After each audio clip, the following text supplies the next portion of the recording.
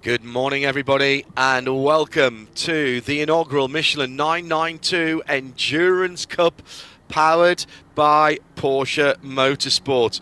It's good to have your company. My name is John Hindhoff, and we are ready for a brilliant day of motor racing. A full 12 hours from the Ardennes. The weather is looking pretty impressive today, with a top temperature of around about 27 degrees. That's into the high 70s, low 80s on the Fahrenheit scale. 28 of the best teams in Porsche racing gathered from around the world, with the 992 Cup car as the weapon of choice, and drivers brought from all of the major championship. I'm John Hindhoff, and along with Diana Binks, Joe Bradley and Nick Damon, we'll bring you all of the action today. And speaking of Nick Damon, let's head down to him now on the pit lane. Well, good morning, everybody. Welcome to Porsche World. It is a dream come true for John Hindhoff. Everywhere you look, every corner of every nook of every cranny, there's a Porsche, and normally a very expensive one. We are here for the 992 Endurance Cup, a fantastic idea, which we'll be talking about in the next 12 hours. In fact, I'm going to go straight to an interview with a man who can tell us all about the 992 Endurance Cup. It's Gary from Creventic. Gary, tell us about this event. How did it happen? How come we're here at Spa with 28 992s? Yeah, I think approximately a year the idea is born by one of my colleagues to do make a series with Porsche. The talks with Porsche went on, and one later we are here with 30 Porsche 992 on the grid. So it is actually, Porsche told us this is the first 12-hour race for this kind of car. What's it like working with Porsche, the behemoth of sports car racing? Yeah, we thought, well, let's have a look at it, but it's brilliant. It's good professional people, open-minded. We can discuss with them. We don't always agree, but we find a good way. So we're really happy with this cooperation with Porsche here. And basically, so you've got the cars here, you've got 28 cars here. I mean, this is I know this race hasn't started yet. This is a start of something special. Is this a start of something special? Yeah, this is something part of something really special. This is as again the first one-make series in its kind. So we have a plan next year in the same date, the next one. So it's really exciting. You feel also the exciting from the team with this new concept, and just look around and ask around. You feel thrilled. So I hope we have that in 12 hours as well. Gary, thank you very much. Now, what we're going to do is we're just going to... And it's welcome to the grid. And in traditional Creventic, so we really need to show off the trophy. Look at the 992 Endurance powered by Porsche Motorsport trophy. It's a big one, which is important. We've had lots of track action. It was wet and dry yesterday, but today we are looking at pure dry. So let's go and see if we can talk to some of the drivers. This could be a voyage of mystery for me, because I think 37 of the drivers have never taken part in a Creventic race before. But I think we can start with the man who stuck the car on pole for the number 4 car of Michelin Motorsport, and it is it's Max Cruz Racing. It's Paul Meyer. Paul, you put the thing on pole, and now you're just staring at a very short run to La Source. How do you feel about that? Quite used to this track and to this startings here. So yeah, the short run is an advantage, of course. And leading the field into La Source and Eau Rouge is good. Let's see if we can gain a bit of space into Eau Rouge, that we have to demonstrate also a bit of free air. But yeah, let's see. The race is long, 12 hours. Just keep it in one piece and have a nice race. Yeah, it's interesting because we've got a lot of drivers in this field who aren't used to doing endurance races. We've got a lot of people who come over from the various Carrera Cup championships in Asia and America and Europe. And so we're going to have a few people who after 20 minutes are going, why am I still in the car? Yeah, it will be a mess, I don't want to say, but I think it will be like Carrera Cup racing in the first 30 minutes. And when they get tired, we see what will happen. But we are organized well, we are fit, so used to this. Thank you, good luck, Paul from Max Cruz Racing. But yeah, I think it's, we could see a very good weekend for the spares part department down at Stuttgart. In the second place, it's the 4 car. I have to look at my thing, which is obviously Michelin Motorsport, and this is one of the. So your name is Martin. Martin, right? So tell us, front row, happy. Yeah, happy. But it's a long race ahead, so that's the main thing, you know. It's a long race. I mean, we were just chatting a second ago to Paul about, a lot of these drivers haven't done long race, have they? This is their first experience of endurance. Have you got much endurance experience yourself? Yeah, I have a bit. I didn't know that, actually. I thought everybody here has some... No, there's people who come in from the various Carrera Cup championships around. They're doing half an hour and they're going, why am I still in the car? Yeah, definitely. It's a different vibe for sure for endurance racing, and especially like if you do one like full stint, pushing, and then realize you need to get back in the car again. And it's definitely a different sport. But I mean, at the end of the day, we just want to get in the car, drive as fast as possible, keep it on the black stuff, and hopefully make it to the end. And that's at the end.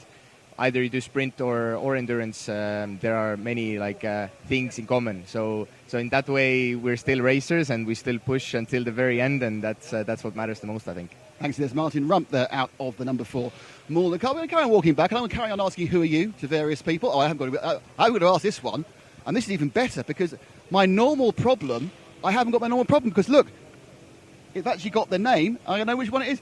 It's Alfred, unless of course they've swapped out of it.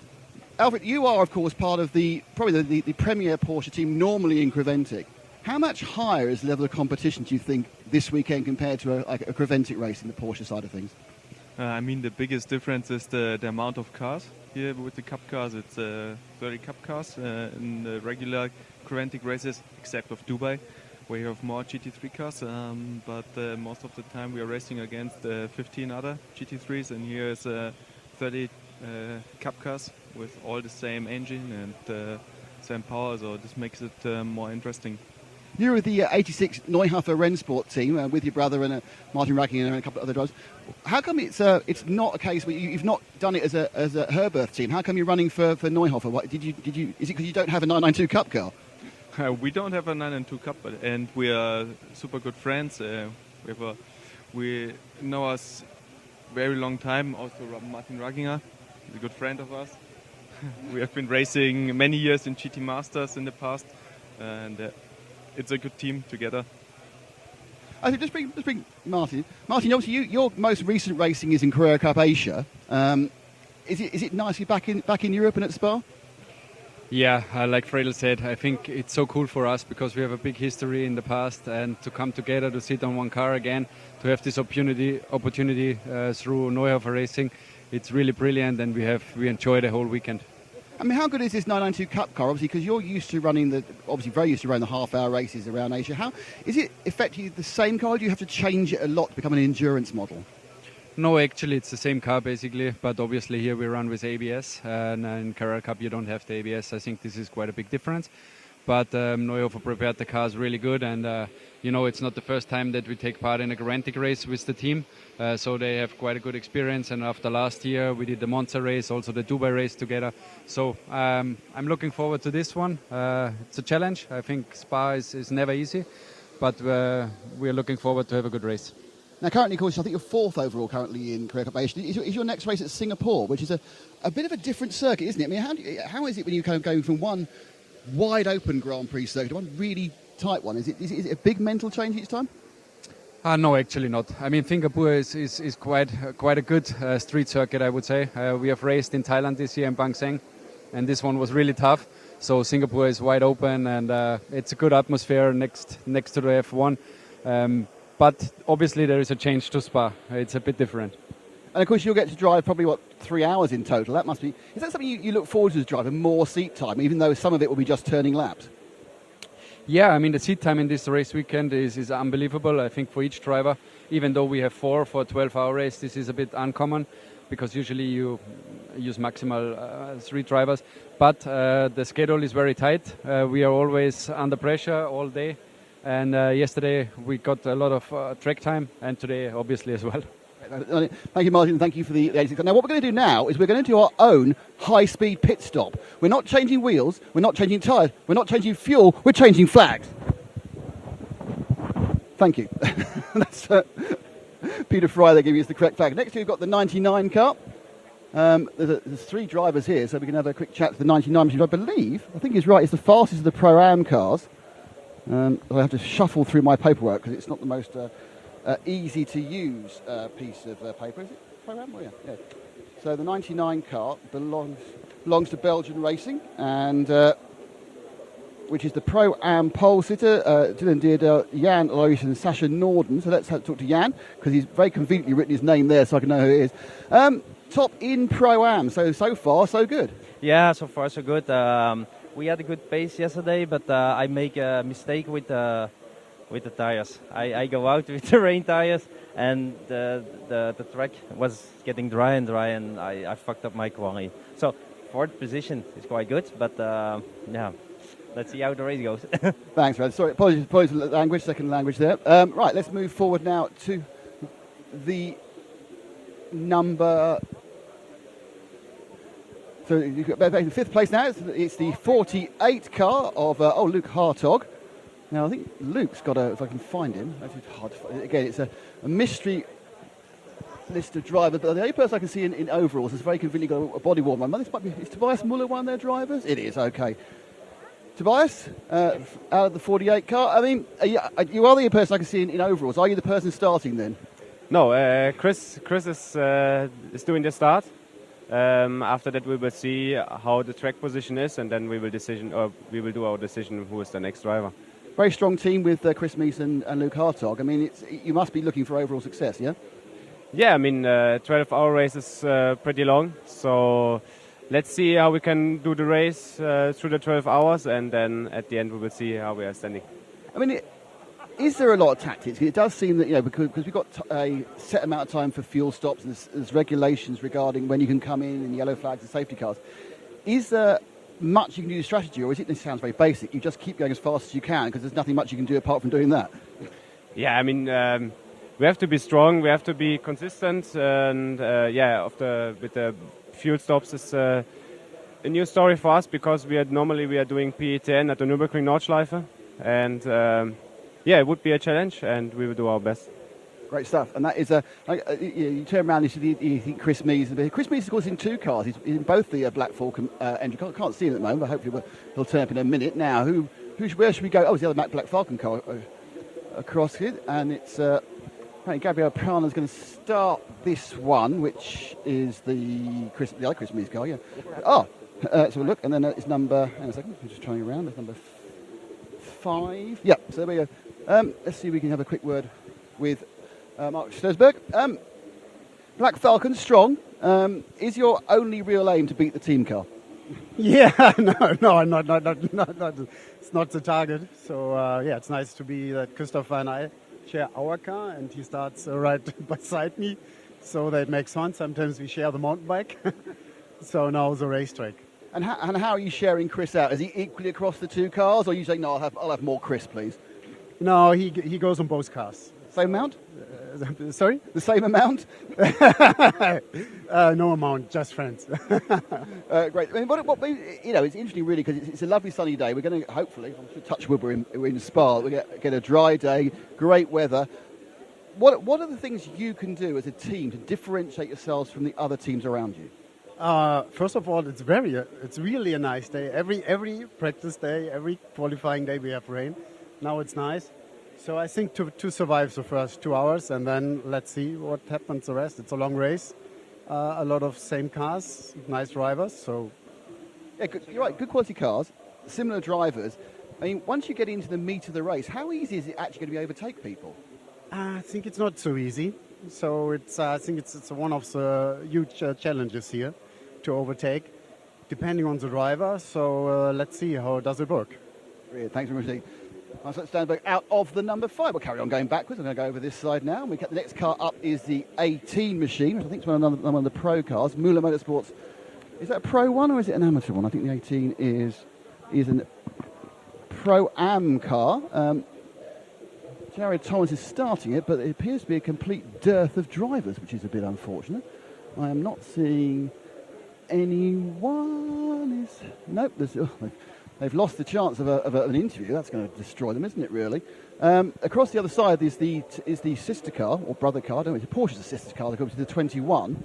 Now, interestingly, I know Ryan Yardley started in that one. There is there is a driver standing by the 21 car, so let's. He hasn't got his name on his overall, so I'm going to have to do the. Hello, sir. Oh no, this is Ryan Yardley. Ryan, how are you doing? Ryan, so starting the 21. Not for me, no. So I won't be starting the 21 today. So yeah, I think Tyler's going to start the race for us. So yeah, long 12 hours, but should be a fun one. You've got a couple of cars. Again, you qualified side by side. Is that, it always says beating your teammates the key point. Is that your key aim? No, we're definitely working together today. So it's kind of cool to have both cars represented by American drivers that race back home in America. So yeah, no, we'll work together. Obviously, different class. One's a Pro-Am car, one's an Am car. So yeah, it's gonna be fun. Let's just see how it plays out over 12 hours. As an American, obviously you're used to racing at the classic American tracks. You got Road America, Watkins Glen, Sebring. What's it like to turn up at Spa and race here compared to US tracks? Yeah, it's pretty cool. It's new for all of us here, which is exciting. So yeah, big challenge. But yeah, love the track. Super high speed, super fast. Very different to some of the tracks back home. And although most of us run this car back home, it's a different tyre than what we run back home. So yeah, pretty cool. And yeah, let's just see how it plays out. For us Luddites who just talk about it, explain to me, when you sit there with a 992 Cup car, which is kind of universal across the whole world. What does a different tyre mean to a driver? What does that actually mean to how you go about setting a lap time, how you run a stint? Yeah, it's honestly completely different. So we ran this tyre last year in Carrera Cup in North America, and obviously this year we've changed to Yokohama. So yeah, it's honestly the car drive's completely different, much different platform with a different tyre. But yeah, obviously the Michelin's a great tyre, and it's good to be back on it this weekend. And yeah, should be good. Now, it's interesting, of course, because we've talked to some of the guys from the other Carrera Cup championships. Now, the US does have ABS in your championship, where some of the others don't. So I suppose that makes the conversion just that little bit easier for you guys. Yeah, exactly. I guess that's kind of the tick in the right box for us, that we're used to the ABS and we've been, have experience with that. So that's nice knowing that, we don't have to worry about, locking tyres in this long race and things like that. So yeah, for us, it's obviously that's a very similar part, and yeah, which comes in handy for us. Great stuff. That's Ryan Yardley, another Kiwi making an impressive racing, home, I suppose, in America, you'd say. There's so many New Zealand runners. Ryan. Okay, so the next car up is the 90. That is the MRS GT machine. And that's I apologise if I had to look at the piece of paper because I haven't got one of my super big pieces of paper. This, I think, is this the car that has the two lady drivers in it? And there are two lady drivers over here. So let's... hello. Madeline Stewart. Hi. How are you doing? Madeline, well, it's great to see drivers from all around the world come around, and even great to see, a good smattering of female drivers and female drivers towards the front. And of course, again, another Antipodean. Come to Belgium, you find Australians, New Zealand. This is fantastic. So how are you enjoying your Spa experience? Oh, I'm loving it. This is just so surreal to be here. This track is insane. It's as amazing as everybody says it is. It totally lives up to its expectations. So absolutely fantastic to be here. I can't thank Therese enough for making this all happen, and MRS for having us. And yeah, just being here. This is my first European race and my first long race, so a whole bunch of new experiences for me, so it should be a lot of fun. So what's the longest race you've been involved in before? My longest race is a 6-hour race, and it was the Bathurst 6-hour, so it was still a very cool one, a little different, but yeah, very cool. Well, this is the chance. Now this is a real chance for me to ask a very difficult question for you. Okay. Bathurst or Spa? Oh, okay, but people at home are watching, but I kind of want to say Spa. Then you say Spa, because they are two absolute classic tracks. I mean, you've only got the Nürburgring to go, and you've got the set. Now, you're only about 80 kilometres away. Are you going to drive down there for a couple of tourist laps next week? I would absolutely love to, but tomorrow I actually fly back to the US because I have a test day for Carrera Cup on Monday at Circuit of the Americas. So pretty busy schedule, and I wish I could fit more of Europe in while I'm here, but I'll have to come back. In fairness, a day at the Circuit of the Americas isn't a bad... I mean, again, another Grade 1 F1 circuit, but very, very different from this one. Have you been to the Circuit of the Americas before? I have, yes. I raced in Sprint Challenge there last year, and I actually did a small race there, which was the 1-hour Porsche Endurance Challenge race, which they've just started in the US. So that was sharing with another driver just for a 1-hour race in a Cayman GT4. So I've done a little bit in the at COTA before. And when the race, is that going to be an F1 support race? Yes, so we were... Bit exciting. Yes, it's very exciting. I love Austin, and racing at F1 is so cool. So yeah, that's right at the end of October for our last round of the Carrera Cup Championship. And how's the championship going for you this year?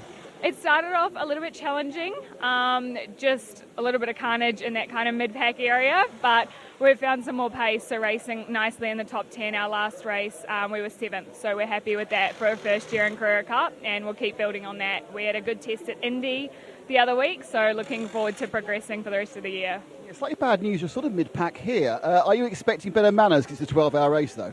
Yeah, so we were on for a class pole yesterday and 3rd overall, but I lost my best lap due to track limits. So Turn 17. Turn 17, yes. So that has set us back a little bit, but we are still P4 in class, and I really think we can race forward. We have a great lineup and general pace between the 4 of us, so I feel confident leading into the race. Well, that's it. I mean, you got the pace. I mean, because you don't gain much going wide at 17. So who's starting the car for you? So Nick is starting. He is going to do a double stint, and then we'll evaluate from there. But yeah, like I said, I think between the 4 of us, we've got great race pace. So we're looking forward to a consistent, solid race and a very exciting start to the race, I think. Thanks, bud. That's Nick Romano starting the car, of course, racing with Alex Sedgwick in the same car. They're normally, of course, against each other in the Carrera Cup. We've had a first attempt to try and remove us from the grid, but that's not going to work for me. You know that. So let's have a kind of a... Where are we next? So we got to the 85 car. Neuhoff, another Neuhofer machine. Henry Kwong in the car. This obviously, I assume, looking like they are from Hong Kong, the flag. Henry, is this? Have you raced in Europe before? Is this your first experience of European racing? It's my first time in European racing in the Spa, which is really fun and really enjoy it. You and your brother doing very well in Carrera Cup. I think your brother's leading, Eric, and you're in 3rd. But now you're in the same car together. Is that kind of a dream come true to share an endurance race car with your brother? Yes, of course. It's really fun that a brother team member is enjoying the same race. We fight for the champion, you know. I mean, it is you say that because obviously you've got to... The point here really is, you're used to the very short races where it's very, elbows out, and now you've got to go, no, I've got to drive an hour and 20 minutes, I've got to be really sensible. Is that a different mindset, or do you think you are more of that sort of driver? Well, you need to, in a different way to drive the car in different ways, so it's the process of learning and growing, so it's a good experience after all, yes. Wish you all best of luck. Thank you very much indeed. Right, next we're going to go over the other side to one of the stalwarts. People who enjoy the Creventic streams will recognise these chaps and chapesses, and more importantly, the most important person in the team, and that is, of course, the man, the myth, the legend. It's Paul Trustwell. Hello. How you doing, Paul? Oh, yeah, I'm all right, actually. I'm good. Now, this is a new one. One class, 28 cars, 12 hours, new rules, you're the strategist, it's all on you. It's a very different kind of problem to solve. We have to stay on the lead lap, that's the key thing. Unlike a normal Creventic race where you can manipulate things a little bit more, we've got to stay on the lead lap because of the risk that there's going to be a safety car. So changes the strategy a little bit, but I'm looking forward to it, it'll be fun. And we've got fueling in the pit lane. Fixed time fueling. So those clever tricks you guys play with Code 6, they're not happening. Does that make it more simple for you, or actually more difficult looking for an edge? It's difficult to get an advantage that way because obviously everybody's doing the 60-second refueling, so it's the same for everyone. I know that's a cliche, but it is the same for everyone. So if you fall back for whatever reason, it's going to be very difficult to catch up again. Equally, should stop anybody from going off into the distance. So it'll be a close race, and it'll all come down to the final couple of stints, I think. Does that mean you're going to back end your fastest drivers? What I would ideally like to do is to start backing in now. But of course, we don't know how many full course yellows there's going to be, whether there are going to be any safety cars. As you say, because we've got 28 cars, varying quality of drivers, I think there could be a few incidents. Now, of course, the one thing that is unique for you as a team is that you're racing 12 hours this weekend, but you're racing 24 hours next weekend. That's a massive turnaround as you go off to Barcelona 24 hours, isn't it? Tell me about it, yes. And I've got a bit of holiday to take when I get back home. It's a challenge. It's supposed to be challenging. Barcelona will be fun. Looking forward to that. Of course, Red Camel's running an Audi GT3 car there. Ooh, is that exclusive news for us? It's a Utah entered car, and we're looking forward to that. So at least we don't have to worry about which car we're going to take to Barcelona from here. This car has come from Porsche, and it looks very good. Well, wish you best of luck. And for those who don't know, every day is a holiday for Paul. He lives on the Isle of Wight, so it's fine. So they are now beginning to have a real clear. This is the point normally where I walk down and I talk about the various people in the classes and the different sort of cars. But of course, everything is, of course, a Porsche. This is literally, by the way, just so you know, this is a recurring dream that John Hindhaugh has. He wakes up every night screaming because not every car is a Porsche. Just having a little wander down. How kind of get the excitement of the pit lane itself. Let's see if we can just see anybody else who's thinking about. Oh, this is house charge just walked out. So a long way back here with the number 29, the Toro Racing by HRT machine. Luckily, you're not starting. It's Eric Zhang who's starting this. But what are the tactics when you're towards the back of the mid pack in this? Because let's be honest, we've seen large amounts of Porsche 992 cars. There tends to be a bit of incident. Yes, well, it will be very tense first couple of laps. So it's basically what we told our starting driver: keep it clean in the beginning, especially when you have a big field. All cars are the same. You have much more fighting going on than a regular 12-hour race. So we told them to be calm, just find a rhythm in the beginning. And I think a key point will be to minimize the track limits, because the penalty system is different from the Creventic here. So this will be a key factor. So just keep a clean race, find a rhythm, and avoid any kind of incident and track limits. Now, Kim, I can see you've got a Carrera Cup Deutschland patch, so you're used to the half-hour race. Have you done much endurance racing? Yes, a lot. I've done a lot of Creventic races, 24-hour races, Nürburgring, in Creventic a lot. So I also done a lot of endurance. So you're the expert. Tell them, calm down, calm down. That's it. Right. In endurance for me, it's just about not freaking out, finding your rhythm, and then it comes naturally. It doesn't feel as exhausting. Once you're in your rhythm, it's like same if you go running. At one point you find your rhythm, and then that's what you should focus on. And you've got Adam in the car as well. Yeah, and we got Adam, so whenever we need to set some purples, we send Adam in. Thanks, that's Kim Haushaw. Then we talk about Adam Christopher, of course, who is now an expert. I've had my three fingers waving, which I think it means three fingers is a polite way. Perhaps I get two fingers at Silverstone to say, John, I think it's time for you to take this one over whilst I walk back up to you. Nick Damon and the infamous pit lane walk. Excellent interviews from ND down there on the pit lane at RSL_studio if you want to get in touch with us over the next 12 and a half hours or thereabout. It will be dark by the end of the race, and therefore there has been some darkness practice, and at least one driver had to get some darkness laps in. Let's take a look at the starting grid. On the front row, two pro class cars. Max Kreuzer Racing, the number 8 blue and white car with Michelin Motorsport, another blue and white car alongside it, slightly darker blue and white from Michelin Motorsport. Then Neuhofer Racing on the 86 and the Pro-Am Pulsar Belgium Racing on the outside of row 2. Black Falcon have the third row with Team 48 and the 5 car. Then it's a Müllner row on row 4 with the 18 and 21. MRS GT have the number 90 on row 9 with the row 10, the Tierra Outdoor Racing by HWM. Belgium Racing on the inside of row 6 with Neuhofer Racing for company in the 85. Red Camel Jordan, more GT Silver on that car this weekend, but still with some orange. They've got H2H Racing, the 15, alongside them. Max Kreuzer Racing on the inside of row 8 in the number 10. The 888 Seb Lejeune Racing by Duo Racing in 16th position. From Carrera Cup Asia, Toro Racing by HRT Performance helping them out alongside QMMF, the Qatari entered car by HRT. So that's another team row as well there with HRT. JW Race Service in the 935 and 19th from Speed Lover, the 78 in 20th. PTE by Mantai Racing in the number 992 in 21st. And on the outside of row 11 is Team GP Elite. K Kramer Racing in the number 36 car is on the inside of row 12 with Ansel Motors by Porsche. Lorient Racing. Team Lap Time Performance has the 233 car on the inside of row 13 with the first of the MRS, the second of the MRS cars, should I say, the number 88 in AM.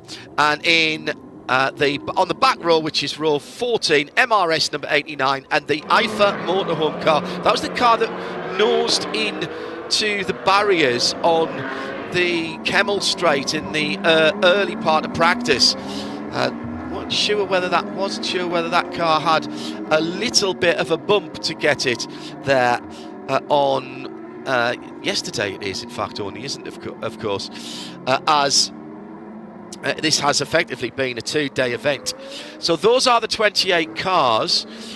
We lost the Baz Kooten car in practice and the track day earlier in the week when the senior Van Berlo, Kai Van Berlo's dad, I think it was, who put that car off. We wish him all the best. Car couldn't be repaired in time. And Baz and the team were still here yesterday, and he was Baz was very good in speaking to us and letting us know what the situation was with the cars. It was Marcel van Berlo. He was supposed to be driving with Bart van Helden in the Netherlands entered car, but that has been, as I say, a casualty early on. It'll be Di Binks in the pit lane early on, without bobble hat this morning, as the temperatures already climbing into the teens, forecast to be well into the mid to high 20s. We have the hybrid safety car, which unusually is not a Taycan full electric. This is a 916, sorry, nearly put them in the Porsche car, in the Le Mans car, and that engine, of course, is the basis for the power plant in the 963. Came from the Porsche RS Spider, and has been bored out and turbocharged. Porsche 918 Spider, 4.6 V8 with 2 electric motors, over 650 kilowatts and nearly 1,300 newton meters of torque, which I think will be somewhat adequate. Problem early on for the GT Silver and Black number 89. This is one of the MRS GT cars. Was supposed to be starting in 27th. Now, will they allow that car out of the pit lane, as the rest of the field are already heading round to the little kink before Blanchimont? Diana Binks is down in the pit lane with that MRS GT car. Has it managed to pull away, Diana? Good morning, by the way. Good morning everyone. Yes, it did. The number 88 MRS GT racing car. They brought it back into the pit lane to the pit out area, and it had a bit of an electrical glitch. I just had a chat with the team because they're down the other end of the pit lane, and they said they weren't really sure. They were just refiring it up and resetting, which they did as we were talking, and then it's fired up and it's at the end of the pit lane at the moment. Obviously, they can't join the track just yet, but it's fired up and ready to go. Things very much to Diana Binks, who's on the first shift this morning. This is a 12-hour straight-through race. Now, I've got actually 2 MRS GT cars stationary in the pit lane. So 88 and 89, which should have been starting 26th and 27th. I need to see if they are actually on the grid. Coming to the start of a brand new race, the Michelin 992 Endurance Cup, powered by Porsche Motorsport, is underway. The 2 blue and white cars at the front of the field on pole position. Tate Lassource, the right-handed hairpin for the first time in the Ardennes sunshine.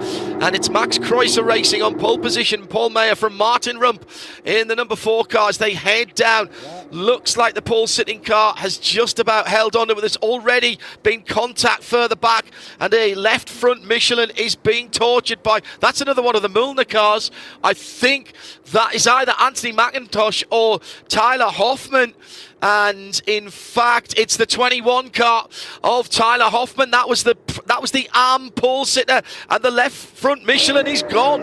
There's been contact there, and that is an awful start to the race for the arm pole sitter. Local yellow flags. As right at the back of the field, we have 3 cars. The 2 MRS GT cars have just come out the pit lane for Eduardo Menosi and Nelson Monteiro. The 88 and the 89 started in the pit lane, and it looked like the number 5 was hanging back as well. Mike Stursberg in the Black Falcon machine. So maybe that's where the contact were. They were very close to the Tyler Hoffman car, and that has got suspension damage as well. The left front steering arm is broken. At the front of the field, the red, white and black Max Kreuzer Racing number 8. Sorry, I think I called that blue and white earlier on. Paul Meyer is leading from Martin Rump in Milner Motorsport. So mixed fortunes early on around this just over 4-mile circuit with 11 hours and 58 minutes still to go. We are covering everything with, at the moment, local yellow and white flags, white for slow-moving vehicles. I am still somewhat concerned about Mike Stursberg, who's not come through to the end of the first sector. Tyler Hoffman has shown through there.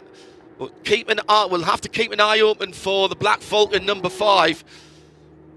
Here in third position at the moment, by the way, it is Felix Neuhofer for Neuhofer Racing, as the number 21 Tyler Hoffman car is coming round the pit lane. Here we go then, at the end of the first lap. Max Kreuzer Racing from Mulner, from Neuhofer, from Black Falcon Team 48.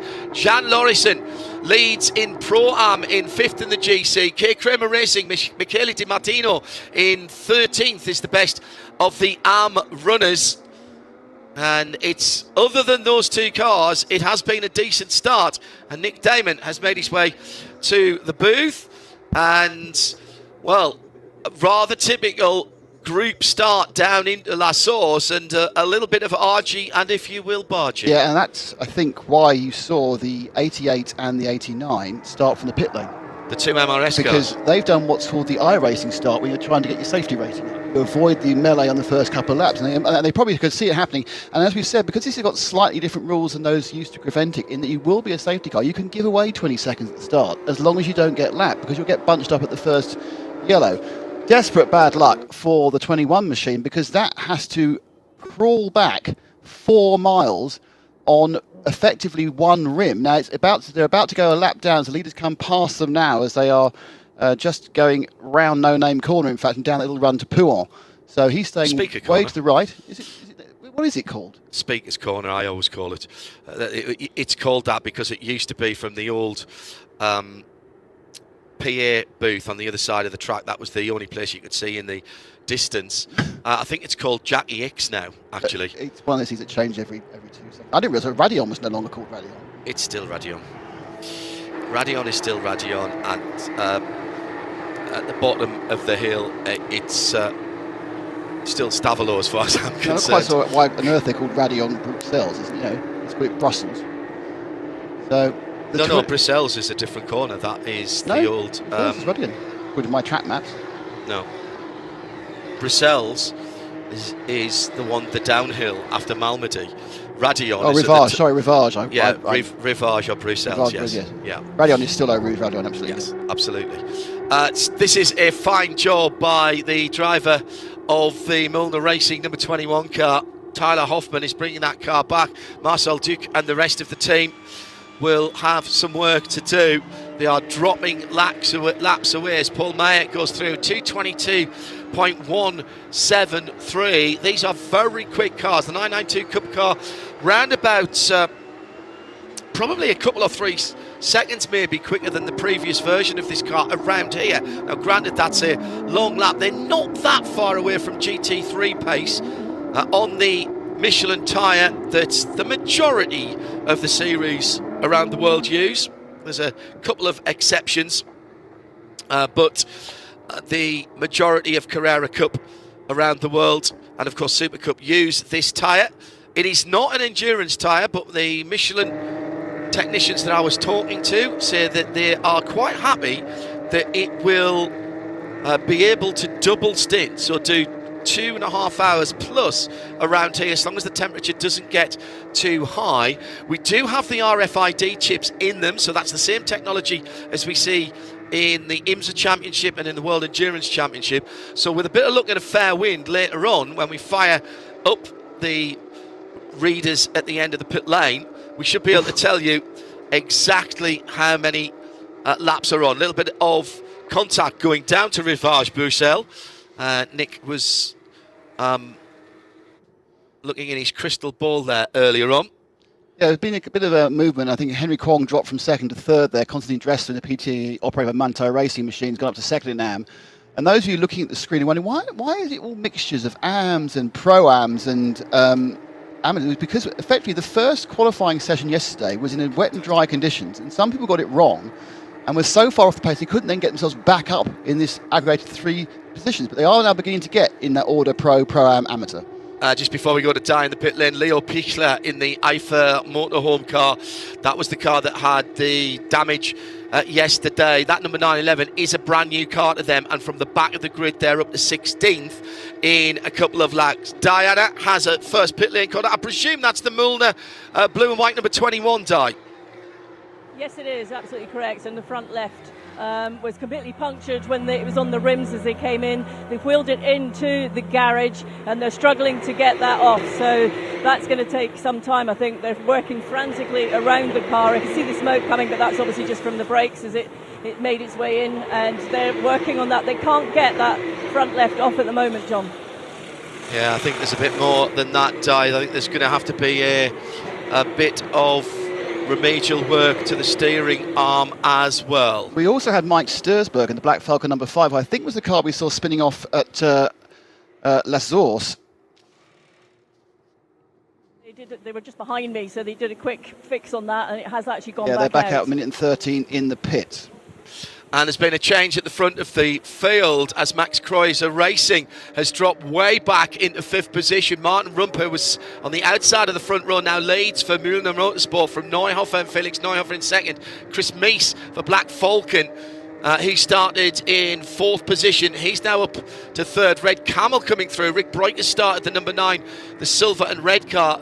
And Max Kreuzer Racing then with Paul Meyer behind the wheel, now down in 5th spot. That's the red, white and black car. Belgian Racing lead 4 of the Pro-Am cars from 6th place down over. It's the 99 Jan Laurisson from Kobe de Bruyke in the sister car, the number 98. Then Tierra Outdoor Racing by HWM, Job Propenga. And Anthony McIntosh, another one of the fly-ins, if you will. Anthony from the US Series, Mühlner Motorsport number 18 in 9th overall, 4th in class. The best of the arms, K. Kramer Racing, Michele Di Martino, who started on pole position. He's in 12th in the number 36 car from PTE Mantai, and Konstantin Dressler in 2nd, and in 3rd in that class is Team TP Elite and Wout de Bodekamp. Now, what happened? It was Mike Stursberg coming out the pits in the Black Falcon, who, as he went up the Kemmel Straight, he dropped that very expensive piece of rubber air dam at the front of the 992. So it just came off the front, the little lip they have at the front of the car. And that just pinged off, and then, as we often see it doing, and then was hit by a couple more cars. So obviously, when he had that gravel incident, it scraped it up enough. And then the first time he had the car at maximum speed after limping back to the pits. That was too much for it, and off it came off. So that's a problem. There's no problem for Paul Meyer, by the way. That must have just been the error where he lost those 5 seconds. He immediately set the fastest sector 1, and his other sectors are absolutely on par with the rest of the team. The rest of the drivers, 2:23.1, a few tenths faster than Rick Broek is currently in 4th. So somewhere Meyer made a mistake. He dropped down 4 positions, but there's nothing wrong with the car. Drivers from France Carrera Cup Deutschland, from Carrera Cup North America, Carrera Cup Asia, literally the brightest and the best from around Carrera Cup across the world. Off to the right hand side, that golden black car, the red striping, in 21st position, the Toro Racing by HRT. That's Eric Zan, Toro, one of the teams from Carrera Cup Asia. And at the moment. Looked like he was defending there. As actually, that is 27th position, was that? As they were coming through. There's a lapped car in there. Ah, right, okay, that makes sense. So beautiful day here. Early on, problems for Max Kreuzer Racing. Paul Meyer dropping down from the pole and lead. But bigger problems for Tyler Hoffman and Michelin Motorsport in the pit lane. The number 21 car with contact early on. Left front suspension damage. Michelin tyre ripped off the rim there. Also Mike Stursberg with issues for Black Falcon, although that car's back out of the pit lane. As Nick said, the biggest problem there is that rubber under lip of the front air dam. It is, and always has been, absolutely crucial to the aerodynamics of a cup car, whichever version of the cup car down through the years, and it basically builds in some evil handling. If that's gone, you're going to burn up your front tyres very quickly. It's the tyre wear more than anything else, Correct. because it's building it understeer. We've seen people have this before, and they were sort of able to drive around it, track lap pace time, but of course they're getting through their front tyres really quickly, and as we know, that's not what we necessarily want to do. Particularly here, because we haven't talked about the pit rules here, distinctively different from Creventic Racing. So before, we've got about an hour now before we'll see the cars into the pit lane for scheduled stops. The pit lane is, as I said, distinctively different. It is fueling in the Grand Prix pit lane, and whilst you're fueling, you can't be doing anything else.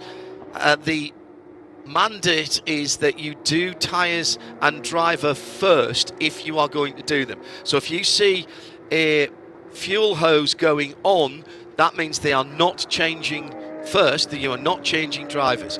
The fuel hose means even if you only need 10 seconds of fuel, that car's got to be stationary for 60 seconds. And in fact, there is a countdown on the side of the car that is actuated by the fueler. There's a button on there, and that starts the 60-second on the Lumi rank on the side of the car. So it is distinctively different fire suits in the pit lane, and we'll talk about penalties when we get round to them. And it was a fairly hectic start for the midfield. At the front of the field, no problem for the front few rows. A nice start. They were told to stay within the hash marks of the grid until the red lights went out. Front of the grid, as I say, was absolutely fine. So it was the middle portion of the grid where we were 3 wide. Do you know, I think he might have hit the inside wall coming into that number 21 car, Michelin Motorsport, Tyler Hoffman. No, I think he might have hit the inside wall. I think he hit the 5. Oh, right, try not to. He came and hit the 5 because it's front to rear. I was pretty sure. I don't know. The Black Falcon car. Yeah, I think that's what happened. They both got into the pits because I was watching it through, and it's really late in the corner. The actual number 5 doesn't got it fired off until they've actually gone down the hill by at least 100 metres, rather than what normally happens is a massive kerfuffle straight on from the straight. It's Nick Damon and John Hindhoff in the booth with Diana Binks down in the pit lane.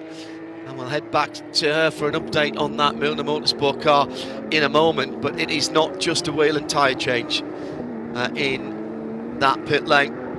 15th position for the number 992, which is the PTE Manthey car, Konstantin Dressler, battling with the IFA Motorhome Leo Pichler car. The silver and yellow car, as we mentioned yesterday, that is a brand new car to that team. They've swapped the doors over, which is why they are highlighter yellow, and there's been some highlighter yellow decals to it, but underneath GT silver is the base colour. That's what they are all supplied in. There are going to be somewhere over 300, getting on for 400 Porsches, of which more than half are coming from the Porsche experience. They've dragged together pretty much every GT3 and GT4 Porsche that they've got in the fleet, and it's a magnificent sight. Oh, more problems down at Brussels again. Outbraking themselves, I think, at that point. I think that was the Belgian Racing number 99 car that was in strife there, and that it might have just been a lock-up. Let's hope it wasn't contact. It was one of the red and white machines. We didn't get all of the colours in time for the programme here, but there is a very good spotters guide online. So 2 seconds at the front of the field for Michelin Motorsport from Black Falcon, from Neuhofer, MUH from BLA, from Neuhofer, from RED, Red Camel. No Red Ant this weekend, so we don't have the battle of the two red teams. I assume they are prepping everything for the 24 Hours of Barcelona, where of course they won't be competing against Red Camels, because Red Camels are going into GT3 with the Lithuanian duty team, as exclusively revealed by Paul Truswell on the pit lane. A bit wide again there by the 9. The 9-1 going wide again. Circuit it was letting through, so that's a change of position. Was that the 911? I think it was 992 actually who drifted wide. Yes, you're quite right. The silver car is the 992 PTE from Manthey and IFA Motorhome. Leo Pichler now from the back of the grid is up to 15th position.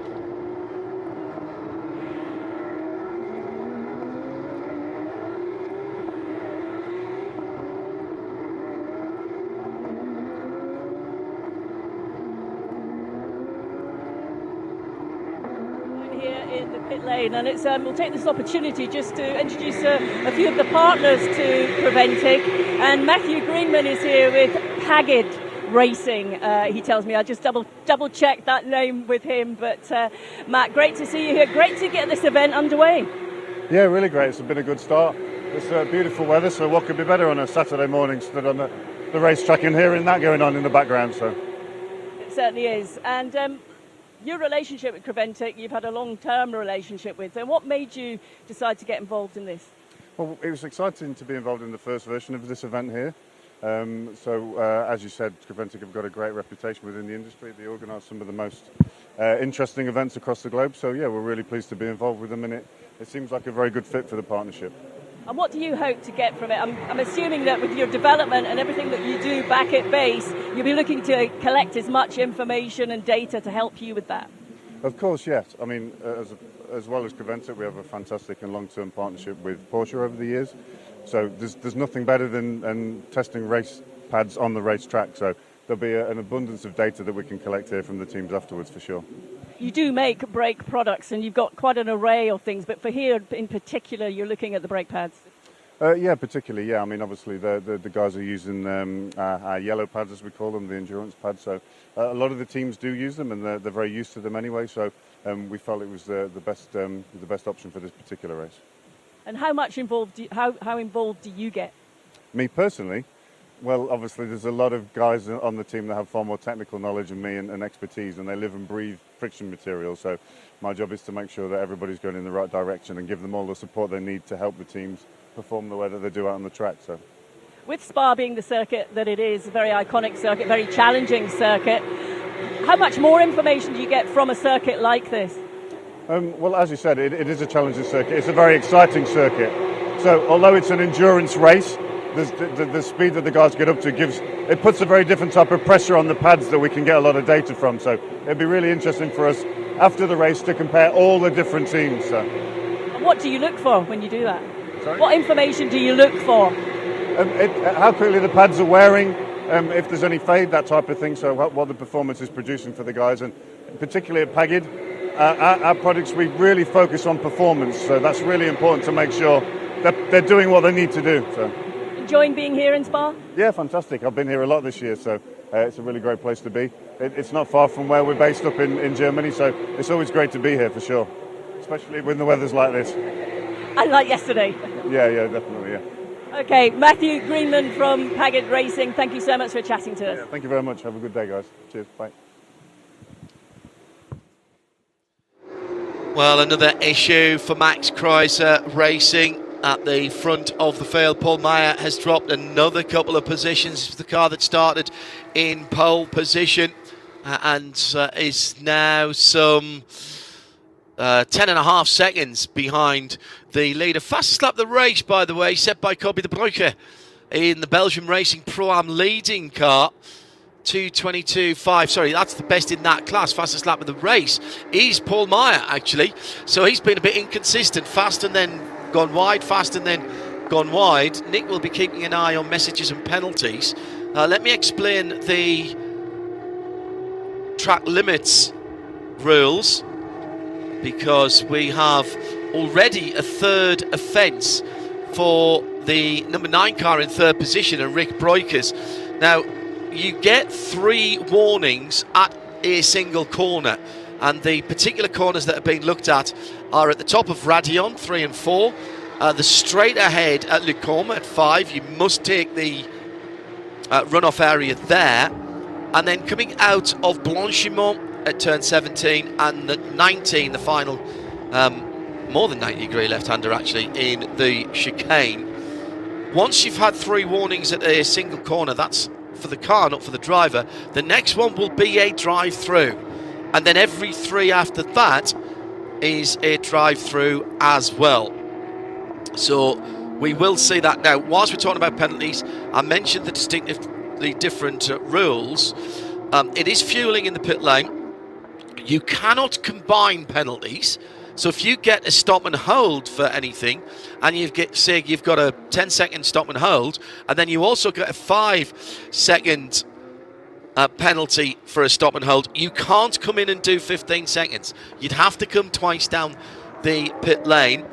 And during track neutralisation, which is code 80 here, full course yellow is 80, or safety car, and we do have a safety car provision here with that 918 hybrid leading the field around. And if that does happen, I'll explain to you what's happening then, because it's going to look a bit different, I suspect, with that car driving through the field to pick up the leader. That you cannot serve any penalties under neutralisation. The pit lane will stay open, but you cannot serve any penalties. So you can service under code 80 full course yellow and in safety car, but you cannot serve any penalties. So very much a different set of circumstances, Nick Damon, to what the Creventic teams, well, that was track limits there for the 5th place Belgian Racing Cup with the Bruyke. The very different, that was a Pouon coming down the hill there, turns 10 and 11. Very different for the regular Creventic runners, but of course much more in line with other series around the world. Yeah, the track limits themselves are a little bit more lenient. It's anything touching the curb. It's not, you've got to hit half or whatever it is. And speaking to Adam Christodoulou yesterday, and he had to relearn the circuit slightly because he's got extra leniency. He was using much more curb, wasn't he? We have, you say, got our first warning, and that's actually for car 9, which is the Red Camel Jordans. It's Rick Breukers. Rick Breukers has got a track limit infringement, 3rd offence. So he's on his last chance already at turn 17 Blanchimont.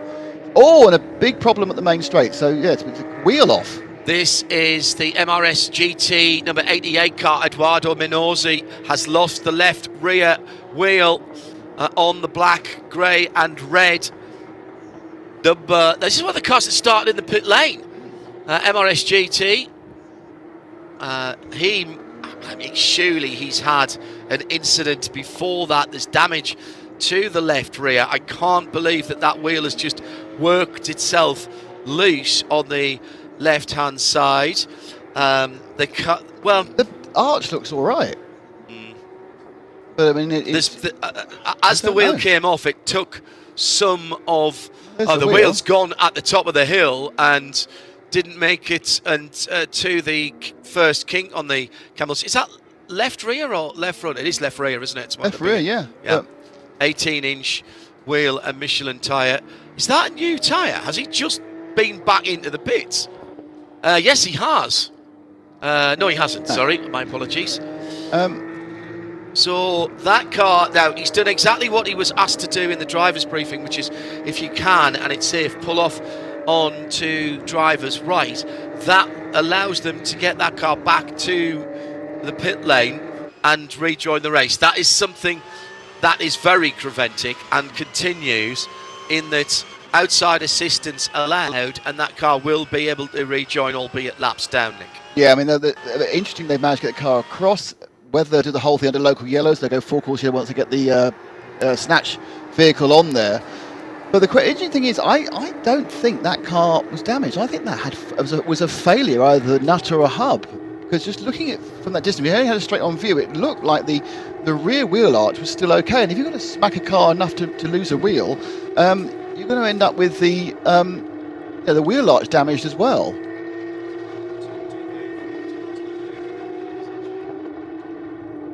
Moving now, so another big moment, as you say, kind of surprising because Eduardo started in the pit lane, so you kind of think they've made sure everything was a-okay as he rolled out. But that's the vagary sometimes of these endurance racing. But it's I think that's going to go down as a nut coming off weirdly after several laps, or a hub failure. We have seen hub failures in the past.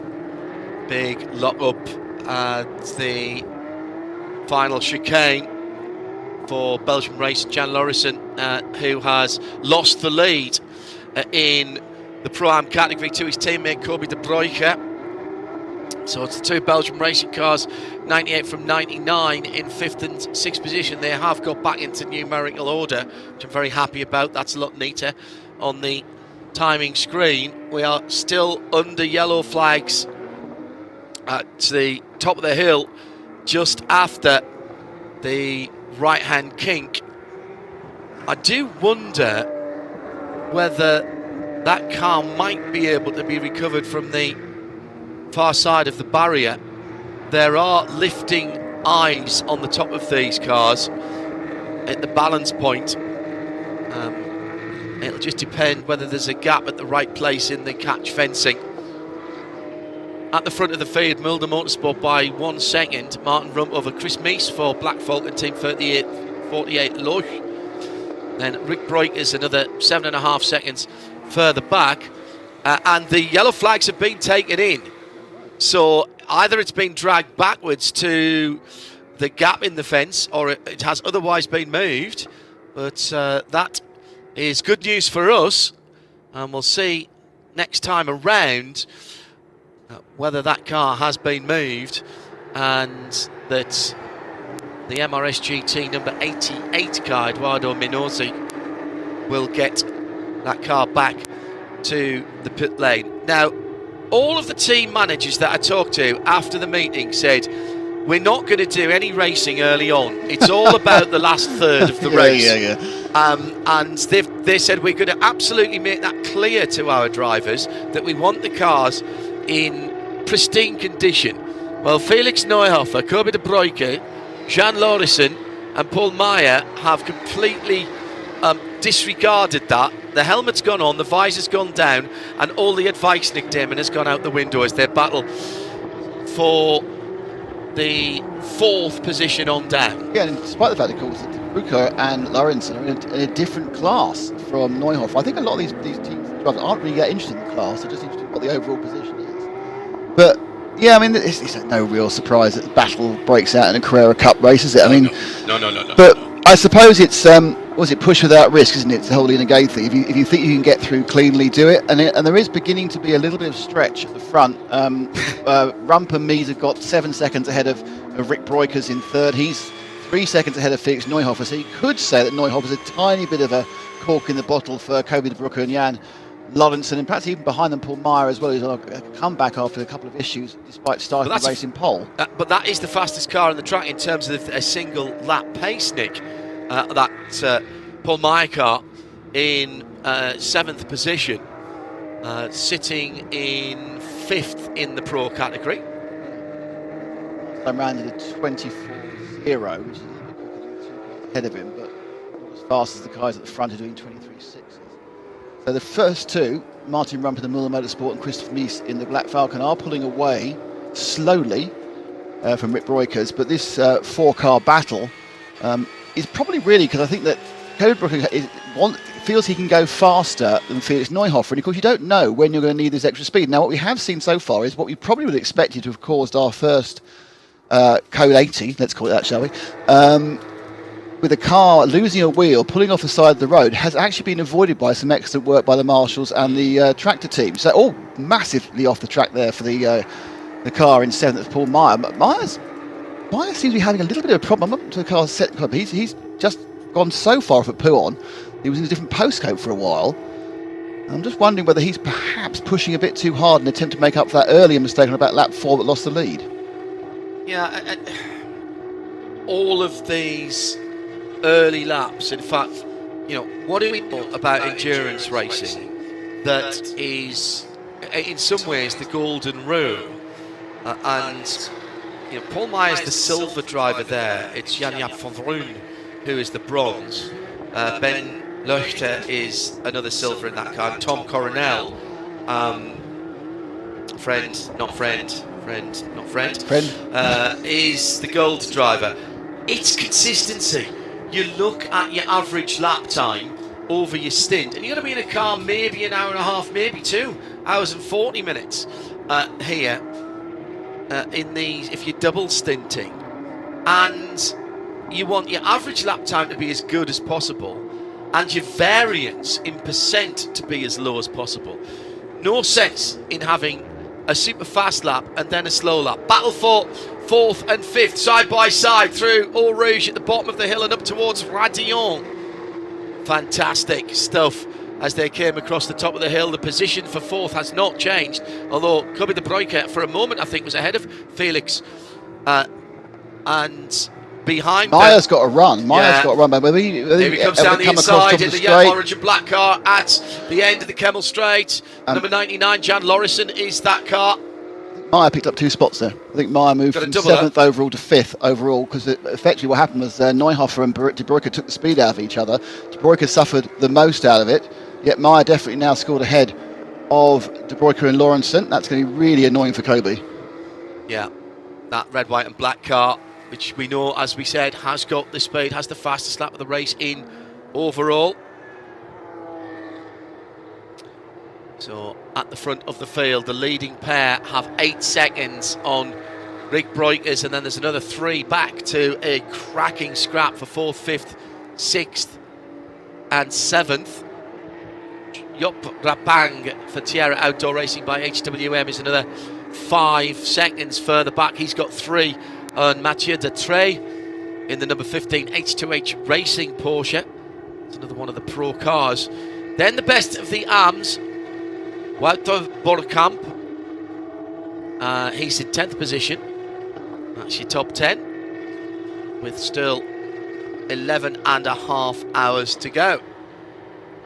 Battle running round the back straight. It's not straight and through Blanchimont into the chicane. It's interesting, I suppose these cars running with ABS, it's going to be less chance, I suppose, to make a big difference going into the heavy braking area of the chicane. Obviously, in most of the classes of racing, it's the second best overtaking point after the top of the hill, top of the Kemmel Straight, but you can get a good tow. We did see, of course, a change of position there last time round, but that was more cause. People blocked themselves prior to that. But Neuhofer now happily in 4th, and for the first time has got a bit of breathing space, John. Talking to drivers who've come from Carrera Cup GB into Carrera Cup North America, where the series ticked that box on the options list from Porsche Motorsport, it is quite difficult to get used to driving a car with the ABS when you've not had it, because it changes the driving style significantly in terms of how the car turns into the corner. You hear the drivers talking about rotating the car. They don't mean spinning it, they mean getting it from turn into the apex, from the bit where you first start to turn into the corner to the centre of the corner, and apex out kind of looks after itself. That's the law of physics and speed, but it's getting it in there. And we should remind ourselves that these are sophisticated ABS systems. Yeah, I was about to ask that, because obviously when ABS first got introduced into racing cars, the key thing was to get as close to possible without triggering it. Correct. And is that still the case, or is it now these things are so much better, you actually do want to be living in the ABS? The first racing car I ever drove with ABS was the 996 Porsche Carrera Cup car at Brands Hatch, and for 1 year that was supplied everywhere with ABS.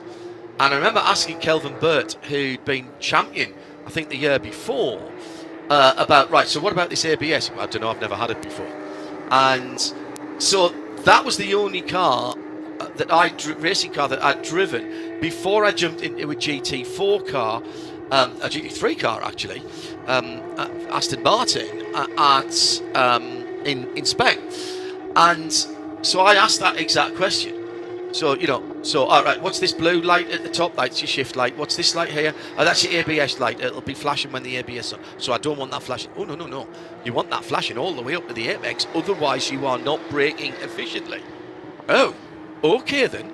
And it's adjustable as well. So you can bring it in at various... I think on the Carrera Cup cars, I think to 7 position. No traction control, of course, but ABS. And basically, you are hammering that brake pedal as hard as you can with your left foot. And basically that makes you feel like a braking god as you get up to the apex of all the corners. Yeah, it's interesting. That was I remember speaking to Johnny Mullen I was chatting to about a year ago, and he was talking about the difference between racing GT cars for real and for virtually. So the big difference is always the braking pedal. It's always about the braking. It's all about how you use the ABS, which is, but I think he was still the opinion you kind of want to try and avoid it in many cars. But I suppose it's the level of sophistication. You're absolutely right, and how it enables you to rotate the car. That's the point about it. If you have ABS and you're in the ABS, you can brake and turn at the same time. Exactly so. Nick Damon and John Hindhaugh in the booth. Good to have your company. And still this battle in 4th position at the moment, with Felix Neuhoff and Paul Meyer now right in behind him. So it's the silver and yellow car, as the number 88, which did lose its left rear wheel, is delivered back to the pit lane. This is exactly as was described to the team managers. They will do their best to deliver the car back, and this car, although it's had outside assistance, will be allowed to continue. Yeah, as I said, we've seen the 89 come back, and it's not a result of an accident. It's a result of the wheel falling off and the hub's still there. So it looks like a nut failure. I believe we have Diana down there. Diana, what can you see of the damage on the 89? It's the 88 that's down here, actually. Eduardo Manesso has just jumped out of that car, but he's just said his English is not great. So yeah, not so good in my English. I have my coach. Your coach is here, but it sounds so good. From what happened? The wheel take off the car, but we go too very fast. But don't. So we had some sort of mechanical failure. The wheel just flew off just after Ohush. It's a shame because just after 10 laps of race. But in a way, I think we're lucky because just after Ohush not having a crash, he did a good job saving the car. But now we have to understand exactly what happened because there was no contact, nothing outside the usual. And there was no indication of anything until it physically flew off. Sorry? There was no indication, there was no feeling in the car before that? Absolutely not. It just took off. So we have to understand what happened and try and fix the car to come back to the race. Okay, well, I can see them bringing the car in now. I want to some words in Portuguese. Chupa, chuchu, não foi dessa vez. Talvez você vá melhor. Se concentra, vai. Chupa, chuchu. Thank you. Thank you very much. What did you say? Guys. Have a good one. Thank you. Okay, I'll leave them here, John. They're just going to have a debrief between themselves. The car is just being put on the pit apron from the truck here, and it will be wheeled back up into this garage. Diana Binks down in the pit lane after 40 minutes of racing, and already a car in strife. One of the cars that started from the pit lane, Eduardo Minozzi, one of the 2 MRS GTs that started from the pit lane. That car needing some remedial work to the left rear. Earlier on, Tyler Hoffman at the first time of asking from the start down to La Source with left front damage. Took the Michelin tyre off the 18-inch rim on the front there. He limped that car back around. The Milner Motorsport number 21 still having some work done. And Nick Damon is looking at the penalties. More penalties coming in. Yeah, I mean, it's been quite quiet. I thought we would see non-stop problems for cars. We now have more last warnings. All at turn 17. It's all blanchiments causing the problem. So, car 4, our leader, Martin Rump, is on a last warning for turn 17, and also the 98 car of Kobe de Bruca is on a last warning. So they've 3 times gone 4 wheels off the curb at turn 17 Blanchimont. If they do it one more time, they will have a drive-through. So 3 of the cars in the top 5 positions are on a warning, a last warning. And so a moment or two ago down at the first corner, it was a change of position in the midfield area, in the middle of the top 10 area, should I say. Belgium Racing, Neuhofer Racing and Max Kreuzer Racing all having their little battle. And that battle with Paul Meyer at the front is just starting to come back, pull back the top 3, I think, a little bit, Nick. They fell a long way behind. I mean, they were about 16, 17 seconds back from the absolute lead. But interestingly, you've got Rick Breukers sitting in the middle. So you got the 2 cars of Rump and Mies, back for and Mulder. Then you've got Rick 9 seconds back, and then another 8 seconds back is Paul Meyer. Now, last time around, Meyer was a couple of tenths quicker than Rick, and I think if Meyer can keep the car on the island, there's a good chance he'll be able to start bridging that gap. He's now got to the front of that, past Jan Laurensen and Felix Neuhofer. Interestingly, it's Kobe de Bruca who looked the fastest of all the cars just 15 minutes ago, who's fallen to the back of that field in 7th place, John, and actually is doing the slowest by the odd tenth of a second run.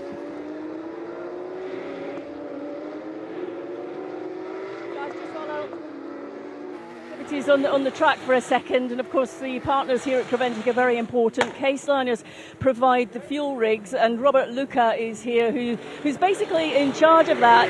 You supply the fuel rigs. Just tell us briefly what's involved when you have to come and set up, and what the sort of process is for everyone during a weekend. Well, for the teams, they arrive and they build it themselves.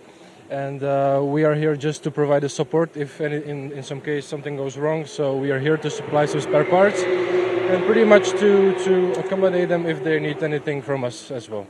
Yeah, that's pretty much it. I mean, this is a new event for Creventic here at Spa. A lot of teams, great to see so many teams. So you must be pretty busy. Well, pretty much, yeah. We are grateful for this partnership with Creventic because for us it's a great opportunity to be here. And yeah. We supplied the fuel rigs for all of the teams, and yeah. And do you sort of work with the teams and sort of, help them understand how the fuel rigs need to work if they've not had your products before? Well, these teams are not the new teams, so they pretty much know what they're doing. So we are here just to tweak if there is something that they need to add from our side, but they know what they're doing, and if there are some issues, we come and try to help them to achieve great results. And how important is this relationship for you? I'm sorry? How important is the relationship for Case Liner with Creventic? For us, it's very important. It's a great experience to be here with them. And as I said, we supplied the fuel rigs and yeah. Well, I'm sure you've got a bit of a busy weekend. Great to have a chat with you today, and great to see that this whole relationship is developing. Thank you very much. Thank you. All right. At the front of the field, the gap between first and second has come down to under 1 second. Battles going on through the field. Everybody seems to be able to find someone to have a scrap with. And it's still that battle for 4th, 5th. Well, actually, it's 5th, 6th and 7th now, because Paul Meyer has pulled away from Neuhofer, Laurensen and Kobe de Bruca.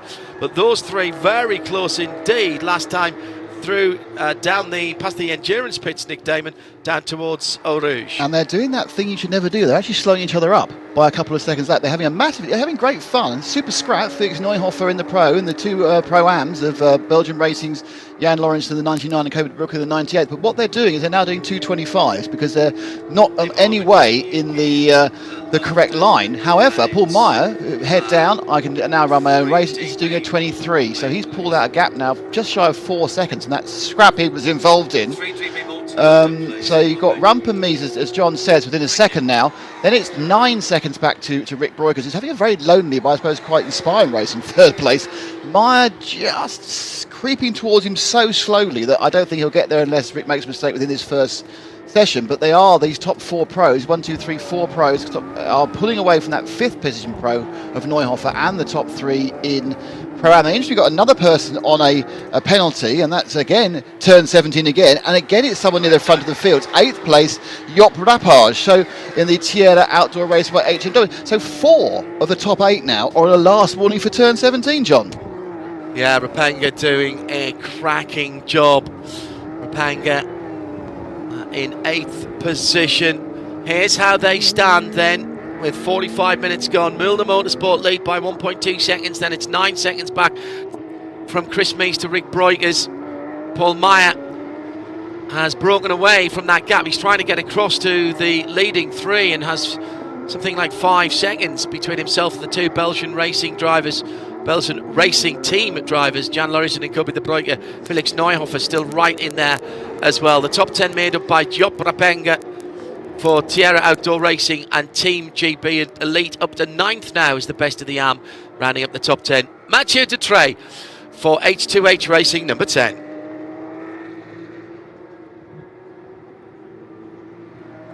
The MRS GT Racing number 88 garage that came in earlier on.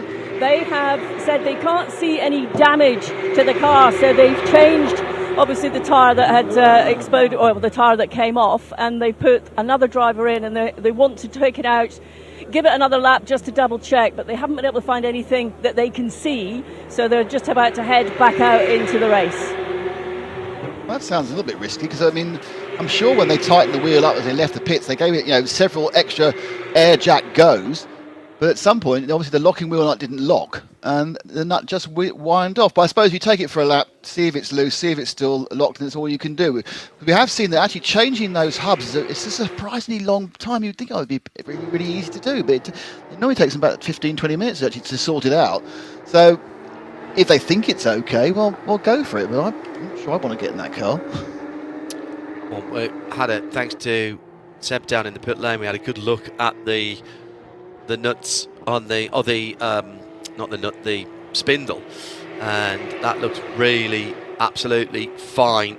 Another car that is in the pit lane is that is still the 88 car, excuse me, and now they're having trouble getting the driver into that car. Why it looks like they've got a seatbelt failure. Why would you be trying? Looks like a clip from what I can see, and obviously Creventic have come along and had a look and said no, that has to come off the seatbelt, it has to be completely clear, so no clip of any description, and they're struggling to get that off as the driver is sitting waiting ready to go out, but I can see they're struggling a little bit with that, but they've got to get it off before he's allowed to leave the pit lane. Why would you be doing that with the net on the side of the car? Take the net off. I presume that's something to pull. Sometimes you have bungee cords, and certain championships don't allow you that. Well, I heard an engine fire up and it fire off into the distance. The unmistakable sound of 507 PS disappearing down the pit lane. So 497 horsepower or something. 500. There we go. Peter Stracker, isn't it? Horsepower. Yeah. Weird how it's like the German horses are slightly less powerful than English horses. Yeah, absolutely. Probably we had a Shire horse, probably. Well, it used to be called British horsepower for a while, didn't it? Rather before it was brake horsepower. Yeah, it sounds like one of the many things. Let's not be quite so jingoistic about everything. Move away. No, just brake horsepower. But let's say, in the words of Rolls-Royce, the power is adequate. Yes, absolutely. Do you know? Just switch for 14th and 15th. And that is the number 911 coming through the field. IFA Motorhome, Leo Pichler car, who's been having a good battle with Michele Di Martino for K. Kramer Racing. That is now the battle for 3rd and 4th in the AM class. Michele Di Martino started on pole position in that category. He's now dropped down to 4th as Leo's just gone through. Leo starting from the back of the grid after a replacement car was sourced. It's Team GP Elite and Uta Burkamps who is leading in 9th position in the general classification. So all of the class leaders are within the top 9, Nick. Yeah, I mean, it's the fastest cars, obviously, but these cars are all the same, and even the amateur teams have, good pro or semi-pro drivers in them, so it's not particularly surprising at the start of this rotation that you're going to see more of a mix of the classes. What you would expect to see is as they go through your second and third drive, where you're going to be, for a pro team, you've got a higher level of second and third driver assessment than the others, that we'll begin to see, as long as there aren't any issues, that begin to separate out, and we'll see more pros and pro-ams and ams. So I think the difference between pro and pro-am seems quite thin, so I'm wondering whether we may see a mixture all the way at the end of the white and the blue on the people who can see the timing screen, but I think we'll end up seeing the amateurs all shuffle towards the bottom. What we are seeing is an absolute raft now of track limit infringements. We are a massive 51 minutes into the race, and we've begun to see track limits at turn 3, John. A huge set of those come in. So I wonder whether the man's phoned in people who've done it 3 times at track 3, because we have the 888 car, which is Laurent Misbach of the Cedric Turn Racing. 3 being? At the top of the hill. Radion, top of the hill. Yes. Oh, so it's outside of. Well, sorry. I suppose you could say, so to turn 2 is Eau Rouge, effectively at the bottom of the hill. Turn 3 is the right-hand kink going up the middle of the hill, and turn 4 actually is Radion. It's then in that complex, there's a no number kink that runs down the Camel Straight, and then Le Com is turn 5. Anyway, so the 888 has been pulled for turn 3. The 29 car has been pulled for 2. That is, and we've also got the 86 and the 86 is in big trouble because they've been pinged. The 86 cars, Felix Neuhoff and Neuhoff Rennsport, currently in 9th, are on their last warning for turn 17 and their last warning for turn 3, John. Hello, I've got an update down here in the pit lane, if you've got a second. I can go with my interview. I'm live. Thank you very much. Okay, an update on the number 21 Milner Motorsport. Martin Milner is with me now. You've been watching, Martin, your team at work behind us on the number 21 car. First of all, what was the feedback from the drivers when they came in? It was an accident at the start immediately, so he was touched by another car, pushed into another car, and then the tire got broke and so on and so on, and now we are here having a lot of struggle to repair the front left side of the car and suspension and so on, and I think we are going out within the next minutes. That's good to hear. Was it more damage than you thought? It's critical position front left on this specific car because you already have a high problem to damage also the cooling system because it's situated there in the front left, and this is what happens. We saw obviously when the car came into the garage, the team were working trying to get the front left off, and they really struggled. Was that why? I can't tell. The tire, because he was running the whole lap without with the broken tire, without the tire on the rim, so this got stuck. Yes, it's like this. So they've been working frantically around the car. Are you fairly confident that you've looked and covered everything that you need to, and you're confident you will be back out in a few minutes, as you said? Yes, we are. Yes, we are confident. And we will have 20 laps off now, maybe 22 laps until we are back on track, but yes. So what's going to be your strategy now? For this car, surviving 12 hours. Well, we're still at the early stages of it, Martin, and you're still smiling, which is good. But thank you very much for that, and great to see you here. Thank you. Milner Motorsport in the pit lane and leading the race with Martin Rump with now a 2-second lead over Chris Meese for Black Falcon. And beginning to lap some cars there. Just went past their team number 88 machine, number 89 machine. Nelson. Went past 935 of Yao Lingbao. Oh, yes. Xiao Lingbao. Interesting, got a pit stop at pit caller, MRS GT Racing number 90, Nick Romano. I'm wondering whether that, I know it's only an hour rather than 55 minutes rather than an hour and 20. I'm wondering whether that might be our first scheduled stop as such. So we know they're already back timing from 12 hours. But we need to see if Diana can find out why. Well, she's up at the MRS, isn't she, anyway, around that way, because it's the 90 car has come in, whether that is just a standard stop or there is an issue for Nick at that point. Yeah, the Martin Rumper managed to get himself out to a couple of seconds, got involved in a difficult bit of overtaking with Xiao Lingbao, but now, a lap later, he's back out to a couple of seconds ahead of Chris Meese, the Black Falcon team. Yeah, another Bajilong is another one of the Porsche Carrera Cup Asia drivers who is over this weekend and is leading in the Pro-Am category. At the moment, they're back on track at the F1 at Shanghai. Singapore. They finish at Shanghai their season. Bajin Long with a commanding lead over Li Xuanyu and Eric Zhang, who's, I think Eric's here, isn't he? As well, is in third position in the Pro-Am Championship. From the Pro Championship, we've got Matthias Jobert, who's been doing French Carrera Cup as well. He's in second in the championship. Martin Raginger is in fourth in the championship. Dylan Yip is sixth in the championship. Actually, Bajin Long is seventh in the overall championship as well. And from the AM category, Eric and Henry Kwong are here as well. Is Adrian De Silva here? No. I need to ask you a question about this, because obviously during lockdown we did some competition. I helped out with Porsche Carrera Cup China.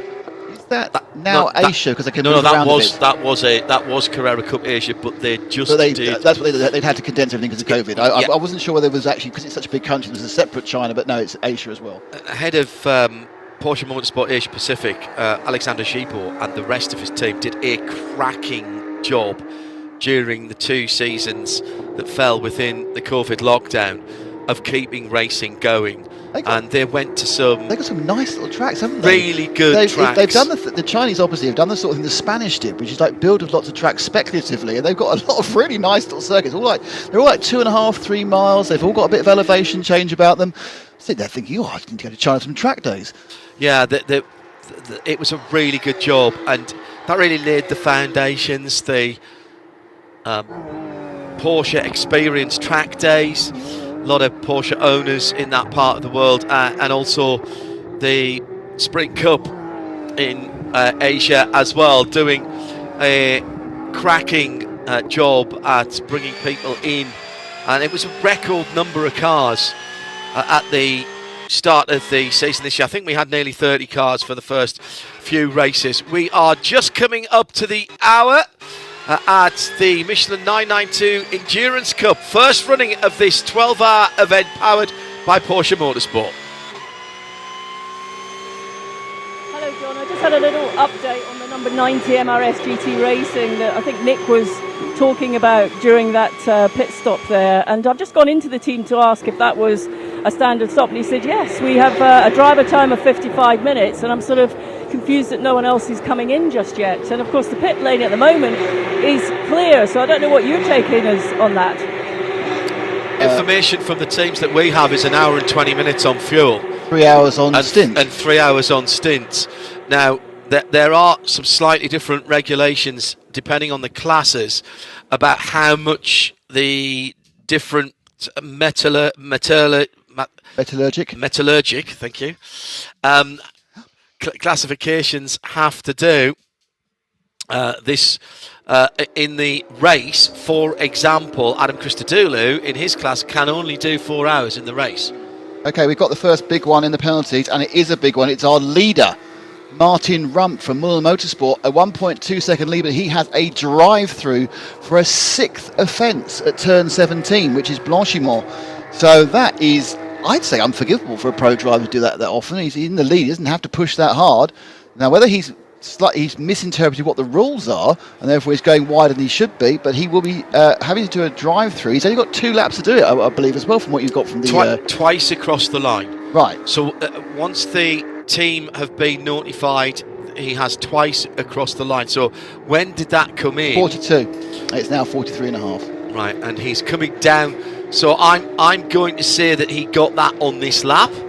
So therefore this will be the first lap by, and he will lose the lead coming in to do that drive-through. This is going to be really useful for us actually to get the delta as he comes into the pit lane. He's 1.2 seconds ahead. He's gone through this time and down towards turn 1, the distinctive blue and white, white and black, and then the green of Black Falcon, Team 48. They are very traditional colours for those two teams, with Rick Breukers in the more silver Red Camel Jordan NL, This is a brand new car for Red Camel. They put a little bit of their stamp on it this weekend. There's a few cars that are GT Silver. There's been some spares brought here by Porsche Motorsport. Porsche have admittedly, in fairness, you go out the car park, you've got about 75 cars to choose from in various states of tune. I've never, I don't think prior to today, I'm obviously not the same sort of level of Porsche fan as you are, but I do like expensive cars.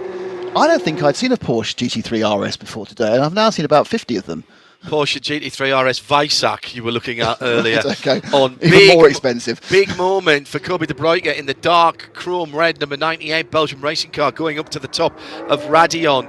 Just clipped the inside curb at what is effectively turn 3, the little right hand kink. It just unsettled the car a wee bit. There's been some Porsche Experience track days here. We're celebrating 50 years of Porsche Turbo this year, as well as a beautiful 993 Turbo sitting outside where we get our catering, and then a whole line of GT3 RSs. And I know that I've always said to Porsche, you need to build more GT3s to satisfy the demand. Well, I hadn't realised quite how many they are building but not selling. There are 200 plus Porsche Experience cars here this weekend. The vast majority of them are GT3 something, no touring versions, so they've all got the honking great wing on the back, which completely ruins the car in my eyes. Adds to practicality, because Baz Kuiten's team are having their breakfast off the wing this really? morning. Yeah, Nice. they had 4 or 5 different dishes laid out, having like a little kind of like buffet on the wing. The little ducktail rear spoiler that they've got on the race car, obviously the race car has a higher set and wider wing on the Cup car, but just the little ducktail would be absolutely perfect. The new ST is lovely, and that's actually got the RS motor in it, so it's got slightly more. Into the pit lane for Martin Rump to do his drive-through. So he's in the pit lane now, still in the pit lane, Milner Motorsport, the Tyler Hoffman car. So the H&R machine, sponsored machine, goes down the pit lane, and he's going out of the Formula One pit. That's quite key. It is the shorter pit lane run. It's not the entire run down the endurance pit, which would be 1 minute and 1 second of pit time. He's now accelerated away. His pit lane time was scored, I think, at 35 seconds. 35 seconds in the pit lane. In the pit lane. So that's not time lost. It's not too bad. The entry you don't lose too much because you skip out the second part of the chicane, but you do lose at the exit because you've lost some momentum. Right, so on his in lap he lost 10 seconds. Pretty much exactly. So we'll check out what his out lap is when he comes round next time around. You can follow along, by the way, livetiming.getraceresults.com. There's a tracker on there. There's all of the message and penalty screen, which Nick Damon is poring over at the moment. He's alongside me, John Hancock. Get very, very busy later in the race. Well, the good news is it tells you when they've been served as well. So, well, of course, that served element in a Creventic race is far more nebulous, because they can have up to 2 hours to come in and do their penalties, and they can serve them when they do a pit stop. You go, but obviously with the more, as you say, more traditional rules here, if you get a penalty, you jolly well serve it straight away. I think that's only dropped him down to 3rd place. Ahead of Paul Meyer still. Yeah, no. Sorry. I think he's dropped. My guess is so there's Meyer. Is he between 6th and 7th? Behind Meyer is the number 99 and the number 98, the 2 Belgian racing cars. So that's where he's behind. He's dropped down to 6th position now. He's just ahead of Job Rapang. Key thing is he lost 10 seconds on the in lap. Find out what his out lap is. My guess is going to be like half a minute, so it's going to be like a pretty hefty penalty. That penalised car just coming to Stavelot now. On curve Paul Frette. Onto off the new section of the track, which I still call the run down the hill. It's probably been there for 60 years. But they don't go through Bernaville and down through the Master Kink anymore. Although that would be fun in these cars. You can almost still do it. You can almost still do the old lap, not quite. When I was coming here early on, so this was back in 97, 98, we did do the old lap. You can still do the old lap in 98. Nowadays, there's a junction that drops you back onto the race part. And there's some stuff they've changed. They've changed some of the ways, because it used to be they'd open a gate and off you went. Yeah. Obviously, many Well, things in those improved over days- 25 years. In those days, the old part of the track, so from Stavelot at 15, all the way around to what is now Lecombe at 5, that was still public road. And the bus stop was called the bus stop because that's where the bus stopped. I don't think that the bus stop stopped being dust up in the 80s, I think, and it stopped being a public road really recently, like 2004 or 2005. You know, most of these very, very long races were still public, with just the pit lane was private. Right. So Müller Motorsport, he lost 23 seconds on his outlap. So that's 33 seconds of lost time. I mean, the pit lane run was 35. It shows you actually coming into the pits is quicker than going around the track. Yeah.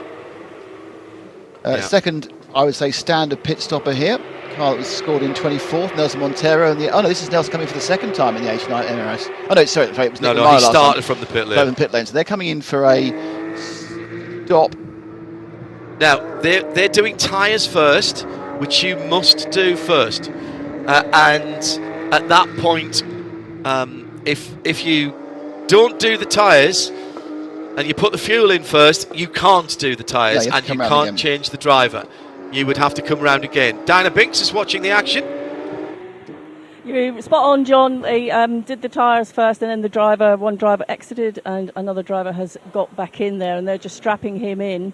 I watched earlier, actually, a couple of drivers being strapped in. It seemed to take a bit of an extra long time, so I was going to try and find out why that was, but maybe it's nothing. Maybe it's just the way they have to get themselves settled in, but it was just something I noticed, so I'll keep an eye on that just to see if there's anything else going on, certainly with the MRS GT Racing cars. But this one, the driver is now firmly in behind the wheel. They've dropped the car So down. now they can fuel the car.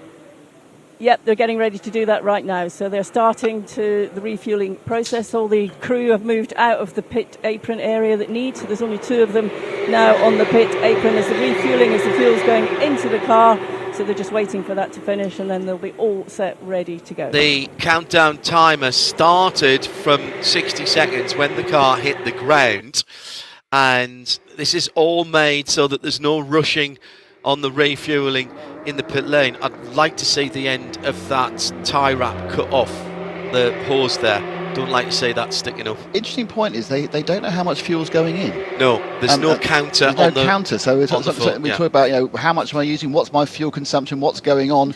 You have the fuel consumption information obviously from the sensors in the car, but I think as many people have pointed out, the amount of fuel going into the tank is right. So is that significantly took better. to fill that car. That took about 45 seconds. Yeah, he was in about 6 or 7 before he put it in.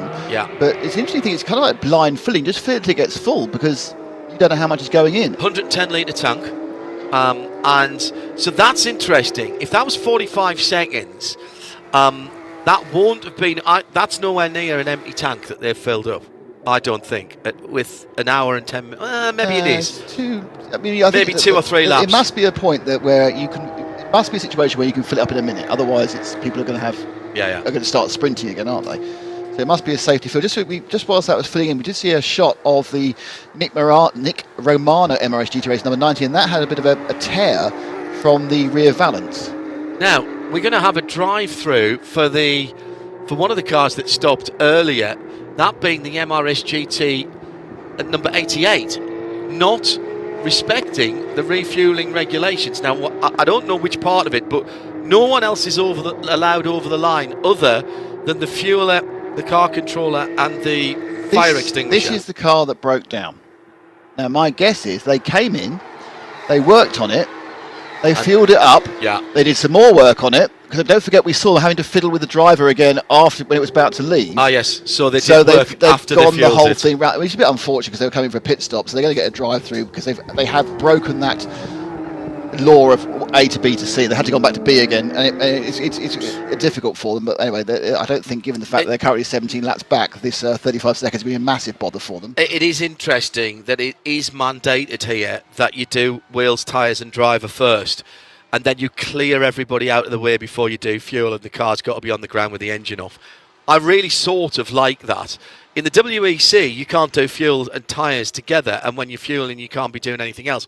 But you can do them either way around.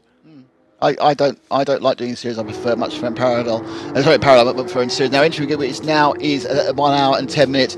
Here come a vast number of the cars. We've got Kobe de Bruyke from Belgian Racing, Job Rappenage from Tierra Outdoor from 8th, 9th place Felix Neuhoff from Neuhofer Racing, 10th place Benjamin Light of Max Cruz Racing. They're all coming in. Job Rapang coming in. Oh, not Rappenage. No. Rapang. Well, how have I managed to add a whole extra syllable to that one? Amazing.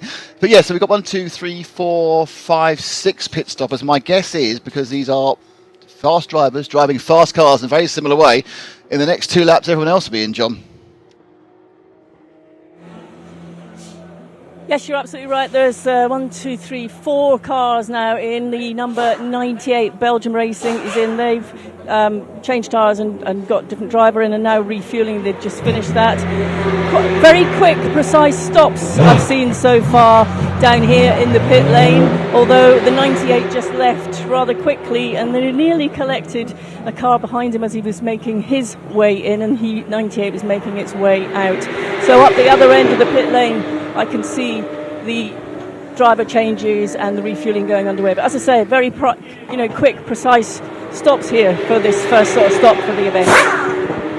It's not going to be rapid pit stops because of the regulations that we are talking. We've been talking about. If you are just joining us, good morning. And welcome to the Michelin 992 Endurance Cup, powered by Porsche Motorsport, live and free around the world. Charlie Hayes up into 8th position in the Tierra Outdoor Racing by into now, what was that one? The 233. That's the team lap time performance. And that car, I reckon, is now 2nd in the AM class on the pit stop rotation, the white and green car. Oh, no, you see, he still had the left-hand Michelins on the yellow and red curbs, so that counts as being on. Into the pit lane for Red Camel. So this is out of what was 2nd place. It's now a new leader, Black Falcon Team 48. Chris Meese has been driving quickly, but saving fuel. Now, this is impressive by the experienced German. And he's going to get at least 1 more lap than those leaders around him, and 2 more than the cars that stopped early. And 2 laps here is significant, Nick. Absolutely, if you can carry on building that through. I mean, the thing is, I suppose, really, we've got this point where the splash and dash is not important. It's only if you can remove a stop. Correct. If you just, I need less fuel. Well, it's still a minute connected at the end. The interesting thing so far is Kobe de Bruyke in the 98 Belgian racing car. He has gone out for a second stint on the same tyres. Right. So his pit stop time was 1 minute 39. The other people who've done a full service with driver change and tyre stop are running it between 2:10 and 2:20, depending on how efficient they were at doing it. But most teams, the only team I can see at the moment who have decided to double stint their driver, and that's the car that's currently scored now, but it's going to gain a lot because 4, 5, 6 and 7 are in the pits. Interesting mix of tactics of how the filler is filling. It's a double, so a vented fuel fill into the middle at the back edge of the luggage cover on the front of the car. I won't call it a bonnet. I suppose I can call it a bonnet. It's not an engine cover, of course. That's at the other end. Now, the vent and the fuel hose are in tandem down the longitudinal part of the car. On the GT4 cars and the GT3 cars, I'm pretty certain that they're the other way around. They're side by side across the car, and stalled by the Worldwide Expedition H2H Racing. Mathieu de Trey was in that car, but he's got out, or at least if he hasn't got out, there was a new set of tyres. We often see people actually leaning, kneeling or standing on the front of the cars to get the fuel probe to lock in. I've seen both, people standing on the front, kneeling on the front of the Porsche and going across from the inside, the driver's right hand side, pushing it down that way. So no consensus here about how to get that fuel probe into the front end of it. Remember, this is a Porsche Cup car. This is a Carrera Cup, so a GT3 Carrera Cup car, 992 type. And so this This is not normally getting refueled in Where the else race. would this type of car be fueled in this way? Nowhere. Nowhere. So These are special parts and a unique special step for bonnet. this race. Yeah. And the leaders in the pits, by the way, Chris Mees has come in. He did get those extra 2 laps in the 48 Black Falcon team, as the car that was scored second, which is not second overall when this rubs out 99. Jan Larison from Belgium Racing. I believe everyone, with the exception of Charlie Hayes in the 233 team lap time performance car, has now been in the top 10. Yeah, Henry Kwong also staying out, but he's outside the top 10 at 11th at the moment. Actually, he'll be inside the top 10. There are some other special Manthey parts that I read the technical regulations. What an exciting life. Big day. We lead.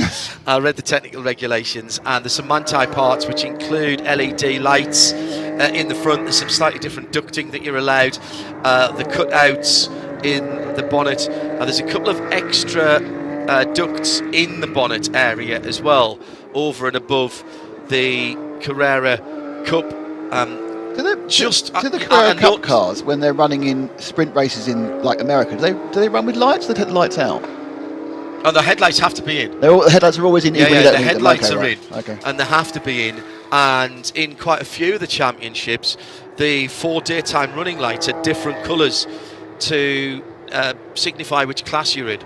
And there's sort of a coloured cross on the headlights, which I rather like at the moment. When this all comes out, let's see who we think might be leading. I think it's going to be Kobe De Bruyke. I think it's Kobe De Bruyke on the edge of it, between Mees and De Bruyke. Yeah, De Bruyke's going Mees down. has got 212, which they must have done tyres, but left him in.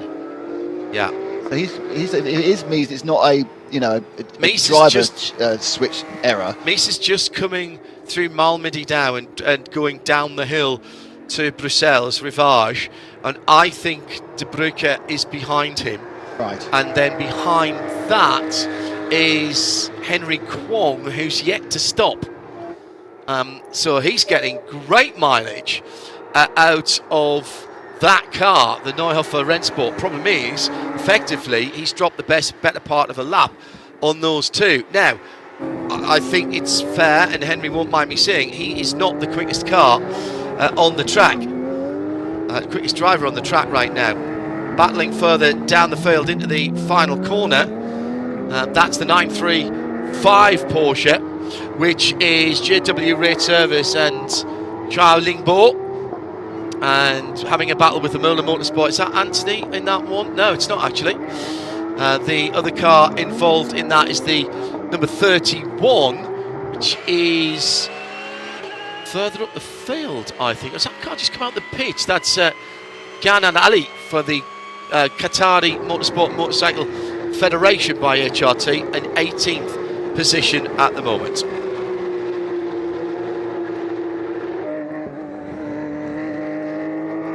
Red Camel Jordan, Rick Broikers has just jumped out of the car. Rick, you started that race, but before I ask you about that, how fantastic is it to be here for this special event for you, for Creventic? It's amazing. I really like the new format that they put on, and it's really nice that we have a safety car. I think it will mix up the race a bit. The fuel rigs in the pit lane are also, I think, a nice addition. It seems like it's a much closer race than we are used to. Also means that any mistake will probably cost you the race. So we have to be perfect, and that's what we try to do. How was the start? It was amazing. I started P13, and I think after the first lap we were P6 or P7, and then finally we drove all the way to P3. We were closing in a little bit on the end to P1, but very small margins. Now Fabian is in the car. We will just try to stay in the lead lap, and then hopefully on the end we can push to get a podium or even better. Are you satisfied with where you are at the moment? Because I know you didn't have a lot of track time because you had some issues and didn't get out for the practice sessions, but you seem to have been on it straight away. Yeah, more or less. I was still learning in the first few laps, but towards the end of the stint everything felt okay. So the only issue that we have is we didn't do anything on the setup. We are suffering quite a lot of understeer, especially when we are following cars. But that's something we have to deal with for the race. We cannot change it now. And what are the conditions like out here? It's the very early part of the race. Sorry? What are the conditions on the circuit like at this early part of the race? I mean, there's a lot of grip. I think there's a new tarmac this year, and the Michelin tire is amazing. I mean, the grip is just phenomenal all the way throughout the end of the stint. The industry is just from our setup, but we are quite satisfied with what we have now. How much more confidence do you get when you can feel that grip? Yeah, it's difficult to describe. It's just really enjoyable. Rick, thank you so much. Thank you.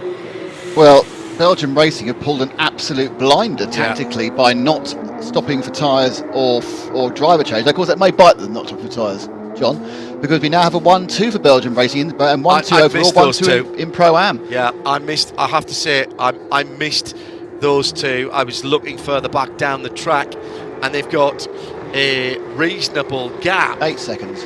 Yeah, to Chris Meese, who was the first of the cars who took tyres, I believe. Yes, just tyres for Chris Meese. Yes, so just to confirm, Jan Laurensen has stayed on board in the 99. He is ahead of Kobe de Bruyne, his teammate, by 1 big second.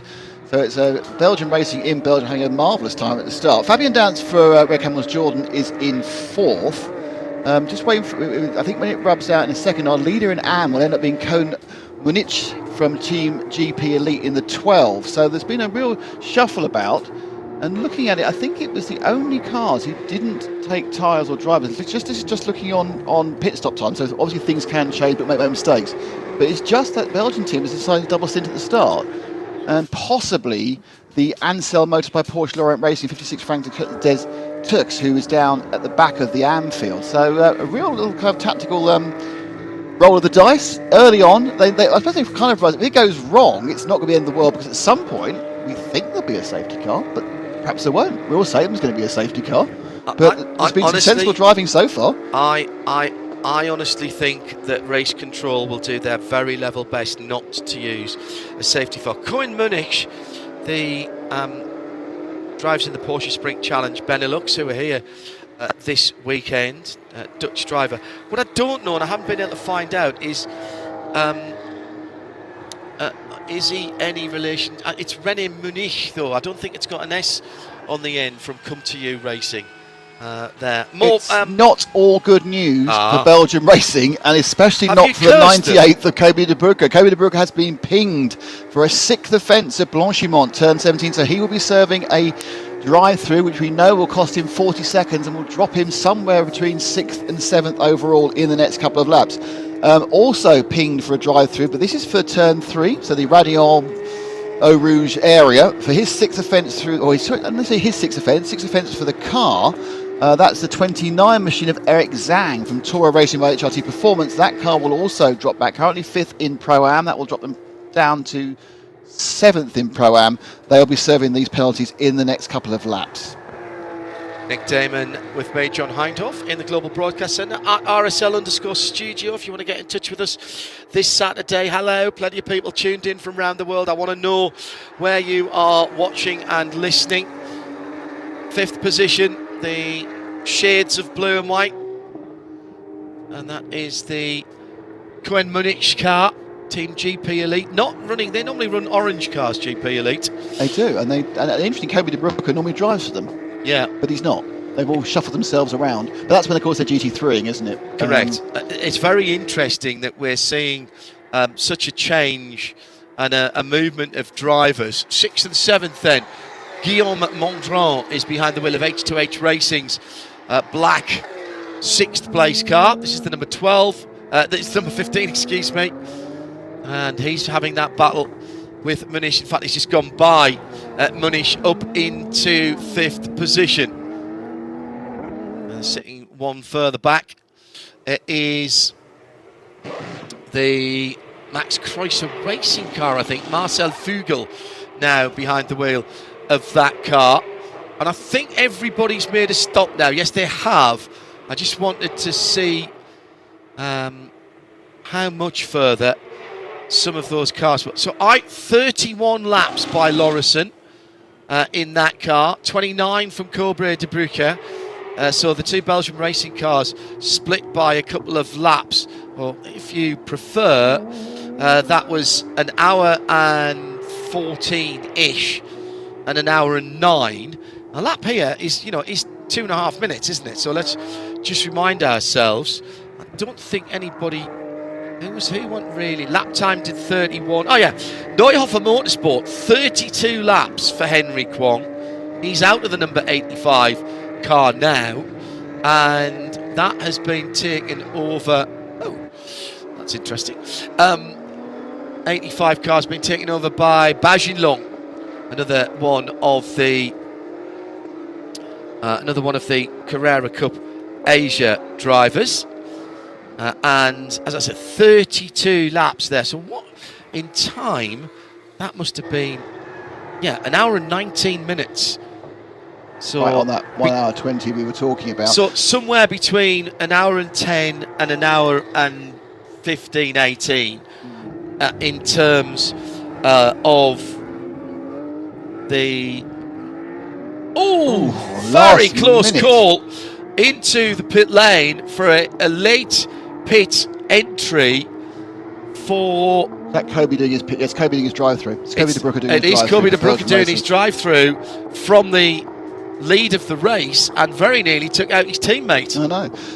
Whilst we were talking about the lap time and stints, there was a drone shot, and I think from above the Eau Rouge Radion area of the track, and the liberties the drivers are taking with Radion, I am not surprised they're getting called. Whilst we were watching, none of them were where with the traditional line, but that's fine because they've been given more leeway. But at least two cars definitely picked up a track limit offence whilst we were watching for those 20 seconds. So I realised that you can carry, if you haven't got to make that left hand at Radion, you can make Eau Rouge much quicker because it becomes a much narrower right, much narrower left, much straight lining. But I think we're going to see an absolute huge number of cars ending up with turn 3 limits, unless they start thinking, hang on a second, this is 40 seconds and I'm gaining half a second. Another penalty has been issued, and it is for turn 3, so I don't want to say I told you so. And this is I told you so. This is the 88 car, just trying to see, and that is for the 6th offence at turn 3. That's Roman Zemešik, who they're really in the wars, the MRS GT. So that's not how you say that name. Dimkovic. No. How do you say Roman's name? Zemček. Zemček. Okay.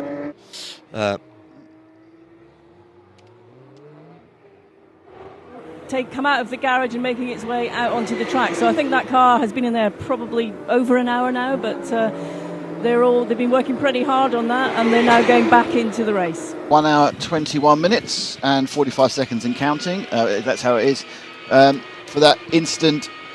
So in their 12-hour race, they got 1.5 corners around the circuit, and then they had to spend an hour and 21 minutes in the pits. Absolute nightmare. The worst outcome scenario for any endurance race. And while we saw a couple of the cars start from the pit lane to avoid that issue, they won and then found its own issues. But it has worked so far for Lucas Salas in the 89 MRS GT Racing. But of course, starting in the pit lane, holding back, your plan is that there will be an early, or at least a relatively early, safety car to bunch you all up. So far, we are an hour and coming to an hour and a half in, and apart from the car that pulled to the side, which was pulled to the side, things have looked okay. What I'm trying to say is, it seems the next you hear, dear listener, is me slapping Nicker on the back of the head. There we go. I've got it. Yep, I've got the program of doom. I should have brought a telephone directory. Well, I prefer the yellow card, to be honest. But on a serious point, we did see what looked like a potential for a full course yellow or a safety goal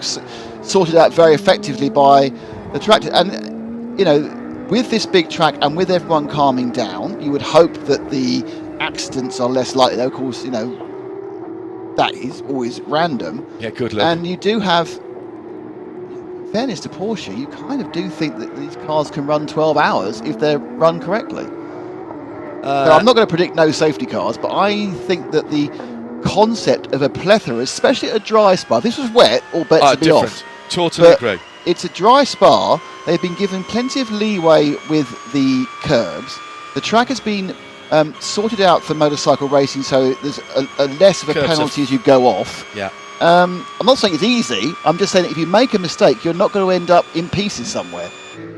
The only thing I would say is there is gravel closer to the track in a lot of places than there used to be because of that motorcycle thing. Yeah. Frank Detert in the Ansel Motor by Porsche Lorient racing car That is the 56. Currently 9th in Am. Is going to be dropping down because he's also got a drive-through. And that is for turn 3, where we have seen the abuse just going on and on. Another drive-through being served by the 85 car. That is Neuhofer and Bao Long.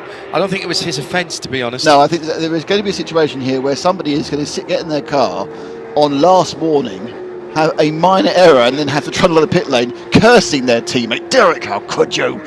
For the other 5 or 6 times. But I think there's been a little bit of... I think that there's a few teams who've gone a bit blasé and gung-ho and are going to kind of live to regret it. I think certainly now they've been caught, seen what's happening, seen how expensive it is, and seen how this race is running. I have my if I had my team manager hat on, I'd be saying, listen lads, rein this right in.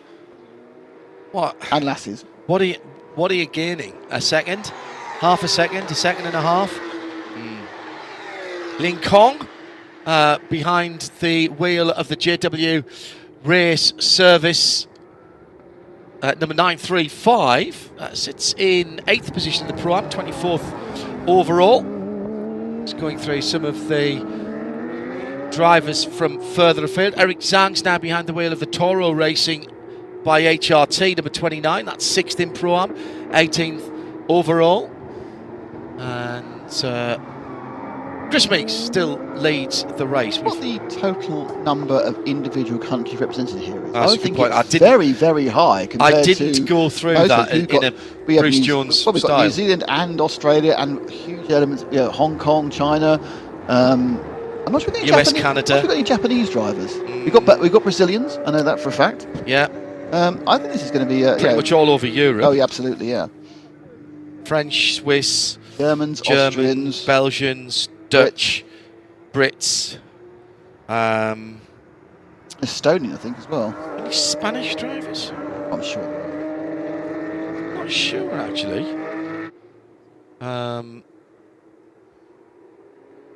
Canadian, definitely. So somebody will do that for us at RSL_studio. We've obviously got some Qataris and yes. UAE and, good point. and that yeah, sort as well. Very We've got good. Finn and a Swede. Scandawija. Leader coming down back onto the old portion of the circuit is now Chris Meeks. So it took a while, but Chris Meeks is back at the front of the field. Well, so he's hunted down Jan Lorison. And remember, Jan is on a second stint on those Michelin tyres, whereas we are fairly certain Chris Meeks took a brand new set. Change tyres, absolutely, by the times. I don't know whether this is every lap or this last lap. He was almost exactly 2 seconds slower than Chris. The lap times have just ticked down a little bit from the start. I'm absolutely certain that's because the track temperature's gone up. So that'll slow the cars down slightly. I don't have a track temperature, interestingly. But hang on, I've got statistics, hold on. Where are we? Don't think it's on there. Our colleagues in Cologne might be able to punch up the track temperature for us and put it on the screen in front of us. That'd be a great idea. See, I'm good like that. I think it's what we've come to recognise. But yeah, it's interesting. I think but is that 2 seconds Chris Meeks, or is that 2 seconds? Oh, the Red Camels Jordan's car is coming into the pits because he's had a drive-through, which he's another drive-through for turn 17. No, it's the first one for Red Camel. But they literally got issued about a minute and a half ago, and they've come in. So Fabien Dance doing a drive-through. He's picked up 40 seconds for a 6th for Blanchimont. So that's as we actually do know that most of those were Ricks. In the first 3 laps. Yeah, it so would appear. most of those were Ricks. So yeah, and Fabien's actually clicked the last one, so that's going to drop Fabien down, I would say, all the way down to 9th, possibly it may go down to, behind Alfred Brunau, who's in the Neuhofer Rennsport car. And it's going to start really coming into play, these penalties, John, if we don't have any field neutralisation. It's going to be really, it may well end up being the difference that actually makes the win or second or third. I reckon there's still 23 cars on the lead lap, and the last car on the lead lap was the car on pole position. Tom Coronel behind the wheel, now the number 8 Max Kreuzer Racing, and he is where compare? Yeah, he's well on the lead lap. Why have they fallen down so far? Well, they had problems, didn't they? Well, Did they have a long pit stop? Yes, they've had a 5:03 when they went into pits. Yes, it was the pit stop that was the issue. So they must be a lap down. They had a 5:03. That was their one stop. So that was when. Oh yeah, you're right. They are. That was when. Yeah, because they had problems in the first. They went off in the lead. Had the issues, didn't they, with Paul? He had issues coming into the Paul Meyer. Had several problems, and they've stopped the car there for 5 minutes during that. Their one stop is 5 minutes, and then Tom Coronel's taken over. He's doing absolutely on the button lap time of a medium to high 23. That's absolutely on pace. So something got fixed during that first stops that cost them 3 minutes. Okay, so the last car on the lead lap, I reckon, is in 17th position.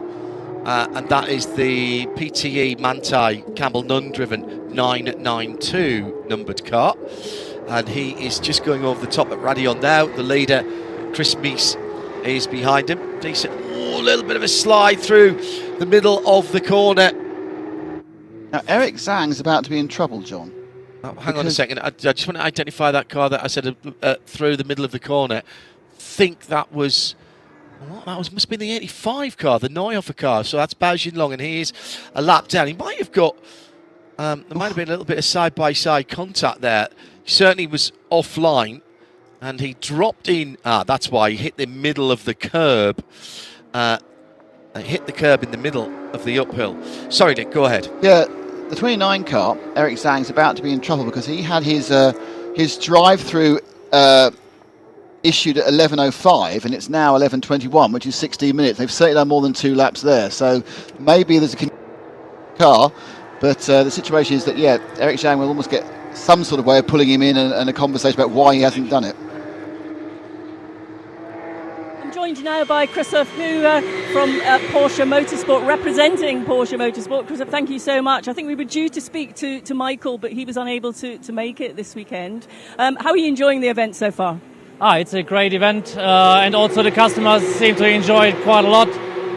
We are in Spa, really lucky with the weather here, so I couldn't be better for now. How important is this relationship with Creventic for you? It's really important. We have our teams joining the other Creventic races, 24-hour series, since many years, and it's a well-known brand and event format. So now to create this special bond with an exclusive Porsche event is really nice, and we are really pleased to have now here the first edition of this. When did this idea come together with the two of you to make this event happen? Actually, this was about 1 year ago. As I said, a lot of our Porsche teams, customer teams, are already in the 24-hour series, usually racing against other brands. And the share of Porsche cars is getting bigger and bigger, which of course we like to see. And then Creventic came to us and said, "Hey, why don't we do a race especially for Porsche cars?" And we immediately liked it, and it's a no-brainer concept. So we thought of all our teams will love it. So we immediately were happy to continue and plan this now. What is the feedback you're getting from the teams and the drivers that you work with regarding being involved in endurance racing? Yeah, a lot of our teams are usually in sprint races, but it's always nice to share the car with other drivers, and this is exactly what you find here. And our car is also a very, very fast and reliable car in long distance races. So we think it's a perfect fit. How important is it to sort of pick up on all the information and the information that the teams and drivers can give you about the performance of the car, and how do you use that when you go back into development? Sure. I mean, the more the car is on track, the more we learn about the car, about the technique. To be honest, now this car is now not a very new car. It's well developed, and we have a lot of experience already. So this is not really the main focus of this, but it's more to give the customers another playground, and to give them also, to offer them something new which they didn't have so far. Well, it seems very popular, so it's obviously doing what you want it to do. Yeah, also for us, we like it. Also, it's new for us. but it's a great opportunity. And I mean, Creventic, they have so much experience in creating such events. Now we were also able to partner here up with Michelin, which is another partner we use in all our One Make series. So I think it's you can really say here, together with Creventic, due to their initiative to start this, we were able to bring together a lot of good things. Seems like the ideal package. Looks like, yeah, it really is. And are you enjoying the weekend so far? It's as I said at the beginning, it's great. So we are really lucky with the weather today. We have a good race so far. We had a lot of track time yesterday. Also, we were able to combine it with other Porsche marketing activities. We had a track day before, we have track day afterwards. So it really helps everyone. We have a lot of activities in the paddock. Partners can show what they have to offer. So it's a really nice atmosphere. Christoph, thank you so much for talking to us, and enjoy the rest of the weekend. Thanks for having me. Yeah. At RSL_studio if you want to get in touch, and that's what Red Square Image is. Irish Kev down at Silverstone. Bajin Long at the top of the hill, going for an overtake. And the number 85, Neuhofer Rennsport, and dives out in front of the target cars at the 992, I think it was. Campbell Nunn. So now Bajin Long is right behind Eric Zhang, who he normally races. Who isn't in trouble? No, who isn't in trouble? Yeah, our penalty board's not. We've just checked back on. John's got a very good strategy computer. We just checked back, and we've seen he has come into the pits about 4 laps ago. So he did serve his drive-through. It just hasn't been ticked off on the penalty screen. Somebody who hasn't served their drive-through, because it's not a drive-through, it's a 10-second stop-and-go penalty for not respecting refueling times, is the 36 of K. Kramer Racing, currently piloted by Fidel Lieb.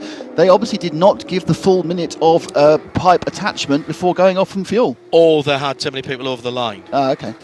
Or they didn't have the car grounded or whatever. That's the second placed AMD car, currently running in 11th in the general classification. That'll be a minute then. Effectively, it's 40 seconds driving through, stop, go. That's another 20 seconds. So that'll be just about a minute they'll lose doing that.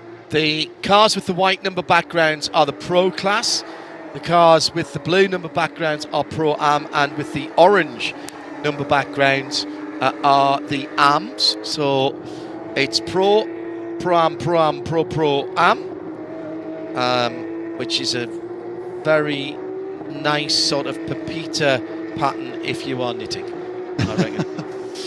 Chris Mees putting in some good lap times. He's pulled out a 15-second lead, and 14.5-second lead over the Belgian racing pair. Kobe de Brucker has got into third place again. I think mainly because Fabian Dans has been also pulled for a drive-through, but they are a long, long way back. So it's only Lawrenson who's really anywhere near to Chris Mees. So a big gap to de Brucker in third. Dans in fourth. He's only 5 seconds behind de Brucker, then another 5 seconds back or so to William Mondron of H2H Racing. That's third place in Pro. So yes, it's de Brucker now is 43 seconds off the lead. So if he hadn't had that drive-through, maybe 8 seconds off the lead. So it just goes to show how much of a penalty those drive-throughs are going to be, and how as they build up through the course of the race, they're going to become ever more important. Can I just say, have you seen the number 48 at all on the penalty screen? I think no. No. That's how you're going to win this race. I'm going to say that right now. We are not even anywhere near 2 hours into the race. At 1 hour and 45 minutes, so we're not even halfway through the second stint. No penalties. Is the way. hang on. I'm hearing that a warning at turn 17. Yes, it's a warning. There's only 3. Turn 3. Yeah. And a warning for turn 3. All right. Now, interestingly, you know how I said Eric Zhang was in trouble? And I said Eric Zhang wasn't in trouble. Eric Zhang's back in trouble again. More important, the 29 car is back in trouble again. The Toro Racing by HRT. They have got a not respecting minimum refueling time penalty, which, as we now know, is a 10-second stop and go. I'm indebted to Ian McCarthy at RSL_studio. 22 nationalities in the 28 entries. That's a good ratio.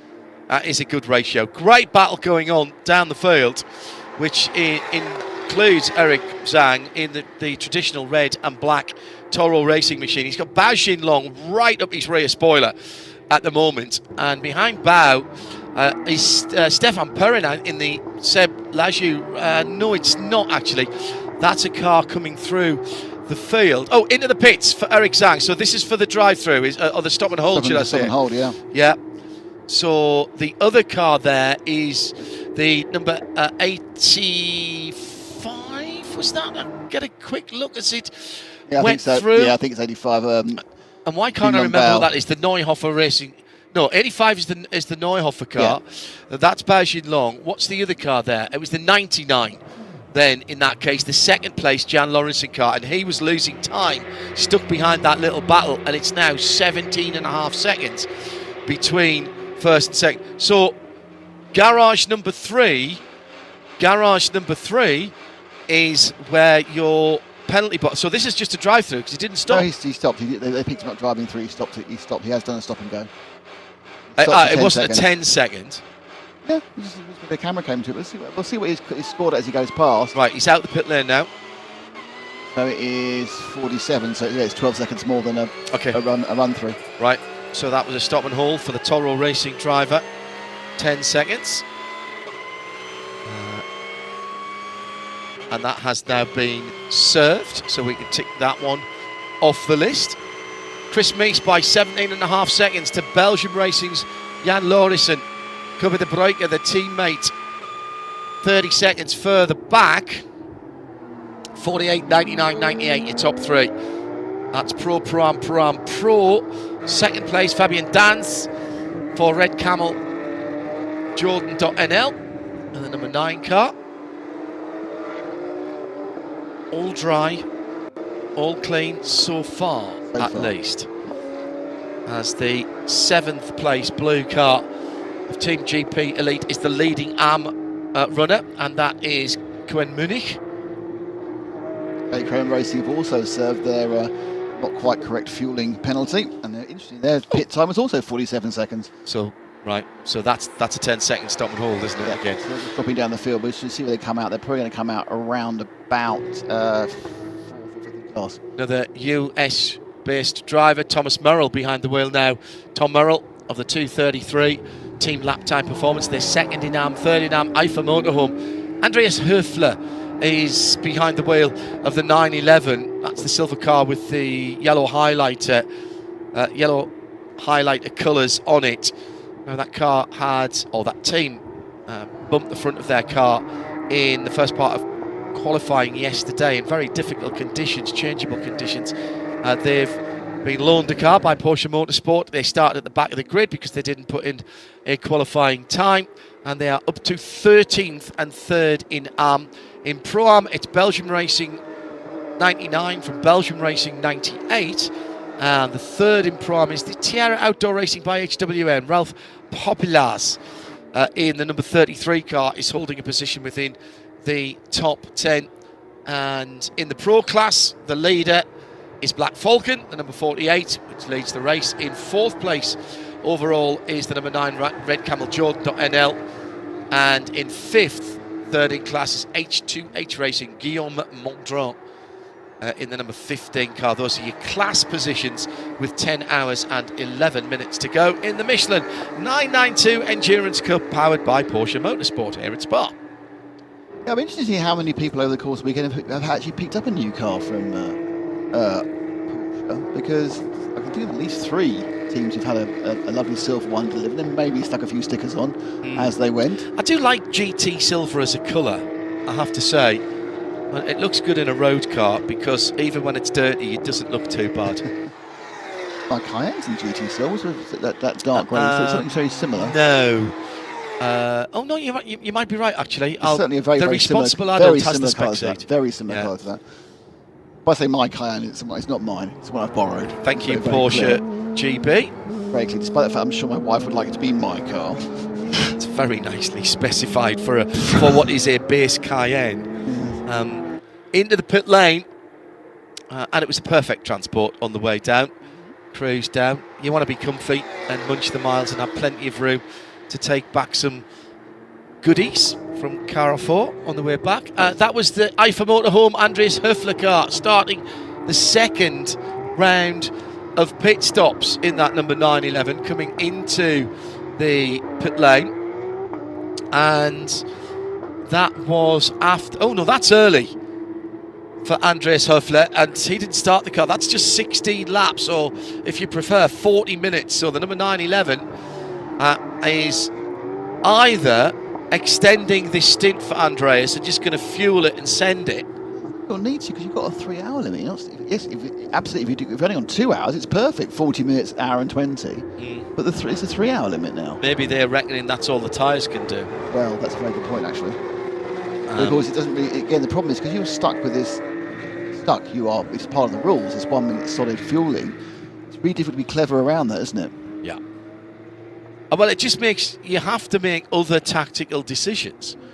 Talking to Paul Truswell at breakfast this morning in the immaculate Porsche branded hospitality. Although lovely to see that it is the usual Italian crew doing the Creventic Italian crew doing the catering this morning. Good to see some familiar faces this week. And Paul's saying it is very difficult to play tricky tactics to make up time. You would have to... Oh, massive off at the top of the hill, and Team GP Elite, Koen Munich. And whether he was trying to get out the way. It's the battle for 8th and 9th. He just lost 8th position to Fabio Gross in the Milner Motorsport number 4.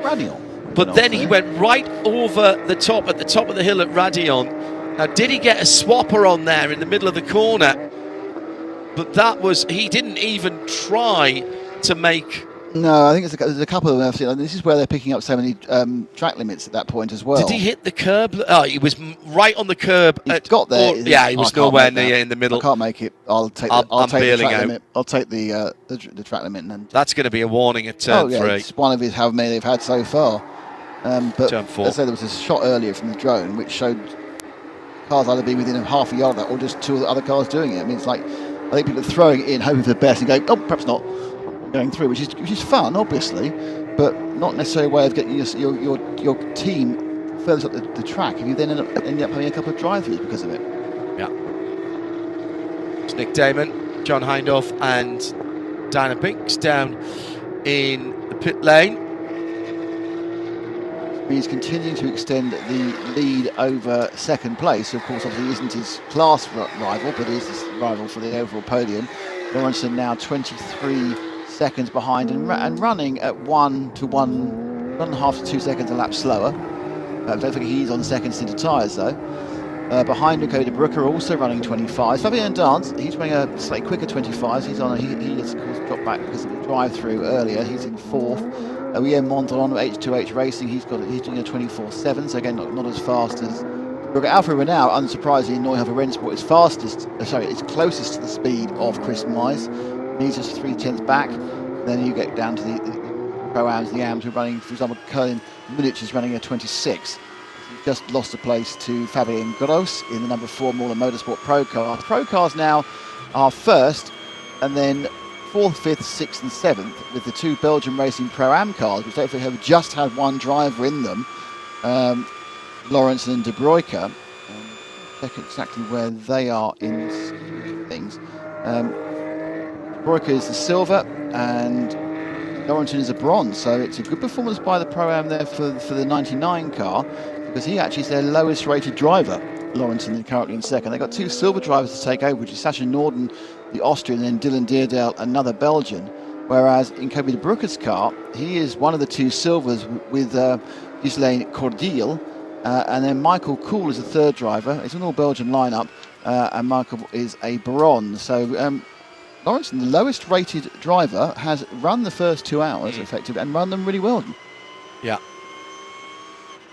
Yeah, and the point of that is they're getting rid of that time, which means that their other drivers can potentially run Wish later I could get on. rid of someone who could run comfortably second. Yeah, there's some very good drivers out here.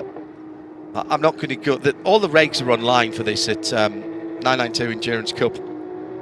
If you put that into your search engine, and there are some slightly different driver time regs about how long you can do. The maximum stint that a driver can do is 3 hours. What there isn't here is a mandatory rest break.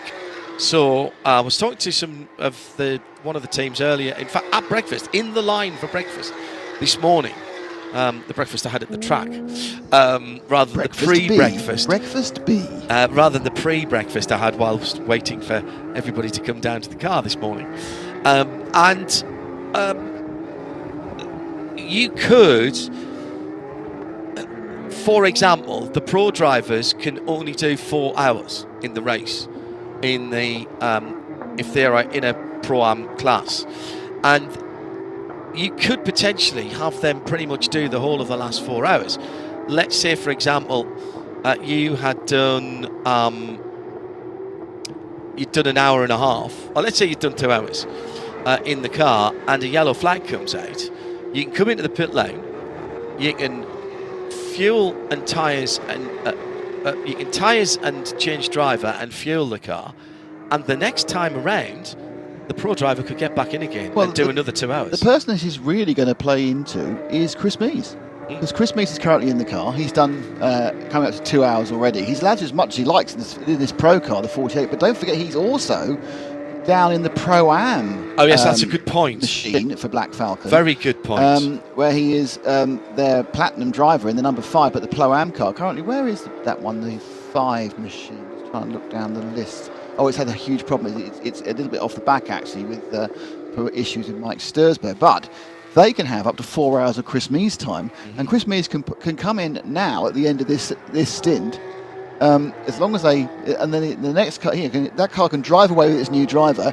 In comes number 5, and Chris can get straight into that one if he wants to. I'm sure he'll probably get like a little drink and sit down for half an hour, but that's where it really plays into the advantage there, where you can actually have a guy who is the star of the event, or for that particular team, can just hop out of the 48 and then hop in and do 2, 3, 4 hours of the 5 car, which will pull it back up again. They have fallen a couple of laps off the lead due to some problems, so you have to go one heck of a speed to do an awful lot. But it's a long race, and and hopefully they're hoping some form of combination of flags and lights and safety cars will pull that car back in. Not such a problem for the leader, because Chris Mees, again in the 48, is now nearly 27 seconds ahead of Lawrence and Cody de Bruycker.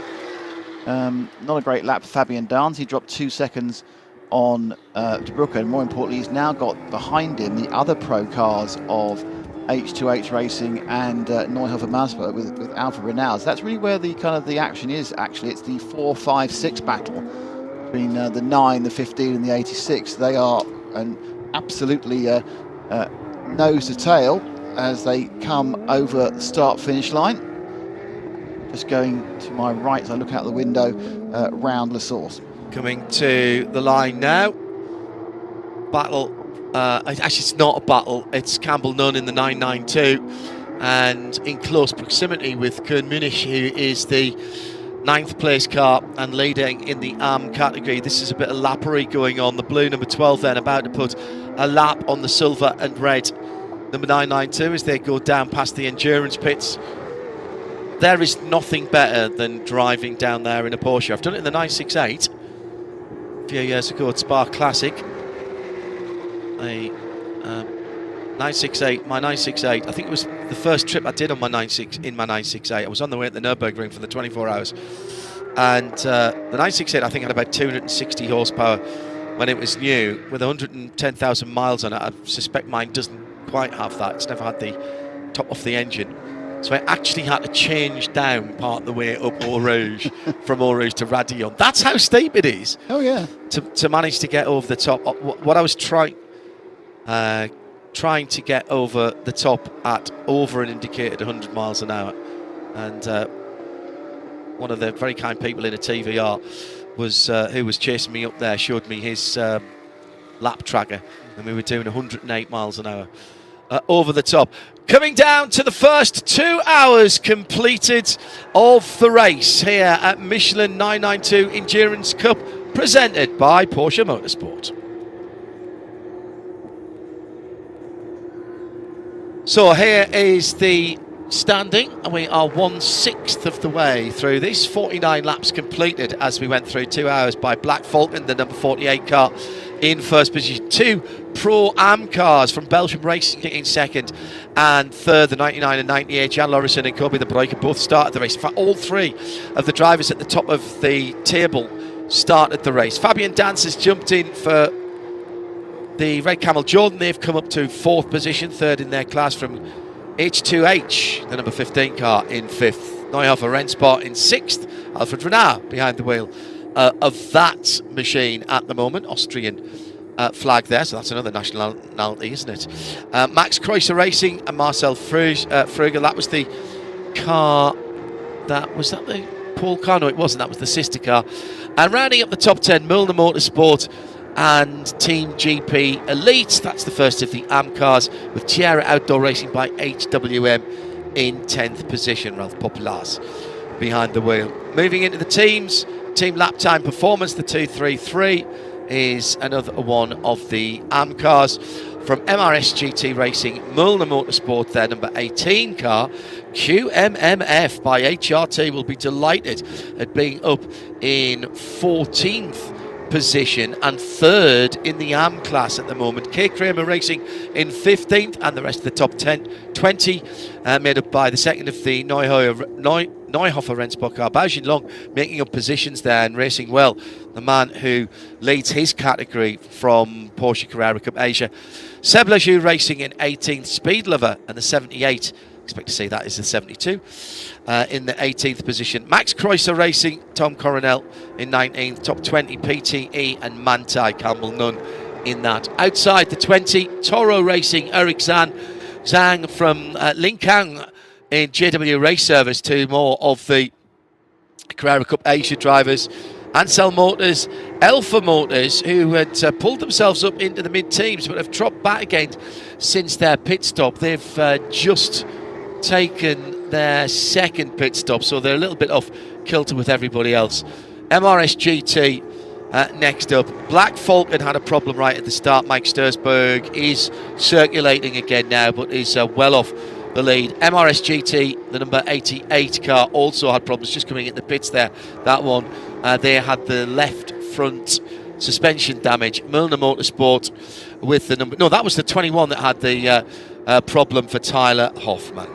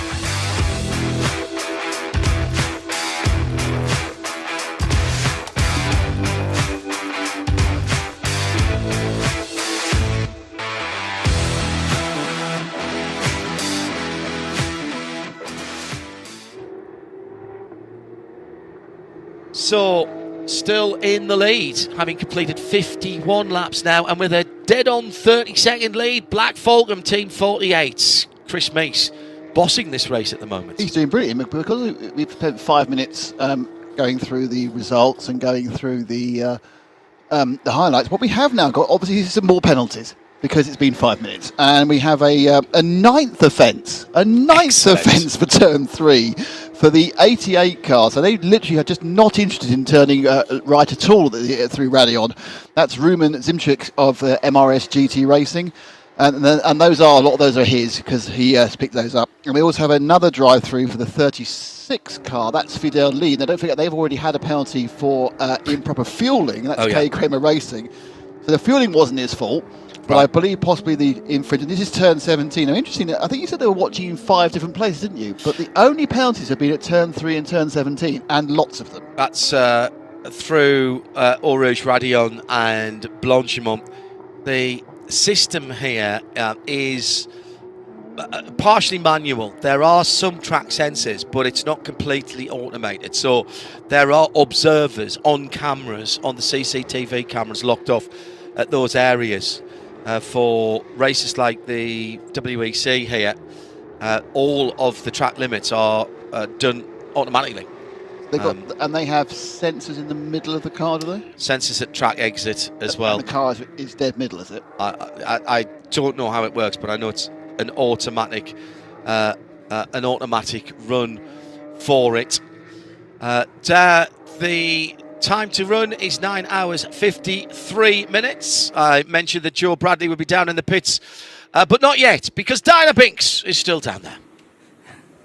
I am. I'm still here in the pit lane. I'm outside the MRS number 90 car, the MRS GT Racing, and Nick Romano's just jumped out of the car. He's just having a very, very quick drink and going to come and have a chat with me now. He's on his way. But I saw as the car came in, I think you probably mentioned it, there was some bodywork flapping on the left rear. So Nick is joining me now. So thanks very much, Nick. As you brought the car in, I saw some bodywork flapping on that car. What was that? Well, unfortunately, that happened on turn 1 of lap 1. I think we were about 3 wide, and on the exit, we're all trying to get on the power as much as we can, and made a little bit of contact with the car on my left. I'm not sure if I washed into him or he came into me, but didn't seem to damage the car mechanically, just a little bit of body damage. It did affect the straight line speed quite a bit, though. Because it looked worse when it came in, actually, rather than when... are you okay, Nick? Okay, Nick's going to have a little seat. I think I caught him. He just needs a breath. He's just jumped out of the car. Obviously, pretty hot work and intense work behind the wheel in the car there. So I'm just letting him have a pretty drink because he's, the first one in and handed that over to... I'll come back to you, John. We just need a moment down here in the pits. Thanks, Di. Yeah, it is hot out there, and a lot of work being done by the drivers in these sessions of over an hour. I don't know why I've been voted as prophet of doom, but I have another penalty for the 29, which is Eric Zhang. This one is for a 6th offence drive-through at turn 17. This is going to be their 3rd one. They've had 2 track limit ones for the 29 car, Toro Race HRT Performance, so 2 track limits, and they have also had the wrong fueling one. Chris Mees in the green and black Falcon Team 48, flying ahead now, 34 seconds.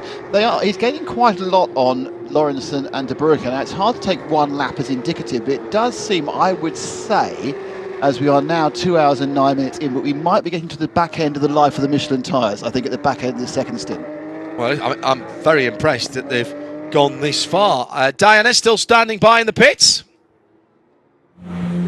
I am. I was just... Nick's had, as I just said to you, had a bit of a moment, felt a bit faint, so he's now just having some water with some salt in it just to get himself together, but he's fine. He's chatting to the team now, so sorry about that. We had to end that interview pretty quickly. So I've just come back out into the pit lane, but all the other cars now seem to have left here and made their way back out on track. Yep, at the front saying Chris Mees pulling away slowly. So just to give you the proper gaps now, because they're happy to get the right part of the lap. Lawrenson is now in the Belgian Racing 99. He's 35 seconds back, a minute back from the lead. Kobe De Bruyne in the 98, but they're both Pro-Ams, so that's fine. But second place in Pro, it has become Alfa Romeo. Now in 4th overall with Neuhoff Motorsport in second, but they are a minute and 6 back. So that is the lead of the pros, and we expect it to kind of work its way through, and the pros will move to the front. Behind that is Fabian Dans, Rebecca Camel Jordans. They're down just a second behind Renault. And then behind him is William Mondron, the H2H Racing again on the same sort of seconds. That battle of the pros there for 4, 5 and 6, which is 2nd, 3rd and 4th in pro.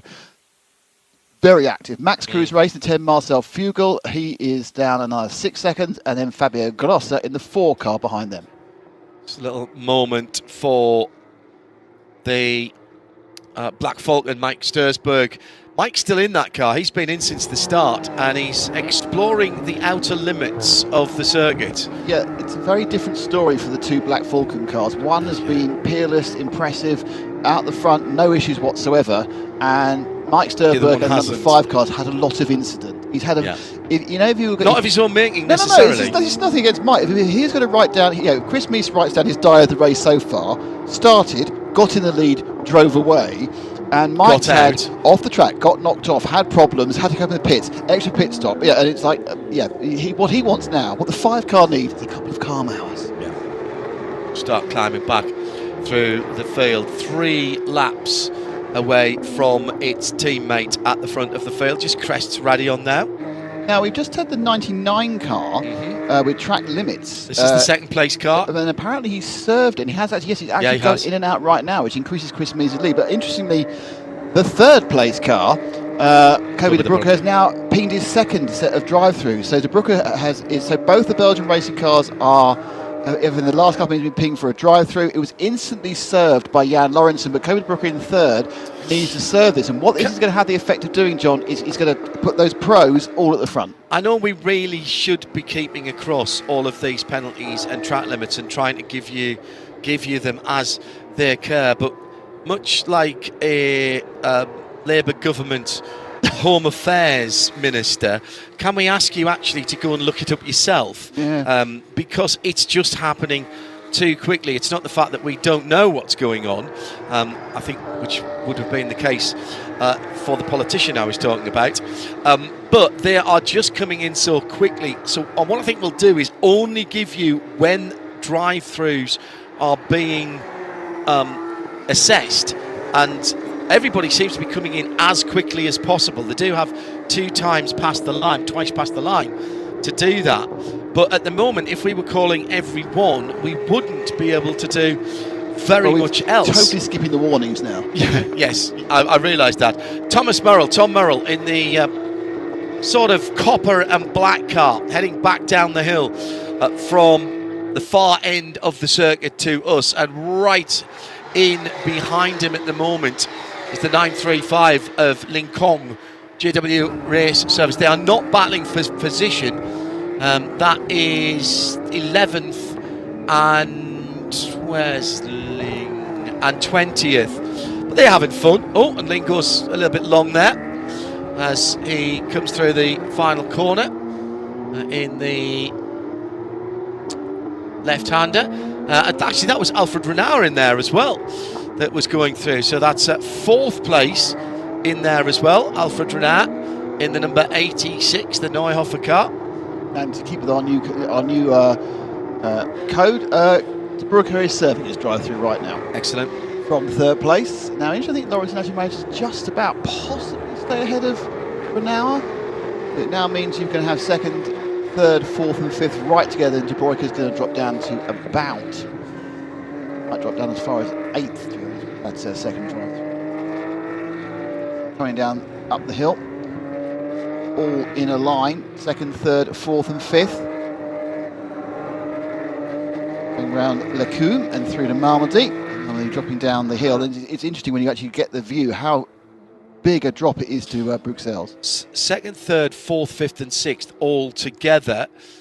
Alfred Renard missing his breaking point last time around for Neuhofer Racing. I've written that down in my diary and put a big asterisk next to it, because I can't remember saying that very often with either of the Renard twins down through the years. Herbeth Motorsport, of course, we inextricably link those 2 excellent drivers, Porsche Cup winners down through the years for non-Porsche winners, non-Porsche factory driver, best in the world. And now what we've got here is all over again. 2nd which is the Jan Lorison car. That's the copper and dark green machine. And now he's just come back out the pits, hasn't he? He came about 2 laps ago. His teammate's no longer in third because he went in last lap. So what happens is that Lawrenson now is under heavy pressure from Renauer, Dans and Mondron, of course, who are all pros, and Lawrenson is in the Pro-Am class. Yeah. But that is a battle for position. That's still from second on down, yeah? Yeah, that's a 100%, yeah. So even after the overall second battle, yeah. So the drive-throughs has closed up that gap then. It is just Chris Mays, who is now, a minute plus 11 ahead of the field. So minute 14 ahead. Who's the last car on the lead lap? 29? No? I would say it is 18:31. The 18, I think, is possibly just not on the lead. Milner on QMMF. Where's the 233 in relation? I think he may well be the last one on the lead lap. 233 is circulating. The 233 is team lap time with the JW race service Lincoln car. No, it's 233 is the last person on the lead lap. Right, just coming through to get on the lead lap again now, as the leader is coming into the little kink before Blanchemont. So he's quarter of a lap in terms of distance away from dropping. Oh no, he's about okay. But yeah, it's been a very, very impressive performance by Chris Mees and the team. It looks like a bit of change of position there as Renau gets past Lawrenson. So that's up to second now was that for the into 86 Bruxelles he did Neuhofer. that? He did that into Brazil, didn't he? And Malmedy at the top of the hill. Top of the hill. Yeah, I looked up there and he'd just done it coming out of Bruxelles. So they now go through that Pouhon. Four-car battle through Pouhon at the moment. The double left, or double gauche, as they often call that, actually, rather than Pouhon. That's an interesting, because it's double left. It's interesting, that corner.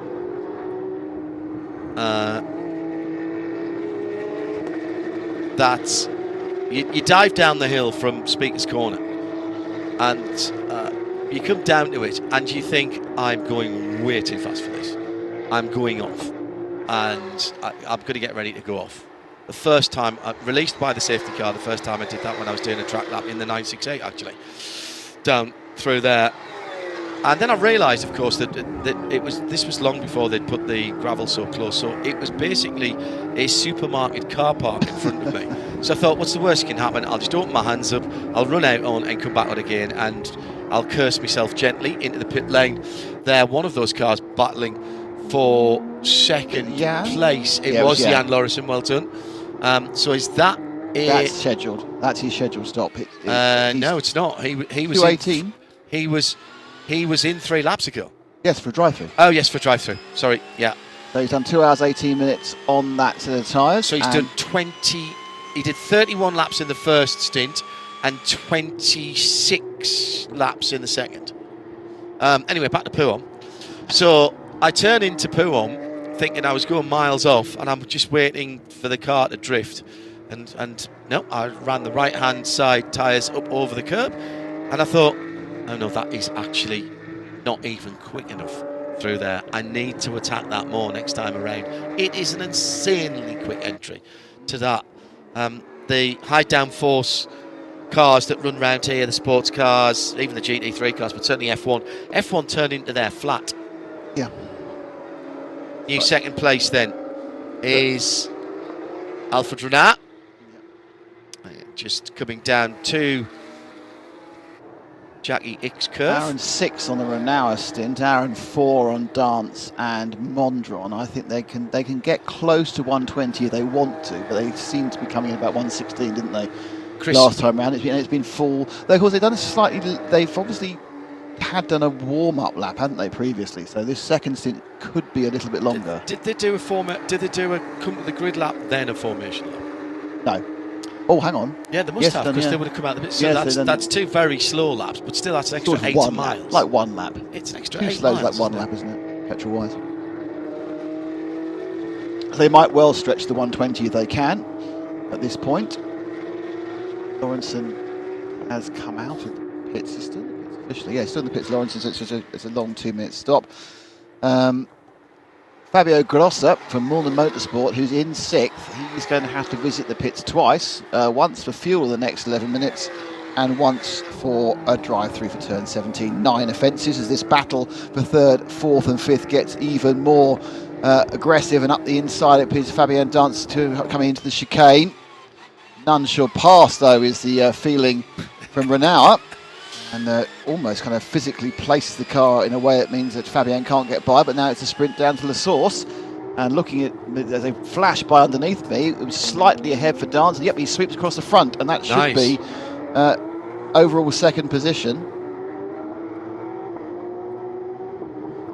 Go down the hill again.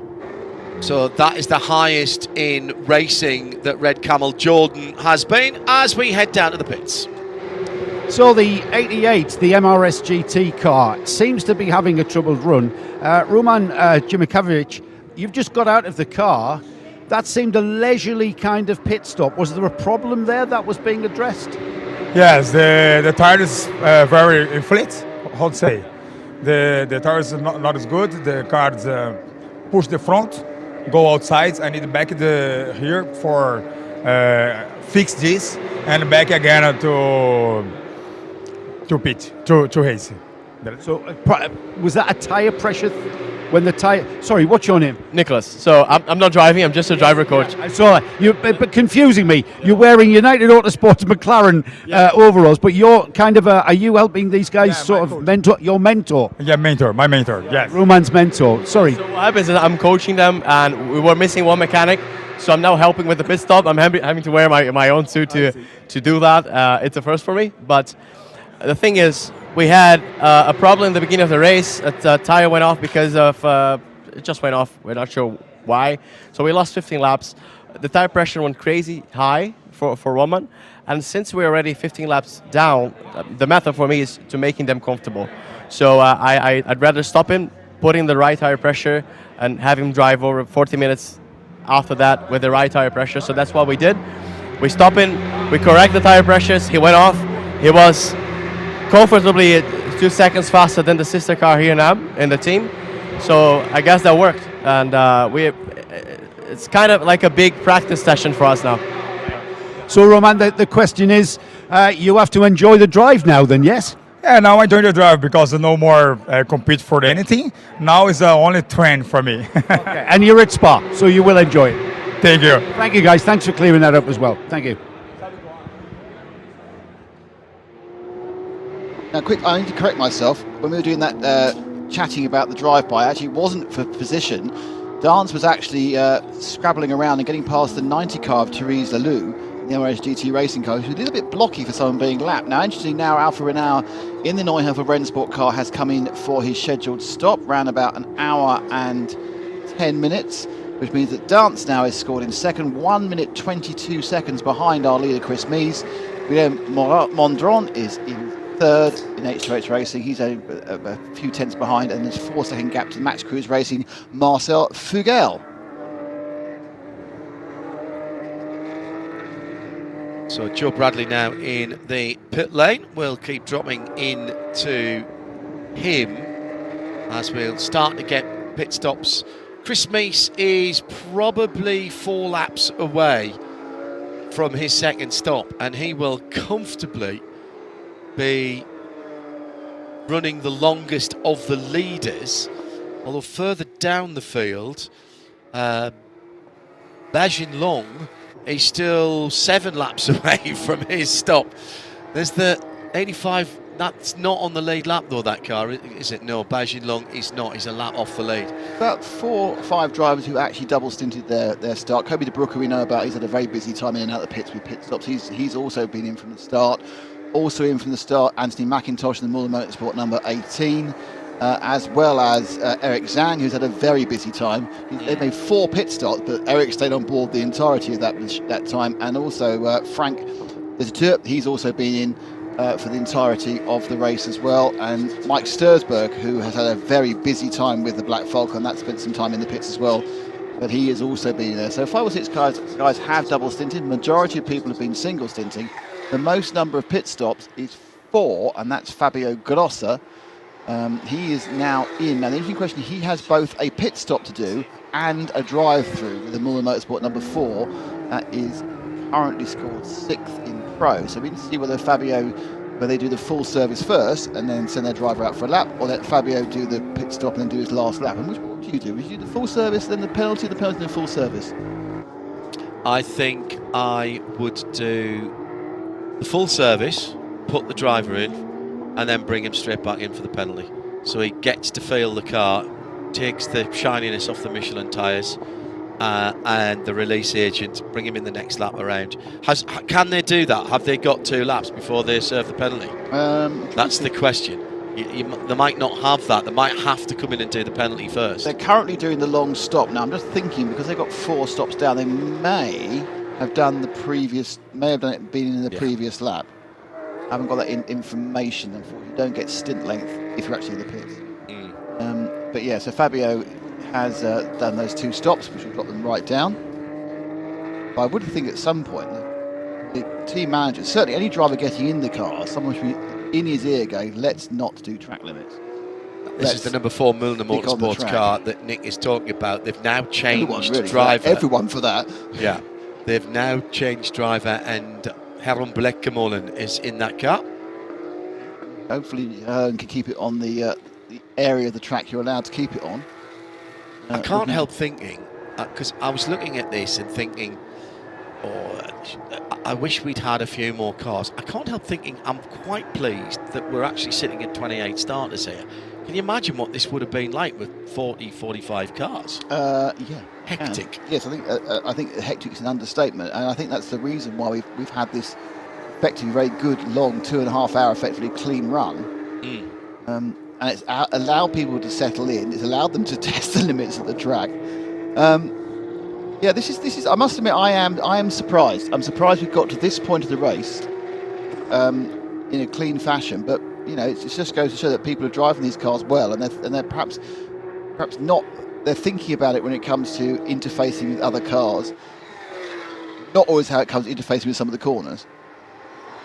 So Darn's now in the red Camel Jordan in second. So they managed to pull themselves back up again. They lost, obviously, they have done a drive, so they've lost 40 seconds at one point. Fabian has, for very close company, the 15 of H2H Racing and William Mondron. But it's pro. We've got top 4 now of all pros. It's taken a while for that to happen, mainly because of the qualifying yesterday, which put some of the pro teams out of position due to the wet-dry situation in the first session. The first session, yes, correct.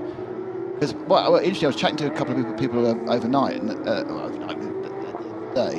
What happened was, what we didn't realise was some people on slicks and some people on wets, and it turned out that the slicks in that last couple of laps suddenly fired up. Yeah. And so you saw people doing 8 seconds back, but that was just what the wets could do. Yeah. And then so they got left behind, and then they couldn't make it up, and they ended up many places back. And it's hard to overtake a well-driven Pro-Am just because you're a pro.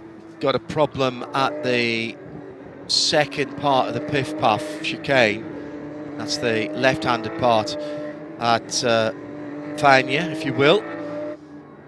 And off the circuit is a Francesco Horta. He's just come out the pit lane. That's the number 89 GT MRS GT car. Has he managed to hit the barrier? I think you know how you said earlier it hasn't got traction control. Yeah. I think that got a boot of power going round the corner. And at that point, I'm sorry, but I don't have the grip yet to do that, sir. And it spun round, but he's up and rolling again. Oh, he's been through the gravel. Oh, he's gone. It must have gone wide, and then because there's no gravel on that inside, is there? Yeah. That's the run. That's Speaker's Court. That's the No. That was. Where was he? Piff Puff, and then. Oh right, it's down the bottom. Okay, yeah. There's gravel on both sides of that one. Yeah. Curve Pod Frere is what they call Stavron. It's gone wide. He's looped it, but I don't think it's a bit problem because he's up and running again. It's like problem people following him, having to drive through all the debris. See now, 61 laps completed by Christopher Mies. Now, has he seen the car coming up? He's been a little bit spooked. And has he seen that number 8 car coming through, Max Kreuzer Racing and Tom Coronel? So he was off on driver's right after the left-hand part of the Piff Path, and then he gets back on the racing line. Of course, all the gravel falls out from the back. Time to head to the pit lane. Joe Bradley's in the sunshine. Yeah, the number 98, which is the Belgian entry, the Belgian racing entry of Corby de Bruyke. He's finally got out of that car. He's the driver that started this car and got into the top three at some point early on. He came into the pits from 6th place, and if I can just stretch the cord to the back of the garage, he went darting down there. You can imagine why. It's pretty hot out there. Track temperature's rising. Corby, getting a well-earned drink. Let him get a drink first. That's more important. Replenish the fluids, because it's been it's pretty hot work out there, and you guys can refresh exactly what sort of stint time we saw this young man do. He obviously came into the pits for refuel. A long stint to kick things off, then, Corby. Yes. Yeah, it was a real long stint. It was a double stint from the beginning. This was also the plan, and I think it's 2 hours and a half in the car. So how are you feeling? I mean, you're taking on fluids there. Hot work out there. It was not really hot in the car. Just to get to keep the focus 2 hours and a half long is quite a challenge. But no, physically everything is all right. Yeah, that's why you're an athlete and I'm not. So when will you next get back into the car? Do you know? I don't know. I will ask the engineer for that. Right. We've had a little bit of a chat about tyres with other teams. Are you guys okay on the Michelin tyre front? Yeah, we are experiencing a whole lot of understeer. So, but yeah, I think that's for everyone. It's like 2.5 hours on those tires is just killing them, and this will be the same for everybody.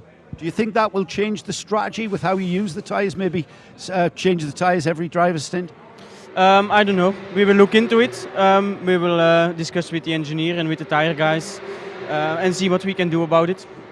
All right, Kobe, I'll let you relax. So every fuel stint, I meant there, not every driver stint. We can double stint the driver. We can't necessarily double stint the fuel, can we? Unfortunately. You can double stint tyres, you can double stint the driver, but if you find a way of double stinting fuel, Joe Bradley, you'll become the richest man in the world. That'll be an amazing result. Chris Mees not in the pits yet. He's running now a stint which is just coming up to 2.5 hours, or the whole race. Fabien Dance in second, not him. Guillaume Mondron of H28 and Ralph Populars of Tierra Outdoor Racing with HWM. They are in third and fourth, but they're in the pits. So we are right in the cusp of this second scheduled stop.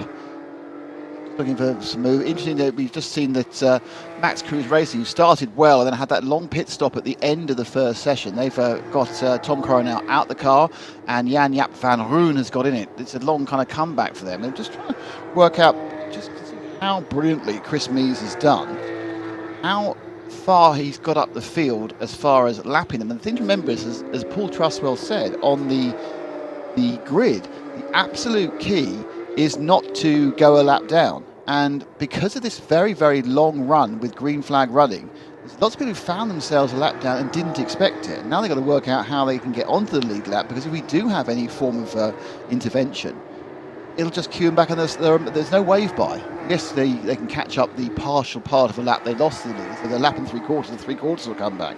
But there's no wave by. So it's now working out how we can get ourselves back onto the lead lap, and that's a question that needs to be answered. And just wait, as into the pits has come Christopher Mees. Interesting when the team comes out, where the 48 comes out in relation to everybody else. Because that car will remain in the lead unless there's some sort of problem in the pit lane for it. As he has put this lap lead, I think he's lapped probably all the way to Stefan Perrin, and possibly actually all the way to Dominic Fugel in 10th, but we'll find out. It's a key point now as he's obviously starting running for the next few seconds.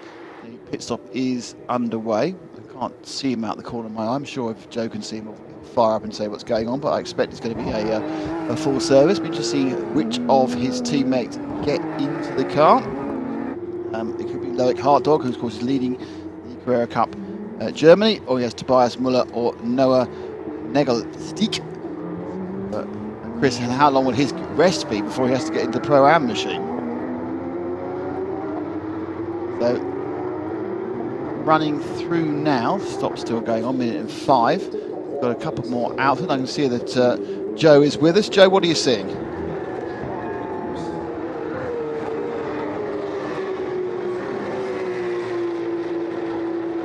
very little from the GP Elite pit, who was just pitted, and son got out of the car. That's Koen Munix, and Peter Munix got in. I've just got somebody going to get Koen for me. They're second in the AM class at the moment, and a little bit of consternation going on here. Bizarrely, I'm in the right place at the right time, because that car, which I'll just remind you of the number of, it's the number 12, the Team GP Elite entry, and the car has been in, changed drivers, went through its usual pit stop process, and Koen went out back. I'm standing here waiting for Koen to come forward. Let me see if I can get him. Can I just cut across you for a second, and now there's Joe? a problem. So Yeah, is because the car what's happened? coming in? Yeah, what's happened is the car has just crashed. Yeah, we just. Okay, we're going to interview Koen later, because the team are running around, as you can imagine, Nick, running around, moving chairs out, because if the car makes it back, it will be pushed into the garage. Yeah, this is the GP Elite car. It's Peter Munix who's taken that GP Elite number 12 car. He has spun the car going through PIF-PAF, so coming through 12 and 13. So it's obviously Lefania is the official name for PIF-PAF. He's gone in, he's bounced into the barrier, and now he's facing the wrong way. He's been there for a while. There is some damage to the car. I'm not overly sure he can get that rolling again. There's a possibility he can, but he'll probably need some sort of traffic neutralisation. But he has decided to move forward onto the grass, and we have got our first full course yellow. Ooh! So we are our first full course yellow, John. Go for it. The pits will stay open. So anybody who has Meese just been in? That's really... So Thomas Merrill, who hasn't been in, should be in the pit now. In fact, he's just come into the pits. That's absolutely outstanding for the 2:33 lap time performance. Who else might this benefit? Well, surely the Chinese Bao Jinlong's car. not been in the 85 of the racing. Yes. 5 car. Correct. So they need to be in. Where are they on the track? They're 5th overall, but I'm not sure where they are on the track. 85.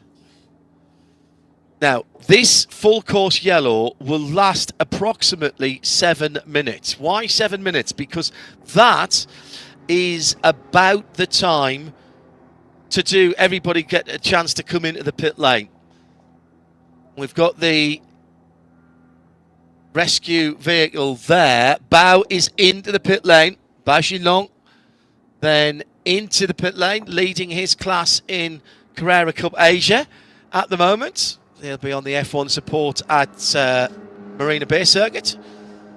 There's going to be no point virtually any of the other cars coming in, because they have just gone through a pit stop cycle. It couldn't come at a more inopportune moment for pitting. And they still have to stand for 60 seconds, whether they need 20 seconds of fuel or 60 seconds of Most fuel. of them need about 5 seconds of fuel. Joe Bradley is in the pit lane. How many takers you got, Joe? Right, I've got the 233 that just happens to be next door to the GP Elite team. The team lap time performance pit is right next door, and that pit stop from second place was taking place. So I was here. I witnessed the car go to the ground, and that allowed the fueler in. The fueler put the fuel hose on. The fuel hose came off about, I don't know, maybe 10 seconds. So there was a countdown. The car moved forward with about 3 or 4 seconds to go, about 6 seconds to go actually, and then he stopped again. And the controller then counted him down in rally style with his fingers. 4, 3, 2, 1. The car has just left. But my query is, with regards to the regulations, can the car move even a metre without that, while that timer is ticking down to that? It's on the screen, isn't it, Joe? That's yes, the it's thing. on the screen. It's great. It's great for me, because I can see the countdown. The tension will build. If we get into a situation towards the end of this race where it comes down to a pit stop, it's going to be great television, because we can see the timer ticking away on the car. So what difference does that make then to the lead? Because the Team Black Falcon, now with Noah and Nagastik behind the wheel, is just coming to the final chicane now, whereas Adrian Comstock, who's just got into the team lap time performance car, is on the Kemmel straight. So they're both on lap 63, so it'll be 64 now.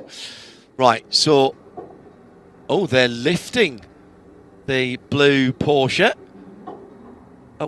Sorry, Nick, which Porsche was that was being... It's the number 12. It's Peter Munich in the team. Oh, no. Elite. Yeah. He just got in.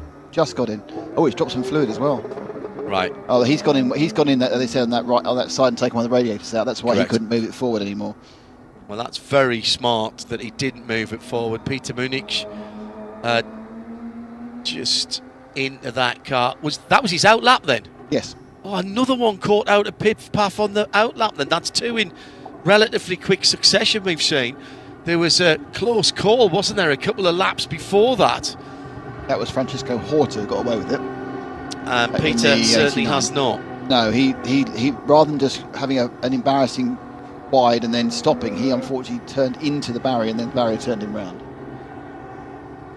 Oh dear. Dear, oh dear. I'm just skimming down as well to see who else has been helped. K. Kramer Racing just came in. Fidel Lee. Had they just answered a penalty, Nick? K. Kramer have been in fourth. They've had a couple of penalties, yeah. Right. Obviously, they couldn't have done a penalty there. Right, so the K. Kramer car is the. So Fidel Lee did a 12, a 9, and an 11. So that is that was a stint then. He had 2 penalties within his run because he had a fueling penalty and then a track limit penalty. So now they've got Karsten Kramer behind the wheel of that number 36 car, and I reckon they did that under this full yellow. Seb Lejeune Racing, Seb Perrin came in and changed to Sebastian Lejeune, and that was pretty much spot on. They got 31 laps from Stefan. You see Stefan back. Further down, Kern Munich, got out. Peter Munich got in and then dropped it, causing the issue.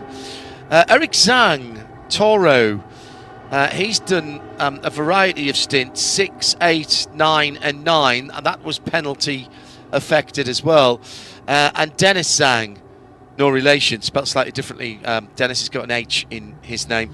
He's in that car now, but that's happened during the full course yellow. And the last one, I think, is Black Falcon, where Mike Stursberg has just come into the pit lane, and Mustafa Mehmet Kaya has got into that, and that's happened under the yellow as well. So there's been one or two people who have pit taker benefited. is Peter Eisberger from IFA Motorhome. They've come in under this yellow. I think they were slightly out of sync anyway due to some problems they had earlier on.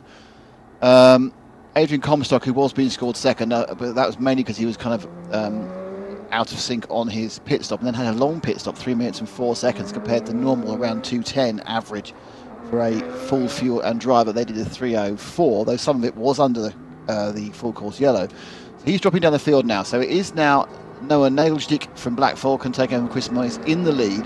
Second place, Sasha Norden in the 99 Belgian racing car. The gaps aren't important because the gaps are wrong at the moment because they're running slowly, so we won't bother the gaps.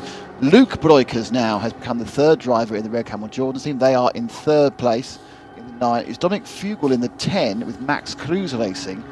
So it's Pro, then Pro-Am, then 2 Pros. And then I think the leader of the Am is Adrian Comstock, and I think he is in...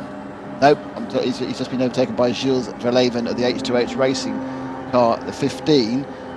Waiting for the 233 call the tracker. He's coming off the line next, so it should be Comstock 6th overall, first in Am with team lap time performance, and Eric Kwong potentially in Norhof Racing second. He's also an outlap, which can make things look a bit weird on the tracker. So the only person in Red Camel who's not been in is E4. Yep. E4 Breukers. Although they have been down the pit lane 3 times. Because they had a pen, of course they did. A lot of pens going on. Great work by the depannage, by the recovery. And dry down. Bit of sand. All dry. Sand. So we go Pro-Am, then 3 Pros, and then the first Am currently in 6th. Now the question is, will the safety car, the 918, go out and pick up the leader? They have the option to go to safety car or come out of full course yellow, and they will tell the teams, race control will tell the teams, we'll see it on the timing screen. The process for the safety car is, if it needs to, it will not wait for the leader to... Let's say the leader, who is a Black Falcon at the moment, the number 48 car, Noah Nagelstick, he's going across the line right now. Now, let's say that by the time he gets down to the bottom of the hill at Eau Rouge, race director says, do you know what? We can get this restarted here. The choices are, they can take away a full course yellow, they can scramble the safety car. The safety car can then drive through without its amber lights on and drive through the field to pick up the leader, and then put its lights on and pack everybody up behind it, which I really rather like that. Been in the safety car now for 9 minutes and 20 seconds. Right, so that's more than the laps required to get everybody to go past the pit lane entrance at least once. Let's check in with George, see what's happening in the pit lane. The Alpha Motorhome team, they've got quite a story to tell for this first 992 Endurance Cup event. Peter Eibesberger has just got out of the car. Peter, you guys started at the back of the grid because of that problem in qualifying. Tell our viewers and listeners, it's quite a tale, isn't it? It's quite a story from the team. Yes, how you say, it's a real story. Leo started from the last position today because yesterday we had in Q1 a crash with Kevin, and now we are 3 drivers altogether. And yes, Leo did a very good job in the first stint. He came to P13, I think, and we were third in the AM category. Now I don't know where we exactly are because we had an issue with our ABS sensor before my stint. Yeah, but it was a clean run, and yeah, we will see how it will be at the end. So this car was a fan favourite because of its bright yellow livery. Little bit different. I take it it's a brand new car. The car that comes from Porsche is always silver, it seems, and you guys have put your doors and fresh stuff on it. Yeah, exactly. We took this car as a spare car if something is broken or will break, and yeah, we took it now in the night. The boys, the mechanics, did a very good job, and yeah, normally this car is driving hill climb races, and so but it works. And it was Kevin Wraith that crashed the car. Kevin's okay. Kevin is in the hospital, but I think he will come in 2 hours maybe to us, but he is well. Okay, he's watching on TV. Yes, exactly. Okay, Peter, thank you for that. Cheers. Track temperature and air temperature in the early to mid 20 Celsius. A little bit of a breeze out there, but barely a cloud in the sky. It's been absolutely superb as we're in our first neutralisation period of the first ever running of the Michelin 992 Endurance Cup, powered by Porsche Motorsport. Joe Bradley in the pit lane, Nick Damon and John Hindorf in the booth. We had 2 3/4 hours. A yellow. A code yellow. Code yellow. Oh, okay. Which one is it? Code 80 yellow. Code 80 thing. Yeah. No, but it's 50 miles an hour around Spa. That time, by the way, is 5 minutes 13 to do that. Yeah, yeah. Well, and that 7 minutes was mentioned in the team manager's briefing yesterday to say, look, that will give everybody a chance to get past the pit lane entry and decide whether they want to pit or not. And they felt that was the easiest way. Now, there is also here, and those of you who listen and watch our IMSA broadcast, there is a potential for what's called a short yellow, which would be communicated to the team. That would be within half an hour of the end of this one and within half an hour of the end of the race, when also actually safety car is not going to be used in either of those times. Now, the safety car has just pulled out of the pit lane. So where's our leader? Leader is coming up towards Blanchimont now. Actually, it's just on the rise up to Blanchimont as Joe Bradley has more from the pit lane. Yeah, the Team GP Elite entry, car number 12, has made it back, albeit on the flatbed truck. And front end damage on the number 12. Remember, it was Peter Munich who put the car off on his outlap. And guess what? Guess what's coming from the front end, from underneath the front end on this car? It's a Porsche 911. So yeah, it's fluid. It's one of the, I think it's one of the coolant rather than oil coolers. It's the engine coolant that's pouring out. I've done the taste test. It's sweet, so it's definitely a bit of antifreeze coolant that's coming out there. Is it the strawberry one or the cherry one? It's a what? Sorry, is it green or red? Is it the strawberry one or the cherry one? Yes. Well, it was just what was available at the supermarket, wasn't it? That defines that one. You know what? Looking at the car, you just need to get a bit of tea cut out, but it's obviously had enough of an impact to damage the radiator. But structurally, the bumper looks intact. It's barely got a crack. It's got a lot of red scuff marks, but that's off the barrier. And already they're bringing out the alignment tools, which is a big piece of aluminium plank, to see if the alignment is anywhere near where it should be. And you know what? From my untrained eye, it looks pretty straight. So the car's not even on the jacks yet. They're just checking the alignment before they do that. Now they go to work, guys. I'll keep an eye on this one. Joe Bradley in the pit lane. We have, for the first time, the Porsche 918 Spider, the mid-mounted, normally aspirated 4.6 litre V8, developed from the RS Spider race engine and then subsequently re-engineered into the Porsche 963 hypercar GTP engine, albeit with a couple of turbos bolted on.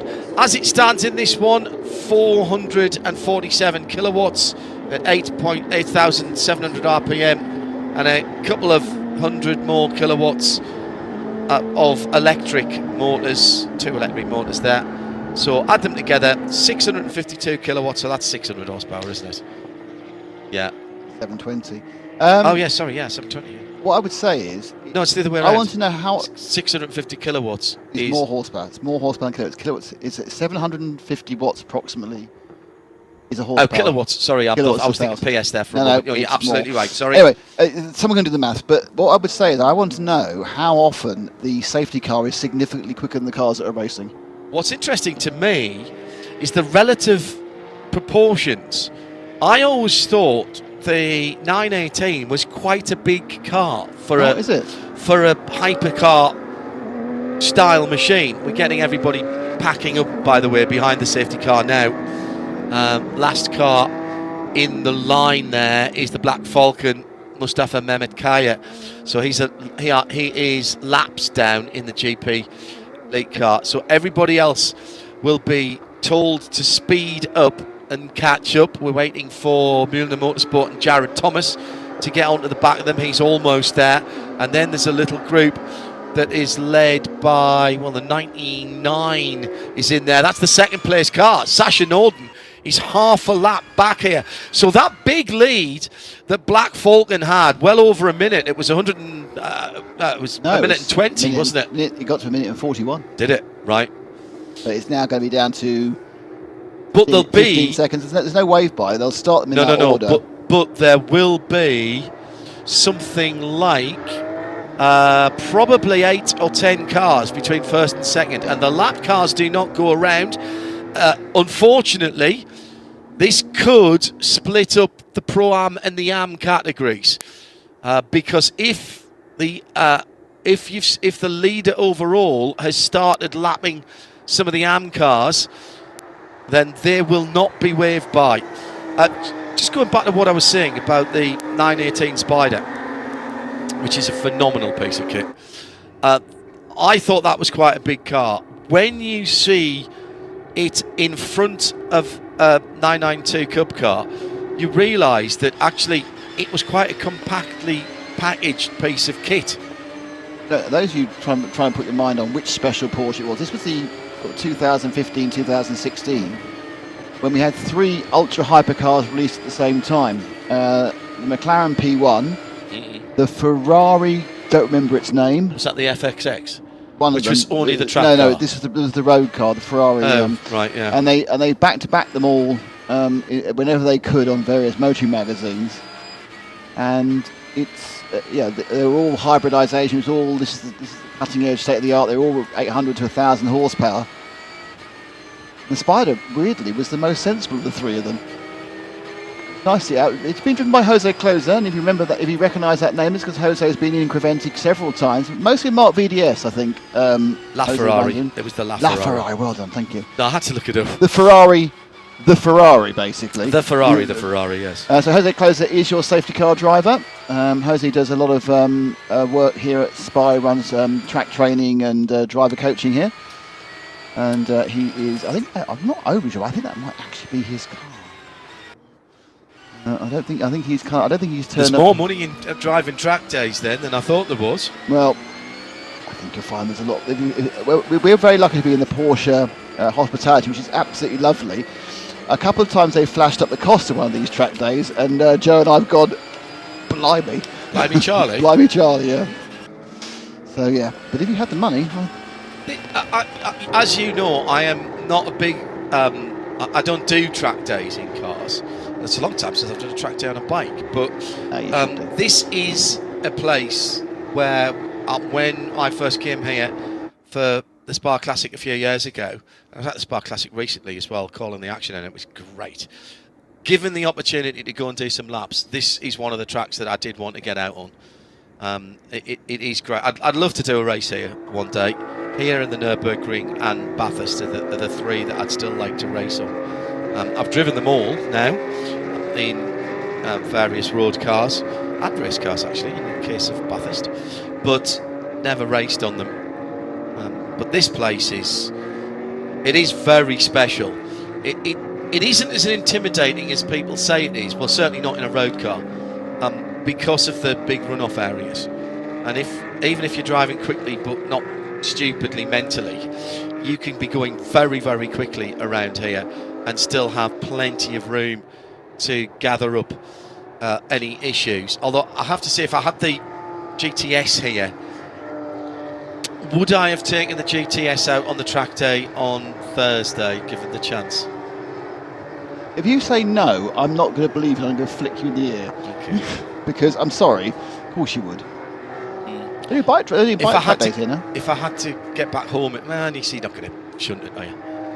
Not on a Porsche track day where you're not going to have a load of idiots trying to drive up the inside of you. It's not like an normal track day. And also, it's an F1 track, so there's plenty of space.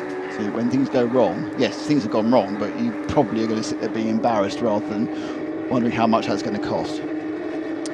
It does have 193 mile an hour top speed, as long as the rear spoiler's down and you stay at 6th. No, I know. It's a limit, not a target. The whole of the field is back together again, so the race director has instructed Jose Closer to speed up in the 918. He's used all of that nearly 1,000 horsepower to disappear into the distance. Absolutely, yeah. And therefore, the race is now under the control of Noah Nagelstick. The green flag is out, and as soon as the green flag is out, you can overtake. You do not have to wait for the line on the restart, so he cannot just tootle around at this point. And here, sorry, no, that's wrong. You have to wait till the line on the restart. You don't have to on the start. My apologies. So he controlled it, he got it spot on, and straight away there's lap traffic making moves. The 11th position car, Milner Motorsport, Jerome Blankenmolen was awake there and making some positional movement. And the question was, who was that? Oh no, that wasn't for position.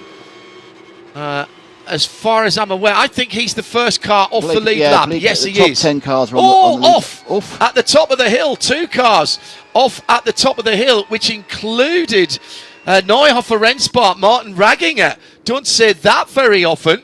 The number 86 car, and I think right with him was Michael Kuhl for Belgian Racing. Now that is a battle for 8th and 9th. And now 3-4 cars wide going into Les Combes at the end of the Kemmel Straight, turn number 5. And there are lapped cars mixed in there. The second place car, Belgian Racing, Sasha Norden, nowhere to be seen. He's picked his way through to the head of the second group, and he's got Luke Breukers right up his twin tailpipes at the moment. But the leader, Noah Nagelstick, has set sail down the hill. He heads into Pouhon as the rest of the field is going through. So it was the number 5, Black Falcon, that was chasing that battle over the top of Oh no, he had to avoid. Sorry, so it wasn't Ragginger. It was Mustafa there that was in that battle, who went way off the circuit. But as I said, there are lapped cars right throughout this field. Yep. Fifth place H2H Racing, Gilles Verlaine he's been really sensible. I do not want to be involved in any of this. You want to go by me? Go by. I'm not throwing away a 5th position and 4th in class right now.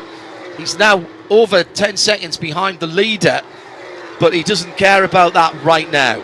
Yeah, we only have 10 cars in the lead lap, and the 2 cars who really need to try and see if they can make their way past the leader and get the lead back, that lead lap back again. It's Jeroen Bleekemolen in the Michelin Motorsport number 4. Of course, that was the car that started right at the front of the grid. He's behind the leader now. And he needs to get past, and the other way is Jan-Jaap van Rom in the Max Kloos race, which also was right near the front of the grid at the start of the race, and obviously was actually leading the first few laps.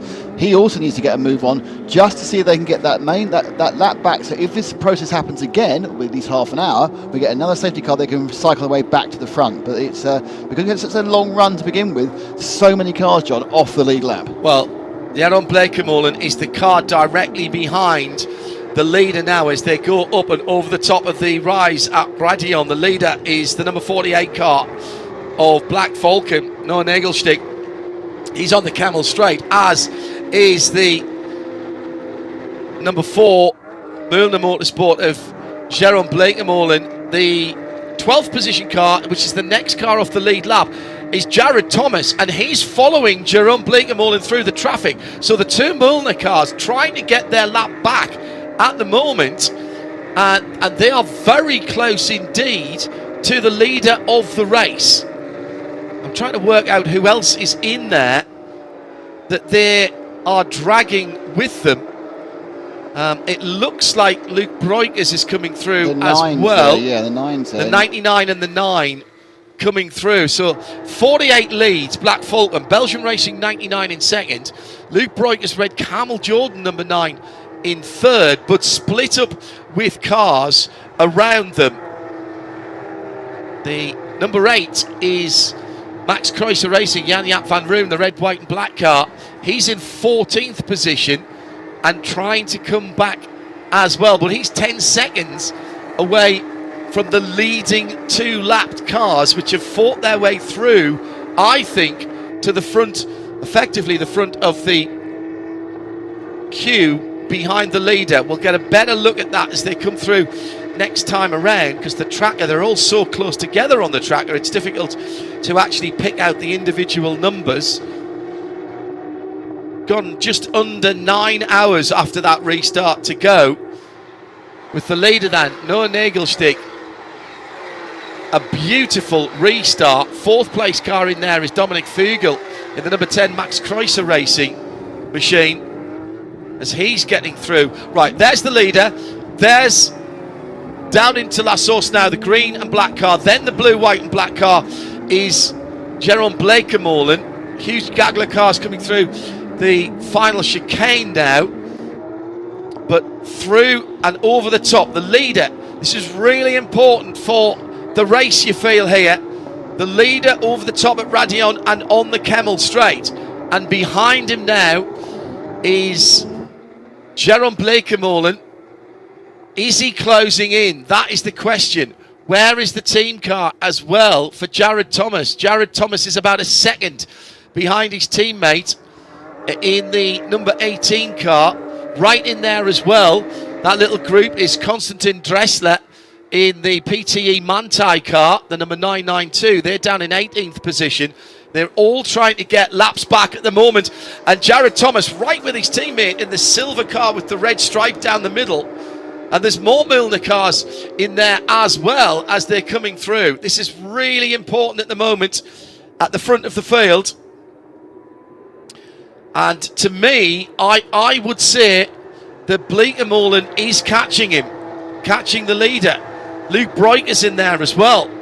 But this is a big mix-up here in terms of the positions of these cars on track, Nick.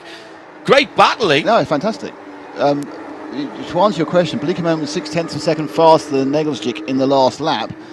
he needs to make a move. We've got second and third with 2 cars in between. And Sasha Norden in Belgian racing, he's scored 1.3 seconds ahead of Luke Brokers, but there's 2 of these bright Milner Motorsport machines, but not your own Bleekemann. It's cars 2 and 3 rather than the Bleekemann So car. Jared Thomas has got 2 cars between himself and Bleekemann. Bleekemann is right behind Noah Nagelstick. He's right there. Who's the other car that's in there? That's the 992. No? That is 992, Konstantin Dressler in this silver car with the red stripe.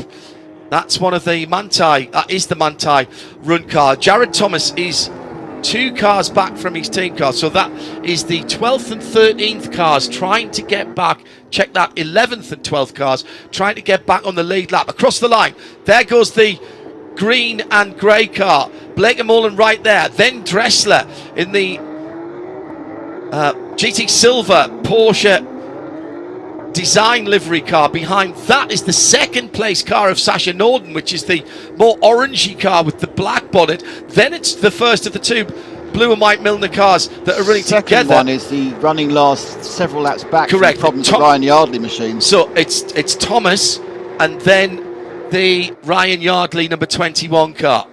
So this is crucial for the race in the sunshine in Belgium as we head up towards 1 o'clock local time. Still just under 8 hours to go. Down the inside, that was the number 4 of Jerome Bleekemann looking to defend actually against Konstantin Dressler.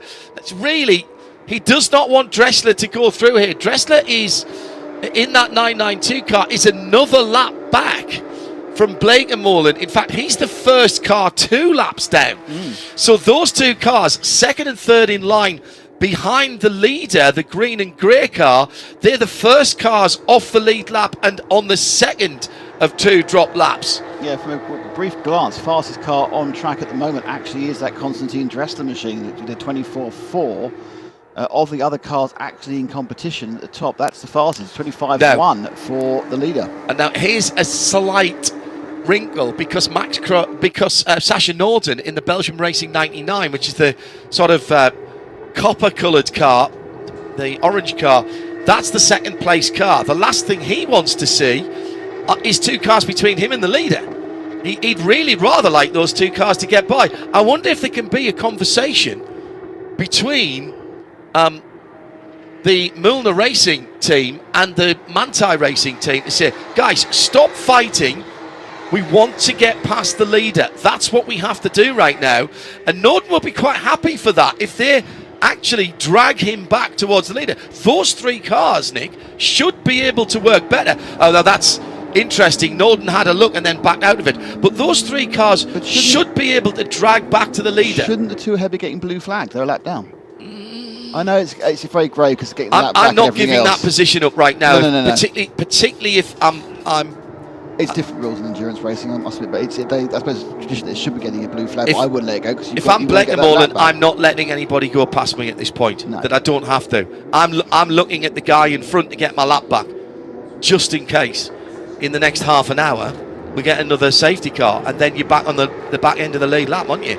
In fact, no, you're not back on the lead lap. You're back in line.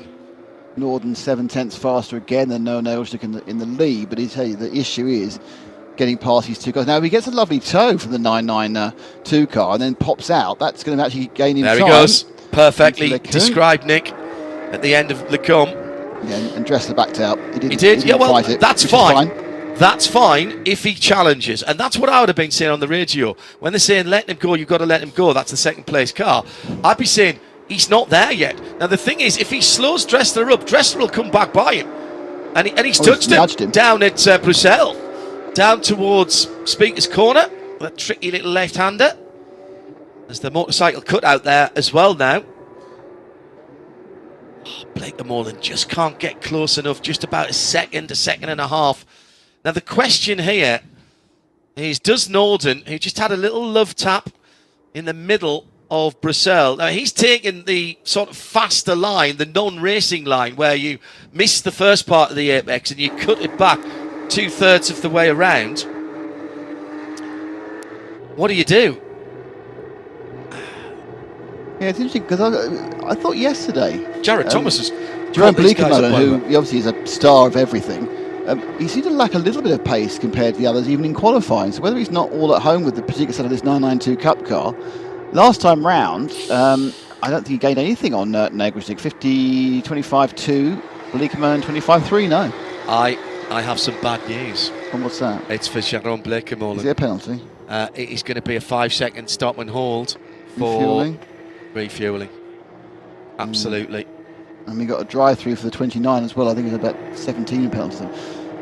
It was Frankie Zhang, but it's now Dennis Zhang. Yep, his brother's in. No. They're not. They're not. Those two aren't. It's ZANG and ZHANG. Okay. Dennis Zhang. Okay, fine. Not a friend who Toro Racing by HRT Performance. They also will have a drive-through. But yeah, it's far more important that far more important for the Bleekemolen car who's actually in the pits now. So they've stopped to take him. 4, 5. Oh, and Jerome stalls it. Refires. Can't do anything else while you're in the pit lane. And the opportunity to get the lead back, lead lap back, has disappeared for him. He's also out of what was 11th place. Jared Thomas now is in 11th place and is the first car off the lead lap. And he is the third car in that line. So he's not out of it yet. Jared Thomas, feisty competitor, has cut his teeth in Whelen Mazda MX-5 Cup racing. Also racing on Michelin tyres in the US, as Joe Bradley described that to me, 1970s Formula Ford with bodywork. Well, what we've also got for the first time in, certainly, which you haven't had really since about 45 minutes in, is the first and second nailed together and a battle for the lead as they come down the hill. And Sasha Norden on the flash here. Now this is great news for Jared Thomas in the blue and white car. 1 lap off the lead. These two start battling. Is Noah Nagelstick going to... is he going to defend? Yes. That's the question. I'd hope so. Well, there's 8 hours and 48 minutes to go. Is this the battle? He's 10 laps into his stint. Sasha Norden is 17 laps into the stint.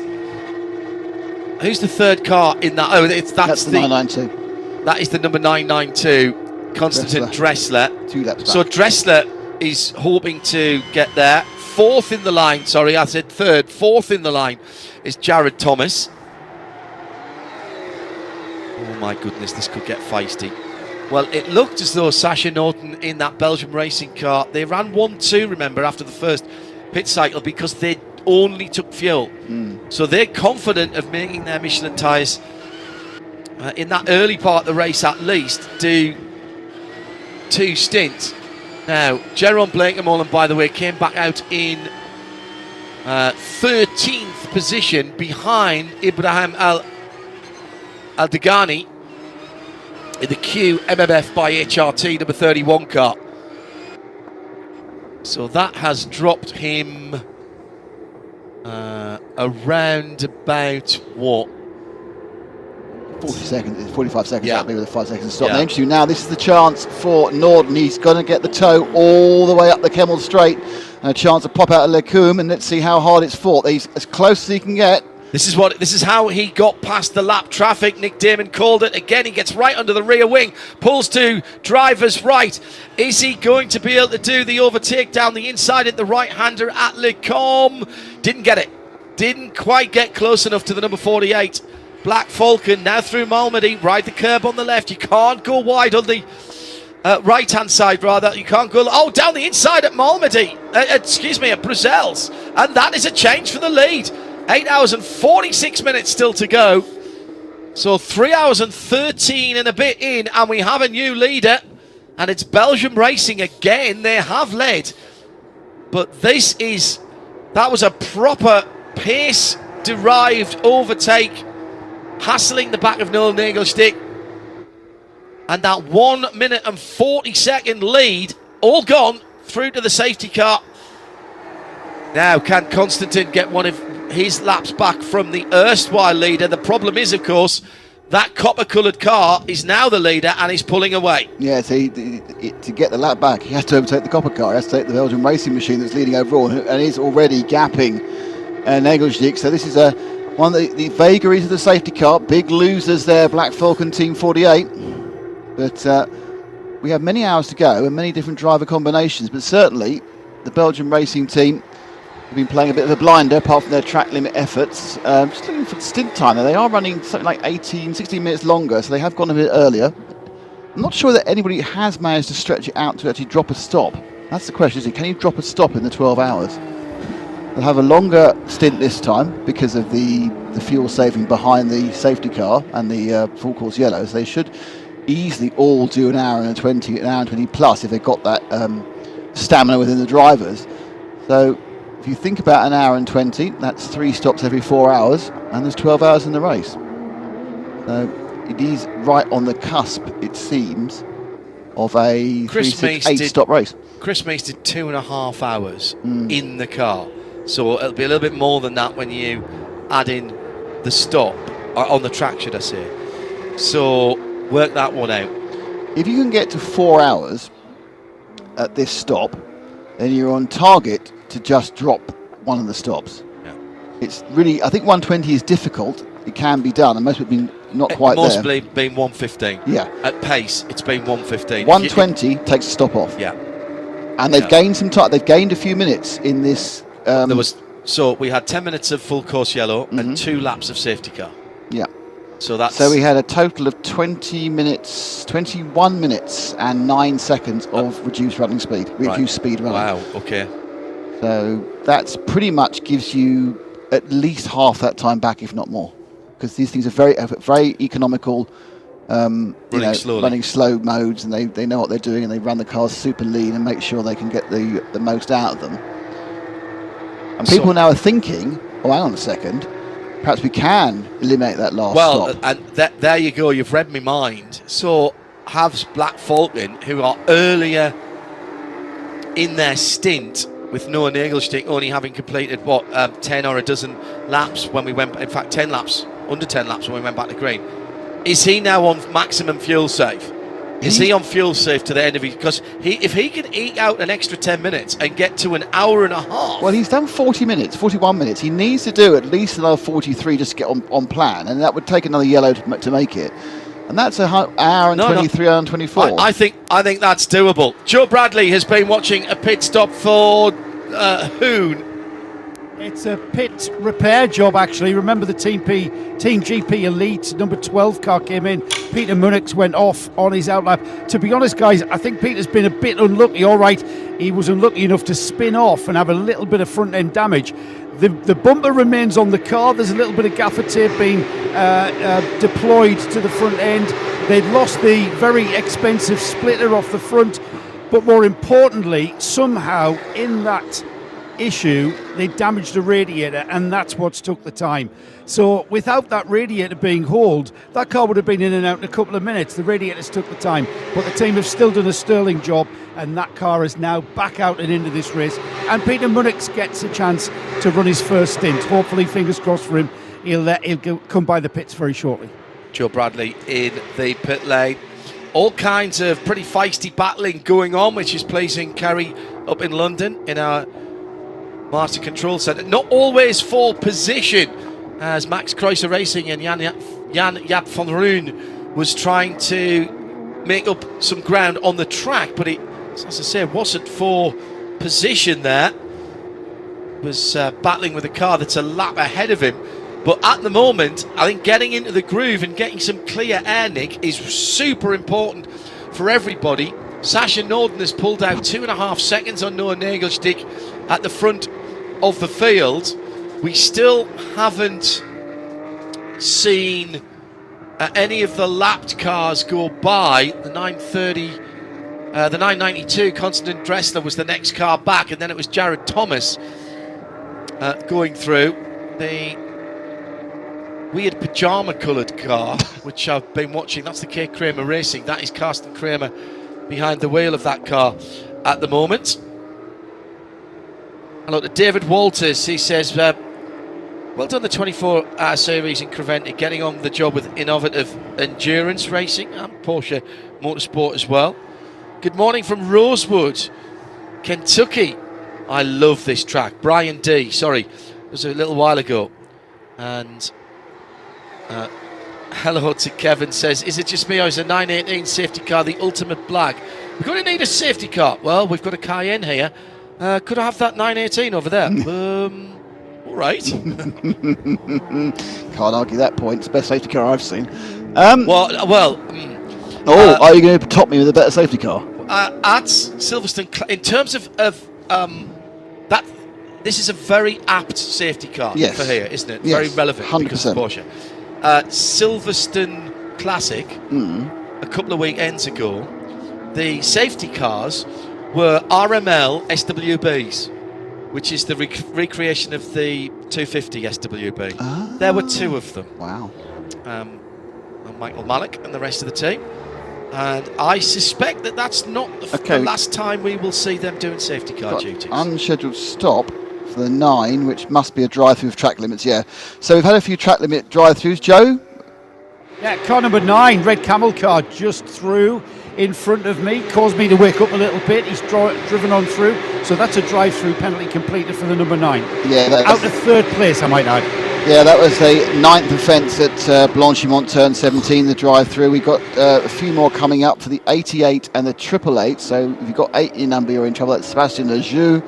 They have a drive-through for turn 3 offences. That's 13th position. From 30th, and the 88, who I think is in the wars. Yes, that's Carlos Vidal Renault from the MRS car. That's got a 6th offence, but it's obviously taken Red Camel back out of tight contention again. Luke Broikers having to drop back about 40 seconds.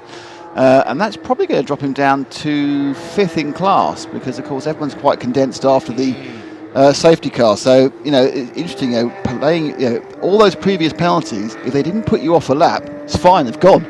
But they did put you off a lap, you've lost a lap. And now, of course, it's taking some time out of you and putting that gap back in. So Broikers and the Red Camel Jordan's team, who were looking quite strong, mainly because they came in quite late. And he was only 30 seconds shorter in his run time than Noah Nagelstick, and we're talking about this concept of taking out a pit stop. Battling ahead, the H&R sponsored Milner car there, coming down towards Speaker's Corner, and the alternate bit of track for the motorcycle. I've never seen anyone That is a battle for position, actually. Eric Kwong was ahead of them in the Neuhofer Rennsport number 85. That's 10th and 11th. That is the end of the lead lap for Eric Kwong, if you will. He's nearly a minute now behind Jared Thomas, behind the leader rather.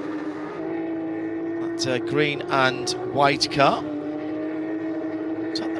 Have I picked that right? Yeah, 9th place. That's actually Comstock. No, it's Comstock in the 233. No, it's not. Yeah, that's green and white lap Comstock. time car, Sorry. Yeah, that's Adrian's Comstock. Eric Kwong is actually further back down the road in the line because we know Jared Thomas is trying to come back through the field, isn't he? So that is Comstock ahead of Bleekemolen. There's Bleekemolen flashing his lights. It's Blake. Sorry, excuse me, it's Bleekemolen. Okay, so he's coming back. Bleekemolen's coming back from through his drive-through. Yeah, sorry, I thought that was Jared 5 Thomas seconds there. off and go, actually, wasn't it? So there's a lot of movement. But the thing to remember is, we got Eric Kwong is a key person in the Neuhofer 85 because he's the last person on the lead lap. As we have a spin for the ever-active number 5 car. That Black Falcon car has had everything happen to it most of the time and often the same lap. Mustafa Mehmet Every time I see that car, he's at the final chicane. Every time I see that car, I think, how is a GT4 Cayman RS sneaked into the race? Because there's something about that colour scheme that just makes me think when I look at it, it's a 718. Particularly at a 3/4. I don't know why. It's just the colours. Yeah, I mean, I think it's that 5 car really has been absolutely in the wars. So the chance of everything pointing exactly the right direction is probably relatively low. As he then himself takes a bit of liberty with the turn 3 at Radion, but he'll get away with that one, so that'll be fine. Coming up the Kemmel Straight before he drives into Lecum, and then of course you drop down the hill to Bruxelles, and it really is a very steep drop towards that sharp hairpin, which is what it is at Bruxelles. It never kind of looks it on most pictures. This is the 888 of Sebastian Lejeune coming down the hill behind the 5. And just trying to take the position back. Currently scored in 14th. Let's stay wide, and he does. And then it's the kind of little short straight before Speaker's corner. No runoff on the right-hand side there, Nick. This in the wet, it's off camber, it's downhill, and it's straight into the wall. Bizarrely, if you go off early in the corner, you might get stopped by the gravel. If you fight it and get all the way at the end, the gravel runs out, you're on grass, and you're almost odds on to hit the wall. Yeah, the Speaker's corner, there's some more added gravel there that got added about 2 years ago to replace some AstroTurf, and there's gravel at the outside of Pouon or double left, depending on how old you are. So they plunge down the hill, and now they go through the Fania and complex and coming into campus. Nick Damon is going to compile some more penalties. Oh, excellent. How marvellous. As Joe Bradley gives us news from the pit lane. I'm sorry, I couldn't hear. Yeah, Therese Lalou has just got out the number 90, the MRS car, and been working very hard. Now, we spotted Therese in qualifying up until that point. Therese, you'd been out in a practice session, you'd been out in qualifying. This was your first race stint. Yes. Any difference? Absolutely. It's definitely, now we really see the differences between the pros, the pro-ams, and the AMs. I have a lot of pressure on me being, unfortunately the weakest link on the team, you know what I mean? So I'm just always trying to make up that gap. It took me maybe a couple laps. I had never done a sticker run on a Michelin, so that was my very first one. Took me a little bit to figure out the peak of it. Is that really different when you go out on brand new? It's really, really different, especially when you're trying to maximize the peak of the tire. And the Michelin is so different than the tires I'm used to. I've only run other brands, so it's a great tire. I know that it's engineered for this car, and this 992 machine is just so incredible. Could beat on it all day. The fact that we're out here, in 27 degrees banging on them for 12 hours is just so impressive with these cars. But it was an awesome stint. We were in a nice tight pack of like 15 cars. That's what I love to see, you know what I mean? Last thing you want is just be doing time attack laps. So got my nose in there, got a couple battles with my fellow pro-ams, and saw where I can make up the time, and looking forward to my next stint. Well, you may feel like you're the weakest link, but I saw all your team crew smiling, high-fiving you, etc. So, cracking job, it seems. Thank you. I think they're very, very sweet, and they love me a lot, and they're thankful that I sponsored the car. But I think I also did a great job. I'm really, really proud of myself. I think you did, and you worked really hard. I can tell by the amount of fluid you're having to take on. Well done, Therese. Thank you very much. That was a pretty impressive stint. 8th and 9th, still having a good battle. Team lap time performance, Adrian Constant with Gilles Verlaine right up the rear Michelins of that car as they plunge down from Pouon into the Biff Path. Just about, the sun's just gone over the top, hasn't it, at this time of day. Very short shadows, all still downhill at the far end of the circuit through Stavelot, curve of Paul Frere, if you will, and then it's uphill pretty much all the way to the start finish. Didn't realise actually that run up to Blanchimont is so uphill. Yeah, the two Mulner cars running together now. They've not been able to keep the pace up at the front of the field. That is Jared Thomas running in 11th position, and with him is Ryan Yardley in 28th position, and they're trying to bring their way through the pit lane. And yellow flag at the final corner, and that is for a spin right in front of traffic.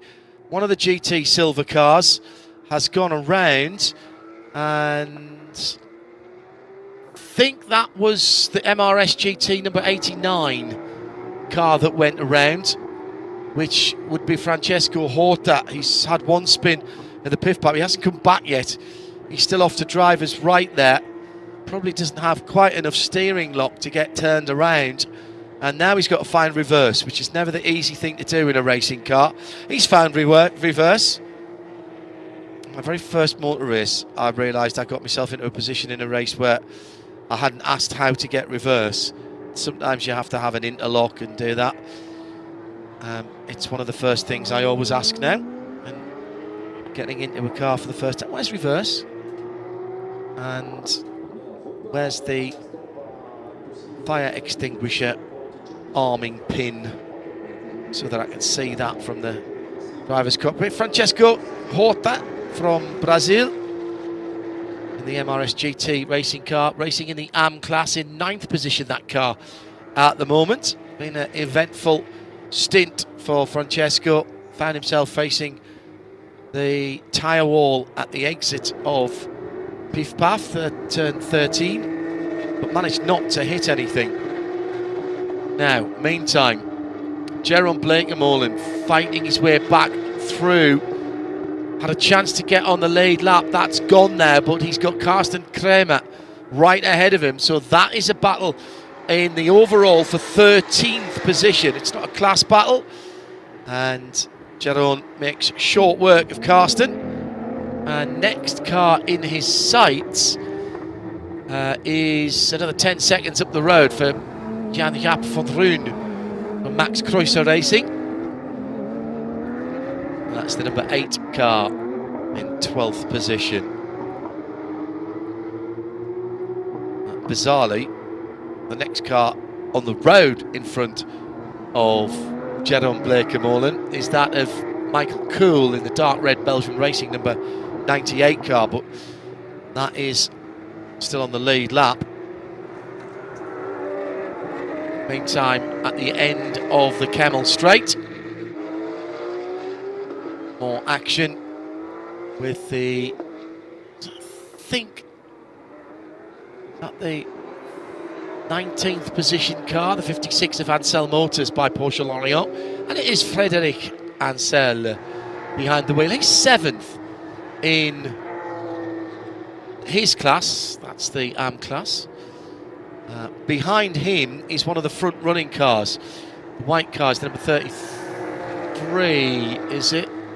And yes, it is Tierra Outdoor Racing by HWM. Hans Weiss. Oh, and that's the 6th place car right behind that. That's Luke Breukers. So that is a battle being held up by a lapped car for the moment. And I'm not saying that at all to criticise the driver of the silver, red and blue car that leads that line. Great livery that on the GT Silver. I really like that. Works well. Luke Breukers, target acquired with the orange, black and GT Silver car. They've sort of transplanted some of their bodywork onto that car, including the doors. That's another one of the spare chassis that we had here this weekend. 8.5 hours still to go. And Hans trying to attract the attention of the car in front. That 19th position Ansel Motors car, Fred Ansel at the moment not giving way. Really just has to lift off on one of the straights for a moment and let these two go through. There'll be frustration from the two drivers behind who are battling on the back end of the lead lap. In fact, they are in, as I said, 5th and 6th positions onto the Camel Straight again for the 83rd time of asking. Leader Sasha Nolden now pulled out the better part of 10 seconds on Noah Nagelstick, who restarted in the lead for Black Falcon. Martin Ragging at 17 seconds further back, but making up about half a second or so on that second place car. 2:23.7 by the leader last time around, 2:24.6 as finally that battling pair for 6th and 5th go by.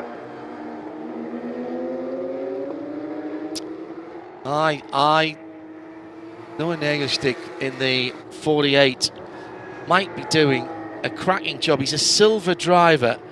Chris Meese is the platinum. Luke Hartog and Tobias Müller, both silver drivers in that car.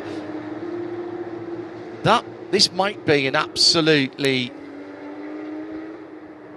genius tactical move. If Nagelstick can stretch his stint out, this fuel stint, to about an hour and a half, then they're going to be right in to potentially save a fuel stop. Because what you've got to do is marry that up with the tyre stops as well. tyres must be done first in the pit stop if you're going to change them. Tyres and driver first, and then the car goes on the ground, everybody else is behind the line, the fueler comes out and starts to fuel. 60-second countdown clock starts at that point. No one else can touch the car. So there's absolutely no point in going super long in the last stint for a splash and dash at the end, because you will still have to be on the ground and stationary for 60 seconds once the fuel hose is gone. You take the fuel hose out, just be counting your driver down, but can't be released early. Third car in that Mulner battle is in and out, by the way, for QMMF by HRT. Now that was the 31 car, so let's check their pit stop. That seemed early, so was that? Oh yeah, that was track limits drive through. MRS has just had a track limits drive through for Francesco Horta, and the 935 as well, JW Lou Kaishun. And now here's somebody who didn't read the rule book. Team GP Elite Kern Munich has been in for a penalty, but stopped in front of the garage while serving a penalty, and you're not allowed to do that.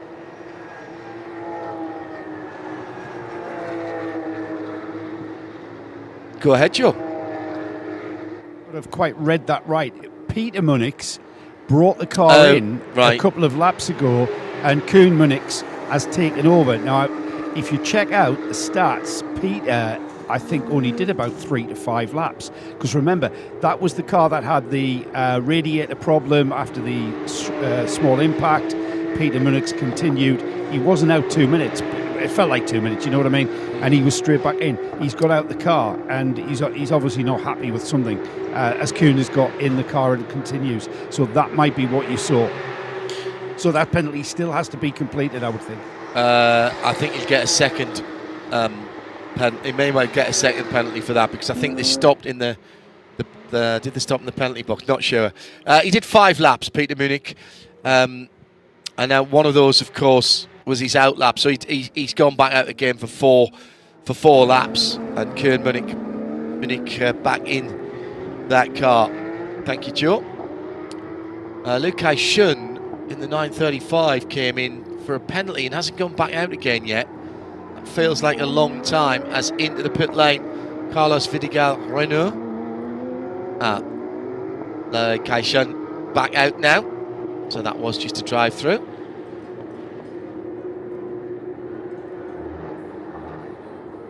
Where are we in this race? 8.5 hours, just under 8.5 hours to go. At RSL_studio if you want to get in touch, as it's just after 20 minutes past 1 in the afternoon.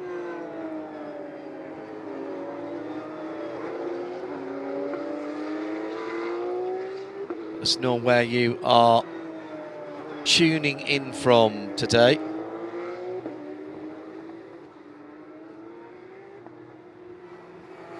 Beautiful day, really lovely. Sort of day that you want to be in the pit lane. Sunshine still in the pit lane.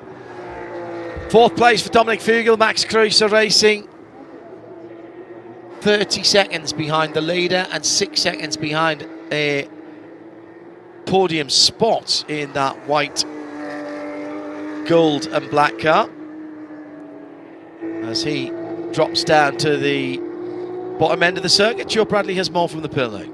Just wanted to add to your weather report, John. It really is perfect motor racing weather. It's blazing sunshine. Some of the drivers won't agree with me, of course, because it is very, very hot. 27-degree ambient. We've got a track temperature of getting towards 40 degrees. However, there's been a couple of chats I've had with regards to just when it starts getting cool here. And once the sun starts to go down, the temperature, or the track I should say, tends to keep its temperature when the ambient is quite high, and the ambient temperature is only due to drop to about 22 degrees, would you believe, when the sun goes down. It's going to get a lot cooler towards race finish, but I think initially when we start to see that sun begin to sink after, 6, 7 p.m., we're going to see, I think, a little bit of a different tyre strategy maybe coming into play for the teams that can gamble a bit. Brothers down in the pit lane. He's obviously utilising his team manager part of the brain there. Now, battle for position down into La Source, and Lucation having a battle with Frederic Ansel. And I reckon that's a position made up there for the blue and white car. Yes, it is. Confirmed as they head over the top of Radion onto the Kemmel Straight. It's barely a breath of wind as well today. That's the other thing I've noticed. The flags hanging quite limply around the circuit. Came in via La Source this morning rather than the Stir entrance. And the roadworks on the main street have come along massively since Spa Classic. Big dive down the inside. That's a Toro racing car, I think, that was going through there. Making up a couple of positions at the turn 18-19 final chicane. You might know there was chaos for WEC, the Spa Classic, and I think it was pretty difficult for Formula One as well. There was sort of 6-8 feet deep trenches dug up the road that you come down towards the petrol station and the La Source hairpin and hotel, which necessitates a one-way system, so you can only come in that way, you can't go out that way. Came in that way deliberately this morning to see how it was going, show the rest of the team, and actually very impressed. There's also a new road being built by the old hotel, which has been derelict for a long time, halfway down that hill. So the improvements to the infrastructure carry on here. Part of that was laying services and new fibre links, I hear. Having talked to some of the workers when we were here for Spa Classic earlier on this year. Circuit not resting on its laurels as a Formula One and World Championship endurance circuit. Motorcycle endurance here as well now. Been a good run so far, punctuated by one or two little mistakes by the drivers, by Red Camel Jordan Dottinell. Luke Breukers behind the wheel of the number 9 car. Still to see. Now, I was going to say something, I'm going to have to check it now. I'm not sure Ivo's been in that car yet. Luke is about 7 or 8 laps away from his pit stop. It was Rick, then Fabian with a penalty, then Luke with a penalty. So Ivo not being in that car. That car is entered as a pro car. Actually, I thought that was going to be in a Pro-Am, but okay, that's been entered as a pro car.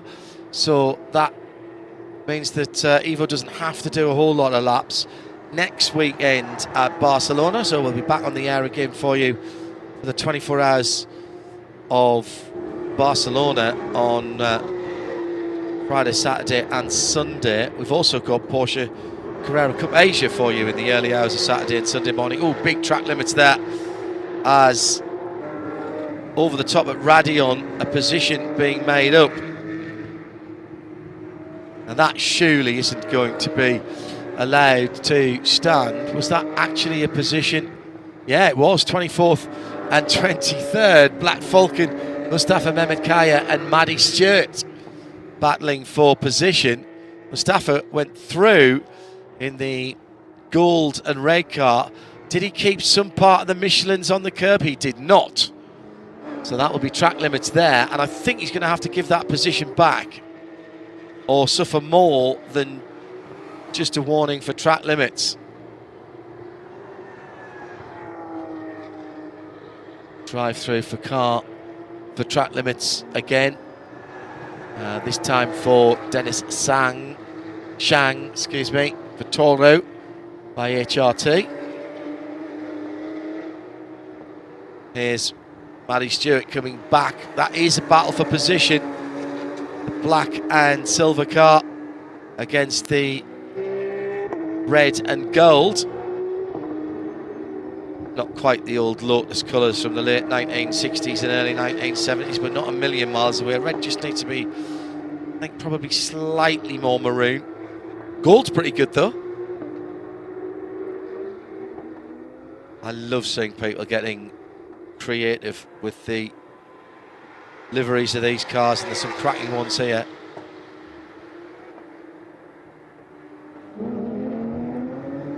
"15 minutes away from the end of another race hour, and that will be a third distance completed in quarter of an hour's time. Michelin 992 Endurance Cup, powered by Porsche Motorsport. Here's how it stands. Sasha Norden by 15 seconds, excuse me. Belgian racer number 99 leading Black Falcon number 48, Noah Nagelstick, who's restarted after the last safety car in the lead. But they did have a 1 minute 40 seconds. That disappeared, of course, when the safety car came out at the end of that full course yellow. Martin ragging right in the hunt, another 11 seconds further back, so that's what's 25 seconds off the lead for number 86 Neuhofer Rennsport. Then it's Max Kreuzer Racing, Dominic Fugel, just another 11 seconds back. So he is in, what did I say, 4th position. Hans Weiss, Tierra Outdoor Racing. Oh, turn 1, problem. And that is for that battle that we were watching as Mustafa Mehmet Kaya goes off and could not get the car turned in. Goes through the gravel, but I think he's fine. He's come out the other side. And at turn 19, Luke Breukers has just made up a position as well on Hans Weiss. So that's the Red Camel Jordan number 9 up to 5th position.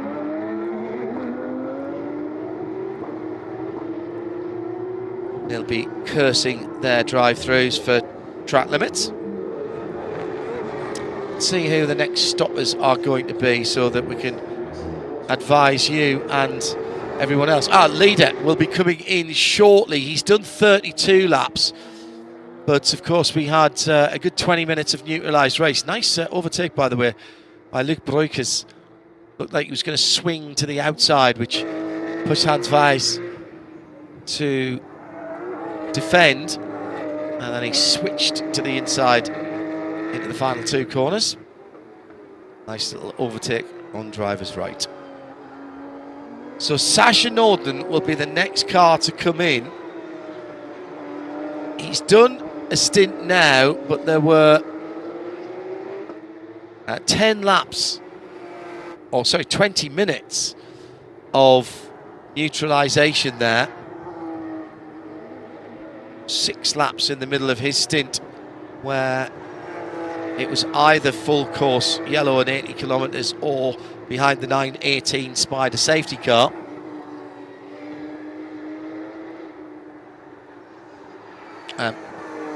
Turn 1 yellow flags removed, by the way, for Mustafa Mehmet Kaya and the Black Falcon number 5. So any time now for Sasha Norden is bonus time.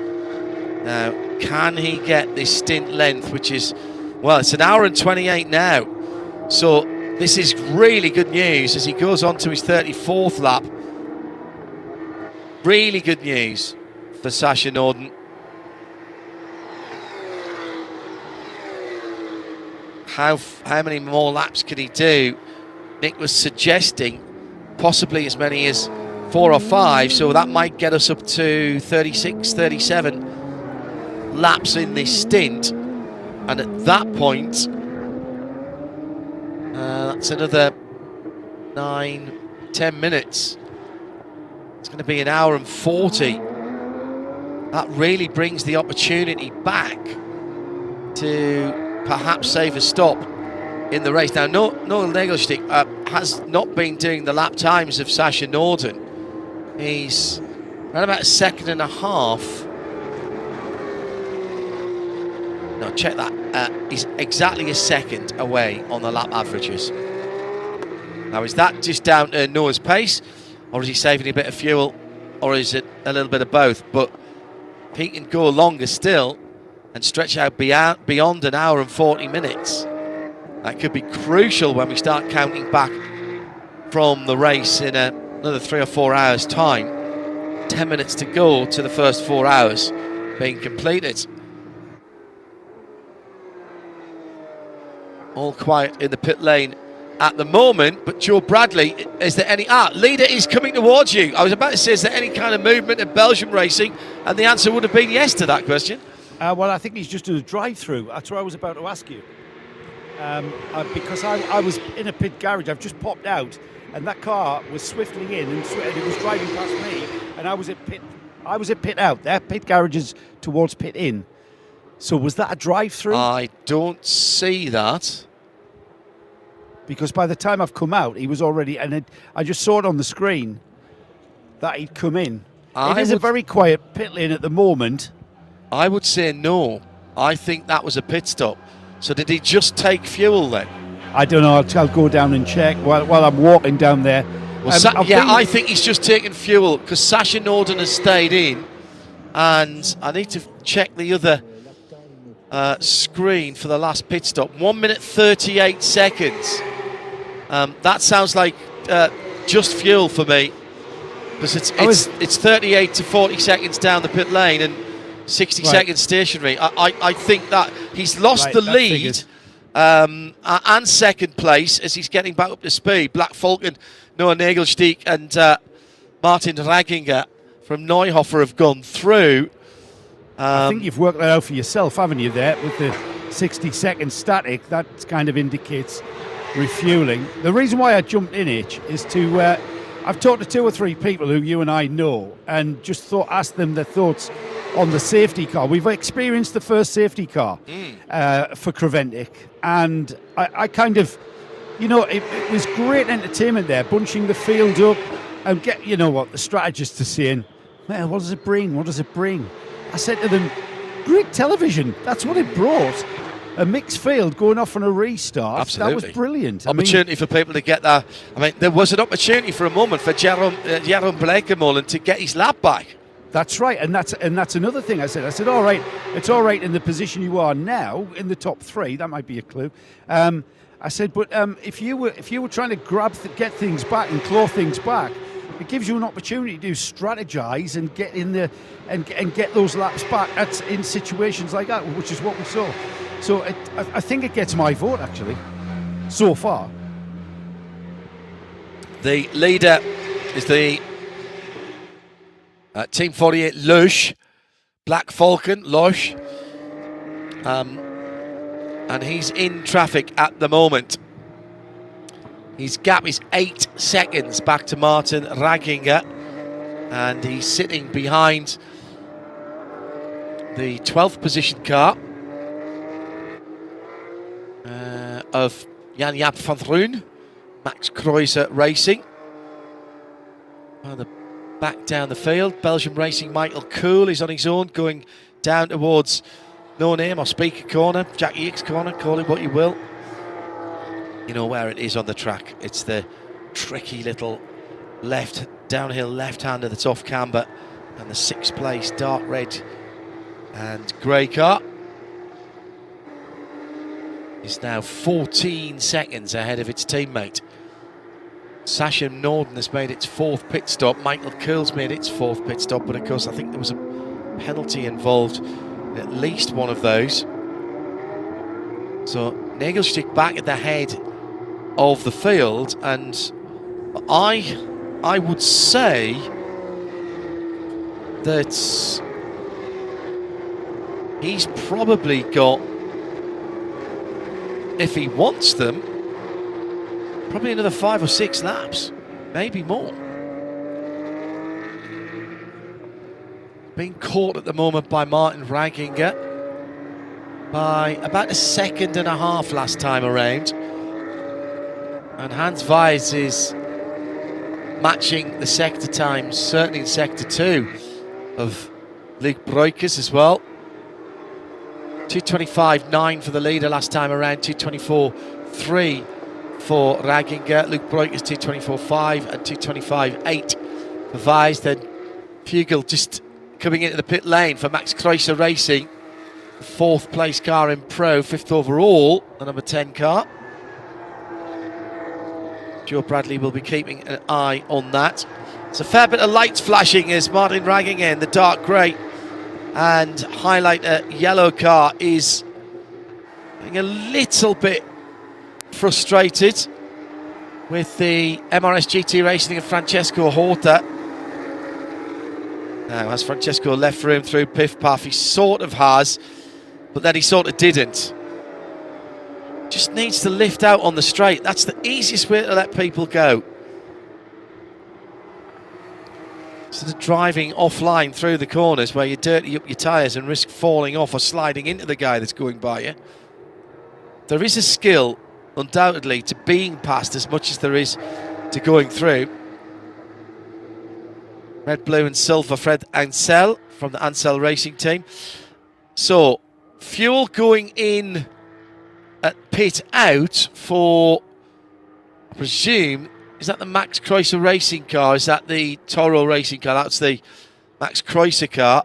Oh, they can't get the fuel hose out of that car. Waiting for the time, put it into first.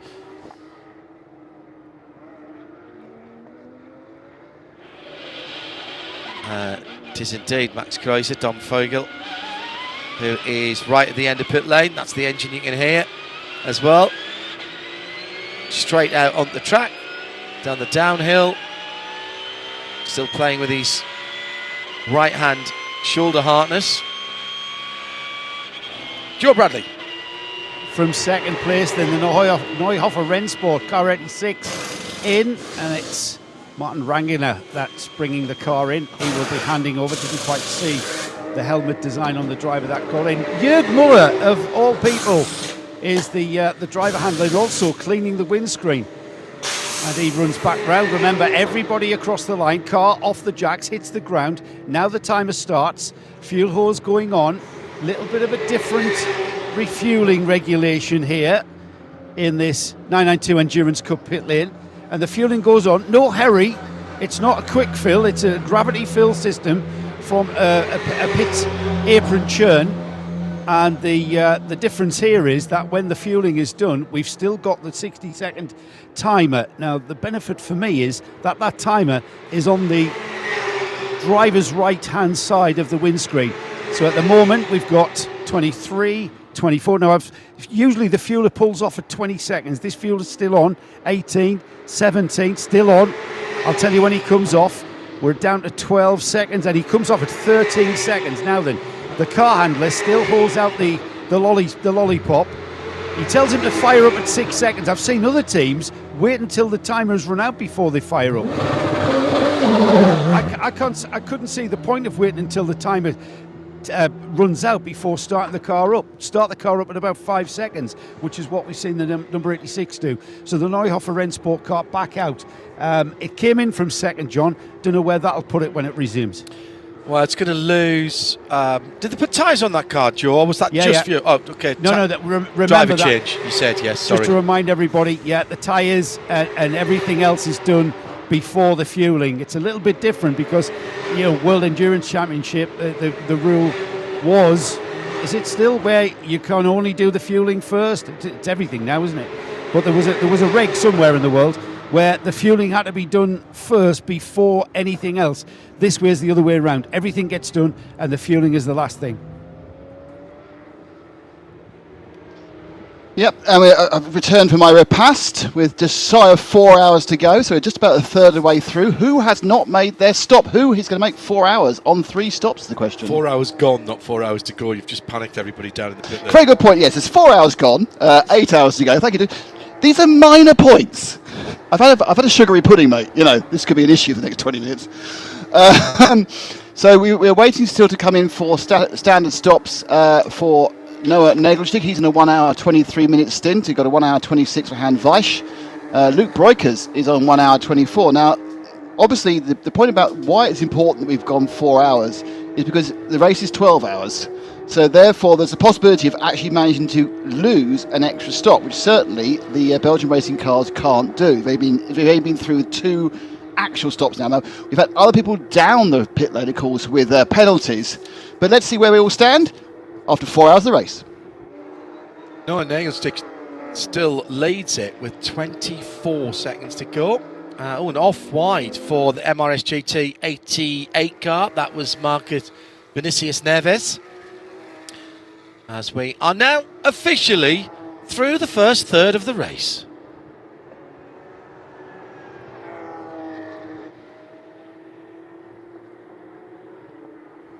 So sunshine has continued to grace us with its presence. 93 laps completed. Noah Nagelstick back behind the wheel of the Black Falcon Team Folius Lush car, back at the head of the field by some 24 seconds now. Luke Breukers for Red Camel Jordan, despite their penalty situation.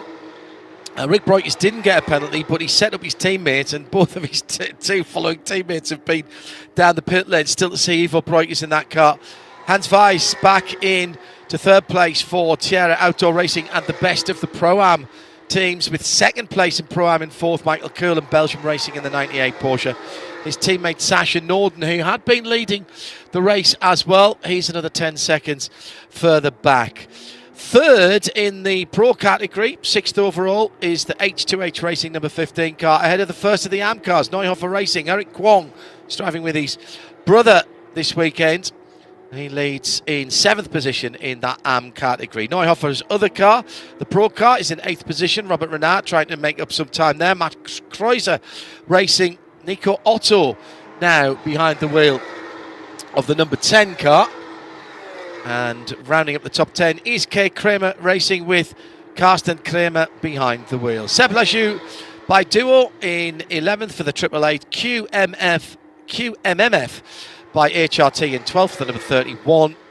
Reinhold Kran for Team Lap Time Performance in the 233 is 13th. 2 Milner cars in 14th and 15th. Glenn McGee from the US in the number 18 car is 14th. Its team car in the Pro class is the number 4, and that's Martin Rump back in that car. They've cycled through their drivers, I think, since the start of the race. Louis Cajun for JW Race Serve in the 935 16th. Paul Meyer for Max Kreuzer Racing's number 8 in 17th.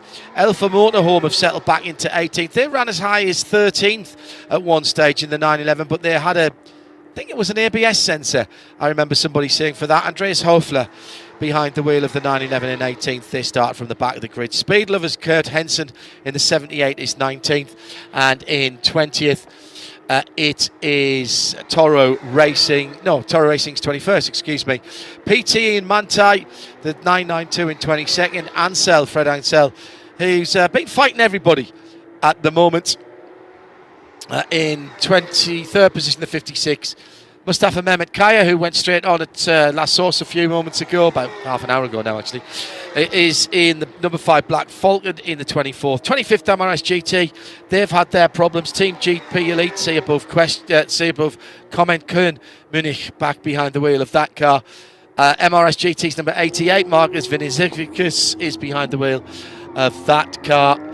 And Ryan Yardley's just come back in the pits of the 21 Milner car, which started badly, and they've been battling battles all day. Leader is Noah Nagelstick for Black Falcon in the green car. He's completed 95 laps. And on just 2 pit stops as well. Now, I'm going to ask you a question, John. Yes. The 29 car, Dennis Zhang, is also only about to have his 3rd regular pit stop. Correct. How many times has he been down the pit lane, that 29 car? I'd have to look. It's a quiz. The answer's 8. Oh, really? They picked up 5 penalties. They picked up 2 penalties in 2 minutes each other for the Orchifa issues, which is turn 17 and turn 3. So they are king of the track infringements. Still to be served at the moment, it's only a penalty for the car 5, the Black Falcon machine, that's been all over the shop most of the day, so it's hardly a surprise. The most recent to serve penalty is the 12 car, which again is one of the cars towards Butts Cohen Munich, who had his issue with the accident he had down at turn 13. It was his dad who had the... his dad had Burton, sorry. Yeah. So he had the issue there with turn 13.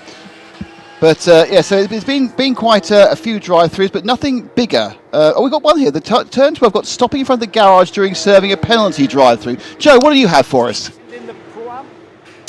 Joe's just setting something up.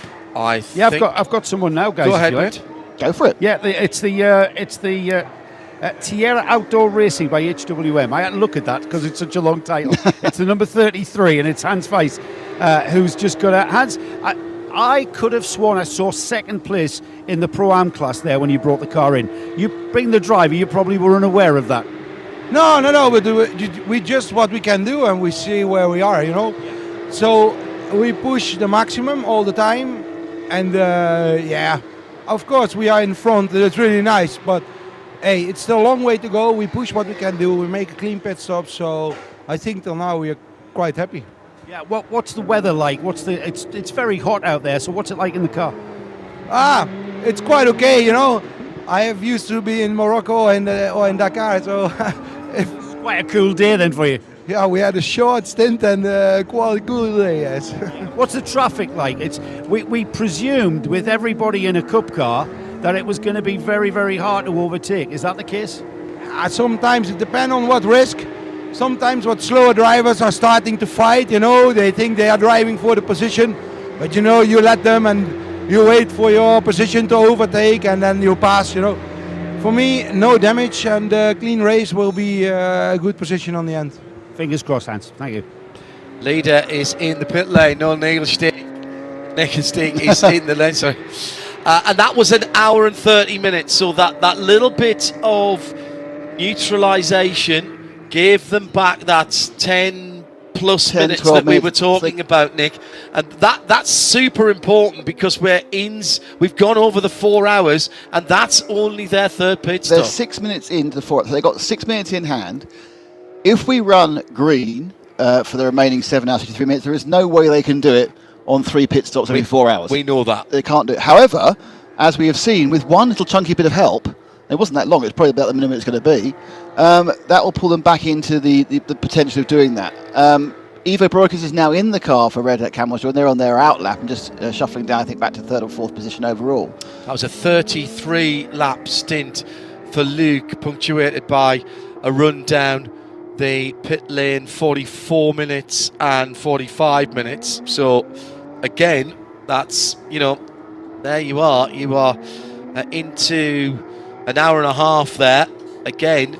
So that seems to be, if we're going to get even a relatively short full course yellow, then it's only a couple of laps of safety car to get everybody packed back up again. Yeah, it really is interesting this because of this. There's no point doing a splash. But everyone's going to be hanging on because even when you get down to the last couple of hours, if suddenly a really long yellow came out, so perhaps someone pinged a barrier or something, it could pull you back in the position to be able to knock one out. So this is really difficult to work out. 33 laps for Eric Kwong. And he's still out there. Which is quite impressive because he actually didn't... he's still out there on the 85. Wow, yeah. In Neuhofer Rennsport with the AM car. That's... he's going to have a... Yeah, so he's absolutely got a chance of running an extra stop. He's now run almost 9 minutes of extra time, inverted commas, on the 4 hours. Well, Bajin Long ran 1 hour and 16 in the previous stint, and I think, if I'm quickly scroll back, I think they were long in the first one as well. Yeah, Henry Kwong, who's Eric's brother, he did 32 laps, so that was 119 in the first. So they are doing very nicely. Now, it is that old chestnut, isn't it? It's all very well saving a pit stop, but if you are losing, several seconds a lap within that hour and a half, then a pit stop is what, a minute and a full. Running down, you're a minute and 40. With a driver change is 2:10 average, plus or minus 5 So seconds. a couple of minutes, let's say. Yeah. Okay. Well, no, But they're in it. Well, what's happened, obviously, for the 85 car is they were the last car effectively on the lead lap, and Correct. effectively a lead lap, almost a lap behind when the safety car came out, and that pulled them back into position. And they've drifted back again. They're now a minute and 40 back without a pit stop. So they're actually, when the pit stop happens, they'll be a lap down. But it's just the thing fell at the right moment for them to stay on the lead lap, which has really cemented their position within the AM class. And it looks like they may have a little bit of advantage as well on the way they're running the fuel, John. Yeah, absolutely. 13th position has been the spot that's been massively disputed. Martin Rump has it. Paul Mayer wants it. It's the H&R white and blue number 4 car into Le Combe, the red, white and black. Wasn't this our front row at the start of the day? Yes, it absolutely was. So 13th and 14th, and that's, they both had problems, fall on the wrong side of the full course yellow and the safety car, and they find themselves 2 laps back. I've just thought of something here. We often say in Creventic 24-hour series racing, the 992 class, which actually is what the popularity of that class is why we're having this race now. We'll often say, because they go so well in things like the 24 hours of Dubai, etc., etc. Oh look, we've got a cup race that's broken out in the middle of this endurance, and I've just realised now we've got an endurance race that's broken out in the middle of this cup race. Joe Bradley down in the pit lane. Yeah, I've just followed a trail of coolant into garage number 13. Oh, we're looking for some. It's red-coloured coolant, so that may give away what supermarket it was bought from. But it's all to do with the MRS GT racing car 89 that has been pushed backwards into the garage, and clearly coolant coming from somewhere on the car. Now, with no front-end damage, it remains to be seen what end of the car the coolant is first appearing from underneath. I've got a bit of a clue because a dip tray has just been put under there.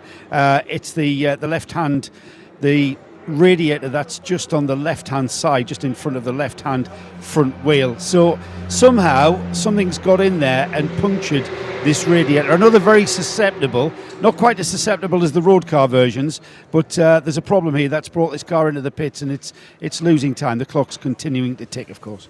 2/3 of the MRS GT team are having an absolute nightmare. We're looking at the moment at the Francisco Horta machine. That's several laps off, about 6 laps off the lead. His teammate, the 88 car with Marcos Vinces Neves, he's a further 12 laps and therefore almost 20 laps off the lead. But going well in 16th place overall is the number 90. That's Madeline Stewart currently on board with the MRS GT Racing. They're 5th in Pro-Am, very happily spaced in the middle of that class. So at least one of the 3 cars is working well. Joe Bradley, if you turn round, Joseph, 180 degrees, there he is. Oh. Fasten that. This is the one I'd never normally say that RSL is better on TV rather than radio, but this is a TV moment. Joe Bradley models the new Creventic fire suits. We need fire suits because of the fueling here, and he's looking resplendent in what is a beige and orange swoosh across his areas. He's practicing his point. He was always good with a clipboard and pointing when he was a cop. It's the way to get. It's the way to get on television, apparently.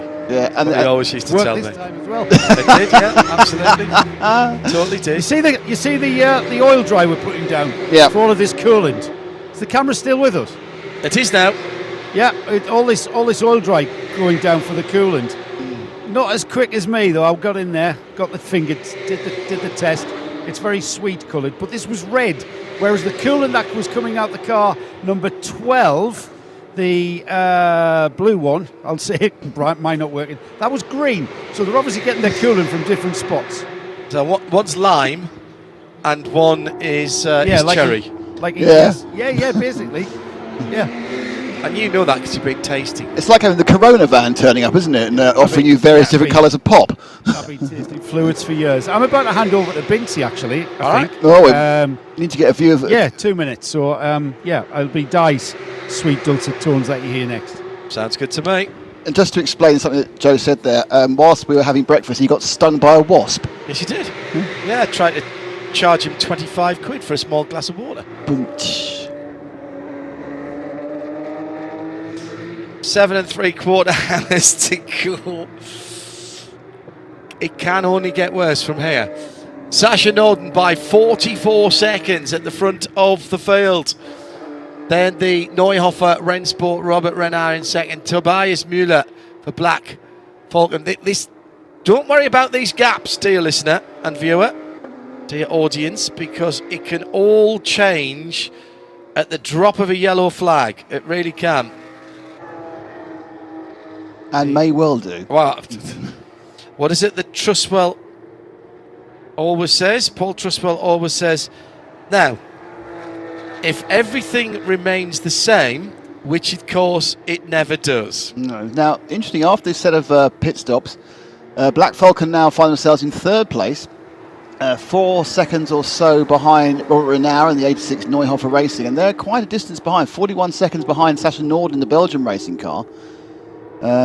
Sasha quite a bit further through his stint than the others, but yeah, I think it's fair to say that you know, within the 48 machine, there wasn't quite the same pace from Noah Nagelstick as we've seen from some of the other drivers. So they've kind of had Noah in the car for a couple of hours. He's done his time effectively, and now they're looking to move back forward. Now, in fairness to him, but if it hadn't been, fuel. And also in fairness to him, if it hadn't been for the full course caution, he would have stayed in the lead. Oh yeah, because he's 40 seconds behind now, and he was 1 minute and 40 when the caution came out. So he's done his job as well as he can.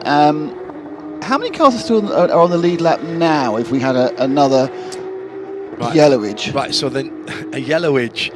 Right, the 99 Belgium racing car is leading as into the pits has come MRS GT Francesco Horta, and 911 is doing a drive-through for Elfa Motors home, and that car has gone through with Peter Eibisberger behind the wheel.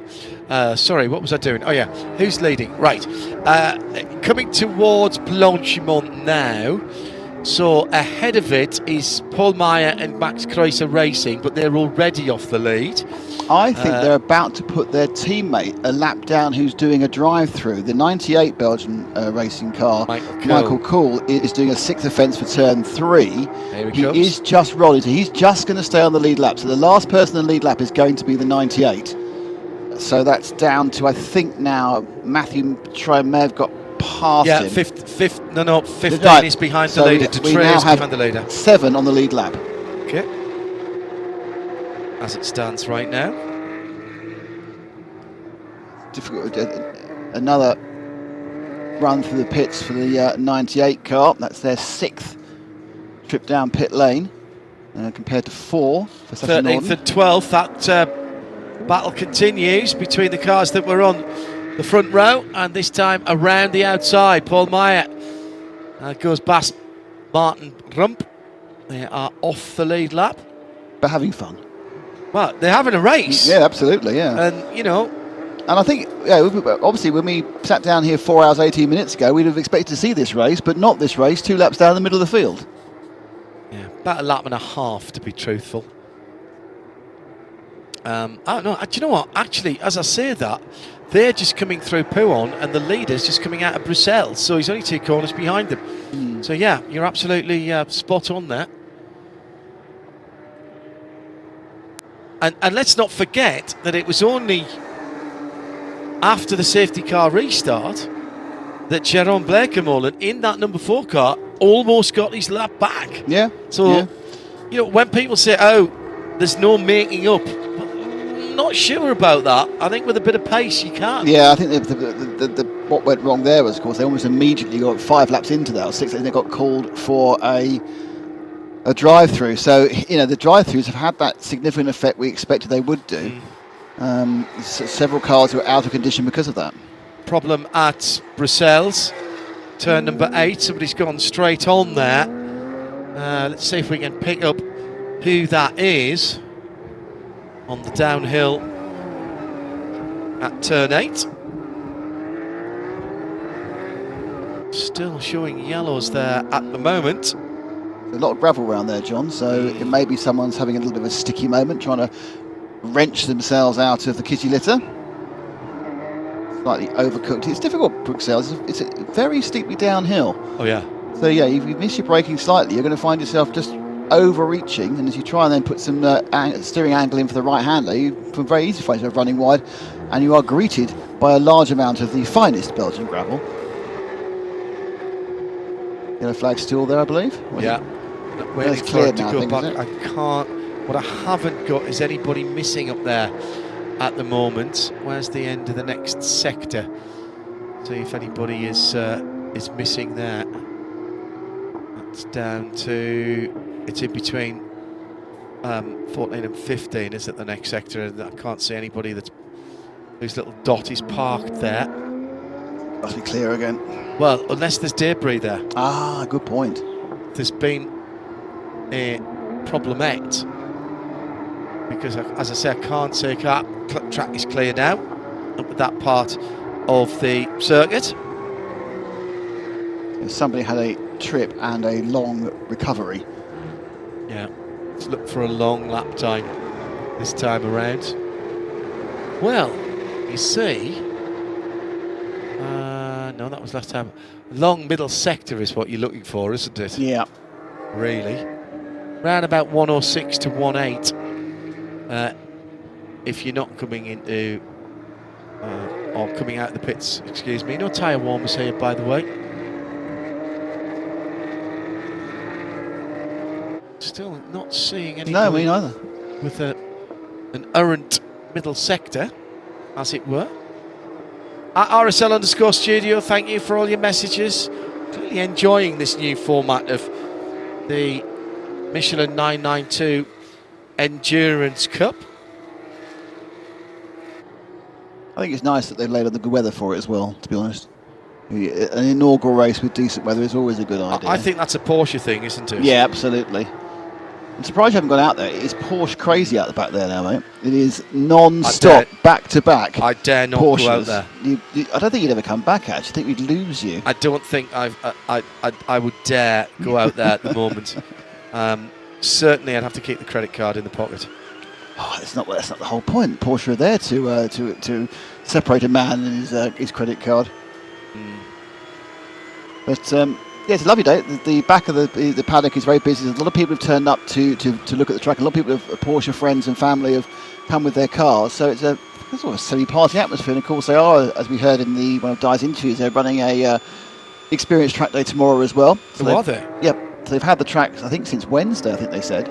Say I really should have brought for various track activities, and obviously this race being the highlight. The only non-Porsche thing we've had. Yeah. Was the Caterham races. Yeah, which were great. Everything else was Porsche, including a Porsche Benelux sprint races, I think we had. France sprint races. They got one in the dark last night, they had one mid-afternoon when it was raining, and then one in the dark last night, one really early this morning. So, possibly not the greatest combination of times, but good fun to get round Spa. For those of you who watched the movie Ferrari, which wasn't about cars, it was about people, but all bar one of the Ferraris in that movie were actually Caterhams underneath, Caterham 7s underneath, with bespoke either fiberglass or proper hand-rolled aluminium bodies. And if we're talking about films and we're at Spa, the only thing you can ever talk about is Grand Prix. The fantastic John Frankenheimer film that starts with that iconic water falling on the stopwatch.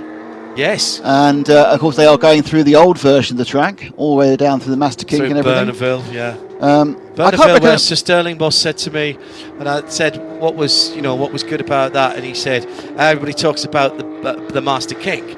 He said, but Bernaville, that's the bit I liked. And I said, why? And I can't do the Sir Sterling Moss, God rest his soul, accent, but imagine this in a very, very Sir Sterling Moss. Because, dear boy, you were sideways for over a quarter of a mile. Brannis down in the pit lane. It is. Oh, sorry, Di, I forgot. Di in the pit lane. Sorry, I forgot. It's after the hour. Welcome back. I just wanted to say hello. I'm back. Joe and I have swapped, and I'm down here in the pit lane with audio for the moment. Pretty quiet down here, guys. Most people, I think, are at the back of the garages having lunch and watching the screens to see what's going on. But I was just picking up on your conversation earlier, and I think Nick said that, reminded us when I had that interview earlier, they said they're doing a track day tomorrow. But I just thought, John, we're all still here. We're still here in the morning. Yes, that's a good point. And my car doesn't have to go back until Tuesday. Right. And what a shame! I don't have a two-door Porsche with me. Oh, hang on. There's 250 of them sitting outside. There is no shortage. There is no shortage of Porsches. It has to be said. Well, which one would you like? Pick a colour. So I'll continue parading down the pit lane here to see All right, what I can parading. find for you. Parading. I said it's a new one. Parading. Parading. Exactly. Have you got in my new suit. Have you got a parasol? Parading and perambulating. Absolutely. I want to see. Promenading. If you see me take off with the drone, you know what's gone on. Right. This a Flying lovely around. idea of Diana's parade down the pit lane. No, I like Fantastic. the idea of Di with a parasol in a sort of Mary Poppins. Yes. Practically Edwardian, perfect. a promenade. fireproof Edwardian dress. Yes. That's absolutely. Probably not a thing you can actually get. Leader, Belgium Racing, Sasha Norden in elegant isolation at the moment as he comes out of turn 9, Speaker corner, Jackie Hicks corner. And ahead of him is Marcus Vinicius Neves, who is driving the MRS GT number 88.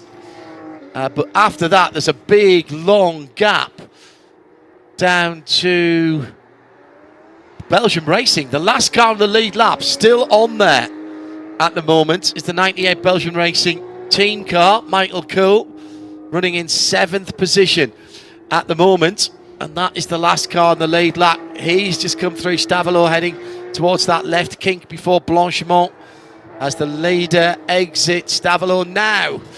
So that's the gap between 7 and 6 cars on the lead lap, Nick. Yeah, Michael Cool. I'm just trying to. Oh, he's in the pit. 98's in the pit. That was Yeah, Michael Cool, number 98, comes 89. into the pits. And that will be... No, he doesn't. Is that on... Just say number 98 has entered the pits. 89's in the pits. That's weird. How strange. And it doesn't say he's come out again. How very odd. He went in ages ago, didn't he, for the yeah. drive-through? Hasn't come back out again. 2 more drive-throughs, 78 and 888 again. So Laurent Misbatch of Seb Lejeune, he's got a drive-through for 6th offence at turn 3. The 9th offence at turn 3, sorry, I'm underestimating. The 78 Jean-Pierre Verhoeven in the Speed Lover Porsche actually gets their first penalty, believe it or not, for turn 3 for a 6th. And so there's a couple more people coming in, driving through at this point. We nipped through 100 laps 4 laps ago, which I forgot to mention. I know people like to keep up with that. At RSL_studio. Hello to Blur Fiend. I'm not sure if you're doing overtime today. I know you were working last weekend when we were covering the WEC from a bit closer to your neck of the woods. Blur, hope you're fitting well. This is right. You would have been busy here as a skilled Porsche technician. Oh gosh, you'd have been in great demand. High demand. I suspect it would, as we would say in the UK, that's a bit of a busman's holiday. You'd have been working when you shouldn't have been working, to be honest. Seeing all these Cup cars through here, absolutely incredible. Lovely display of Porsche turbos here as well, going back to the 993. 50 years of the Porsche turbo model this year. It was 60 years of the 911 last year, 75 years of Porsche road cars last year. It's a big anniversaries for the Stuttgart brand. 3rd place coming down the hill now is that green and grey Black Falcon Team 48 Lersch. Robert Renard in 2nd, Sasha Norden leading. Eva Breukers has climbed in for the first time to the number 9 in 4th position. The Red Camel Jordan.NL silver and orange car. Yeah, he's running a little bit slower than some of the others in the pro class. Not massively, 3/4 second to second. Robert Renard last time round was the fastest. He's 1.2 seconds faster than Sasha Norden. He has brought, in the Belgian racing machine, he has brought that gap down between the 99 and the 86 down to 36 seconds. This was 42 when he got in, creeping it down. But don't forget, they're actually in different classes, though. Obviously, the overall win is the overall win, depending on whatever class you're in. Jop Rapage from Tier Outdoor Racing HOBM is still in 5th place and 2nd in Pro-Am. It's Nico Otto in the 10 in Max Cruz Racing who's got 6th place and he's 4th in Pro. And then Michael Cool, we've discussed a couple of times, is the last man on the lead lap. And how did it drop down? Now dropped to third in Pro-Am. He was first and second. That car, sorry, was first and second for the majority of the first 4 hours. Now in third in Pro-Am. And then 8th place, first person off the lead lap, Matthew Dutrey on the H2H racing. Matthew, obviously, we know very well from Creventic, but normally in a GT3 Audi, he's been making his way over the last couple of years. That completing 105 in the books. We've got 7.5 hours to go, 4.5 hours gone. And we'll tick off as we really are in the meat of the race now. And where, if you're in the tactical side of a team, you are sitting there and you're thinking, to make this simpler, I need a code 60 or code 80 or something. But we just had another problem coming out exactly the same place again, John, coming out at 13. It's a spin for 29. The very, very regular visit to the pit line. It's Toro, Dennis Zhang, and Toro's racing by HRT Performance. This will be their 10th visit to the pits because he's at best, he's taken off the lower splitter. The car's been understeer. He's also dented it. I think he's luckier than the 12 car of Team GP Elite, because even though he went in a very similar way, I think he's managed to avoid puncturing a radiator. So whether he now decides to dive for the pits, Dennis, or keep going, but he has done a little bit of damage by doing exactly the same thing, which is giving it appears to be either going too wide, going into 13 and looping it round, or not going too wide, just giving it too much of the right foot. Cars, as John explained, no traction control in these cars, though they do boast ABS. Now, is he going to take a pit stop? Is he just going to carry on going? Nope, he is coming in for the pit, so he'll be down with Joe very soon. That's the 29 machine. Because Joe's sitting in hospitality. He'll be down very soon with Diana Binks, because that is who's in the pits at the moment. Hang on a second, she's just running down with her parasol right now to get there for the for the Dennis Zhang. Parading down there. Yep.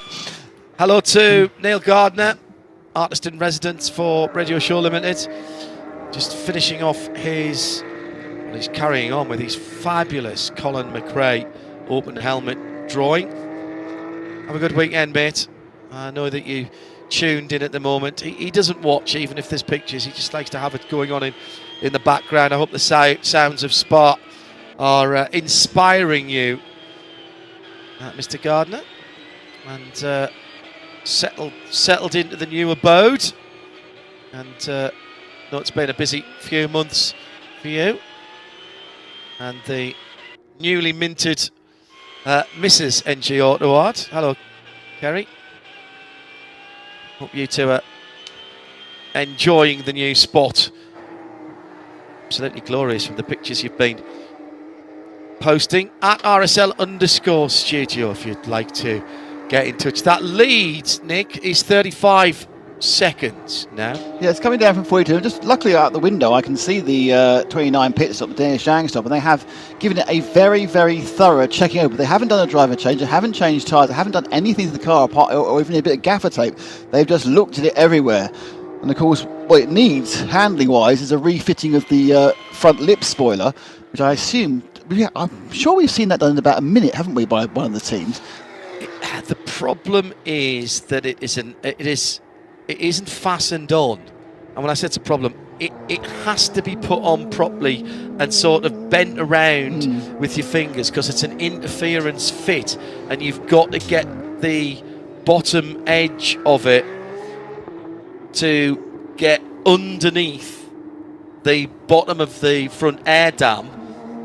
It is an absolutely looks inconsequential. It's a tiny bit of rubber, which is probably an inch or an inch and a half projecting from the front of that air dam, but it's shaped at either end and underneath, and it just tailors and tweaks the airflow underneath that front splitter and underneath the front of the car, which is a flat floor, of course, at the front. And if it is not there, the airflow is disrupted. Problems for Rogue Camel Jordan and Ivo Boykers, not technical problems, but track limit problems. Already? So they are called for their 6th offence at T3, and they will be running through the pits. And that, I think, it's going to be cuspy about whether that drops them off the lead lap, John. Right. Now, there's a message on the board, which in a normal Creventic race would be major news, saying the fuel station is shut for the next 15 minutes. But of course, that is just for the purchase of cans. Yes, so you can't fill up your fuel rig for the next 15 minutes. So it's in there, that's fine. I'm sure it's probably a scheduled stop. So yeah, so unfortunately, if you're a Red Camel Jordans fan, they are about to drop significantly down the field, possibly, again, off the lead lap, which will take them down to 8th place. And it'll drop them behind Nico Otto and the Max Cruz Racing number 10 in the Pro class and down to 5th. And it might be a toss-up whether they're actually going to be behind Mathieu Dutroy, because even though it's only 40 seconds, it's still quite condensed a couple of hours after that yellow flag period.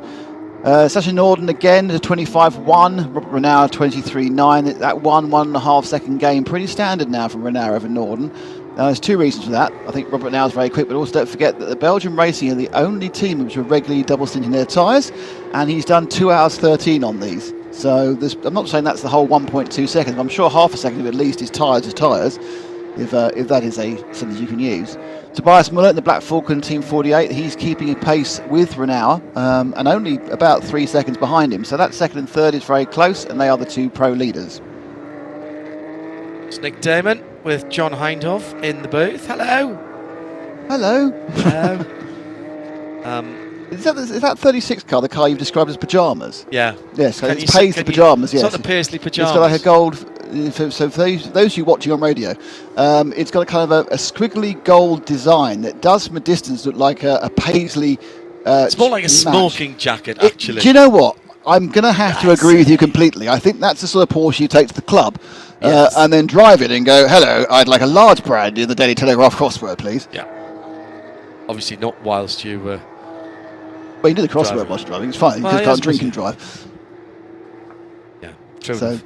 the 36 car, of course, is... just trying to see whose car that is, actually. Trying to run down the list of vehicles. It's the Marlon Menden in the K. It's the K. Creventic car. That car's actually going quite well, apart from it's had a couple of quite tasty penalties because they were the first team to get their fueling out of regulation. To get it wrong, they got it out of regulation. Yes, and that's all we know about that. Yes. We don't know what they did wrong. No. But something. Enough to get themselves in trouble. Looking a bit further down the field, just trying to see where the closest battles are. And it actually has all quite spread out. There's a lot of people now in this situation who are really enjoying the track and the chance to turn laps. We've obviously got a few cars now who've had some issues. So effectively, cars that there's only 4 cars, perhaps 5 cars who've kind of been left behind due to issues, and that's the 89 MRS GT Racing, the 12 Team GP Elite, the 88 MRS GT Racing, and the 12 Michelin Motorsport. They are kind of were all off quite the back. early, weren't they, those issues? Apart from the Team GP Elite, they went to they looped into the turn 13 barrier, and as Joe described, massively unlucky. He hadn't cracked the bumper, but he had cracked the radiator, and that is just a definition of bad luck on the front side of a Porsche Cup car. But there's a little bit of a drift. We've got only 7 cars, we believe, on the lead lap. It looks like Ivo Barukas has remained on that lead lap, which is pretty impressive, considering he's just done a 34-second drive-through. Just checking that again on the 8. Only 1 car currently scored in the pits as having to stay in the pit. So even though we've had cars that have had issues, only the 26 Francesco Horta MRS GT Racing car is actually in the pit. The others have got running again, so we've got 27 cars. Don't forget, we lost 1 car before we even got going, which was unfortunately the Baz Curtin Racing machine. That had a big accident during some of the wet sessions yesterday morning. Bart van Helden had an accident, hurt himself, ended up in hospital, broken rib. He couldn't race, the car couldn't race, so unfortunately Baz Curtin and the team had to go home. Van Berlo. Am I misreading that? No? Bart van Helden. No, it was... Oh, it was Marcel who had the accident, was it? It was Marcel, I think. Oh, okay. I think it was. Anyway, so someone had an accident, broke his rib, which is very... hopefully he will be... That's a horrible injury, actually, breaking a rib. It's a really horrible injury. Oh, there's nothing you can do for it. Absolutely nothing you can do for it. But the car was...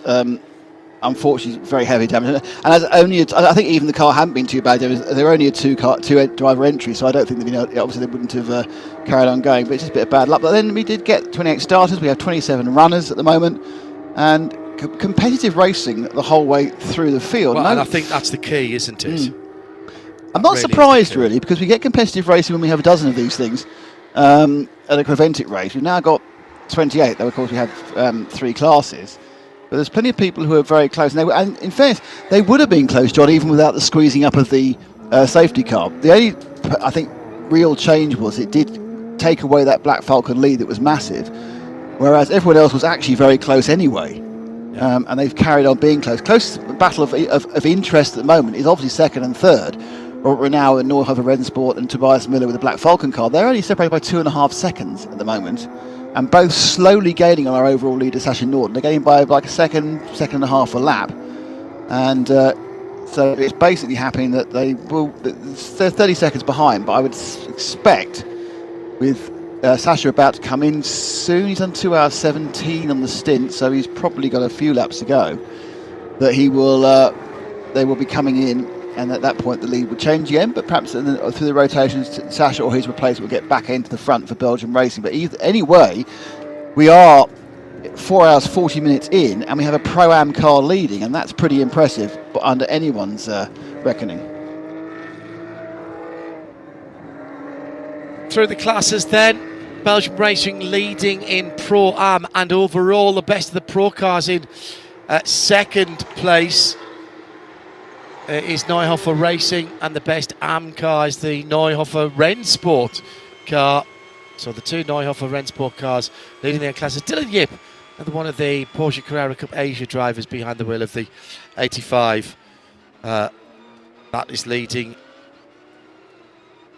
that class as well. Right, Nick, do you want to know who's going to stop next? Madeline Stewart, she's in the pits now. Oh, right. MRS GT Racing, the one of the MRS cars still going. Unfortunately, I didn't quite look up and see what her... Madeline Stewart has been out 29 laps, so she must have come in for a slap. That's what I'm looking for, penalty. Yeah, they had a penalty at 13:52. The MRS GT... the MRS GT racing car, Francesco Hertner, is he still out? No, he's in the pits. He's been in the pits for a while. Right, okay. I see. That's fine. Did do 36 laps before he came back in.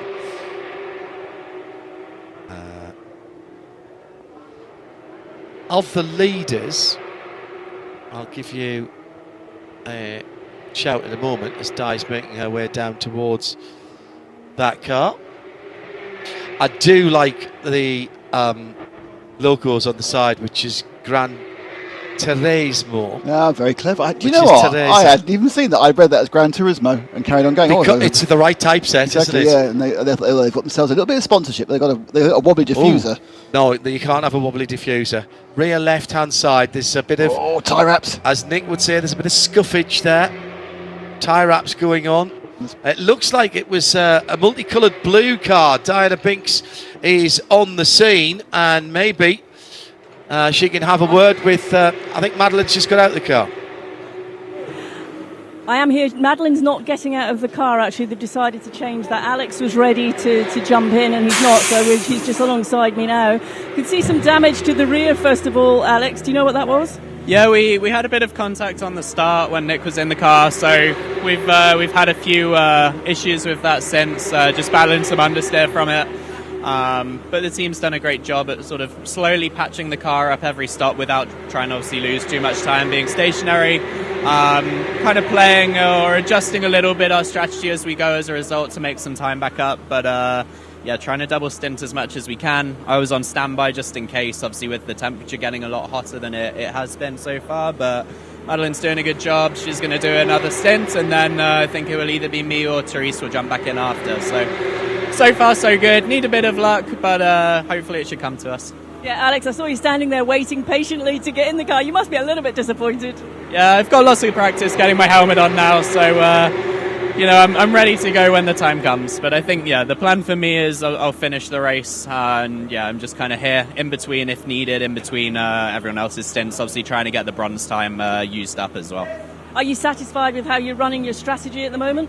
Yeah, we've got a good team. Ronald, our engineer, has a lot of experience. He's done a great job with what we've got. So, no, I think so far we've with everything that's been going on, we've run a pretty good race. Obviously, it's all about, Therese especially getting experience in endurance racing. Everyone's getting faster and faster and learning more. So, so far, so good. And yeah, I think we're a little bit further down than where we should be, but we've still got a lot of time to make it up, obviously. And there's still a little bit of a delay here, unfortunately, while you're talking to me. Sorry to have to point that out to you. You can see them fixing the rear of the car there, putting more tape on it, so I'm assuming it's nothing major. Yeah, nothing major. I think just from where the bumper was hit, the diffusers, kind of some of the mountings of the diffuser have given way. So, yeah, hopefully the tape holds. That's the most common mechanics tool, right? So, yeah, we'll see how it looks when it comes back in next time. Thank you, Alex. Thank you.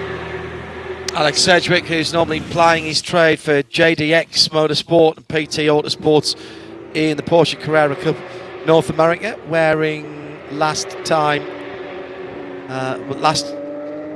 2 years ago, that particular set of overalls. No, last year. They fueled it, did they? They didn't fuel it. I'm not sure. If they did fuel it, they've done something they shouldn't do. So they went back to it again. No, I don't think they did. Yeah. They just taped it, fiddled about with it. And didn't. When was she last in for fuel? That's exactly what I'm looking at now. Di confirms there was no fuel. I don't think they did fuel. That was just a fix. Well, they could have fueled after they'd fixed it, but maybe they've just decided to send a. Perhaps it doesn't need anything like a minute's worth of fuel, so they haven't bothered. Well, exactly. Hello to Arnage Rob at RSL_studio. He says, loving the 992 Endurance Cup coverage. Can't believe that this is yet another Spa race taking place this year in warm sunshine. When will it end? However, that doesn't bode well for next year's annual pilgrimage to the R10 for WEC. You see, that is the eternal pessimism of motor racing and football fans the year over. But Nick and I sit here at the moment with both of our clubs top of our respective leagues. What time is it? 2:30. Yeah, still are. No, we can't. We're not playing this week. We are. We're not. I don't think our league gets bothered by the international break. Does it not? No. We had. Just in case you were worried that weather was too good, the weather was horrible yesterday. And the day before we had thunderstorms, so it's only. We had a heck of a thunderstorm, didn't we? We've only had one. We've only stolen the one decent day of Spa weather. It's not a whole weekend. We've stolen from luck. It's just one day. This will be forever a public holiday this weekend now, this Saturday, and known as Porsche Sunshine Day, I would say. I think your voices. Just come up to the other end of the pit lane, and I'm with the Toro Racing by HRT Performance number 29, Adam Christodoulou, who we all know very well, was having a little break there, I could see at the back, but I've dragged him out into the pit lane to have a quick chat with us. So, Adam, I saw you earlier, and there's a few things going on that you were a little bit frustrated by, but how are things developing now at this stage? They've kind of gone downhill a little bit. We ended up with a few drive-through penalties at the start, and then there's a bit of a miscommunication during the fuel stop, so we ended up with another one. Dennis just had a slight off and has damaged the front splitter, so we're waiting for like a safety car or a full course yellow to see whether we can come in and repair that. It's not worth repairing whilst the track is green because you just lose far too much time, so we're losing maybe like a second and a half a lap now, which isn't ideal, but it's been a challenge. But you love it. Yes, right now I'm just thinking, oh no, what is going on? But I think, if we get that code 60 later, we get the car straightened up again and then see how it goes. I think we're 7th or 8th, and hopefully we stay out of trouble the rest of the race, and maybe we can scrape together a podium. Anyone racing here that I speak to as a driver, they always love the challenges that Spa brings. Frustration as well, but obviously delight when things are going so well. What does it take to have a successful event here? So you always need a bit of luck on your side, but also you need to stay out of trouble. And it kind of at turn 1 it went a little downhill because there was a little bit of contact from then. But it's one of those, like, it's so high speed here. The aero is super important, so you need to make sure that when you pass over to your teammates, all the little dive planes and splitters and everything are in one piece. And this hasn't been our day so far, but it's a 12-hour race, and everyone knows, and during these races anything can happen. When you've got so much going on and you're having to deal with different situations, what do you have? What's the biggest loss to the strategy that you have to deal with? So for this event, it's different to all the other 24-hour series Creventic events. Normally it's just code 60, which is normally 60 kilometers. For this event, they've increased it to 80, but there's also the chance of a safety car. But they did say if there's a safety car, they won't have another one for at least another half an hour, and they'll just go to a full course yellow at that point. So this changes the strategy. We're trying to figure out how we can try and get another lap back. That if we're behind the leader overall and it goes full course yellow, do we stay out and try and risk getting another lap? But of course, if it doesn't go safety car, then we've just lost that opportunity for a free pit stop. So it's juggling all of that, and just seeing if we can try and outsmart one or two other people with pit stops now. So there's no real downtime, is there? You've got to be on it every second of this race, but it's a brand new event for Creventic, and it seems so far everyone's relishing this opportunity. Yeah, it's a real cool challenge having so many of just the same car. I think, as it's been said, this is the only Porsche endurance race there's ever been. So there's over 35 cars on the grid, close to 40, and I think that also brings its own challenges. Like normally for the 24 hours, you've got the smaller cars to overtake. You've also got the GT3 cars of the different brands that have got different performances in different areas of the circuit, and so this is so far it's been pretty much a sprint race. There's only been I think one safety car so far. Is it a case of, is it tyre management for this type of event more than traffic management? I don't know, I haven't been in the car yet for the race, so yeah, I've had a not too relaxed morning, but normally I do the start, but because we're limited on hours, being a pro driver, I'm only allowed 4 hours, which is about 3 stints during the race, and so we're saving it for the last double stint in the night and another one at some point soon. Well, we'll talk to you after you've been in the car, of course. Thanks very much, Adam. Alan Christodoulo there, out of the 29 car. He was quite generous with. We've been down the pit lane too many times. I've been in the pit lane 10 times, only 3 of which were actually for pit stops. They've had quite a few problems. The 935 car, that's Luz Vey and the JW Racer machine, 5th in Pro-Am as it was. They also did a drive-through for a 6th offence at turn 3, and there was a little bit of a, what's the word for it, faux pas coming out of the chicane for Marlon Menden with the K. Kramer Racing 36, but after a 14-point turn, he got going again. And to my left, my gosh, it's almost like we're at Wilton Mill. It's Joe Bradley. A slightly different Sunderland accent for you. I took what Adam said.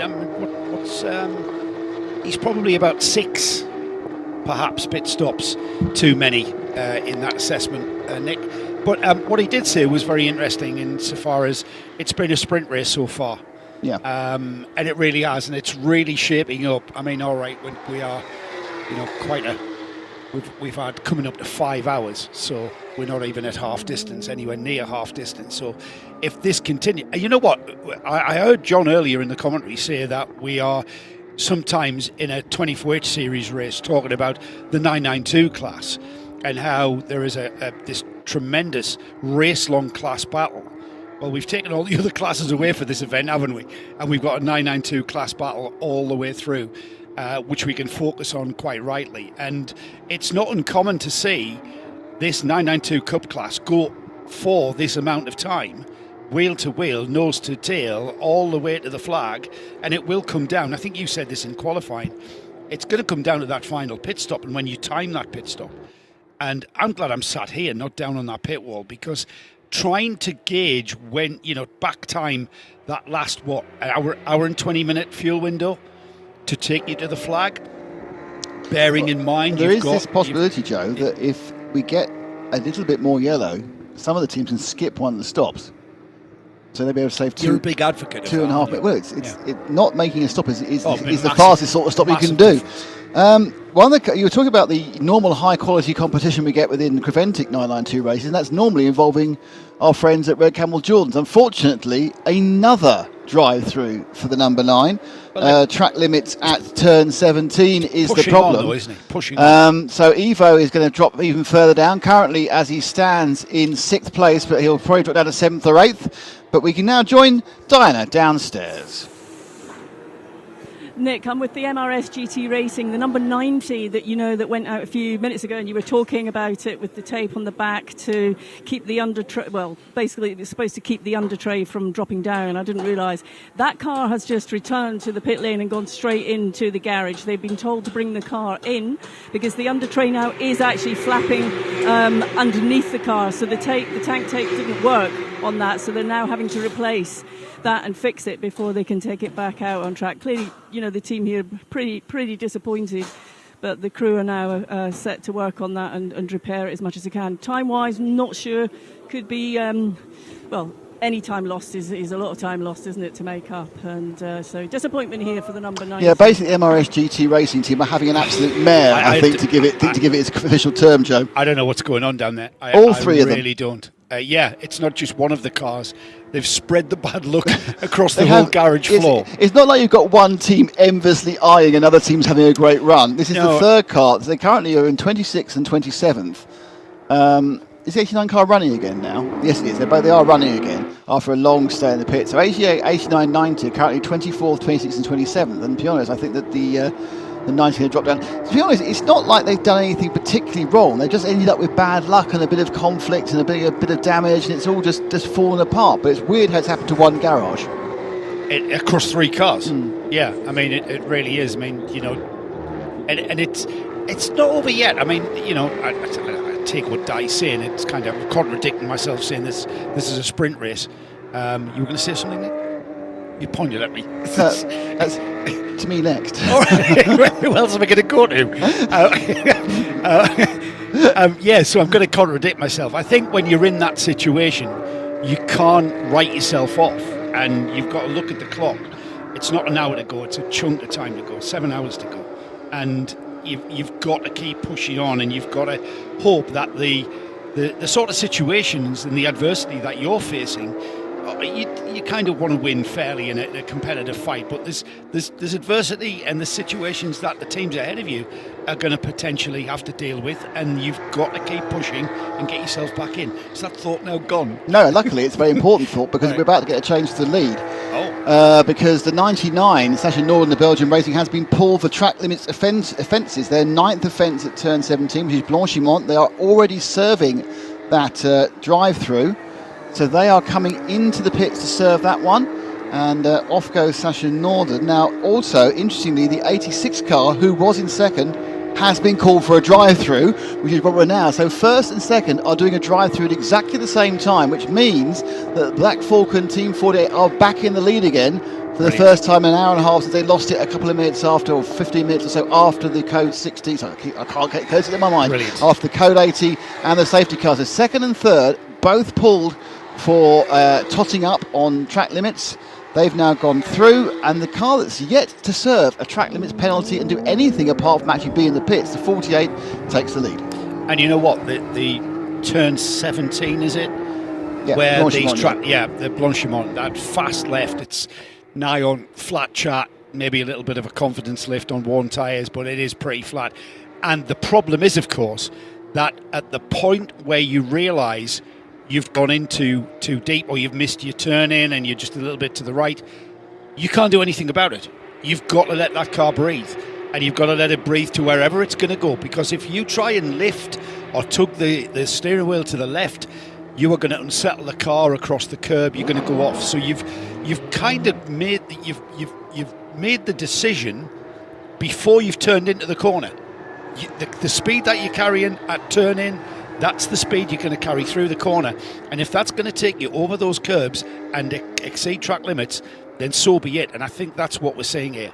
Well, the 99 actually did a full service with Sasha Norden, so they'll have to come in again next lap to do their drive-through. So that pit stop for the 99 was their full service, and into the car has got Dylan Deardale. They've always had Dylan to get himself a lap to get his head in, come back in again, do the drive-through, and then go from there. It's been served, so Thomas Müller now takes the lead. We've got to wait for all this to unwind to find out where everyone is. It's going to be good news for the 33 of Job Rapange in the Tierra Outdoor Racing HOM car, because they were currently scored second in Pro-Am. They're going to probably get past Dylan Deardale, especially after he makes his second stop. So it's all changed. But it is changing very much on the ability of drivers to actually drive within the limits of the track. You wouldn't like to put any money on any of those top 10 runners, would you? For a chance of a podium, you wouldn't be able to gamble on I'll think. put money on the 48. They're driving very sensibly.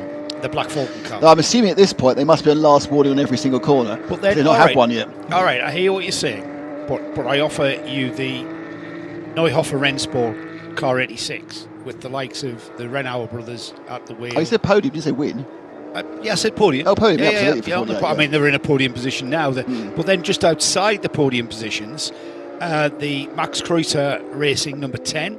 They're currently fit. Matthew Detry at the wheel of the H2H Racing entry, car 15. Ivo Breukers currently at the wheel of the Red Camel car. And then the other Belgium racing entry, Michael Kuhl, currently at the wheel of the 98. That's down to 8th place. And then look at the car that's coming through from that. And I'm not quite sure, did we find out what happened to Paul Meyer in the number 8 Max Kreuzer? Something Kreuzer happened Racing? to it because it did a 5-minute pit stop at its first stop. So he had the problems where he Dan lost a checked few it out, seconds and he kept losing positions but still Yes. having pace. That's It what I then meant. did a 5-second pit stop, which makes you think they'll probably have like a braking issue or whatever it may be. And then since then the car's run fine, but it's lost a lap, and it didn't get the lap back during the yellow flag sequence either. So that's why they dropped away. As the 90 car is wheeled back out of the pit lane, so we may see one of the third MRS car get going again. I think it should still be Madeline Stewart on board. Are they going to actually roll it just slightly forward? No, I thought they might think about putting some fuel in it, but there it goes away again. Yeah, So- they've gone used to getting their car back in this race, and then you know what's going to hit you next. You're sitting there in the garage, and you just you're on tenterhooks, really. Well, more bad news for Paul Meyer because he's just pulled a track limit penalty. Is that our fault? Yes. I We think mentioned so. about how he was coming back. Paul Meyer now has a track limit penalty for turn 17. Obviously, totting up, that's a 6-1. That's the first one they'll have received for that corner. So Max Kreuzer Racing's got another 40 seconds to go back. Dylan Deerdale in the Belgium racing car, which was leading a second ago, scored 5th last time round, but he is actually doing a second drive-through. Now, what this might affect, which is always a key thing to remember, what this might affect, Joe, is who's actually left on the lead lap. But whilst we try and work out who is on the lead lap, I think we can go and talk to Binksy.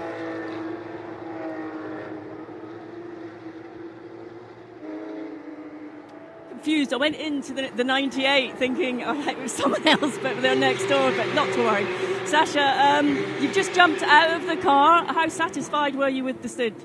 Yeah, very happy. I think the safety car was quite a lucky safety car for us. Quite a lot of people to overtake, but luckily Carrera Cup Benelux prepared me for it. We've had a fair few safety car restarts, and you just have to be sharp. You have to push. You have to go for it. And I'm quite happy with what I did this stint. Yeah. How much are you enjoying the action out there on track? Oh, it's amazing. It's really fun. It's just a 12-hour Carrera Cup race, and I already love Carrera Cup racing, so it's even better. And the atmosphere with the team and everything, it's really amazing. So it's really enjoyable. What is it about Carrera Cup racing that makes you want to keep doing it? Oh, the 9,000 RPM, the Cup car itself, that's already amazing. But also the competitiveness of the fields. You really see a lot of really good drivers here all over the world. Which makes it even more fun and even more challenging. You just have to keep pushing, and that's what I enjoy quite a lot here. What is it about this circuit here at Spa that also keeps you wanting to keep racing here, and certainly in a car that you love? Sorry, I'm still slightly deaf. 1 minute. Sorry, we all are. What is it about this Spa circuit that makes it such a challenge? It's 7.2 kilometers long. The track doesn't stop. You get the idea. You have to do 20 more laps. You get the call from the team, and then the 20 laps are still quite long. I came from Zolder last weekend, 24 hours, and 22 laps there is 3 kilometers or 3 kilometers a lap. Here it's 7.2, something like this, or 7. So it's quite a big difference. And everything about this track is awesome. Rouge is amazing. I love it here. You obviously like endurance racing as well. Are we likely to see you in any of the Creventic events? Are we likely to see you in any more Creventic events? Oh yeah, if there's a good opportunity, I'm always looking to drive. So for sure. If anybody has an opportunity, always down for a drive. Great stuff, Sasha. Thanks so much for talking to us. And I'm sure anyone listening, if there's an opportunity, they'll come up with that opportunity for you. Many thanks, Sasha. Great stuff there from Sasha. Now, interestingly, during the course of this, it now means that they have fallen off the lead lap, but they will get it back again when Tobias Muller comes in for his pit stop. But they are off the lead lap now, Dylan Deardale and 99 Belgium Racing. So I'm pretty certain the lead lap now just covers the top 7. The last person on the lead lap is the 98, his teammate Michael Cool for Belgium Racing. They've had a bit of a fade, in fairness, the last hour or so. I know the 99's done its scheduled stop, but they've had a bit of a fade after looking particularly strong over the last couple of hours. A lot of that has been down to a little bit of pace improvement by Muller and Renauer. Renauer currently 25.5 seconds, Robert of course should say, in the 86. He's about 26 seconds behind after the drive-through. Tobias Muller, the Black Falcon team, he's running in first. He's got that slightly, and then it's another 38 seconds back to Job Rapinage in the Tierra Outdoor Racing, where HOM team, they are first in Pro-Am. So have we, Nick, gotten into a situation here with that stint? So Tobias Muller in the 48 Black Falcon car, currently leading, has been in that stint length is just coming up to 57 minutes. So we've got another 23, 25 minutes of that car on track. This would be interesting, actually, to be honest, Joe, because this is a full-fat, full-tank running the whole time to see how long they can go. The first stint we got didn't really count because it was include those 2 laps, the lap to the track and then the lap round for the warm-up. And the second one was been compromised by the safety car. So the interesting thing is to see how far they can go. The target is to go an hour and 20. If you go an hour and 20, then you're quids in, but that's very difficult at full speed. We're in that situation, all right. We're just an hour away from half distance where we get a leader that's going to be in the lead for a chunk of time, over half an hour potentially, and then it changes as we go through the flip-flop of the pit stop phase. So that, if I can't see that remaining the situation for the next 7 hours, but it always interests me when we do get that, and how you see teams try to adjust as they get towards that situation of getting towards that final fuel window of the day. It's how they adjust if they are out of sequence with being in the lead when they should be, i.e. at the checked flag. Well, Robert Renauer in the Neuhofer Rennsport car, currently in second. He should be in sometime in the next 10 minutes. And that'll take him to an hour and a quarter, hour and 16 minutes. He is 9 minutes further on in his stint than the leader, Muller.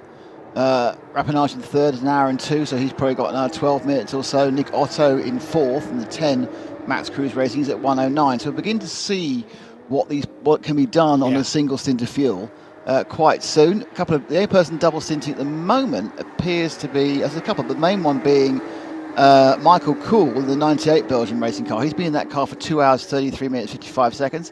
Maximum time you can do is 3 hours, but they're not going to reach that with the fuel available. Frederick Ancel from the Ancel Motors car, that's the car that's running in 17th overall, 6th in AM. He's done 2 hours 32. And Dennis Zhang in the Toro Racing by HRT Performance, he's done 2 hours 26 minutes and about 19 trips on the pit lane. But that's not just down to Dennis, by the way. It's his teammates he's picked up the penalties for, and there's been some procedural errors by the team as well. But I think it's fair to say, I'm sure, and you can put your team manager's hat on from your. It's been a while. Well, yeah, but you were running a team. It's not like you were a team managing, a kart team at Wilton Mill. You were actually running a British touring car team, which is like the most important thing you do in this country. In this country over there. I have been on the podium here for a 6-hour race in Britcar. There we are. At Spa. But if you had sat down beforehand, I think you'd have been surprised to reach 5 hours 8 minutes with just one set of full course yellow. Yeah, I have, and that's purely from the nature of Carrera Cup racing. But I think all credit to the drivers. We heard, who have we just heard? Sasha Norden telling Dye that he's got experience in the Carrera Cup of overtaking and racing wheel to wheel and very close. But that still, you're not racing in those confines for 20 laps. You've got hours, and I think, you know what, Nick, earlier on, and I'm going to use this term for the first time today, I've only been in this seat for about 10 minutes, but this really is a high-speed game of chess, isn't it? Fantastic. It really is, though. Excellent. You've got, because you come up, because of the closeness of the performance of the cars, performance-wise, it just comes down to drivers and driver experience, driver ability. So you get a really slow process of cars catching one another very, very slowly. You know, tenth of a second over 7.5 kilometres is going to take ages. And considering this fight for position now, what you can see on the screens and out there on the track, that's coming down, and that's took ages to actually come together. Yeah, and we've been watching that progression as those cars come together. Ivo Breuker's just going behind the Dylan Deerdale Belgian racing car. Ivo's, as I say, he's dropped back due to a couple of penalties, and he's just, that's a swap for 7th and 6th. So Deerdale goes into 6th. It makes me wonder whether actually Ivo's lost the lead lap, which is possible. I think he may well have lost the lead lap. No, he's not. He's just on the lead lap. They are a few yards ahead of. I think that's the lead car in the background there, flashing the lights. So they are just off the lead. Normally, this doesn't matter, lead lap, not lead lap in a Creventic race, but it does matter here because if suddenly we go full course caution, there is a chance to get that lap back again. Effectively, what did the team strategist from that red camel car there, showing 6th overall? What did he say? Stay on the lead lap. Well, that's what he's got. He's got the leader behind him in the green and black. He's got Tobias Muller, who's got at least another 7 or 8 minutes to run, so it's not like he's going to be coming in at any time moment. Let's see, how long do we think we have for Ivo? They've both been in for virtually the same amount of time. 1 hour, 1 minute for Tobias, 1 hour, 2 minutes for Ivo, but Ivo has had 2 runs down the pit lane during that time. And I think Ivo would even admit to us that in that driver lineup, in that red camel car, he is the slowest driver. He is the elder statesman, isn't he? He's the gentleman driver in that car. He's no slouch, I'm not saying that, but Tobias Muller should overtake the red camel car, and we see that happening now. Just down the road to our left at the bus stop chicane, through the tight right, almost hairpin, and then the tight left and onto the pit straight, and a change for position, and Ivo Breuker goes down. Not change for position. Ivo Breuker's going down off the lead lap as Tobias Muller comes through. More problems at Fania, turn 13, and this time it's Reinhold Kran in the 233. The Canadian has gone off, and we've seen, this is actually the one part of the track we've seen instances that all 3 major instances have been here. He's done a third different thing. We've had spin round and not hit the grass. So spin round hit the barrier quite hard, spin round hit the barrier light, and he's managed to just embed himself heavily into the gravel on the right hand side, quite early actually in the combination of 13 and 14, I think. 233, of course, is the team lap time before. They were second in AM. This is not like someone who's trotting around the back. This is the second in AM car that's gone off really early. And we've gone full course yellow. And we went full course yellow whilst Ivo Breuker, I think, was still in the lead lap. No, he just lost the lead lap. He just lost the lead lap. Just lost it, yeah. Oh! So if we go, can you imagine what Paul Trustwell's doing now? Tearing what little hair he has out. This could go to a safety car. If we can get that car, the 233, did you say second in the AM class? It was when he span off, yeah. That's such a shame. Reinhold Kran in the team lap time performance car is beached in the gravel, and he's tried to drive the car out, understandably, and the rear axle just burying itself into that heavily stoned gravel trap there on the outside of, did we say that was 13? That's Piff Paff? Yeah, it is. But now the interesting thing is do you come in for your fuel stop? Because if you do come in for a fuel stop, you're giving up the chance, realistically, of running through to the end without saving a stop at the end. Because we're at 48, you need to get to 6:40 to be on schedule. Now, there's a few people who it's a no-brainer. Robert Renau is currently on a 1 hour 13 run, absolutely going to come in. But the people like Tobias on a 1 hour 4, I don't know. Well. Do I give it 2 or 3 laps? Do I hope? Because it looks like it's going to be quite a short yellow, so I think you do have to come in. And then it's going to take them off that chance. Well, people who have come in, Nick, are the number 33 Tierra Outdoor Racing by HWM, Job Rappange, bringing that car in, and also in is the number 10 Max Cruiser Racing entry, Nico Otto, bringing that car in on pit lane. They're in 3rd and 4th place when they entered the pit lane. Now that car has been pulled out of the gravel, the 4th place car into the garage, not just on the pit apron. So that's the number 10. That's the Max Cruiser Racing car in. Now that might be in for just brake service. It looks like it is getting pads, but I think it's a little bit of a case of they've got the chance to do it. Diana, what's going on down at that garage?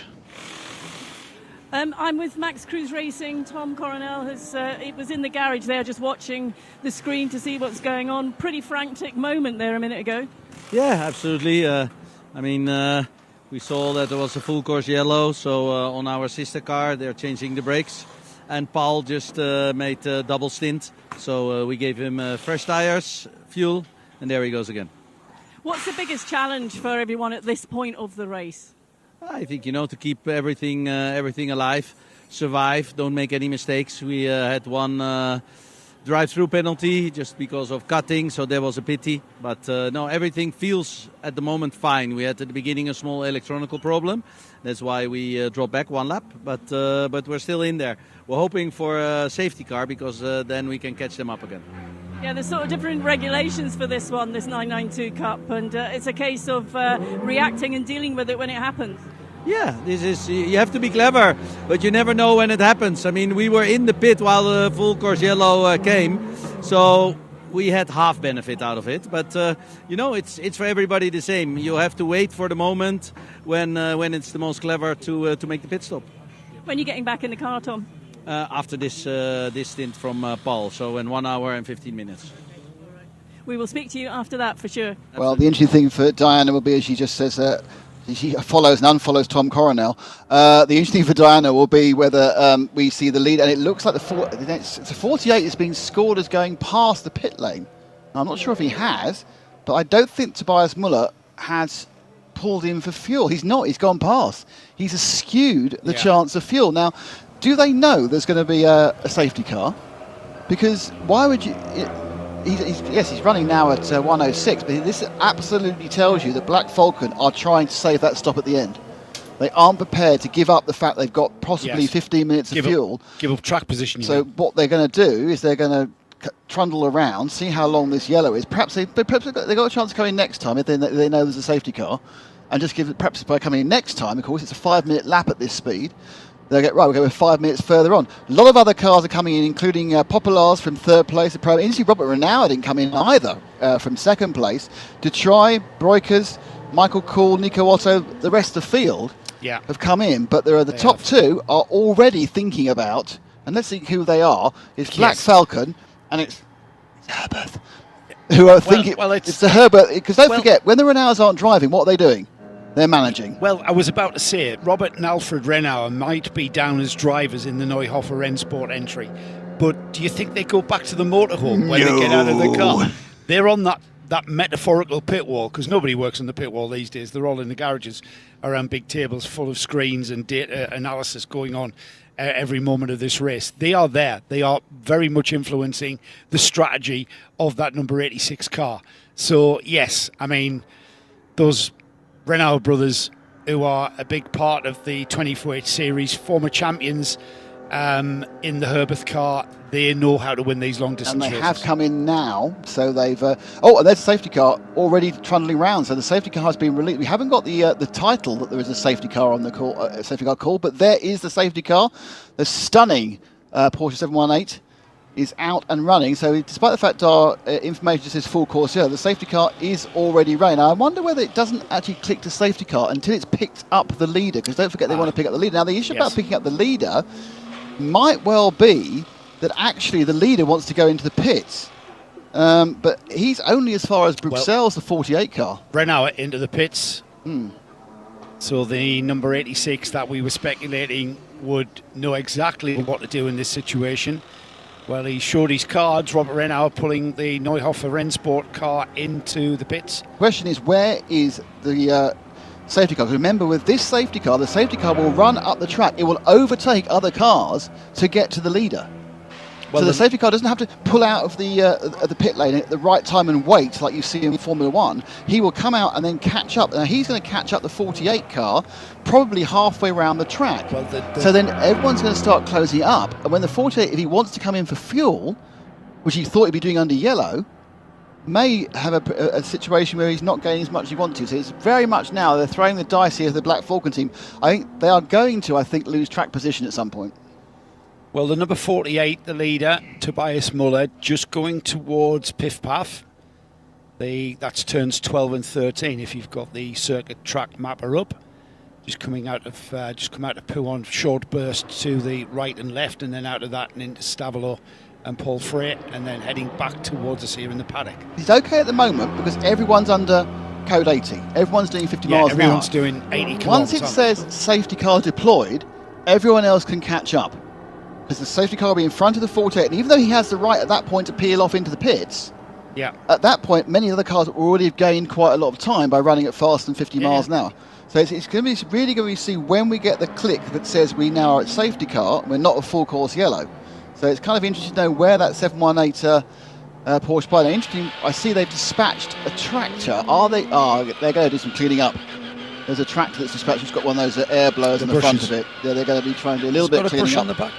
He's got a brush in the back, and he's got a little air blower on the front. So they're going to try and do a little track cleaning. All right. But it'd be interesting to know where the Spider is. Has it actually trundled past everyone? Was it kind of a strange remote sighting we saw of Jose closer in his own car? I don't know. So the number 10 is out after what we did Diana clarify whether that was a brake service? It was a brake, but they did it. Yeah, they did it under yellow, full course yellow, which made sense.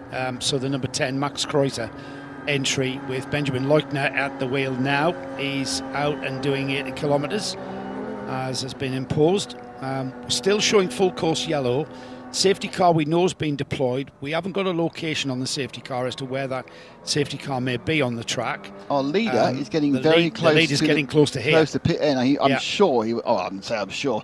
I can't think that he wouldn't come in now. He's actually at the 640 mark. That's showing on the tracker as just coming out of the bus stop. And we're just looking at the sensor there on the pit entrance. You might be able to see him out the window, Nick. Well, the 89's gone past. I'm just trying to see the 48's going past. And the safety car... No, he's in the pits. He's in the pits. The safety car has just gone by. Right. And the car that he's just going into La Source now. He's picked up the number 5. The number 5 is completely the wrong car. Way down the order. That's Gabriella Piana in the Black Falcon entry in 21st place overall. Now, it's going to be interesting who's actually going to be in the lead at the end of this stop. Is it going to go back to being Tobias Muller or whomever takes over? As we can see, they're doing a full service driver and tyre change on that 48. Or will Renauer get past? Renauer's still in the pits. Yeah, that's number. Renauer's had a very, very long pit stops. What's going on there? As has Poplars. Are these all brake changes? Because that's a really long stop. We need to find out what's happened to the 86. The 86 is quite key. Di, you're with the 48, but we also need to know about the 86. It's still there, mate. It's still there. The 40. No, it's just gone out. It's just there. It's still counting up. I see. It's trotting away. Yes, it's just to the right. Yeah. It's just going to come in. Sorry, the 48 is here on the pit apron. They're changing brake pads now, and discs. I can see them. So they're also. Everyone who can is doing the braking. That's it. That's good info. Thanks you. Looking at, we can see you got 4. Dylan Yip in Neuhofer did a 5-minute pit stop as well. So a lot of these teams are taking this opportunity to do that change. We're just under halfway through the race, and they've obviously decided they're not going to get the full 12 hours out of pads and discs. So the pads and discs are being, that's the front of course, are being changed. That's for the reason for the 5-minute stop for the Neuhofer car, which has been taken over by Felix Neuhofer in the Neuhofer Rennsport 86 car. Tobias Muller in the 48. Now, the interesting thing is that a 5-minute stop is basically at code 60 speed, or code 80, sorry, speed, is a lap, Joe. So this is going to be, when this actually runs out, when they're released again, this could be quite a different order when this code 60. I'm going to say code 60. It's in my mind. I can't get rid of it. And when this full course yellow, when this full course yellow was called it a full course yellow. It's easy to see. It's written on the screen. But it still doesn't say safety car, even though the safety car is wandering around the track. The safety car hasn't taken control of the front of the field because we're still sorting that is sorting themselves out. Currently, on the timing beams, or the timing beam, it's still showing Tobias Muller in the Black Falcon car 48, which it sits there being refueled on the pit apron as the leader, because that has not been overtaken while it's being taken on. Poplars is in 3rd place, still showing there with the number 21. But he is coming right at the end of the lap, and he will, if he goes past, I assume that's the end of the lap, is it? Is it through Blanchimont? Yeah, it is. Yes. Di, you got some more for us? I'm still here at the number 48, and Tobias Muller has just come out from the back having a drink after bringing the car in to the pit lane. You can hear it now making that noise just behind me. Tobias, how was your stint, first of all? Sorry? How was that stint for you, first of all? Yeah, I mean, it was quite... I would not say it easy. We are pushing hard for the lead actually. But yeah, the outside temperature is quite high at the moment, and yeah, we are here for the win. How physically tough is it? I know you're fit as an athlete, but you know, behind the wheel, I've seen drivers here this weekend, unfortunately, you know, have a moment when they got out of the car. Yeah, I mean, to be honest, it's hard when you're driving always at the limit. The competition is high here at the 992 Endurance Cup. That was clear, but we are giving our best, and yeah, this is what we do. A great circuit here at Spa. It's turning out to be a great weekend with this 992 Cup. Was it always in your mind that the win was the one that you're going for?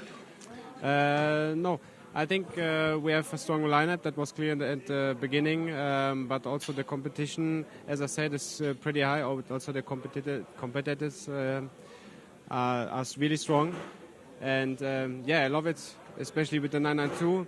Normally we do it on the Nordschleife, it's also great, but also here in Spa it's a fast track, also in a Rouge when you go up the hill. It's quite good. Okay, well, I'll let you go and get some refreshments in now that you've just jumped out of the car. Thank you very much. Perfect, thank you. Well, we're in a situation now where the safety car will overtake all the cars and place himself front the leader. Question mark, who is the leader? Now, Ralph Popelars did a 2-minute 57 pit stop.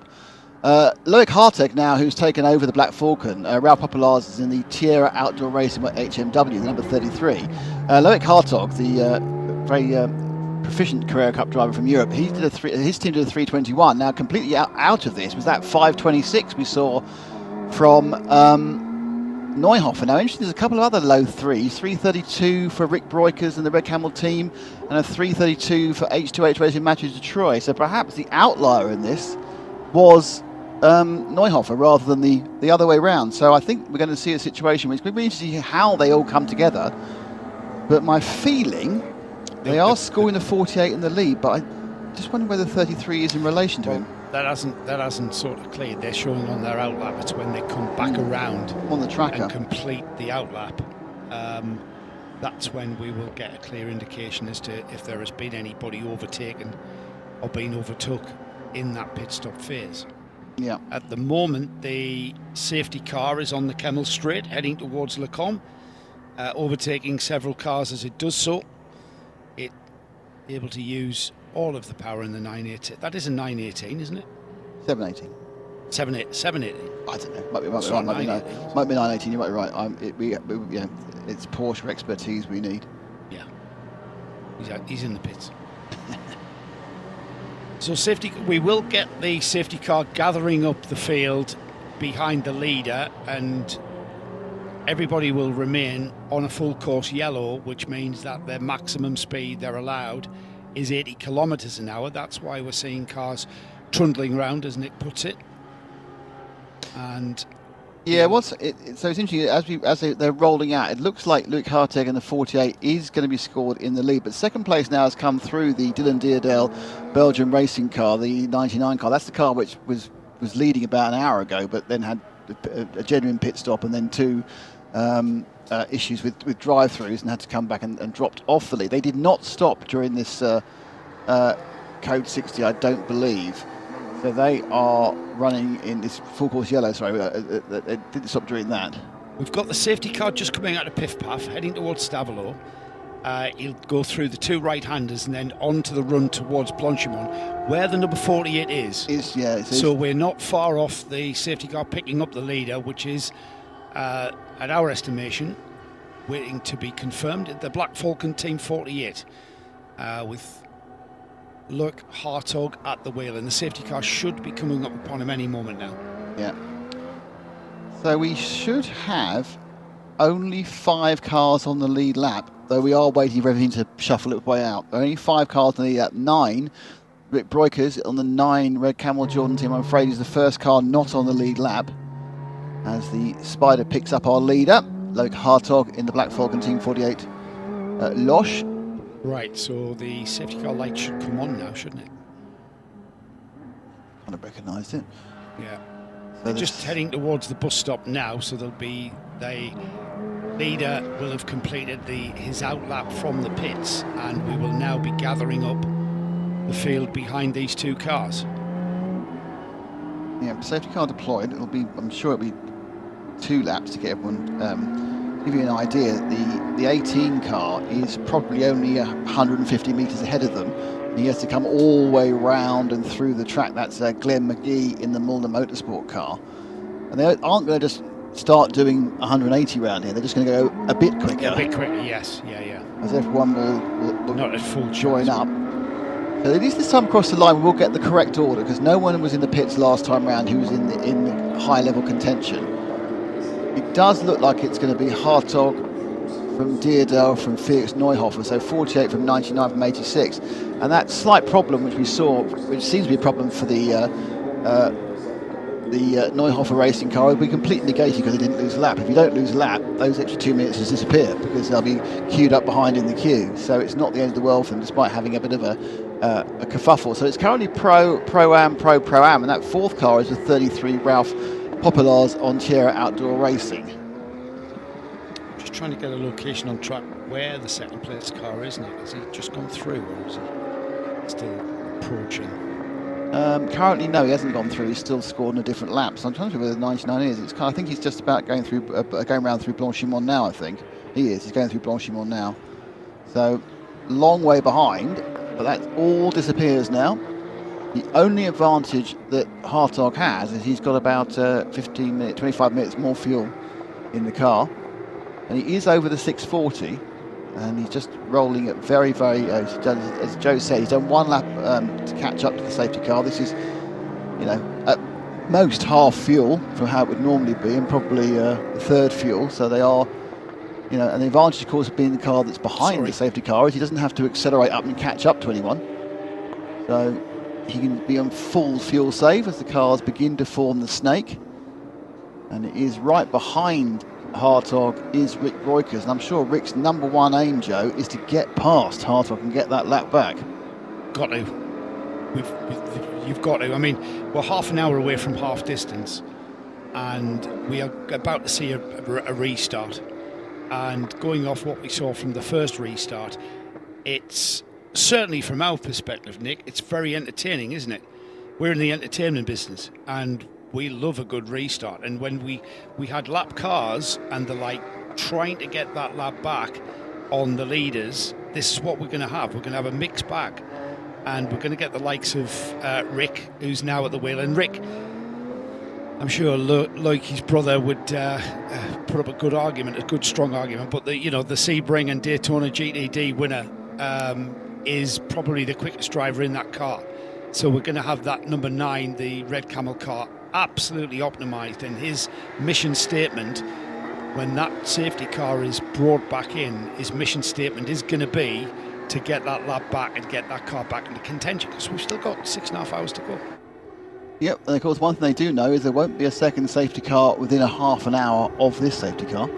So he has to get ahead and stay ahead, not cause himself any penalties, which has been the real downfall of the 9 car. They've had, I think, 3 separate drive-throughs, each of which costing 40 seconds. If they hadn't had one of them, they'd still be on the lead lap, and at this point they'd be right behind, or maybe there's several cars in between, the main leader. And this is an element that doesn't happen in normal Creventic races. There's none of this bunching up, but now it's happening here. You need to make the most of it. Unfortunately, a little bit of exuberance going around turn 17 or going in turn 3 is costing them dearly. I kind of like it. I kind of like the safety car process. I think it closes the field up, and it gives us another from our perspective. And surely, I've had a conversation with about 3 or 4 people down there who we know, and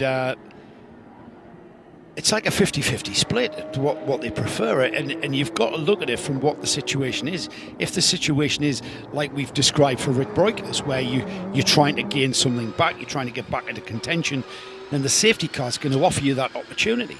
Whereas if we were just going round at code 60, you're not gaining or losing anything. And it's so difficult. You've got to really, really produce a magic wand to start pulling chunks of time back by dint of just refueling and half refueling with the code 60 process. So I think, from what I've seen, I'm a big fan of this. We've been a big fan of safety cars in IMSA as well. I mean, how many times have we had a 5.5 hour qualifying race and an 11.5 hour qualifying race for a 30-minute sprint? And it makes for great television and great audio. Adam Christodoulou is coming to the pits with the 29, which is their 12th trip down the pit lane. I'm not sure why that is. I don't think they're serving they can't serve a penalty, so I think that must be, perhaps they've decided they want to try and get a brake change in, or perhaps there's another issue that Adam's discovered after being actually on the pilot of the car for a couple of laps. He's not done any full speed laps yet, and he's just wondering about possibilities, what can be achieved. Just looking out the window now, what's going on there. Having a look at the car, they're not doing anything to it particularly. To run around, so it looks like Adam's unhappy with something within the car. That's the 29 there. And that's sure. You see the pictures. Not losing as much time as he would under full race conditions. However, they've lost so much time in the pits already. This is not something they can afford. Let's head down to Diana Binks. Diana, what's the scene down there? Well, the problem is that they didn't put the seat insert in for the driver, so that's why they've had to come back in and make that, because that was an unscheduled stop. Because I wondered why they'd sort of come in as they'd just gone out, basically, and that's what the problem was. No seat insert, come in to get that, and off they're back out on track now. You know what? That is an essential piece of kit. If you're in that seat and the insert is making you secure in that seat, without the insert, you're going to be flung from left and right, and the driver will have noticed straight away. Even behind the safety car, you're still going to flop around. The grip level on these race cars is so great. You're thrown from left to right if you're not secure in the seat.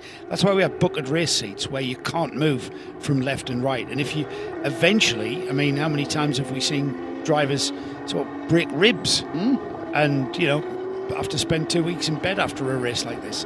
The safety car is coming in, I would say, Nick. Yep, as they go round, they've just gone round turn 14 and 15 and going out onto the back straight towards Blanchimont. Taking over as the leader of the on the track will be the 48 of Luc Hartog, and he's running a very, very slow run in.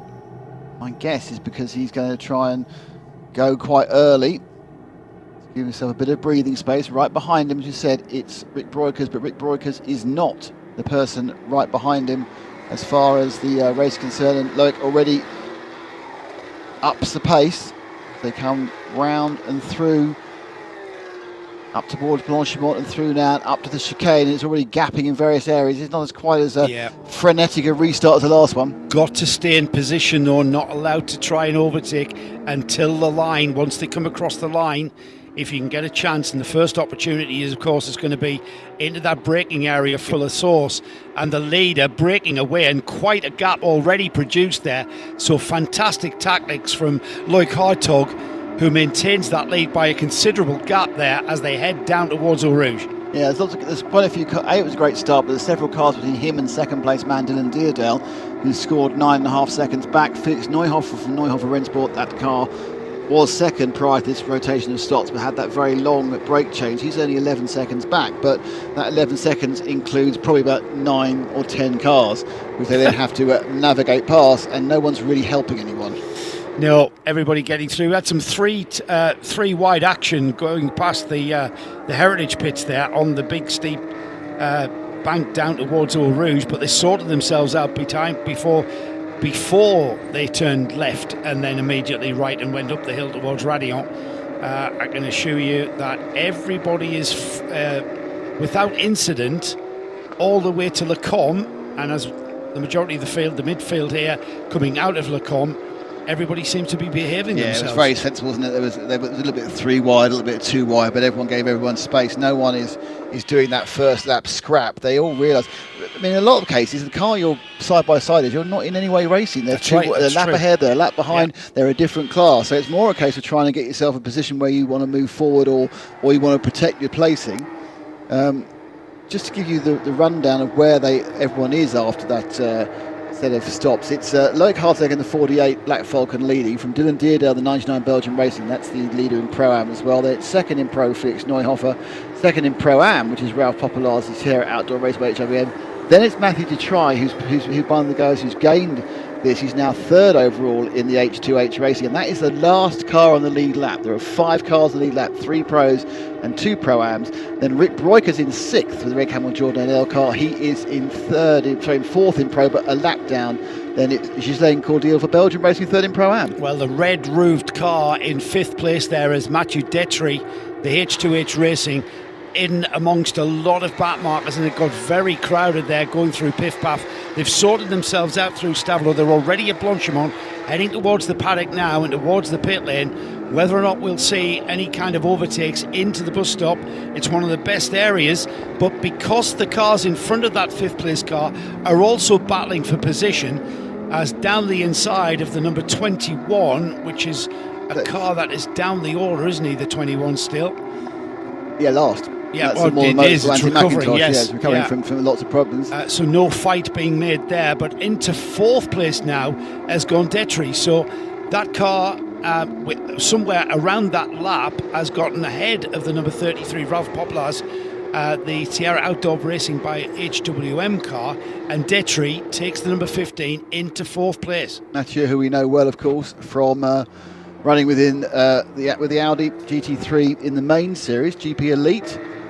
Doing a drive-through, they got caught it some time ago, but of course couldn't run the drive-through. It was track limits, of course. Couldn't obviously carry out the drive-through during the yellow flag procedure. And there is the 8 car, Paul Meyer, the man who led the first 2 or 3 laps in the car that led the first 2 or 3 laps. They're back up to 8th again after some issues at their first pit stop where they lost 3 minutes to the entire field.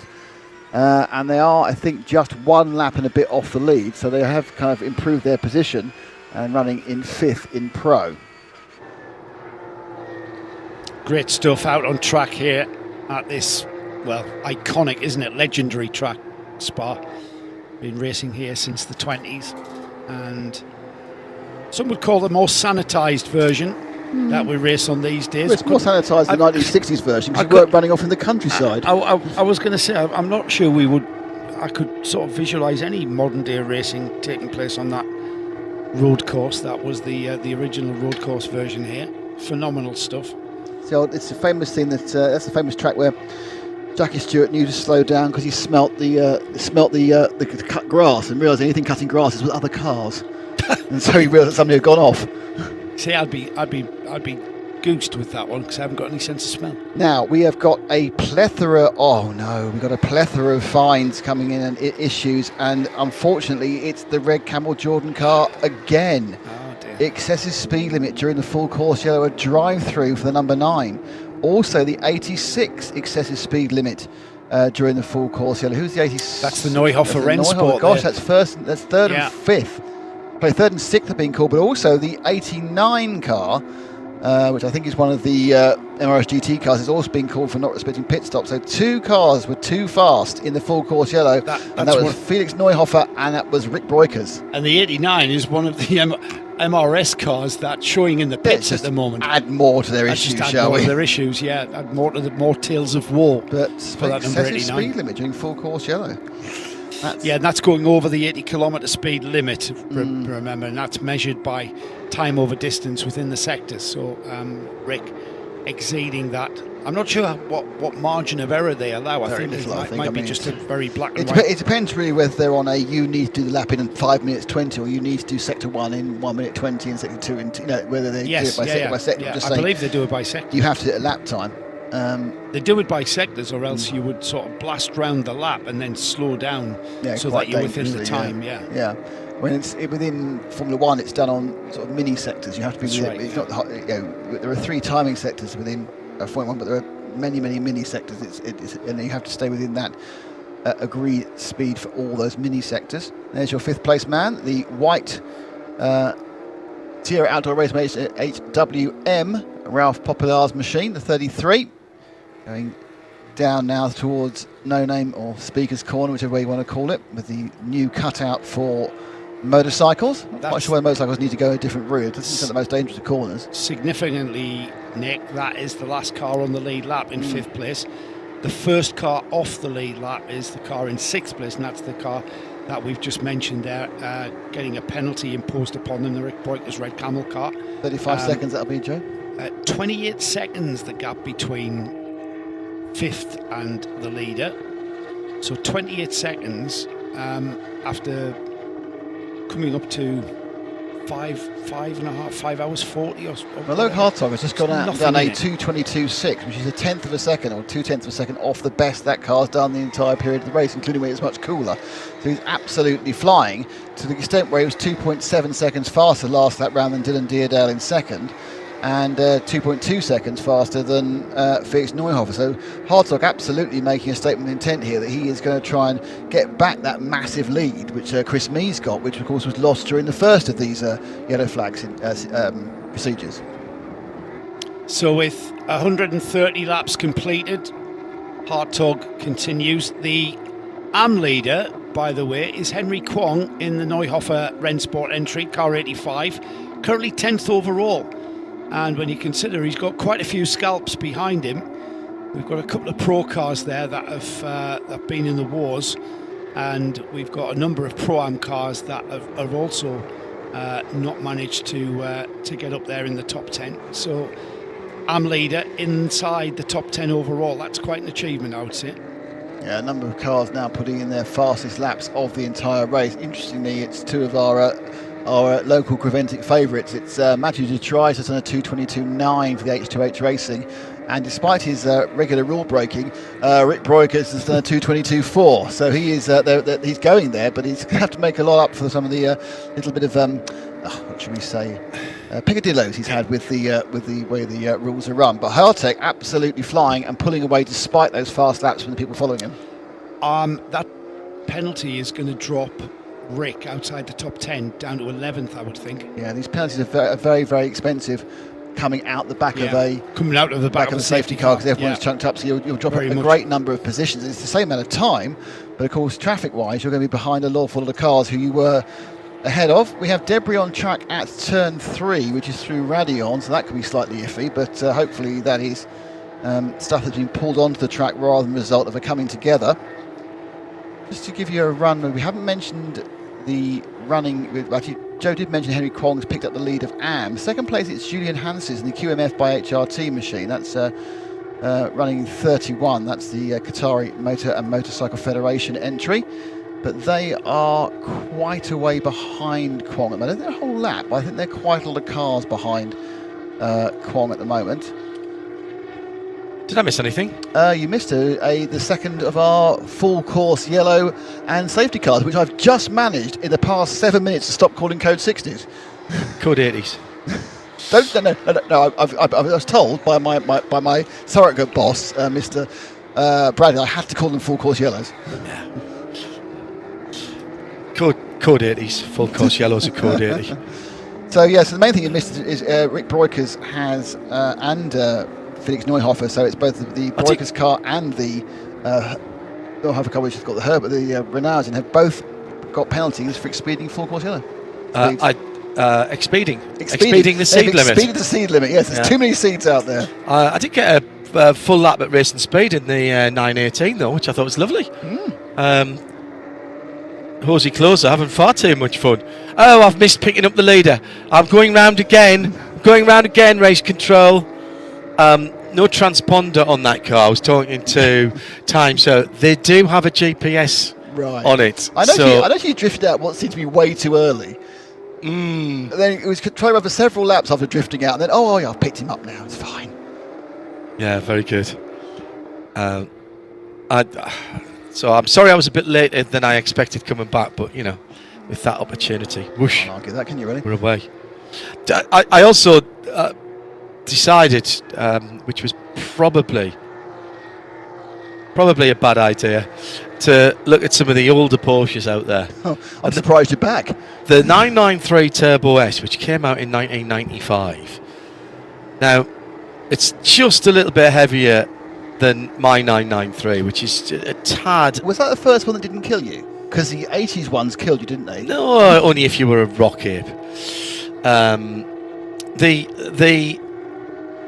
My 993, which was generally thought of as being quite a quick car in 1994 to 97, had 270 horsepower in a 1380, I think, curb weight car. 1,300 kilo car, maybe just a little bit less than 1,400 kilo cars. The turbo was barely any heavier, and in 1995 had over 400 horsepower.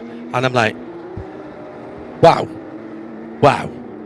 And the 50th anniversary turbo had 600 horsepower. That's the one with the tartan seats that you quite like. But it's also significantly heavier and It's nailed to the ground with electronics. But they're not that much heavier. That's the interesting thing. My 992 GTS with 480 horsepower, albeit driving the rear wheels only, manual gearbox, is 1485 kilos. James Hunt's McLaren in 1976 had 500 horsepower. Yeah, but it only weighed about 600 kilograms. 575, I think, was the limit then. 550. Yeah, it's extraordinary how Porsche, the two-door Porsches, have they got bigger? Yes. Have they got heavier? Yes, but not by as much as you think. Not BMW M style, where the new M5 Touring is 2.5 tons. Yeah, it's put on 900 kilograms from the previous version, but they managed to put on like 250 horsepower. It's got the same power to weight. I mean, the extra horsepower comes with hybridization. We have a new record, I think, which is the 15th offence now at turn 3. How many? 15. I thought you said car 50. 88th ever Minnesota. We have we've got the biggest penalty so far. I'm enjoying being the penalty king. Andreas Hoffler from Effler Motorhome has got overtaking another car during safety car procedure. 30-second stop and go. It's the big one. They pulled out the big guns for the big penalties of overtaking under a safety car. Well, so that's the 911. Actually, currently scored in 5th in AM, and not that far away in many ways from 3rd in AM. But that's going to drop them right down because that's going to be a 1 and 5 second penalty effectively. 6 hours 10 minutes to go. 2 or 3 cars went into the zone of the potential ability not to have to make that final stop because of the precise timing of the yellow, full course yellow, thank you, situation. But be interesting to see how that works out. We'll still need another full course yellow procedure to get to the end, and need to be at the right point. Fastest lap of that car for Matthew to try again with the H2H Racing, 2:22.8. He's actually managed to gain 0.3 of a second on Loic Hartog, who's been absolutely flying away, almost like an unfair side sort of flying away. And from being 9 seconds ahead when the safety car pulled in, I'm still waiting for this to tick through about how far ahead he is. I can see he's already gone all the way through 2, 3 and 4. He's now 20 seconds. He's pulled 11 seconds on second place Dylan Dierdo, who, fair enough, is not in the same category. That's the Pro-Am from Belgian Racing. But Hartog really made the most of it, and he put together a super... Did you see the restart? Yeah, very good brilliant restart he did there. He let the safety car get away, and then he just built the speed up, and he had 3-4 Saw it in the rear view mirror from the... He had 3-4 seconds by the time they got to exited the source. Effectively, are you our Frank Lampard then? You are the all-time penalty king. I am now, yes. Frank Lampard scored, I think, 60 out of 70 penalties that he took in his career. I think that is the best strike rate. If you know better, at RSL. He must have taken more than 70 penalties, surely. In pro football. Harry Kane's taken about 30 for England. Yeah, well, 60 out of 70. Why don't count Harry Kane's scoring record? Penalties shouldn't count. Goals from open plays is the count, it should be.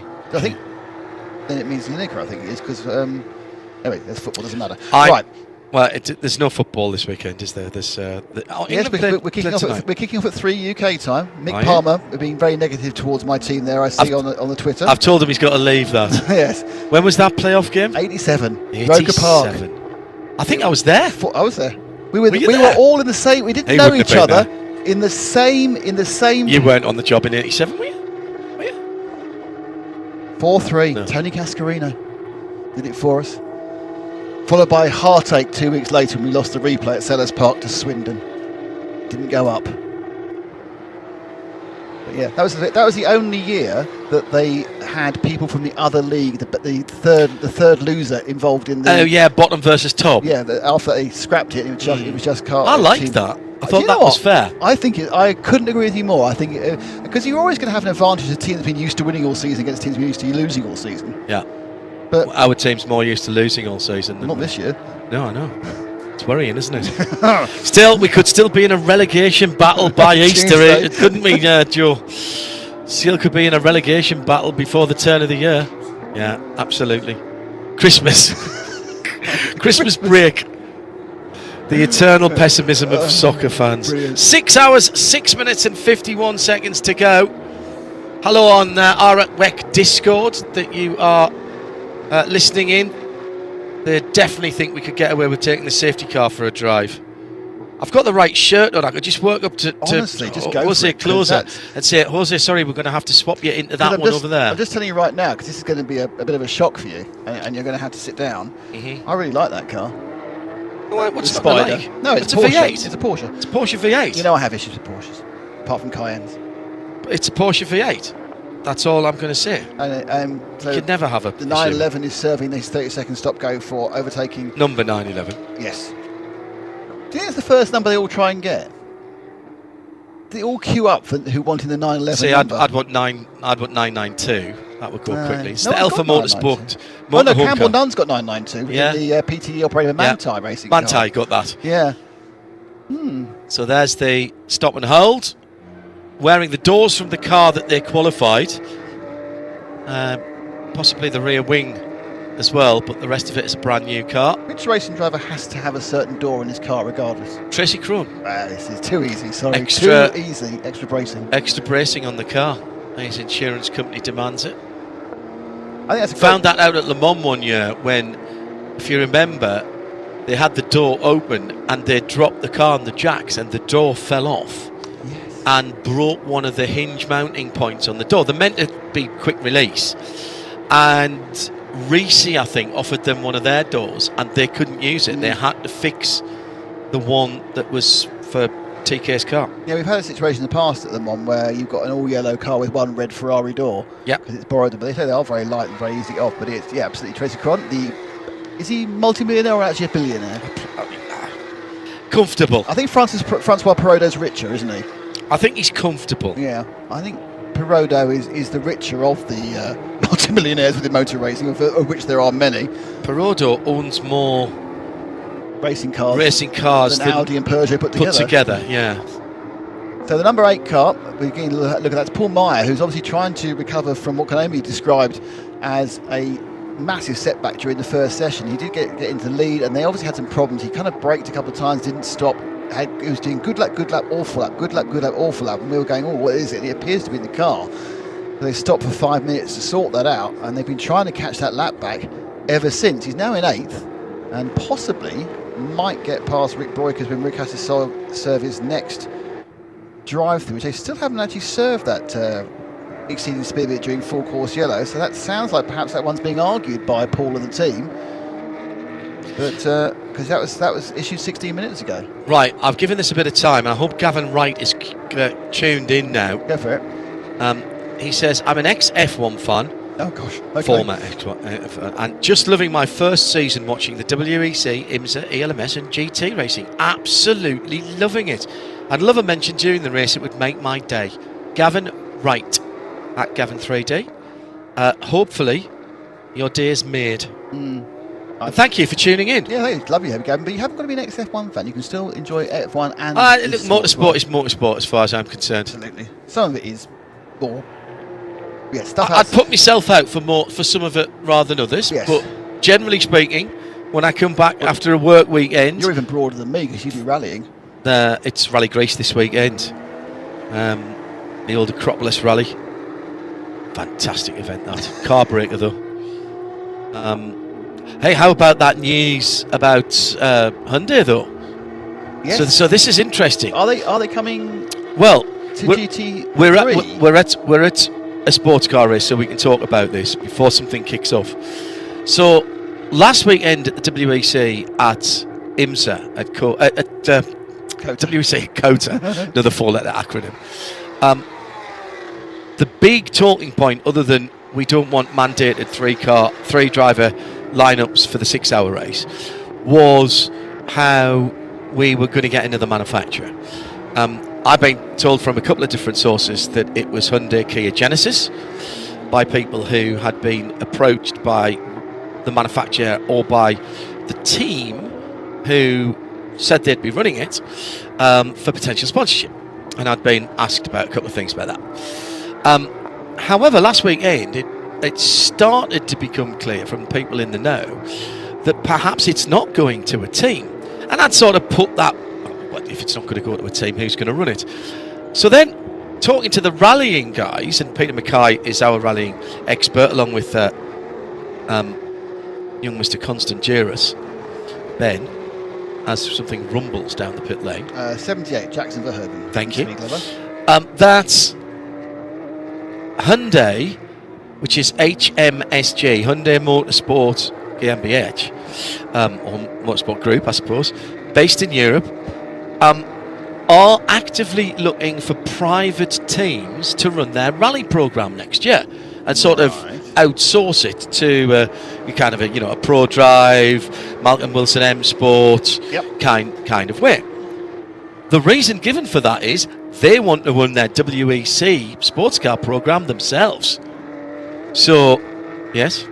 Is this prototype or is this prototype? GT3? Not GT3? No, this is prototype. They are talking about top class GTP and or the ACO hypercar. No, they're very not big sure yet whether it'll be bespoke or whether it will be one of the LMDH spines, but I would think the former. And I've been watching this for it's the 25th anniversary next year of me writing a proposal to Hyundai Kia as it was then. Hyundai has changed its profile so massively. much. Hyundai 25 years ago was... Well, I think it'll be Genesis that is the brand, even if it's Hyundai Motorsport comes in, competing against similar brands like Cadillac, etc. And particularly as they've launched a super duper car program called Magma. They're Magma models, which are their very high-end models. We are coming down to... Oh, hang on. Whoa, we're halfway there. Oh, living on a prayer. Just for Curry back in London. That's the half distance mark. 3 down, 3 hours to go. The Michelin 992 Endurance Cup powered by Porsche. 6 down, 6 to go. Sim. 6 down, 6 to go in the Michelin 992 Endurance Cup powered by Porsche. We can edit that. It'll sound great by the time the archive goes up. That was because I've been talking about 6 hours straight. Luke Harcourt leads the Calimos Racing driver, who also leads Porsche Carrera Cup North America, finishing off their season at Formula 1 at COTA in a few weeks' time. Belgium Racing, the number 99 car, is in second, and that is the best of the Pro cars. It's an Pro-Am car that leads. Dylan Derdale, who is leading. Mathieu Detré for H2H Racing in third for H2H. Neuhofer in fourth. Tierra Outdoor by HWN is in the next position. Red, that's fifth. Sixth, Red Camel. Jordan, Max Kreuzer Racing. And as it stands at the moment, by the way, I think it's only the first 4 that are on the lead lap of the race, possibly 5. I'll check that for you in a minute. Belgium Racing second car in 8th, Müllner in 9th with the best of their cars. Glenn McGee, another one of the North American contingent over for this. Neuhofer Rennsport in 10th is the leading AM car. Henry Kwong, along with his brother, doing a cracking job up there leading the AM-clad. QMMAF by HRT. Julian Hans is behind the wheel. They'll be delighted with more than halfway up the field and second in class. Max Kreuzers, Benjamin Löchter in 12th position in the 10 car. The number 4 of Milner Motorsport, Fabio Grosser from 13th position.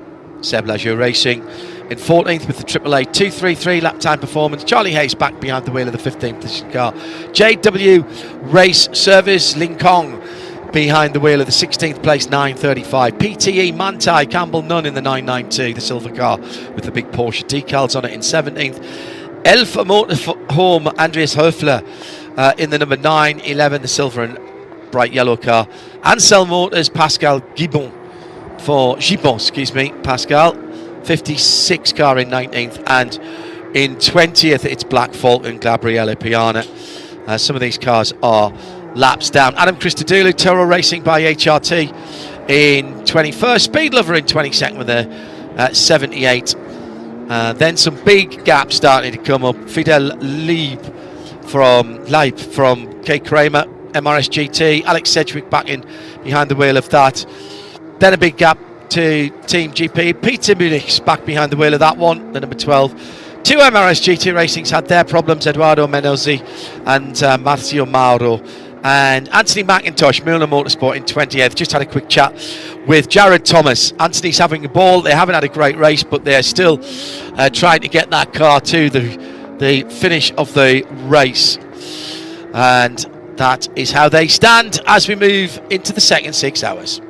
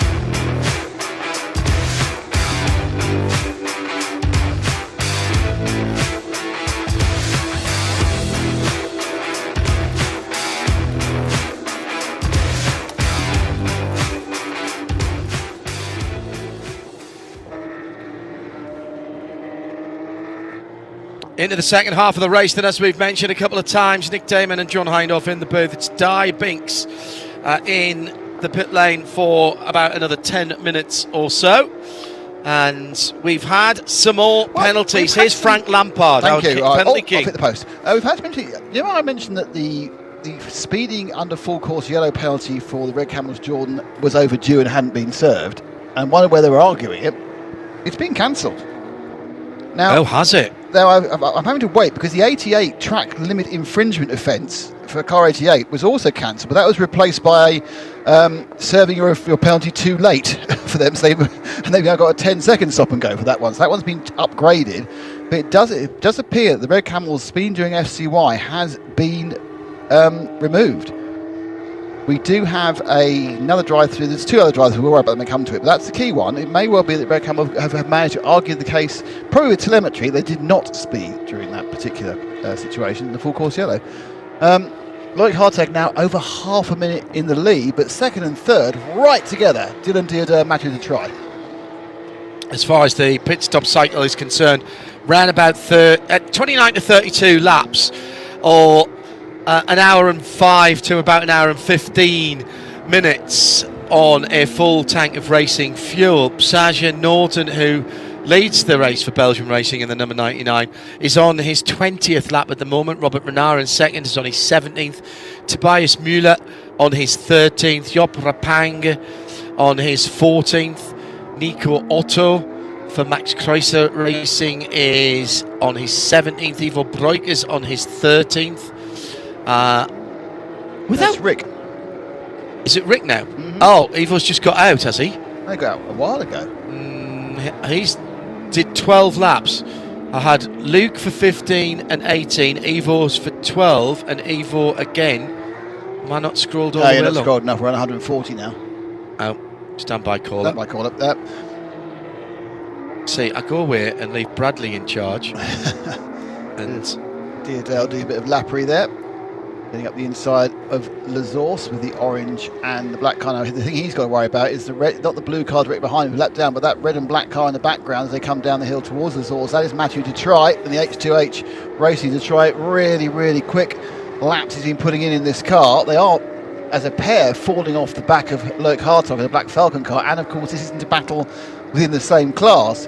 But it's pretty obvious, whilst we have these class distinctions, I think the pros and the pro-am have just decided it's all about who wins overall. And they're not particularly bothered about the fact, I'll let him go because he's in a different class than me. They wanted to get themselves as high up on the overall podium as possible. And as they sweep now round and down towards Bruxelles, it's a convenience having that car in between. The 16th place car, that's Ling Can, the JW Race Service 935 car, I think, if that's correct, on the... Ling Kong, you actually said that. For that, and we got another penalty for 935, so it's just racking up. Still, the champion of the pit visits is with 12 visits. It's Toro Racing by HRT Performance. They have really cornered the market in coming down the pit lane. So that long, let me go back to where I was. That long yellow then has got us some very long stint lengths. Yeah. That was that was a longer yellow, wasn't it? The first one, I think. Yes, it was. So we're now up to almost exactly 46 minutes in total, and from memory, the first one was 21. So that was 25. I think that was a combination. I think it was a little bit because of the fact that when they were trying to pick up the leader, he went in the pits. Oh, and that confused everyone. That's why the 918 had to go around again. Possibly that might have been. There may be other reasons, John, but let's say that's the reason we'll use. Okay. Mickey Heth. Hello, Mickey. Another Mackham. Matt Letizier scored 47 out of 48. Yeah. That's a good one. Like that.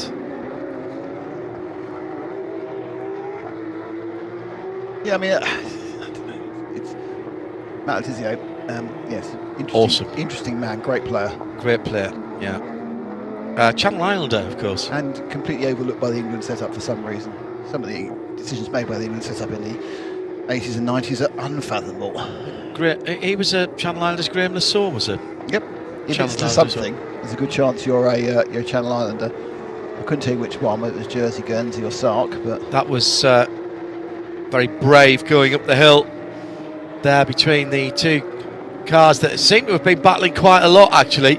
It's the Team Lap Time Performance and JW Race Service car. They are actually battling for position, believe it or not.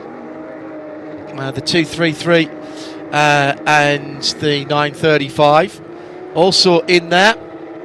Dylan Derdealet, the Belgian Racing second place car, with Luke Hartog leading now by 35 seconds.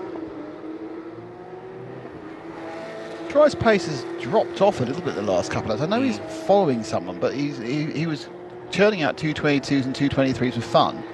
He's now at 225, and he has double stinted the tyres, John. Yeah. And we're at 2 hours and 3 minutes. I know a lot of it was under yellow, but it is warmer. This is the warmest part of the day. It's been significantly warmer for the last 2 hours than it was earlier in the day. I'm just wondering if that is where the performance blanket begins to ease off on these Michelins. I wonder what difference it makes, if any, about having a length of time where you're not... Basically what you're doing is you're cooling them down and then put another heat cycle through them. So, does it mean you have to re-warm them up, or do you have to go... Nobody's going to hang about at this off the restart from a full course yellow or the intervention of the 918. So they're going to get absolutely hammered. Yeah. Absolutely hammered. Yeah, that's a really interesting question, actually, because it would vary, again, tyre to tyre, construction to construction, but on the whole, a tyre that's reasonably old, it's got slower warm-up, and if you start putting an energy early into the heat cycle, it doesn't tend to like it. But like I say, it is seeming to be a big problem to try to get past this blue car that's a lap down, the 16th machine of JW Race Serve. Now, it may be that he's relatively happy at this point. He's actually saving some fuel. He's towing up, and that's the tactic. But it does seem odd, given that his target acquired is just 2 cars ahead, and that will put him second overall. The orange and black of Dylan Deerdale in the Belgian racing. He's been in the car for an hour and 14. Interesting to see how far they can do this stint, because this stint contains about 2/3 of the best of the last Code 60, full course yellow, Code 80, full safety car. So the first 5 or 6 minutes they actually did in the previous tank of fuel, and then the rest of it they've done this tank of fuel, because they all came in sort of like a lap or under the yellow. The good thing about this is, if I was asked to put some money down right now, I would have no idea. I know this I'm not even going to count out Red Camel Jordan.nl, who were a lap off the lead in 6th position.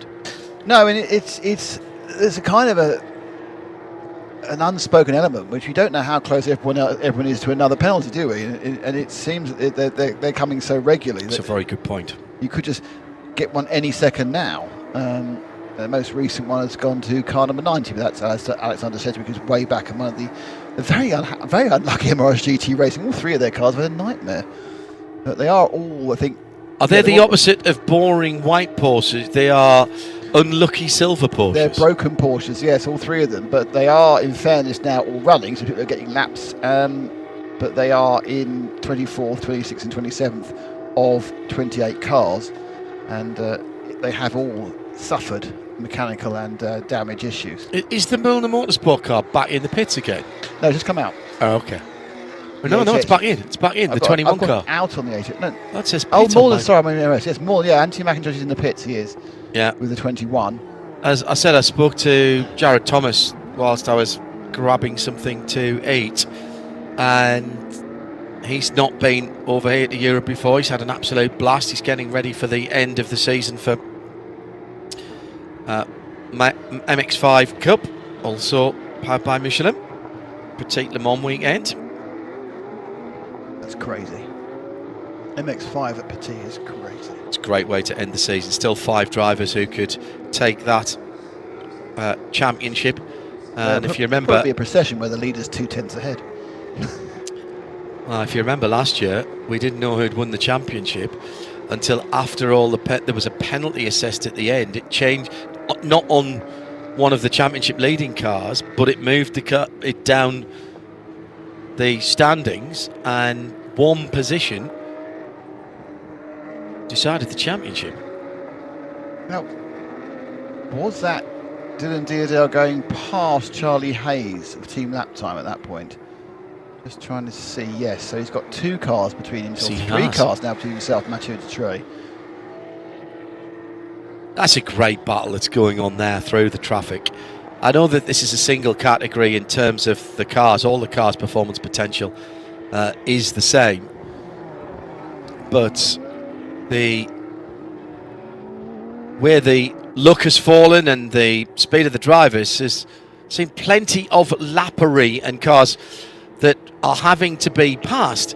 And perfect example going down to the first corner now at La Source. Campbell Nunn is in the PTE Manthey 992, the silver car with the Porsche decals on the side. He's in 17th, and behind him is Henry Kwong in 10th place.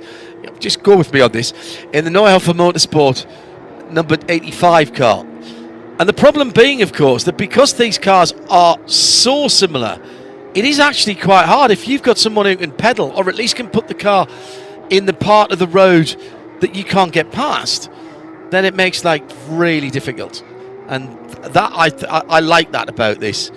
The QMMF are in the purple Qatar flag coloured car, heading down to Eau Rouge, now climbing through to Radillon using all the curb, which you are allowed to do. And number 31 car still second in the ARM category, and barely half a minute, just over half a minute behind Henry Kwong. Yeah, they've sneaked So that's Julian Hansis is actually the next car back in class and on the road from Henry Kwong. Yeah, that car sneaked into the front of the class. We've not really talked about it very much. An hour and 3 minutes in the car for Julian Hansis. Obviously, he's got a selection of Middle Eastern drivers. Let's see what's going down in the pits.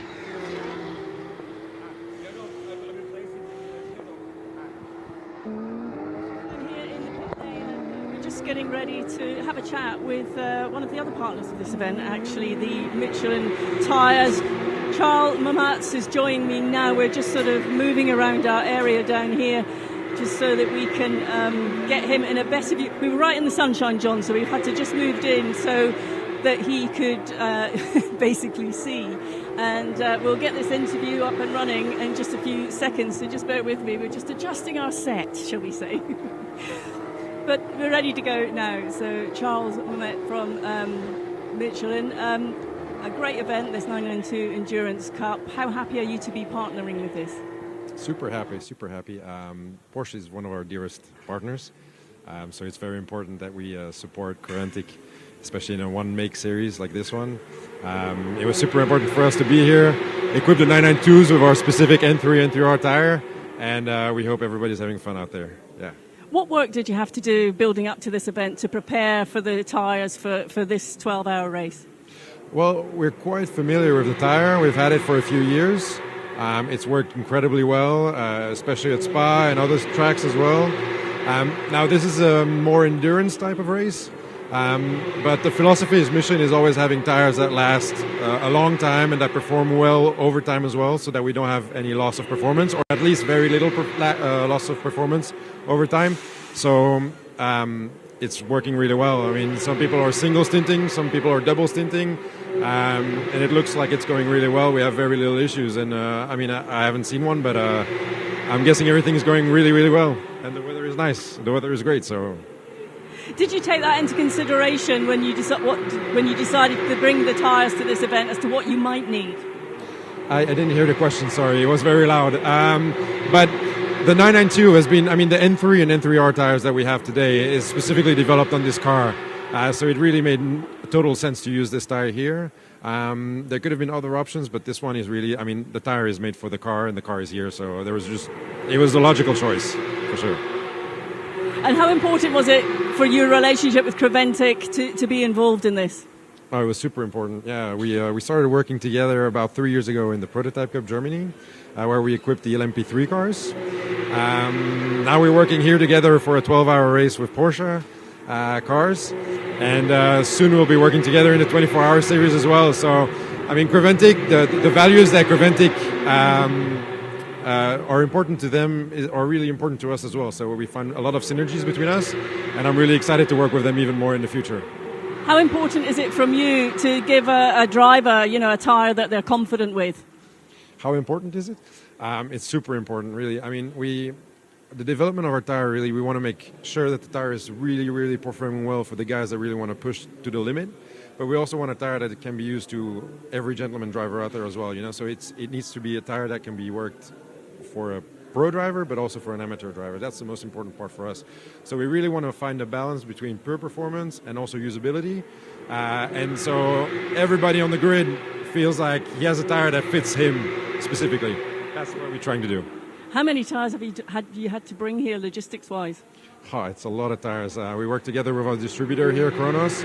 I think we brought about 2,000 tires here, so it's been a huge, I would say, logistical hassle. It's not really hassle. We're used to it, but for sure, it's a mix of rain and dry. Today it's dry. Yesterday it was raining, and in Spa you never know. So. You don't, do you? So I guess, yes, as you say, you have to be very well prepared. Are you satisfied with what you're seeing so far? Sorry, I didn't. Are you satisfied with what you're seeing so far? Absolutely, yeah. The sun is out. People are enjoying themselves. We have very little interruptions, I feel like. I'm running around, so I can't really follow the race too much, unfortunately. I wish I could follow it more. But it looks like everything's going well, and the tires are performing well, and my colleagues that are here helping the teams, they report no issues. So we're really, really happy to be here, and it's going well. How important is it to collect as much data and information, certainly during a 12-hour event like this one? It's super important, yeah. Even though we have years of experience with the tire, especially seeing how far you can get this tire to work is something super valuable to us. Because, of course, the goal for Michelin is we want to have a durable tire, which means the longer you can drive with it, the better, because you don't need to replace the tire as much. So that's an aspect that's very important to Michelin. So looking here at the double stints is super valuable to us, and seeing how we can make the tire evolve in the future. And secondly, it's really also a very big mixture of different drivers from different countries, so different driving styles, so we can really see a little bit of everything. Yeah. So incredibly valuable. Yeah, absolutely. Yeah, very valuable. Very valuable. Yeah. Thank you very much, Charles, for chatting to us today. Great to talk to you. Thank you to you. Bye bye. So chat there. Everyone's been enjoying their Michelin tyres, and sometimes you have to double stint them, and so that's working reasonably well. Matches to try. H2H Racing is doubling. He's done a 24 last time round on a 224. It is 0.9. 2 hours 15 he's been running on that set of boots. That's not as far as Paul Meyer, who's done 2 hours 23 on his set of tyres. Some of that, of course, including full course yellow. Loic Hartog is just easing away, much as we saw at the beginning of the race. Chris Mees doing it as well. He's now out by 43 seconds from Dylan Dale, the Belgian racing car, to try just not really be able, having really got up to the back side of Dylan really quickly, and then just drifted back off and not being able to push much further. He's 3 back. Felix Neuhoff and Neuhoff Rennsport there, he's a further 21 seconds behind, and in 3rd place overall in Pro. And then it's Ralph Popolars who's back another 46 seconds in Tierra Outdoor Racing, and those are your people on the lead lap. Rick Breukers unfortunately was caught by the safety car on the wrong side, and the number 9 car not on the lead lap, and they are in 6th, in 4th in Pro, 5th in Pro. Paul Meyer, the Max Cruz Racing, they're a little bit behind, about 13 seconds behind Breukers. So there may well be a battle breaking out for the lower reach of the top 5 of the pros, but really what Rick, Paul Meyer, and perhaps to a lesser extent Benjamin Leitner in the Max Cruz race number 10 and Fabio Gross the number 4 need to think about is how they can find some way of getting that lap back and where they need to be if and when a full course yellow comes out. Just to remind you that in the lead of the AM class it's Henry Kwong from Neuhofer Rennsport, and he's got 20 seconds of a lead over Julian Hanses from QMF by HRT, and they're both pretty similar within the run of their stints. An hour and 2 in the car for Henry Kwong and an hour and 10 in the car for Julian Hanses. So it's all we're at the point now with 5.5 hours to go, and the thing to remember is it's 5 hours 20 if you're like me, back calculating from the end. 5 hours 20 is the minimum in which you should come in for if you want to try and lose that final stop. So 5 hours 20, even then you'd need a bit of help from some full course yellow. So my feeling is that really they can extend it by 10 minutes more, but it's going to be hard. A stint of 1:02 for Loic Hartog, and they were the last ones to go in. Some of that obviously under full course. They can probably do an hour and 25 before they come in. It's going to be really touch and go if they can save 2.5 minutes at the end.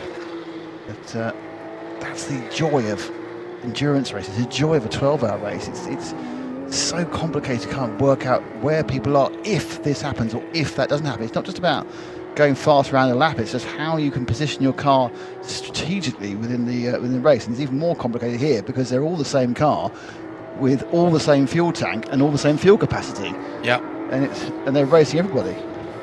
There's Across the line for the leader, down towards La Source. And Loic Hartog,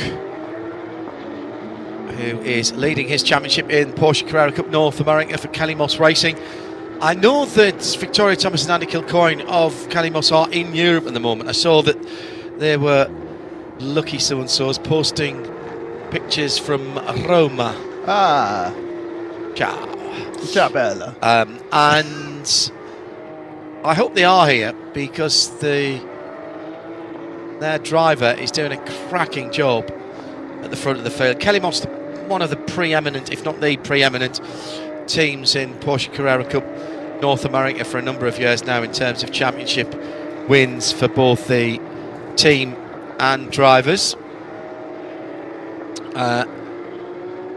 Coming under Victoria and Andy's auspices quite a few years ago now. It was a successful team in the past, and they have just extended and expanded the team, including running in other championships aside from Porsche Carrera Cup North America, up to and including the WeatherTech Sports Car Championship, the top class of IMSA. And Hartog lapping pretty metronomically in the high 223s at the moment, when most everybody else apart from Julian Hanses, who's in the low 23s, most everybody else is in the low to middle 24s at the moment. Beautiful wispy clouds, cirrus, the horse's tail clouds in the sky off to our left-hand side, which is down towards the eastern side of the circuit, and weather that has just been phenomenal this weekend. Quite toasty now as well. The track, we are at 10 past 4 local time, and this part of the country gets its warmest between about 3, 4 and 5 o'clock when actually the temperature peaks out. Certainly the track temperature will, yeah. But of course we are running all the way till 9:45 and having, I would say, what, about an hour and a half of darkness, you think, John? Or perhaps an hour and a quarter of darkness? Yeah, but probably an hour and a half, 90 minutes. Right, bit of gloaming before that. Yeah, right at the end, and the temperature will drop significantly. If you're going around on old tyres, you might not be so keen about that. Now, yes, and I'm going to start with number 90, which is kind of having a bit of a prolonged test session because the MRS GT entry is well out of contention. Alex Sedgwick is still pushing hard in the car, though. Hey, Alex, I know you guys are out of contention. The pressure is off, but there's no reason to stop pushing, is there? No, like we're here to drive fast, right? So yeah, unfortunately we're out of contention with a few issues with the car. That caused a few balance changes as well. They made a repair just before I got in the car, and it was sort of evolving a bit throughout, or at least that's my excuse from the book of excuses. So just trying to keep up with that, and losing a lot of front end. But obviously the car's still decently fast. It's just a lot harder to drive than it should be. So all right, we'll see how Madeleine goes now, and the goal is to try and finish. Yeah, I mean, you're learning all the time. I would think, driving the car, as you say, with evolving handling and learning about the Michelin tyre. Yeah, for sure. And I've raced on the Michelins in Carrera Cup, but obviously it's a sprint race. So, learning how the balance changes over a longer run, what we can do with ABS and brake bias, to keep up with it. But it definitely makes things interesting. Now, I remember your name. I remember you in British cadet karting. That was a long time ago. What years were you doing cadets? I think I won the championship in cadets in 2011. Was my last. We feel so old, Alex. I was 12 then. Yeah, and you also won the Ginetta Junior Scholarship, didn't you? Yes, 2014. So that was my first year of car racing. And now where I am in the US with PT Autosport, we're doing a similar program that's actually inspired by what I went through and how I got into car racing with Ginetta, because I wouldn't have been able to be here otherwise. And we're trying to find other talents that are in a similar position, maybe held back by budget or whatever scenario they find themselves in, and we can try and give their career a help. Yeah, now you mentioned about sprint racing and you guys being more familiar with that format. How are you enjoying this completely new event? I mean, the 992 class is a class of racing that we have already had in endurance racing, and we love it, but it's a class within a class. But here you are, just all 992 cars. For us, looking in, it's fantastic. What's it like from your perspective? It's awesome. The talent level is super high. It's really good for me, obviously, racing in Carrera Cup North America this year, that it's more time in the car, more time against, annoyingly, my championship contenders as well. But these cars are great. They work amazingly as an endurance car out the box. So it's a testament to Porsche that they've built such a versatile car, and it's really cool that Creventic is putting this event on. Hopefully it's something that can keep growing, seen in the States as well with the Porsche Endurance Challenge there, that there's a lot of appetite for endurance racing in a cup car. So yeah, definitely like to do more. The other thing, Alex, the American series allows ABS. You see, you've got an advantage over the European Carrera Cup competitors. Is that a big thing, do you think, today? It's helpful in a way, more so in having the knowledge of how I can use the ABS to adjust the balance over a run as the tyres wear away. Here, it's because there's so many areas where you're loaded up and you're braking. The ABS isn't necessarily a huge help because it's always trying to grab a wheel somewhere, so you're trying your best to drive without engaging it, but it definitely is a helping hand, especially when you get later on and it's easy to make mistakes. We've seen some great racing, especially the restarts after safety cars. Completely different mindset, I would think, from a sprint race. However, have you found yourself, did you restart behind the safety car first thing? So, did you find yourself thinking, oh, this is a cup race, it's only 15 laps? Yeah, it doesn't feel like a different mindset. You know, you race for 3 or 4 laps and then you're like, yeah, I've got to kind of chill out now. So it helps. I think that's where the sprint racing side of things really helps, where you can kind of make positions or, you know, at least track position for us in front of some cars and get some clear air. But yeah, you have to have the voice in the back of your mind that you need to care for the tyres. You need to get the car home after 12 hours. A lot taller Alex Sedgwick than the last time I remember him. Thank you, Alex. Great stuff. From the centre of England, got a problem at Le Combe for the number 56 Ansel Motors Pascal Gibon, and also the Madeline Stewart MR. Is that Madeline Stewart's MR? I don't think so. No, it's not. So it must be Koen Minich, is it? No, it's saying it's Madeline Stewart. No, it's saying you're right. It doesn't look like it, but perhaps it is. I didn't. No, it is. It is. Yellow. Yeah, it's no. 90, the yellow yeah, flash, with the black front. That's just come out, hasn't it? After some fiddling with. That's why we were talking. That was on the out lap for Madeline. Yeah. That was the car of which the Alex we were just talking to there, Alex Sedgwick, is part of. So she's off the road. That's a separate incident. Yeah. I think. And she's off the road at Stavelot, isn't she? It's just at turn 15, that's Stavelot. Yes, correct. So 2 incidents on the track.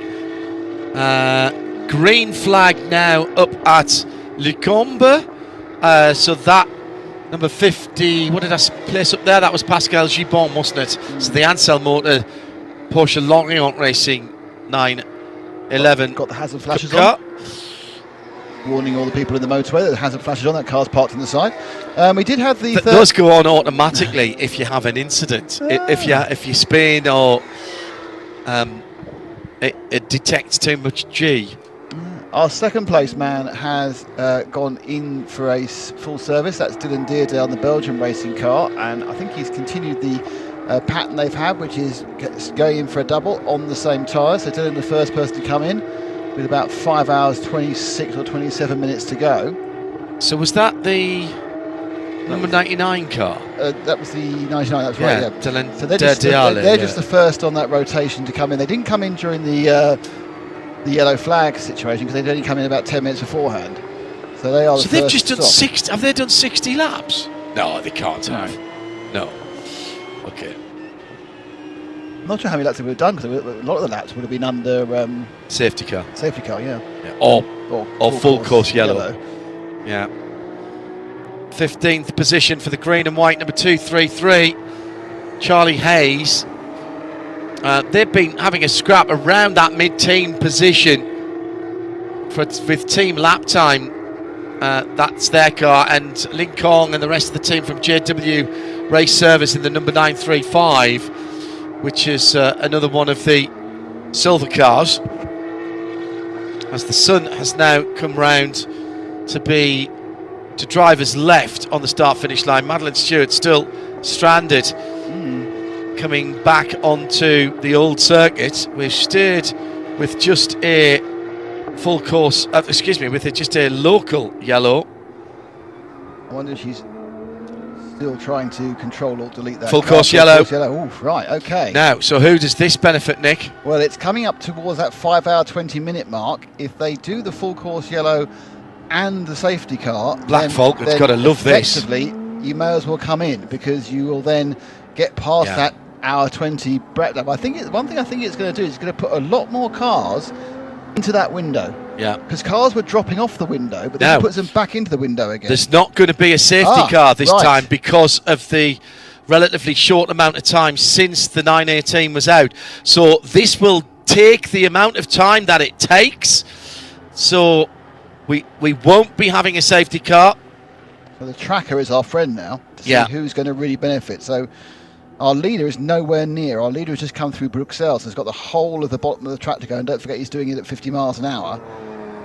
Looking at the others, Felix Neuhofer. Oh, that's great. It's worked brilliantly for the third place team. Neuhofer are in the 86 car, so he's going to get a discount stop, half time effectively. the leader, the number 48 car, is just coming down to Piff Paff now. They might not get the benefit here, and they could do with a stop. They could use the stop if it happens. Neuhofer has taken the stop. That's going really well. Julian Hanses from the QMMF by HRT. This is going to be a big game for them over Henry Kwong in the battle for the AM Championship. Also in Charlie Hayes from Till lap time performance. Down to Joe.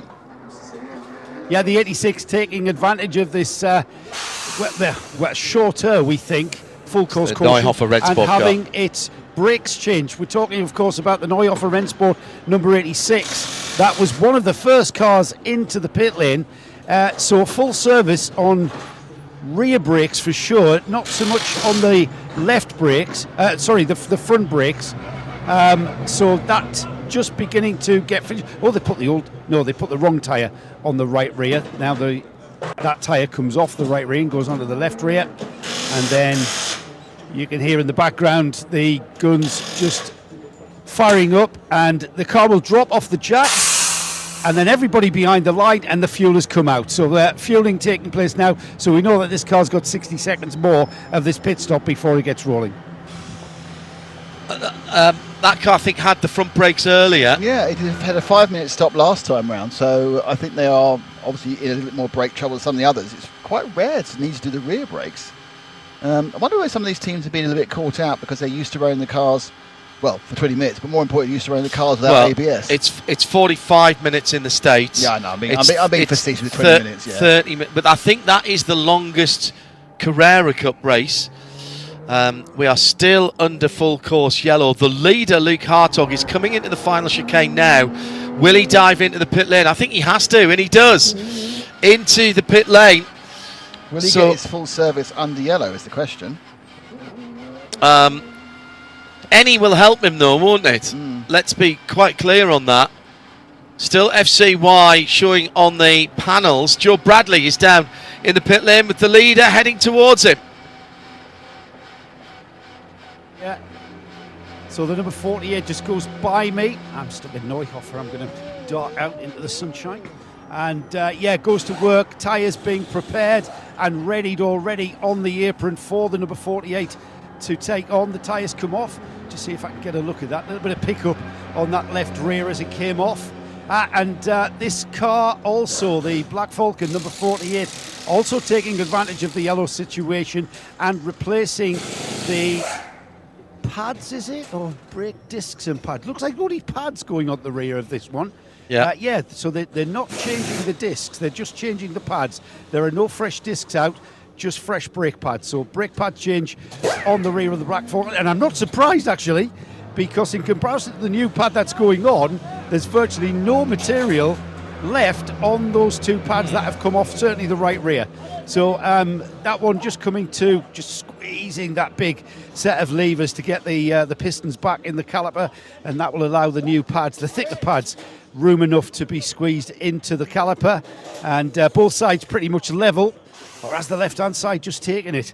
I think the left-hand side has just taken the lead on this, or not. Yes, so this one's brake pads are being changed as well, so that's Black Falcon with fresh brake pads on the rear, and very soon that's the wheels going on.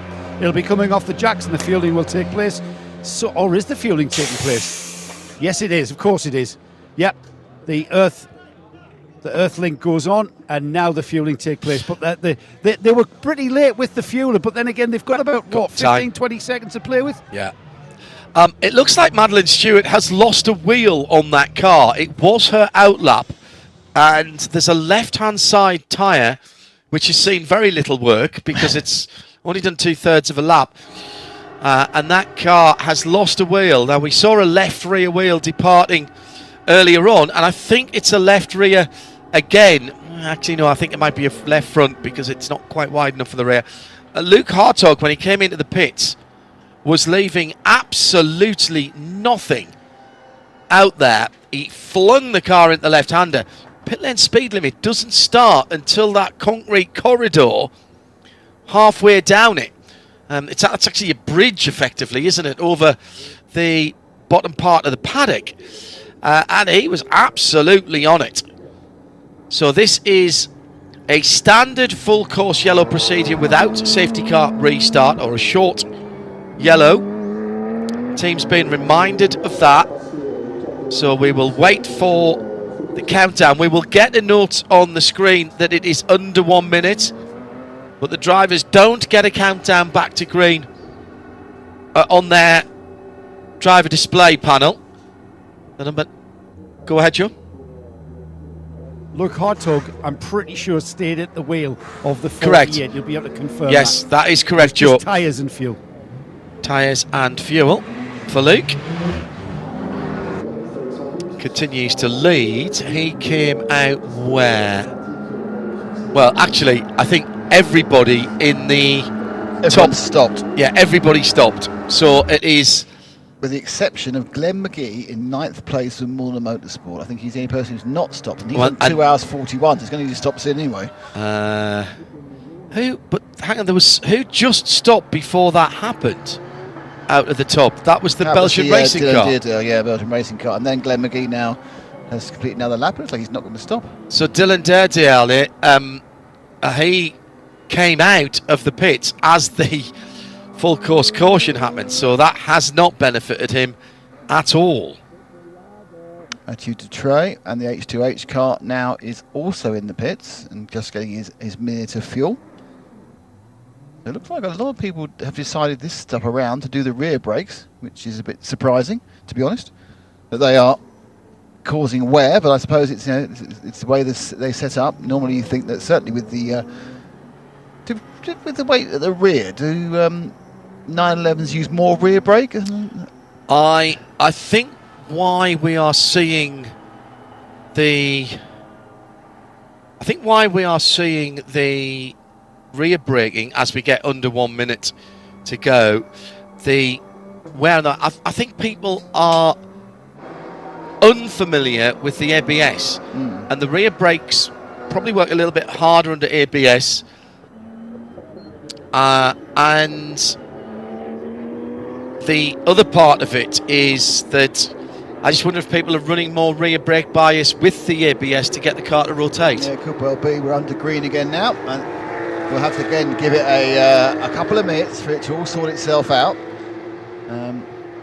Relatively standardised stops. Luke Royker's a little bit quicker. Obviously didn't get involved with the brakes on the Red Camel Jordans. Neither did Dylan Derdale, of course, when he did his stop. His stop was under green, effectively. So they will lose overall out of that, because people who stopped did it effectively for a sort of a half-price stop, really, with an average speed of 50 miles an hour. William Mundan has taken over the car from Mathieu Dutrey. He's scored second, but may not be, so we'll wait for this whole thing to run out. Alfred Guillaume on the number 15 that's the second place car in the pit, H2H. It depends what happens when this lap unwinds. Right, Everyone needs to go across it. He's just going through Malmedy now, so the nearest car, so he is 15, where's the 80? He's ahead of the 86 of Neuhofer and Alfred Renard. Renard just exiting Malmedy now, and the 15 of what was... Is it still Guillaume behind the wheel? Yes, it says it is. It was Mathieu Dutrey now. Right, sorry, my apologies. Yeah, they're both at Pouon now.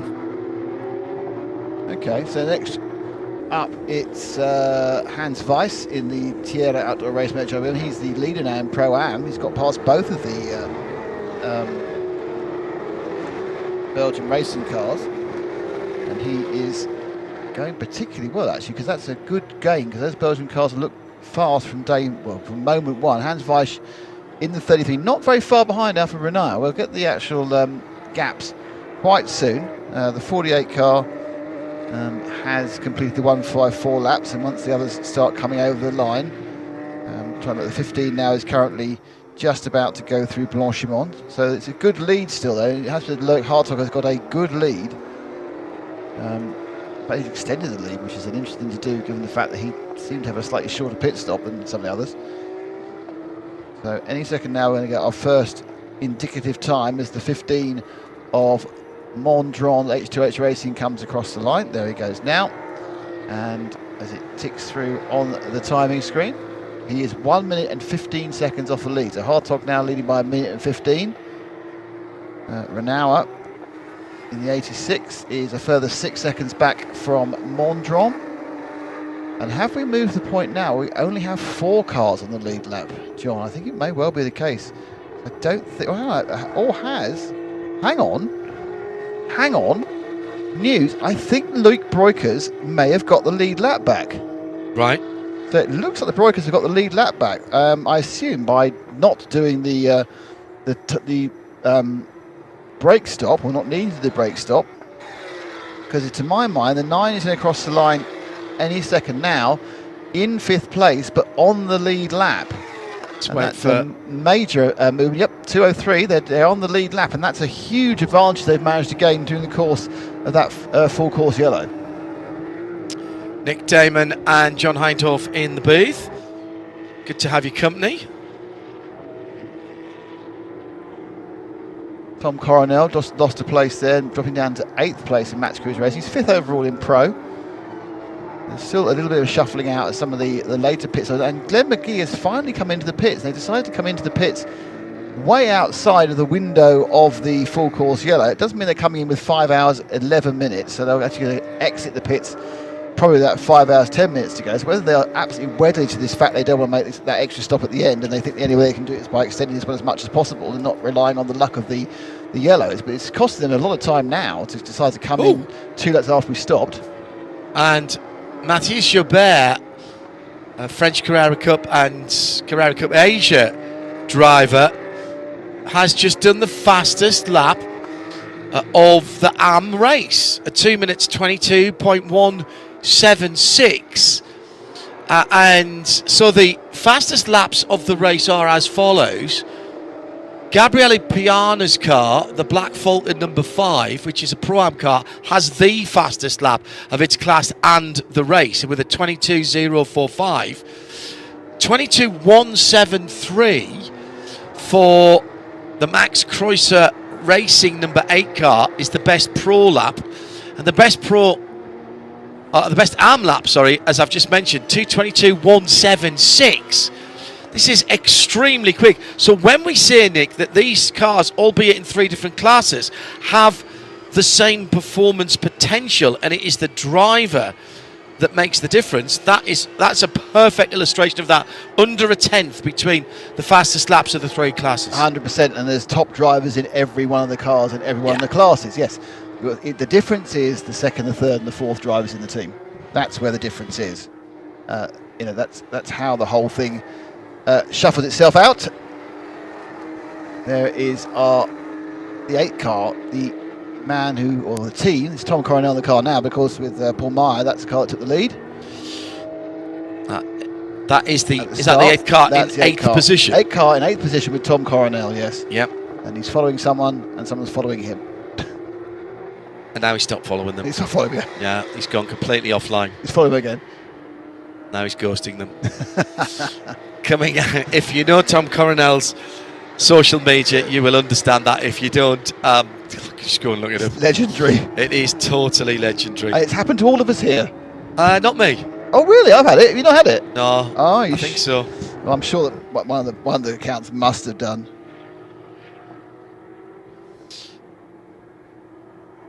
So we down to Joe. This is the car that you mentioned there, Nick, the number 18, the Mulner Motorsport entry, coming in what looked like out of sequence, really, for a brake service. And we were thinking, why haven't they changed the brakes under yellow? But it was a bigger problem for Glenn McGee than just brakes, because on the left rear, the locating pegs have basically come adrift. They've snapped off on that left rear. So we may have had... would that cause the wheel? It would slip under drive. The wheel would slip under drive. In fact, he may have even had a rear brake shaft break, because all part of the hub mechanism, the locating pegs are going to come off in one piece, which includes the drive shaft, which is basically a speedy way of changing the pegs on the hub. So I think what Glenn has probably experienced is the left rear wheel spinning up as if he's got a normal differential rather than a limited slip, because the wheel had been spinning on its hub without any locating pegs to keep it bound together. So this car is going to lose even more time than we suspected it would at first. Battle on the track, and it's a new 11th position driver. Jeroen Blekemolen deals with Ibrahim Al Abdul Ghani in the QMMF by HRT. That's a Pro car overtaking an AM car, so not class problems for QMMF. They're still second in the AM category, but Jeroen Blekemolen lapping some 2.5 seconds quicker last time around as he gets back up to speed in the Michelin Motorsport number 4, and that car still in 6th position, 7th position in Pro, but now at least in 11th, and can try and chase down another Pro car as Matthias Schubert does another fastest lap, and that is 3/1000ths of a second away from the fastest lap of the race. 2:22.048 against a 2:22.045 for the Pro-Am Black Falcon car. So the Pro-Am is faster than the Am, who are faster than the Pro in terms of the fastest laps of the race. This is peak performance time. Not quite happy hour yet, but clearly there's performance out there on the track, Nick. Yeah, surprising. The track must have gripped up, because I'd have thought we would get the extra heat that we've had in the last couple of hours would slow the car down. There is going to be a peak performance area. The track stays clean, which is going to be, I was thinking, about 7:30, John, where it still is a bit of light, but the temperature is going to fall right off the track really, really quickly, and the air will get a little bit thicker, which the engines will appreciate. You want a little. You want the greasiness to go off the track surface, and you want the air temperature to drop. But you still want a bit of track temp to get the tyres to be happy. But you want the air you want the air a little bit fatter, which is what the old drag racing guys used to call it. I mean, nowadays it is all measured electronically. Talk to the old drag racing guys in the States, it's great. The way they used to measure air pressure and how thick the air was, how fat the air was, you would have a bell jar, which was a known quantity that you would take all the way with you, and you would burn a candle in the bell jar and time how long it took the candle to go out for when it used all the oxygen. And of course, the longer it burned, the fatter the air was in terms of how much oxygen there was in the air, and that's how you set your carburetors for the drag racing engine. Wow. It's a bit more scientific now. Well, that's very scientific. It is very scientific. A bit easier. Bit easier. With, no slide rules involved nowadays, I think. Yeah, absolutely not. Notice that the QMF by HRT team, which was right behind Neuhofer Rennsport in the battle for first overall in the AM class prior to the last short yellow situation, that's now fallen back by about a minute.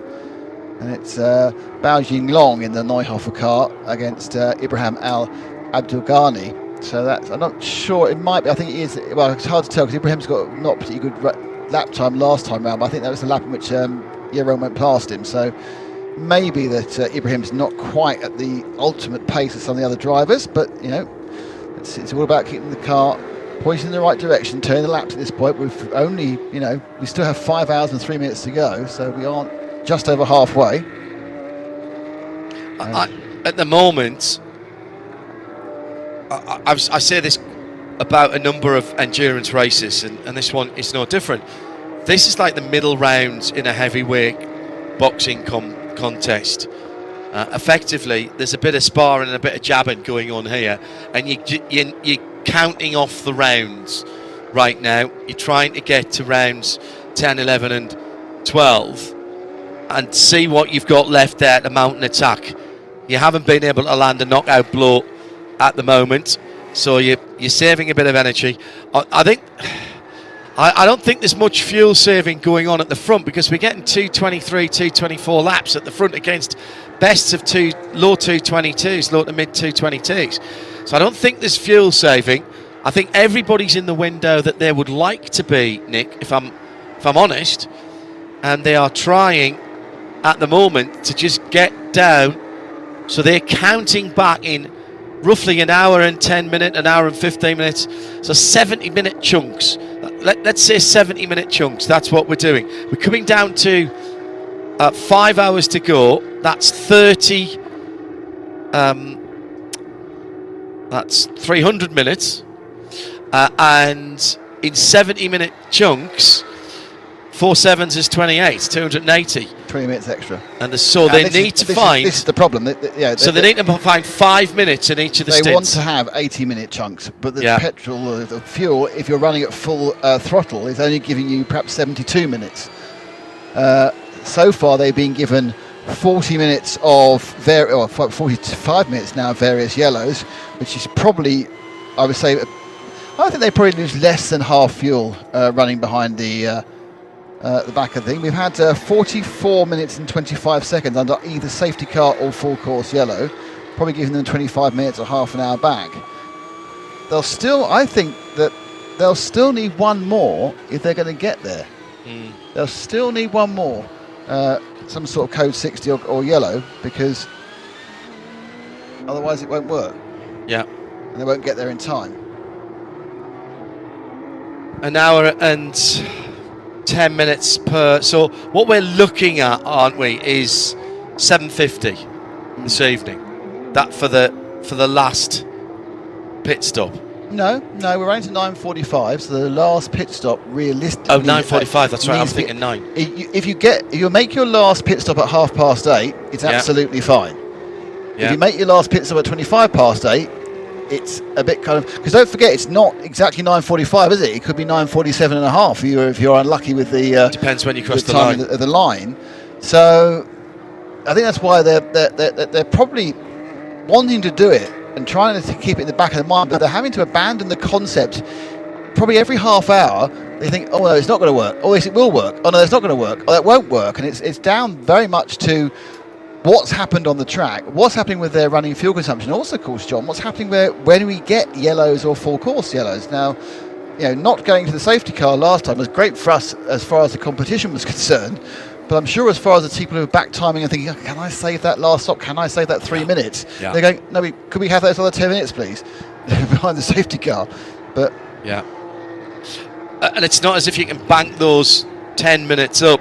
No. And put them in a little bag at the back of the... Would be great if you could, wouldn't it? Yeah. Here's my 10 minutes of fuel, thank you very much. It's a bit like fitness, isn't it? Yeah. I want to bank all that fitness I had in my late teens and early 20s. That'd be great, wouldn't it? I'd like to get that out of the... Would that be fantastic if you do that? I'd like to get it out of my fitness safe right now. Yes, I'd like to put... You know all my joints that work perfectly? Can I have them back, please? Yeah. Actually, in fairness, mine were pretty much worn out. Yes, but you ruined yours way too young. I didn't ruin mine to my late 20s, early 30s. That's what I did in my shoulders. So See, that's interesting. You were all upper body issues, and mine were all knees, ankles, and hips. What you're saying is we can make one decent person out of two of them. Yeah, pretty much. That was running in plimsolls in those days, not things with carbon fibre soles. The only question I want to know, compared to considering how we used to do things today, is how come we weren't all permanently dehydrated? Yes, that's a good point. That's a very good point. More penalties. Here's Matt Letizia. Hey, I shall give you the most recent penalties if I can. It's more full course yellow issues. Exceeding the speed limit in full course yellow last time round. They both just pinged in, and it's fourth place and the leader in Pro-Am is one of them. Yeah, number 33 is the first. Has your right hands advice. That car was doing so well. Oh, it must be an absolute blow for Tierra Outdoor Racing by HMW. They're going to have to come the next 2 laps, and they have a drive-through. Also, the 992 car, which is actually doing it right now. Konstantin Dressler from PTE, operated by Manti Racing. They are running 5th in AM. I don't think this will drop them back, actually. They've got a bit of a lead. They'll stay 5th in AM with this one, but certainly Hans Weiss, leader in Pro-Am. That's going to pull them almost exactly into the leading Belgian racing machine of Jan Loris in the 99. So that's an irritating one, because that's really quite easy to avoid. Now, what we have seen, of course, don't forget, is we did see it's successfully argued against by Red Camel Jordan, and more importantly, everyone else in the pit lane would have seen that was successfully argued by Red Camel Jordan. So you can pretty much guarantee that there'll be some conversations if they think they can prove it didn't happen. And if I was the 33 car, given where I am at the moment, which is very happily leading Pro-Am, and within striking distance of a top 3 overall. Doesn't only take a little bit of bad luck for any of the top 3 cars and you'd be in there. I'd probably have a conversation and see, are we absolutely certain we sped during the full course yellow? Is there anything we can talk to the stewards and say, honestly, it wasn't that case. It may look like that, but that wasn't what happened. Because it's already been worked by Red Camel Jordans. It was Rick Broikers who was supposed to do it, but it didn't happen, and they, inverted commas, got off. They didn't really get off because, of course, it didn't happen. But 5th place Broikers is currently only 10 seconds behind Hans, and they're serving it. They're not arguing it. So Weiss is coming in the pit, so they've served it, which is why Broikers has gone past him. So Broikers, Luke, that is, goes into 4th overall now. And 4th in Pro. So that puts, for the first time in a long time, Dick, that puts 4 Pro cars back at the top of the standings. I've just found if I step back a couple of paces, I don't have the sun in my eyes, and it's nowhere near as hot. Oh, yes. Yeah. That's because the air conditioning is a little bit rather than blowing, isn't it? It's a bit thin, yeah. It's not the most impressive at this end of the. It's 50 years of the Porsche Turbo, and we need a little bit of forced induction here. Oh, dear. Yeah. What was the first turbocharged car of all? Ooh. I know it's pre-war. I was going to say, do you mean modern era? Or No. I mean, obviously supercharging was very popular almost immediately as soon as cars were invented. Certainly before the First World War, I think there were superchargers. But turbochargers with the heat and everything else that caused and the problems that caused that, you kind of wonder whether with the manufacturing and the tolerances, and more importantly the oil, whether that would be anything that could have been particularly used prior to the. Well, really, after the Second World War, but I'm not really sure.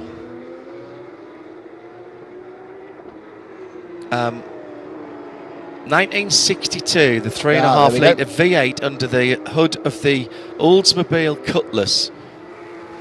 So the 62. That's quite. I know it's 50 years ago. It's quite modern, isn't it? Garrett turbocharger, the Jetfire Oldsmobile. 62 years. So 12 years later. Could have worked that one out. Only 12 years later, Porsche took over. Just had a change for 7th. I think I was looking at the screen. I may have got that one slightly wrong. I think it was 7th and 8th. I think Tom Coronel may have picked up 7th, but maybe an 8th and 9th actually. Just need to see a little bit of a shuffle around there between a couple of the cars. It was actually, it was Coronel and Cordial who were right next to each other. I think Coronel has taken Cordial. It's a move position, but not a moving class. So Tom Coronel moves to the 7th, and Elaine Cordell to 8th. But they are, again, in as far as it's 3rd in Pro-Am for the Belgian Racing 98. But let's see that when it comes to the line getting confirmed. So an Oldsmobile was the first turbocharged car. It was a commercial disaster because it carried a $300 premium on the standard car, and it was just too expensive. So, and then there was a 4-cylinder, it was what you call a Comanche engine. American Motors had that. I think it was a 2.5 litre 4-cylinder that was held 4-cylinder, little sort of mid 2 litre engines with turbochargers. Worked really rather well. Let's head to Joe Bradley down in the pit lane. 4 hours and 54 minutes to go. The Red Camel Jordans, that's car number 9. Evo, great drive from Luke to get the car back on the lead lap. And was that a little bit of devious tactics from the strategy team? No, actually it was a very good pit stop strategy. We managed to get ahead by changing the pads very quickly and did a very good pit stop. And probably the other team had some delay. That's why we came out 10 seconds before for the other team. Have you changed pads at the front and the rear? Yes, it's a secret. Don't tell anybody. Yes, we did. Well, I've seen a lot of people changing the pads on the rear, which is quite rare. Yes. But are you guys good to go all the way to the end on those brakes now? Who knows? Who knows? Oh, I see, it's one of those, is it? Oh, but I think yes. How was Red Camel Jordans enjoying the event? Well, quite hectic. We had a very tough preparation. We almost had no track time.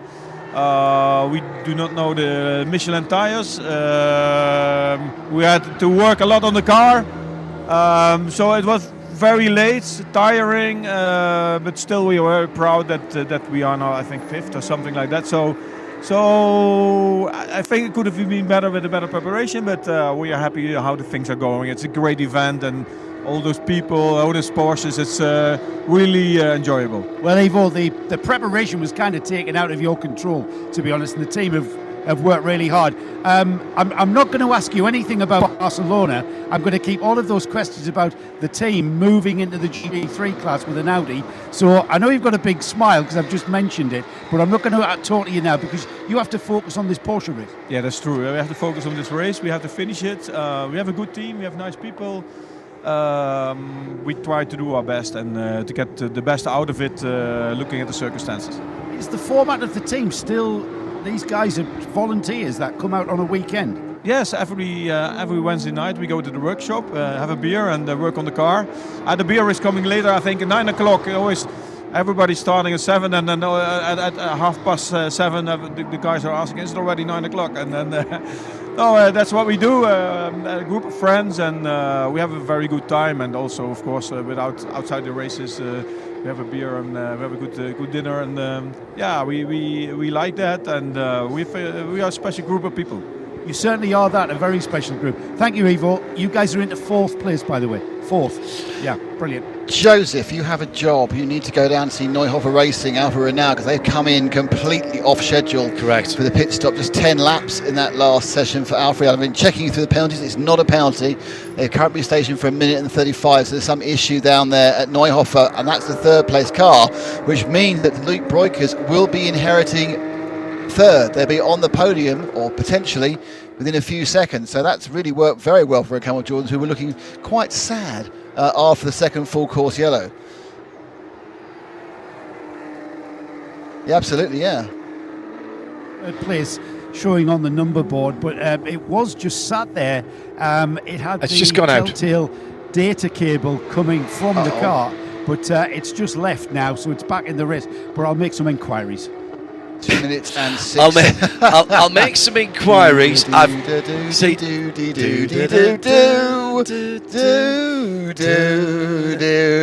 all. Well, he's got the telephone directory. They don't leave bruises, you know.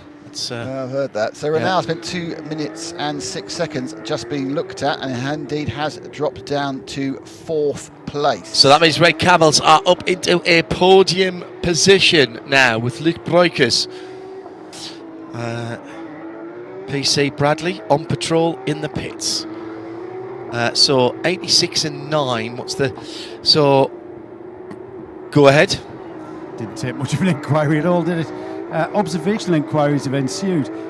It's a front puncture. I can't see whether it was left or right, but I can see the tyre trolley being dragged away. So a puncture has brought that car in, and I'm not sure what we were seeing after the tyre change, but that's what's brought that car in out of sequence. So he's picked a puncture up from somewhere. Also had a problem for the 935 JW raid service. Li Shui that car has stopped and it's being recovered to the pit. I think that's at the top of Radion at turn 3 and 4, because that's where the yellow flags were. But they must fail. It must be to driver's right, and they can get that in down the old pit lane. It's all going on here because actually what's happened is Alfa Renault in that stop, he had a slow inlap once, but we now know why, because of the puncture, lost 40 seconds on the inlap. But interestingly, that 2 minute and 6 stop, he's now dropped down to 8th. Yeah.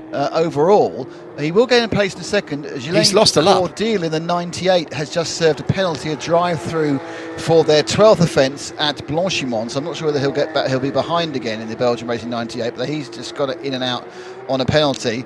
But the order now is Luke Hartog and the Black Falcon Team 48 Loche. They're a minute and 27 ahead of Guillaume Morton in the H2H Racing. It's Luke Breukers who's in 3rd place in the Red Camel Jordan NL car. I haven't got a gap on that yet because it's just across the lap. And then you've got Hans Weiss, who's had his own problems with penalties in the Tierra Outdoor Racing car. He's 18 seconds behind Luke. Jan Laroyson in the 99 Belgian Racing, he's in 5th place, another 18 seconds.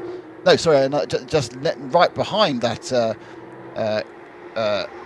Weiss car. So they're right together. So it's right together for 4th and 5th at the moment. And it's Coronel and Cordeal in 6th and 7th. And that is what you're seeing. If you're lucky enough to have pictures right now, you'll see a white Porsche fending off the black and the black and orange. Black and orange. They go through the final chicane onto the start, another lap, and the gap is, well, 2 Porsche car lengths out and wide. That's fine. You're allowed to go that wide in the corner and not get called for it. They now find themselves up towards La Source, and it is a gap of, well, it's a gap of apparently 0.7 a second. But it's really a case now whether, as they drive down the hill towards Rouge, you will find that Laurensen can get a run and get a slipstream run up the hill of the Kemmel Straight and then perhaps get out at Le Combe. But it looks like it's a bit too far behind, John. Just to check in on that Alfred Renauer 86 car, they've dropped over a lap away from the lead. Yeah. Well, they had a 2 minute 6 stop and a 40-second longer in lap with the puncture. Yeah. And with laps at 2:22, that's going to take you a right lap off, and it's going to be hard to get that back, and that's bad luck. Coming down to the bottom of the hill before Stavalo and sitting behind just got past the number 88 MRS GT car, one of the much troubled MRS GT. They're sitting 25th, 26th and 27th position at the moment. 9th in Pro-Am, 10th and 11th in Am, those 3 cars. So it is that is a big drop.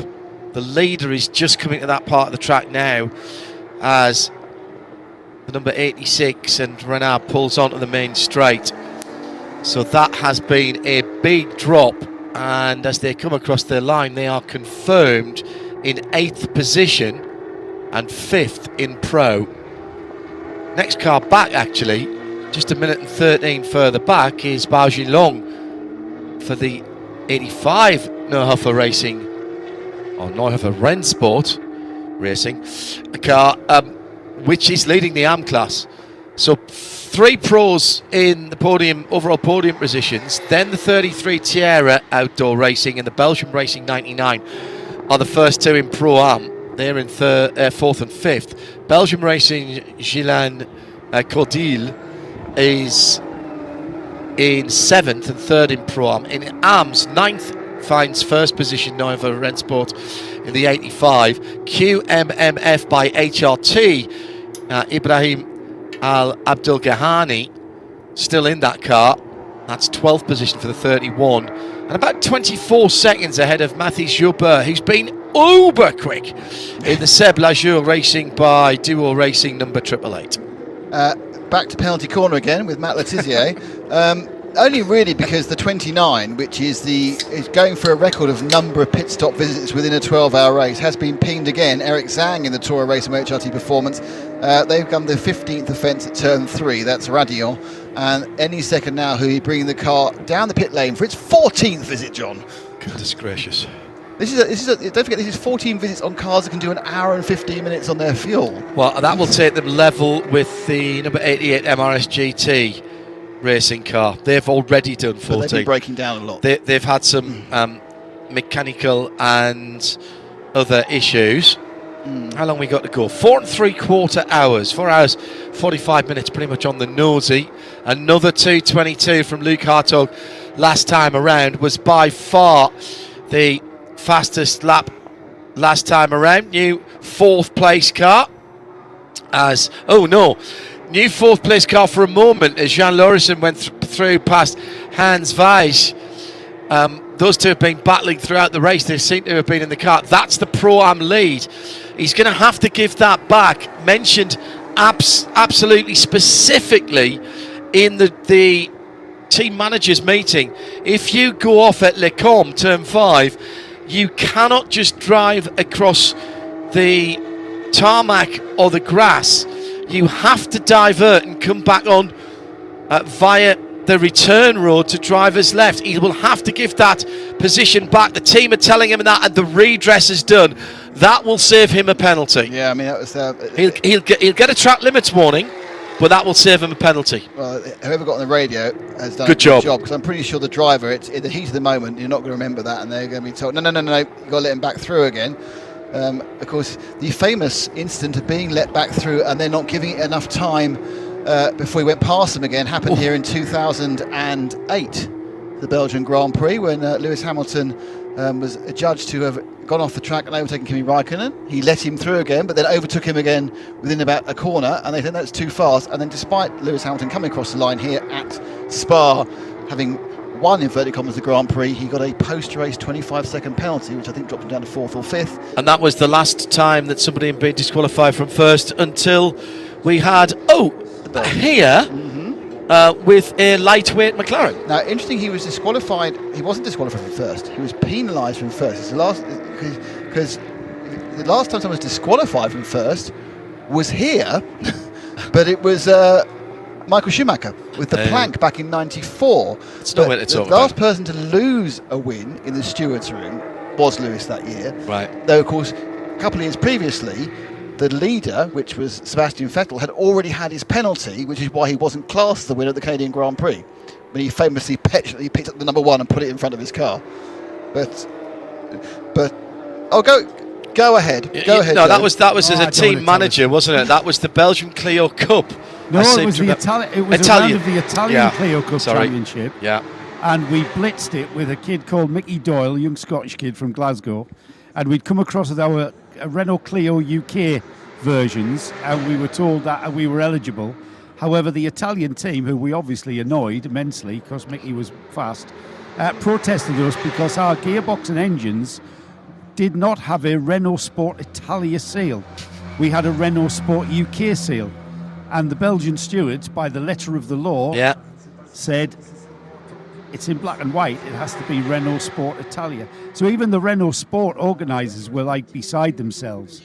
And they said the stewards are in charge. Were there Renault Sport Italia people here who could have put those seals on the engines for you? Yeah, probably. If we'd asked, if we'd said, we're a UK team, and it was petty, really. We'd spoilt their championship. Sure. But we kept the trophy. Yay! You hid it at the back of the truck, didn't you? So they couldn't find it. I told them that. They got the cheque back for, I think Mickey won €2,500 or something. We couldn't obviously keep that because that's called theft. whereas keeping the trophies, well, that was just bad management.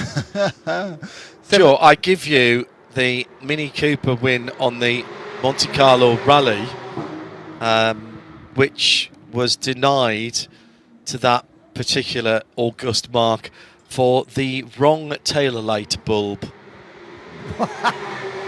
Go look it up. Go look it up.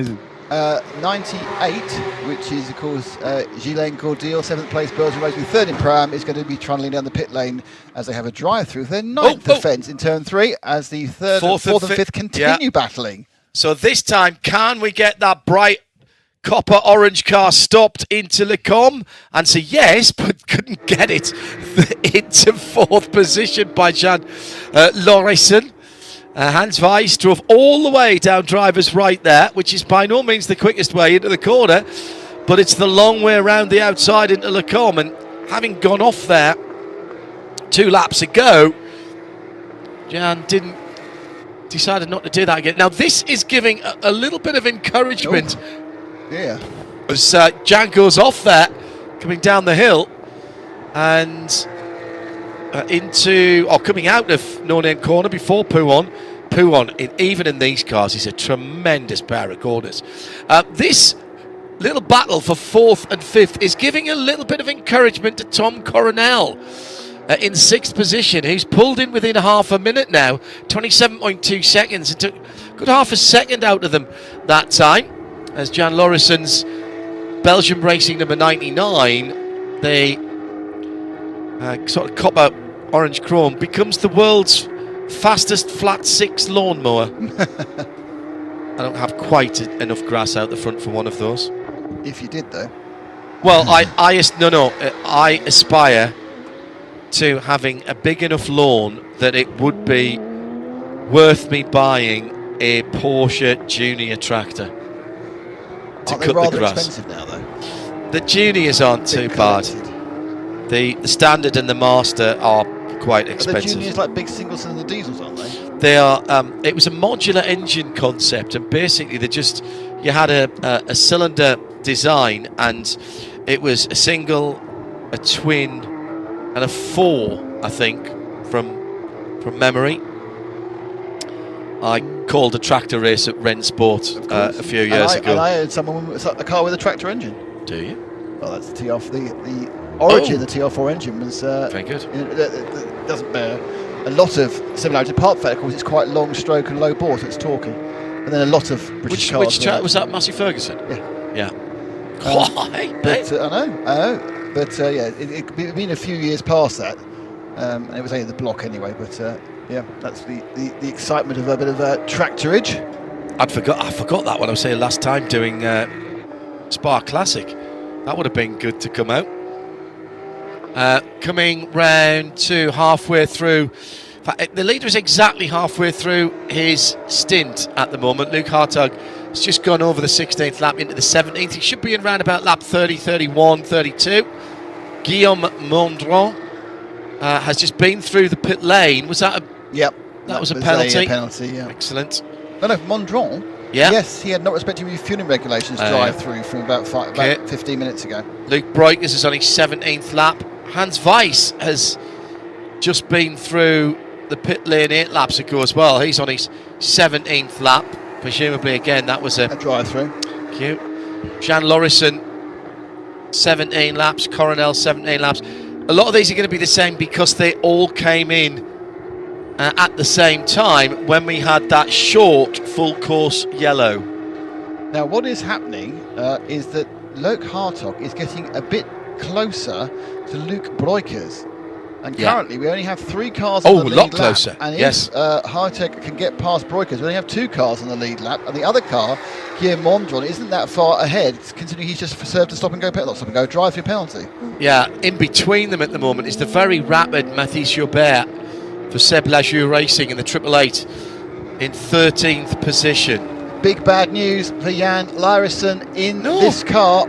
He has a 20-second stop and go for not respecting flag signals. Ooh. So I'm not quite sure what he's done precisely on that one, but he is... well, it must have been yellows, surely. So it's going to be a minute. Effectively, he will lose by doing that. So that is the car going through. There's a pair of cars dropping down past the endurance pits at the moment, heading to Eau Rouge. And the orangey copper coloured car with the black bonnet is going to have to pull out of this. What it has been an enthralling battle for 4th and 5th position that will promote Tom Coronel up to 4th position. Renard is still a lap further back. He's going for the outside run into Lecombe again, but won't get that one done. It's a pretty good comeback from number 8. Obviously, they started on pole and they went away and led a few laps and had these problems. That first 5-minute pit stop, which was 3 minutes long, it should have been lost in the lap, which they couldn't get back. But they've now kind of managed to get their head down and sort of mostly avoid the drive-through for infringement. Got another fast lap coming from Mathis Joubert in the 888. He's right in the midst of that scrap with the leader.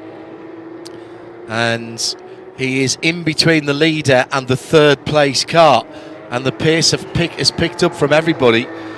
Mathis has just done his best first sector of the race. They are charging down towards Stavelot, so we'll get the second now, 106 to maybe not. This is absolutely crucial though for Luc Breukers and the Red Camel Jordan.NL number 9 car, that he stays on that lead lap. They're coming into the final corners now, and the next car back is the 15 of H2H Racing, Guillaume Mondron, and as the leaders cross the line, he's at Eau Rouge.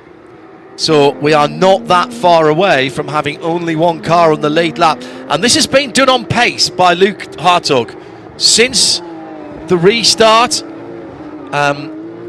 we did not repack field, but since the restart, Luke Hartog has been on an absolute tear. He's been helped by every single other car having a penalty. Yeah.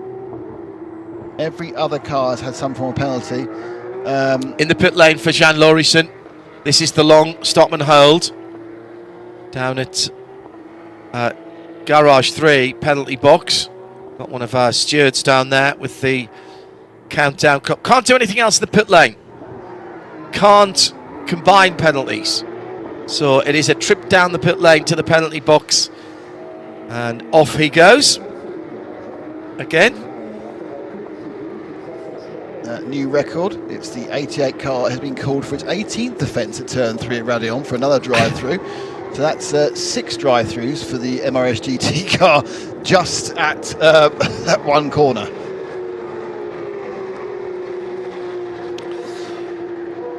So the last person I can think of who was that bad at corners was John O'Shea for Sunderland.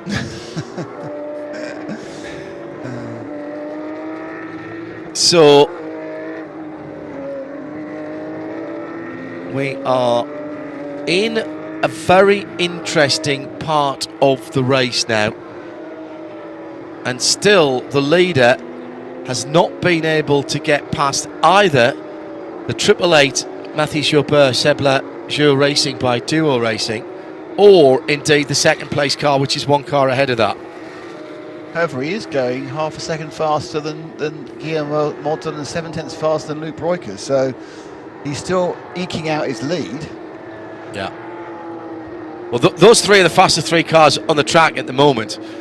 Luke Hartog in the 48, the 888 of Mathieu Joubert in 13th position, and 3rd in the AM class. Mathieu's still gaining, actually, on the HRT QMMF. Ibrahim Al-Abdul Ghahani. He is absolutely metronomic. Now, not the quickest car on the track, but neither is he the slowest, as Parker Thompson's returned to the track after a 40-minute pit stop for Milner Motorsport in the number 18 car. But Ibrahim Al-Abdul Ghahani, high 25s, low 26s in that car, holding on to the AM second place in general classification. I think not for much longer though, because he's got Matthias Jabou, who's been absolutely flying in the Silver racing car. He has just taken 2.5 seconds out in that time around. So the problem for Joubert is he is in that 3-car battle. Now they've all caught the second placed AM car now. So this is 12th overall. About to go another lap down to second place, then the leader. Now this could be the problem. Coming down now to Pouon, the battle for first and second, and first and third, excuse me. And here they are, all through, side by side. And Joubert's gone through. The leader has not got through yet.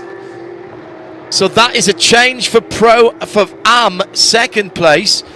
The leader is still sitting in behind Hartog, and now has put a lap. Jerome Blakemolen trying to take a lap back from the leader. Hartog has put a lap on Red Camel, so now only 2 cars are on the lead lap. Oh, is that Red Camel there? Yeah. Sorry, my apologies. I thought it was the 4 car. Don't forget it's had new stickers this week. Oh yes, of course. So that's the 9 car, not the 4 car. My apologies. So it's so effectively Hartog has now got only one other car on the lead lap, and that's the Pro. That's the next car up the road. Right. No, he's a bit further on. He's just crossed the line now. Oh yes, in the 15 car. Yeah. But he's not that much further. He's about 15-20 seconds up the road. So it's been a great performance in these last 2 hours and 5 minutes, which Hartog's been in the car. Not a massive surprise. He's a bit of a red-hot Porsche Carrera Cup driver, and he's just proving that he can do it not over half an hour, but over 2 hours. So first and second are split now by the 3rd place QMMF AM car, but there's 4 and a bit miles between them. So there's a full lap between the green and GT silver car and the orange GT silver and black car. That is a big moment right there. Well, I think it's just the relentless pace of Luke Hartog broke down Luke Breukers, who is broke down everybody. But there's quite a long way to go in this run for Breukers and Guillaume Mondon. They're only at 46 minutes and 50 minutes into their stint, so effectively they've got pushing close to half an hour to run. I suppose at some point you just go, this Black Falcon team's just too quick. Luke Hartog and Luke Breukers effectively on the same lap of their stint, but Breukers now a full lap behind the leader, and oh, the mistake by Hartog there, just coming out of curve Jackie Ickx, or Virage Jackie Ickx, dropped right over the edge of the green curbing into a little bit of a trough that's been dug there in the gravel trap. Now, going off isn't the problem, it's coming back on, and the inside shoulder of the Michelin tyres on the right hand side. And there's an opportunity to fill that back in a 12-hour race. So you really have not got to run across the edge of the curb with your right-hand side Michelins on that downhill left-hander. Yeah, it looks innocent enough, and most of the time it would be a problem at all. We've seen so many people who end up with these random punctures, and that could be the only thing that's going to stop the progress of Hartog and the Black Falcon Team 48. Unfortunate news for QMMF by HRT, Ibrahim Al-Abdulghani. He's picked up a track limit offence, 9th offence at T17 Blanchimont, and that'll be a drive-through for that machine, the 31 car. But the question really is, can Luke Hartog put a lap on the entirety of the field by the time he finishes his stint? Mondon is 2 minutes and 9 seconds behind in a 2 minute and 23 second lap, so therefore he's 14 seconds up the road. If you prefer, he's just gone through Radion, and the leader is halfway down the straight towards Eau Rouge. So I completely lost my marbles there for a moment. So they're both on the Camel Straight together effectively now. Yep. Through Lecombe for the second place car, trying to stay ahead, and through Malmedy, and here comes the leader into the braking area now for Lecombe. Nose of the green and grey car just dips down, feathering the throttle through there, hard on the throttle. They want to put a lap on the field. That would be a huge achievement and a real big buffer. Yeah, absolutely, because it means that you are no longer at the mercy of the vagaries of a yellow flag. Yeah. You will stay in the lead by the lap, and into the wheeled into the pits is the Paisley smoking jacket of the number 36 Marlon Mondan and Kay Kramer Racing. They've had a busy, haven't they? A busy race they've had. Lots of things going on. So the AM class has changed around with that penalty for QMMF. Now it is Bajilong in the lead. He took that on the track on pace. So Neuhofer Racing, number 85, in 9th overall, lead from Seb Lajou Racing and Mathis Jobert, who's been absolutely steaming quick in this stint, has put in all bar 3 1,000ths of a second the fastest lap of the race. He was absolutely flying. He's in 12th position in the Triple Eight. QMMF by HRT and Ibrahim Al-Abdulghani. The 31 is where? And I think they've just served a drive-through. They've just done the drive-through. So they are 16 seconds behind second, but they are 2 3/4 minutes ahead of fourth, which is Adam Comstock in the team lap time performance 233, the very fetching green coloured car. Getting close to one of the major milestones within the race, which is the 4-hour mark. Now, it's not just because it's 2/3 gone, but it's because it's also the point where you can really start back timing towards the end. Yeah. Because if you get it right, you can do it with just 2 more stops. If you get it wrong, you have to stop 3 times. Yeah. And it's a fine line. Yeah, and it's most cars can't do it at this moment without some more yellow, and I'm going to say it, the sensibleness of the drive has been quite impressive. And Joe Bradley down the pits. Yeah, you guys said that you saw the Kay Kramer Racing entry come into the pits and backed in. Carsten Kramer here. Carsten, never a good sight to see a car being backed into the garage. Always, I hate to see that. What's happened to you guys? We have some problems with the fuel pressure, and we were good in the race, P3 amateur class, and there was big chances for podium, and so now we have to change it. It will take minimum 1 hour, 1.5 hours, I think, and we will see. Is it a fuel pump problem, is it? I think so, yes. The front of the car went up, and on normal racing cars, that would mean the engine problem. But of course, the engine's at the back of a 911, isn't it? So bad luck, I suppose. Yeah. At this stage of the race, it's hard to come back from. Yeah, we will try our best and come back. What do you think of the event, Carsten, with regards to the 992 class being the whole race? No, it's a really nice field and very competitive, and hopefully more cars next year.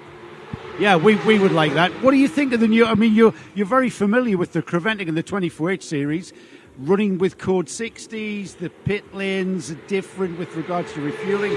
How have you liked this format? No, it's very, very good, but you have to wait 60 seconds for refueling, so this is bad for us now, but otherwise we could have continued. But in general, it's a very nice format, yeah. What is your thoughts on the use of the safety car rather than a code 60? No, much better, definitely, and also more interesting for the visitors because it's the field is closer together. We're in the entertainment business, and we like that. So, as a team, does it give you anything? Does it give you any extra tools to maybe, tactically get a better result? Yes, in this first safety car we gained a lot, and in the second we lost a lot. So at the end it was but it was not bad. Yeah.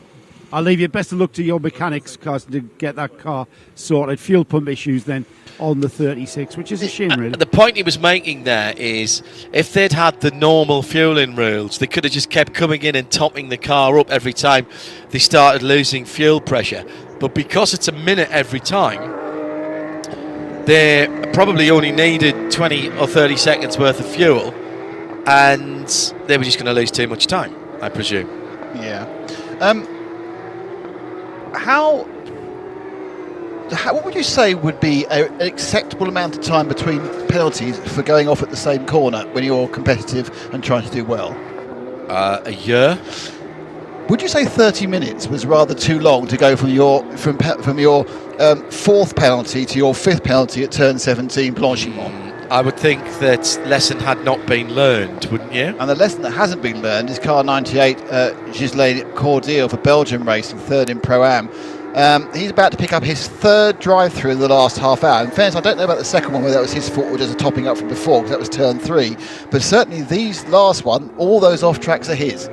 So, that's really, someone needs to have a word about that. 17 is really avoidable. You just kind of, a little lift and you're fine. It's not like you find yourself in a chance of crashing, or you're worried about what's happening at top of the Eau Rouge. But yeah, so do you know what? I'm sitting here and I'm disappointed in him. I'm disappointed about the problems he's having. Hartog last time round was a second faster than Mondron, so he's now going to have that down to about 11 seconds. 2 hours 14 he's been in the car, so that's 6-7 laps that they're going to have. As into the pits comes the JW Race Service 935. They've come in from 23rd overall. That's Lou Jouy, I assume. Who's that? Looks like some work. That's the 935. So sure, Joe. Joe, you there, Joe? Came in on a flatbed. This was the car, Joe. At the end of the Joe, this pit car we think went off at the top of Radillon at some point, so it wouldn't have been a small or a slow off when Lou Jouy was behind the wheel. No, it hasn't, John. You're quite right. This has had I was going to say to you guys, this car's had a big off. We've got a torn up left rear. Now, I'm not sure if that's cause or effect.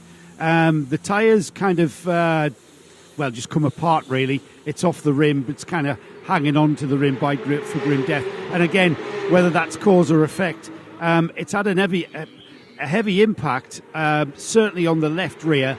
It's had an impact on the front. The bumper's remaining sort of in shape. However, there's traces of grass, there's traces of all sorts of stuff. It's lost a very expensive splitter, for instance. That always tends to be the first thing that's gone. The JW Race Service team, with the very, very sexily numbered 935 when it comes to Porsches, they've jacked the car up. It's going on the high stands. There's a lot of work going to be gone on to this car because I think it needs a complete check. I mean, it's not a slow place to go off, is it? In fact, debate this one. Radillon, probably the worst place to go off ever for car damage. Yeah, I think he's probably gone off early in the piece there, probably at the bottom of the hill and gone across the grass, because there is grass on the front of it. There's no grass really at the middle to the top of the hill. This 935 car, the JW Race Service, Lin Kong, Zhao Langbo, Liu Shui and Liu Kaijun, 2 silvers, 2 bronze car drivers from JW Race Service Netherlands flagged car. The other car, Bradders, that you might want to have a look at as into the pit lane comes Black Falcon, Gabriele Piana from 4th in Pro-Am, is down at the MRS GT pits. Alex Sedgwick and Madeline Stewart. Madeline lost the left rear wheel some time ago. That was when we had the last full course yellow. And the car's back in the pits, having been brought there with the left rear wheel off by the flatbed. It's not yet gone out. So there may be something more sinister there. They're many laps down, in fairness. So maybe they've just called it a day on the 90. In 3 laps' time, the Motorsport car that had its problem start from lap 1 with side-by-side contact with the Black Falcon number 5, which is in the pits at the moment, as we mentioned. In 3 laps' time, Tyler Hoffman will overtake that number 90 car. At the bottom, well done. Yeah, that's why you keep going. You keep on going in endurance racing because you never, ever know. Hartog that time round, just to keep that 1.3 seconds faster than Rio Mondron, but I think he might run out of laps to do it. I think he might be in the pits before he gets a chance to do it on the track. Yeah. Because he's probably only, 8 or 9 seconds behind overall, but behind lapping, should I say. So he's at the second lap, he's probably not got enough time. They're already up to an hour. 6 or 7 laps left for Hartog. Mondron, yeah, about the same. Mondron is a lap behind on his fuel. So a lap in hand on his fuel, I should say. Gabriele Piana feeling the heat a little bit in the pit lane as he's waggling the driver's door, trying to get some air in. Good comeback by this 5 car. Oh, yes. Which is in all sorts of strife during the first 3 or 4 hours of the race, up now to 16th place, 4th in Pro-Am. So they got themselves past 1, 2, 3, 4, 5 of their rivals. Unfortunately, 3rd in Pro-Am, so the Pro-Am podium is something ahead. in the region of 3 laps ahead. But the good news is it's got Ghislain Cordial in it. He's probably going to get at least 7 or 8 more drive-throughs before he's finished. Yeah. He hasn't served that one yet, but that was only 35 seconds, and 3 laps is quite a lot of drive-throughs. Top 3, as they have been for a while, all pros. Black Falcon, H2H, Red Camel Jordan. Then the Pro-Am of Tierra Outdoor Racing. Then Max Cruz, Tom Coronel coming back as a team from some real problems in the first hour. Not sure that never found out if they were their own making or they were technical, but now in 5th, that number 8 car. And then Jan Larijsen of the 2 Belgian racing cars, which have, after being 1 and 2 at some position, have really faded, and not really because of drivers. They've been running the same drivers through the cars, but they've really faded over the last 4 or 5 hours. Some of it down to penalties, some of it just seems to be just not quite working properly. So an interesting movement around. Looking at the top of AM, and the very swift Matthias Jobert now appears to be 1 minute and 11 seconds behind the leader in class, Bao Jinlong from Neuhofer Rennsport. So he's about, a minute and 10 actually is the official time now between 1st and 2nd in AM. And whilst we carry on staring at the various timing, which is moving around significantly, I think Joe has a chat with someone for us. Not quite. Well, you guys can chat to me. The MRS GT number 90, you can see, looking forlorn. Never like to see a race car in the garage like that during a race. Well, they've called it a day, and there's a reason behind them calling it a day. These are the guys, remember we were talking to Alex Sedgwick a short time ago. They were plugging away, they were keep on going round. It was a bit of a prolonged test session. However, that errant wheel coming off on the left rear was caused by a hub destroying itself. And they've got a bit of damage under there. They were going to have to replace certainly the hub and the upright at the rear, but they're also uncertain as to just what damage had occurred to the drivetrain from the drive shaft through into the gearbox. Sure. So they've got a large bill from Porsche. They didn't want to perhaps risk it becoming a huge bill. Wasn't that the car that had a little tap early on and has the blue paint on the left rear? Because I seem to remember them putting tie wraps on the right rear. Left rear. I was right the first time. Left rear. Oh yeah, that's it. I wonder if that caused an issue, because they were already struggling with a diffuser that they had to hold up with some tie wraps, and that was that corner. Well, are we with Sarah's camera? Because I'm going to point out. I don't have to point out the blue paint. That's called a clue in my old work. And obviously there's a bit of a repair job. I'm not happy with this. Should have been silver. I'm not happy with this. I mean, look at the state of this. Look at this. And silver over white. What's going on here? Why isn't it all silver like the car?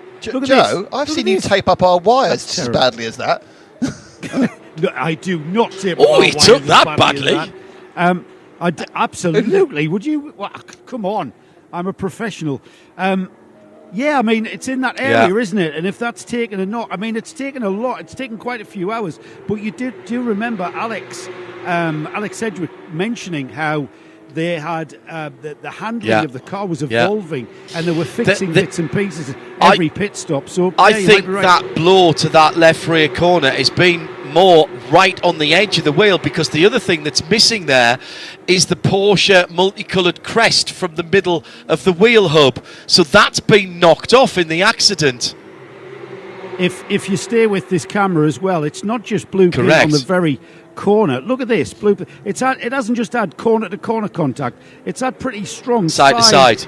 Yes, side that's to right. Side. And if you look at this wheel arch, the front of the wheel arch, that deforms, and you know that could have been damage caused by what looks like not just corner to corner, but side. And am I right? Am I right, Joe, in saying that the multicoloured shield, which is on all of the other axle stubs, is not on that left rear, or is that just my eyes?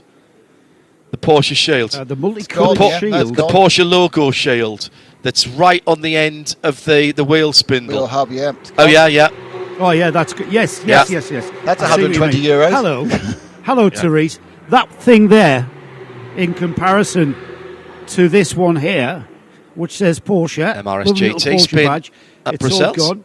Therese, we speculate. Now, this is one of the drivers, Therese Lalou, who we spoke to a few times. Our job is to speculate, yeah? So you see the traces there, the traces of a side-on impact, and we're just speculating that could have manifested itself after many more hours of running in that hub problem that has retired the car.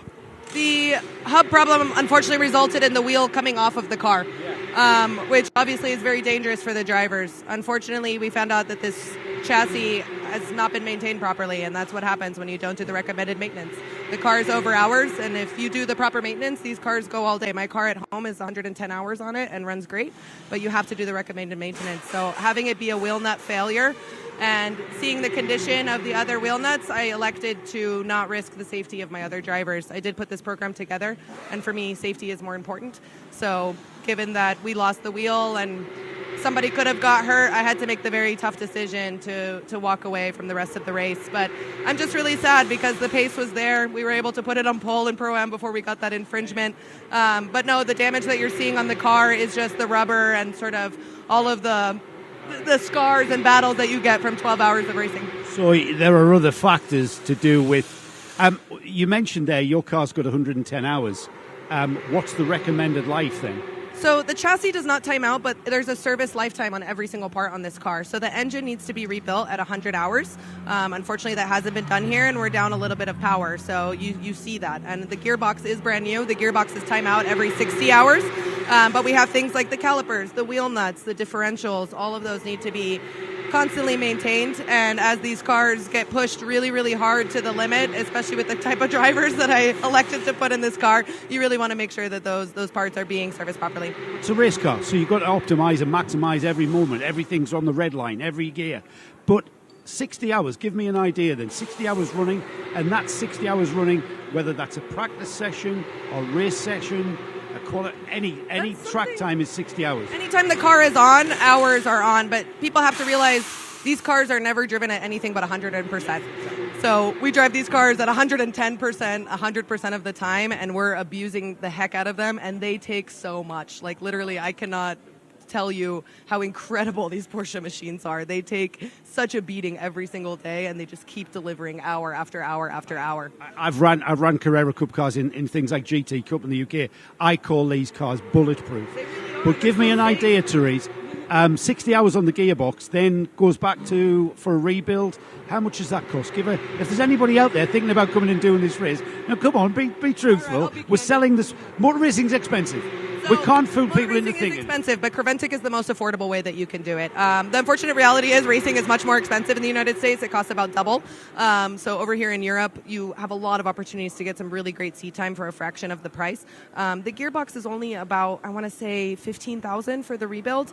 The motor is probably closer to $30,000, again, US, which on a $350,000 car, brand new, to pay $30,000 and your engine goes another 100 hours, how incredible. I remember when engines used to be 10 hours and then rebuild. Yeah, exactly. And I've come from Miata land where, parts failures are just sort of the name of the game. But the fact that these motors can go 100 hours being driven by maniacs like Low Kartog and Alex Sedgwick, it really just is a testament to these incredible machines. Yeah, that's what I mean. All right, Carrera Cup's a sprint series. You're familiar with the American sprint series, Carrera sprint series. But these cars are also great for endurance racing, aren't they? Of course. Once we were able to figure out the hot fueling, that was something that globally we really had to figure out. And we started the inaugural Porsche Endurance Challenge in North America. But the reason we're only doing 1 hour races is because we hadn't quite figured out the fueling yet. And so you see here with Creventic, we have these incredible fuel rigs, and they've really figured out how to do these pit lane fuels. So we're going to be taking this experience from Creventic, and North America is going to be implementing it. So when we go to COTA for our 6 hour race, you're going to see these same rigs. So huge thanks to Creventic for really figuring out the nooks and crannies of the 992 and how to run this car as an endurance car, because it really can take the beating. It can go 12 hours, it can go 24 hours, even at Sebring. Sebring, is where all the Le Mans teams come and test their car, because if you can survive Sebring, you can survive anything. And these cars it took Sebring like a champ. My car was, I think, 5 hours short of a gearbox rebuild when I did Sebring, and it made it just fine. I was able to be in the top four. And America will love the 60-second refueling stop, the land of health and safety. Therese, it's been a pleasure to meet you. I hopefully we'll see you sometime at a track, whether it's this side of the Atlantic or your side of the Atlantic. I'll be back for another Creventic race. I had a great time with you guys. Well, we're doing Barcelona next week, so just... I'll be there, actually. I'll be in Barcelona. I got invited to drive, but I think 2 back-to-back was a little rich for my blood. So Get out, it's out. I'll come and spectate for that one. All right, come and see us in the booth. Okay. If I see you in the pit lane, I'll tell you exactly where the booth is. All right, copy. Will do. Right, thanks, Therese. Carrera GT3 Cup car for sale, £170,000. It's going to need a gearbox soon. It's on 51 hours on the engine and gearbox. That's another 15,000. But this is a Porsche Carrera Cup GP championship car, although it has got ABS and TC on it. So I'm liking the sound of that. There we go. Go racing in that.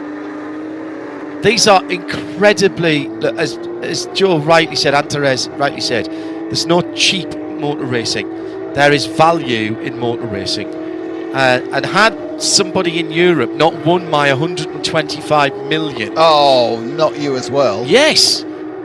Last night. Nightmare. I'd have been buying a Carrera Cup car and going endurance racing. That's fair enough.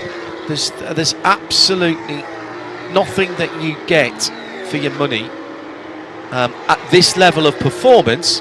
Now, if I wanted to do something else a little bit different, if I wanted something with a gearbox, or I wanted something that I was going to race maybe in the States, then maybe some of the single manufacturer cars. But for a global series, and certainly for Creventic, look at the racetracks you go to in Creventic. Here for this long race, could be at Barcelona next weekend, Dubai, etc., etc., etc. We've got some more penalties coming in, and we're coming down to another milestone with just 4 hours to go in 3 minutes' It's a time. big milestone, the 4 hour milestone, the 2/3 distance. We've got a number of cars who haven't made that 4 hour. They're in the pits already. The most highest ranking of that is Tom Coronel in Max Cruz race number 8. They're in the pit lane. Marcel Hugel, the second of the Max Cruz cars, also there. Coming out of 8th, then to several of the cars a little bit further down. Pascal Gibon from Axel Motors, 7th in AM, and then we have the K Kramer Team GP Lead and JW Raceserve. So we're just beginning to get this next cycle of stops, but the key point is to get as deep into the 8th hour as possible before you do it. Yeah, Hartog's got, I think, at least 2 more laps in that car, and that will get him there. That will get him across that 4 hours to go mark. So this is really interesting. So he's got a huge lead because people behind him are stopping. He's going deeper into the race and closer to that 70-75 minutes that you need. 78 you need. Then you've got from here to the pits. From here. Yeah. But if he can get 3 or 4 minutes into this hour, no, then that cuts it down. He needs to get, if he can get 6 minutes into the hour. I don't think he'll get 6. I think he might get 4. Don't forget he'll be stationary for 2 and a bit. So if he comes that's a good point. If he comes in at 2:50, 3:55, he'll come out at 3:53. Yes, it's really close. If there's no more yellow, I don't think they can do it. But any sort of yellow, I think they can. Well, he's gone through and completed his 31st. He's on lap 32. So this stint for Luke started at 16:27 and 14 seconds. So he's on an hour 16 and 4 at the moment. Oh, wow. Is that right? It is 27, yeah. Yeah. Because it's now 17:43, so an hour and 16. It's so tight. Is he going to do an hour and 20, in which case it all becomes very easy. Not very easy. It's an hour and 20. If you include an hour and 20, including the stops, the times in the pit lane. This is all looking very good for Team Black Falcon, the 48 Losh machine. And Luke Hartog has done his bit in the last 2 hours, as in for their pit stop comes Konstantin Dressler, 4th now in AM. Hans Weiss from 4th overall, first in Pro-Am, has come in with the Tierra outdoor racing team. They've come in on 4 hours. Well, he'll leave with less than 4 hours to go. People are now must be thinking, well, if we can't make it, we're going to fuel save to make it. Yeah, Luke Breukers is also on his 32nd lap. Remember, they've now dropped a lap back from the leader. So at the moment, albeit with Luke Hartog to do his stop, there is one car on the lead lap, and that is Luke Hartog as we go into the last 4 hours of the Michelin 992 Endurance Cup, powered by Porsche Motorsport. And here are the results, of the standings at least, after 8 of 12 hours. Hartog in the pit lane. So in the pit lane, just as we go into the last 4 hours, and this is crucial for the stops as we get to the end of this race. It will shake out. It will be Guillaume Mondron, at least H2H Racing, who are in second. Luke Breukers in third. At the moment, when the stops are finished, only the top 2 cars are on the lead lap. Hans Weiss in 4th position for Tierra Outdoor Racing by HWN, who's the first of the Pro-Am cars, with the Belgian Racing Jan Lorison car in behind him in 2nd in class and 5th overall for the 99. Then it's Neuhofer Racing, the 86 of Alfred Renard, and Max Cruz Racing, 2 pro cars in 6th and 7th. They are 4th and 5th in their category. Best of the AM cars, well inside the top 10. Bajin Long has done a cracking job for Neuhofer Rennsport. He took the lead on pace earlier on in this particular segment of the race, the 85 car in 8th. In 9th, Müller Motorsport, Jerome Blekemolen and Michael Kuhl for Belgium Racing makes up the top 10, and they're 3rd in Pro-Am. Outside the top 10, Max Kreuzer Racing 10 car in 11th. The 888 Seb Lajour by Duo Racing is 2nd in AM. 3rd in AM is QMMF by HRT. That's going to change, actually. I think QMMF are going to go back into second for a moment. Then it is PTE by Manthey, Alpha Motorhome, the 911 in 15th. 16th, Toro. And Eric Zhang doing a good job there in the 29. Lap time performance, Reinhold Kran in the 2:33 is 17th. Black Falcon in 18th for Chris Mace.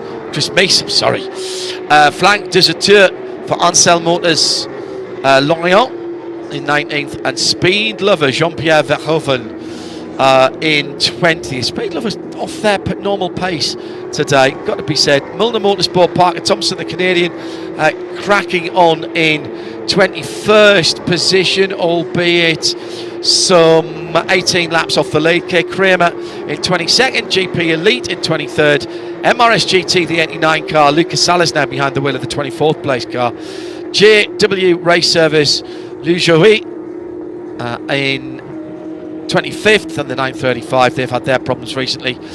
MRS GT 88 in 26th. Milner Motorsport, who've been dead last for such a long time, now move into 27th. And as we heard a moment or two ago, MRS GT Racing, the number 90 car, has been retired after that hub failure when Madeleine Stewart was in the car.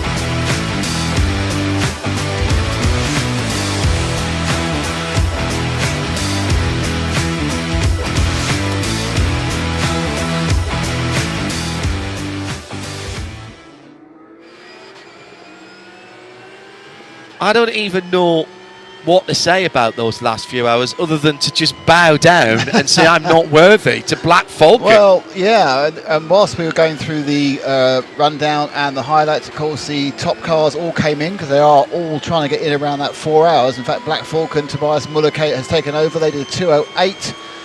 Guillaume Mondron did a 2:01. And what's happened is the out of sequence Alfa Renault 86 Neuhofer Rennsport car came in, but I actually think that car owes a pit stop. Because remember, it came in for its tyre change. Correct. And I don't think he's on its pit stop yet. So I think. Yeah, but what's interesting there, though, they've got 7 or 8 laps to go, so they've still got 3 stops to do. Yes, if the others can't save their final stop because we run green and fast the whole way, then they'll be in a better shape. position. But they are falsely currently in second on the stagger. Mondron is doing a second stint for H2H. He's in third. Fabien Dans has taken over from Luke Broikers in the Red Camel Jordan car. And then just moving up, the Tierra Outdoor Racing car is in fifth. Job Rapin has got past Jan Lairosa from Belgium Racing. And Paul Meyer, back in the car, has done the fastest lap of the race so far. With it, I think it's 2:21.997. That's our race fastest lap. Oh, yeah, first 2:21. That's the first sub 82 second lap. Just going to say that fresh tyres are more important than a light car. Because obviously that's full of fuel. 110 litres, which I think is about 95 kilos, because a litre of fuel does not weigh a kilogram. Might be less, I think it's about 85 anyway. But so the fact moving forward really is that Meyer, who had that problem early on, but was always incredibly quick, if he can keep the car running, they will move forward, but they are a bit too far behind to do much about Black Falcon.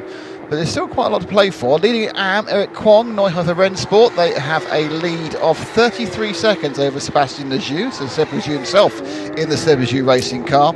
And good news for those who were worried that the 29 car hadn't been to the pits recently, they have another penalty, this time for causing a collision at turn 8. It is a 10-second stop and go, which they have now served.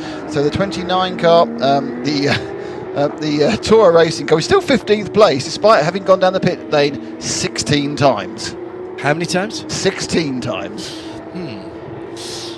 Nick Damon alongside me, John Hindhoff. What a run. Tobias Müller then dropped straight into the low 23s. Now again, what we don't know about Luke Hartog is whether he was double stinting tyres, but his times were metronomically good. Now, a penalty, have you spoken about this penalty for the causing a collision for Eric Zhang? Okay, that's fine. Yeah, thank you.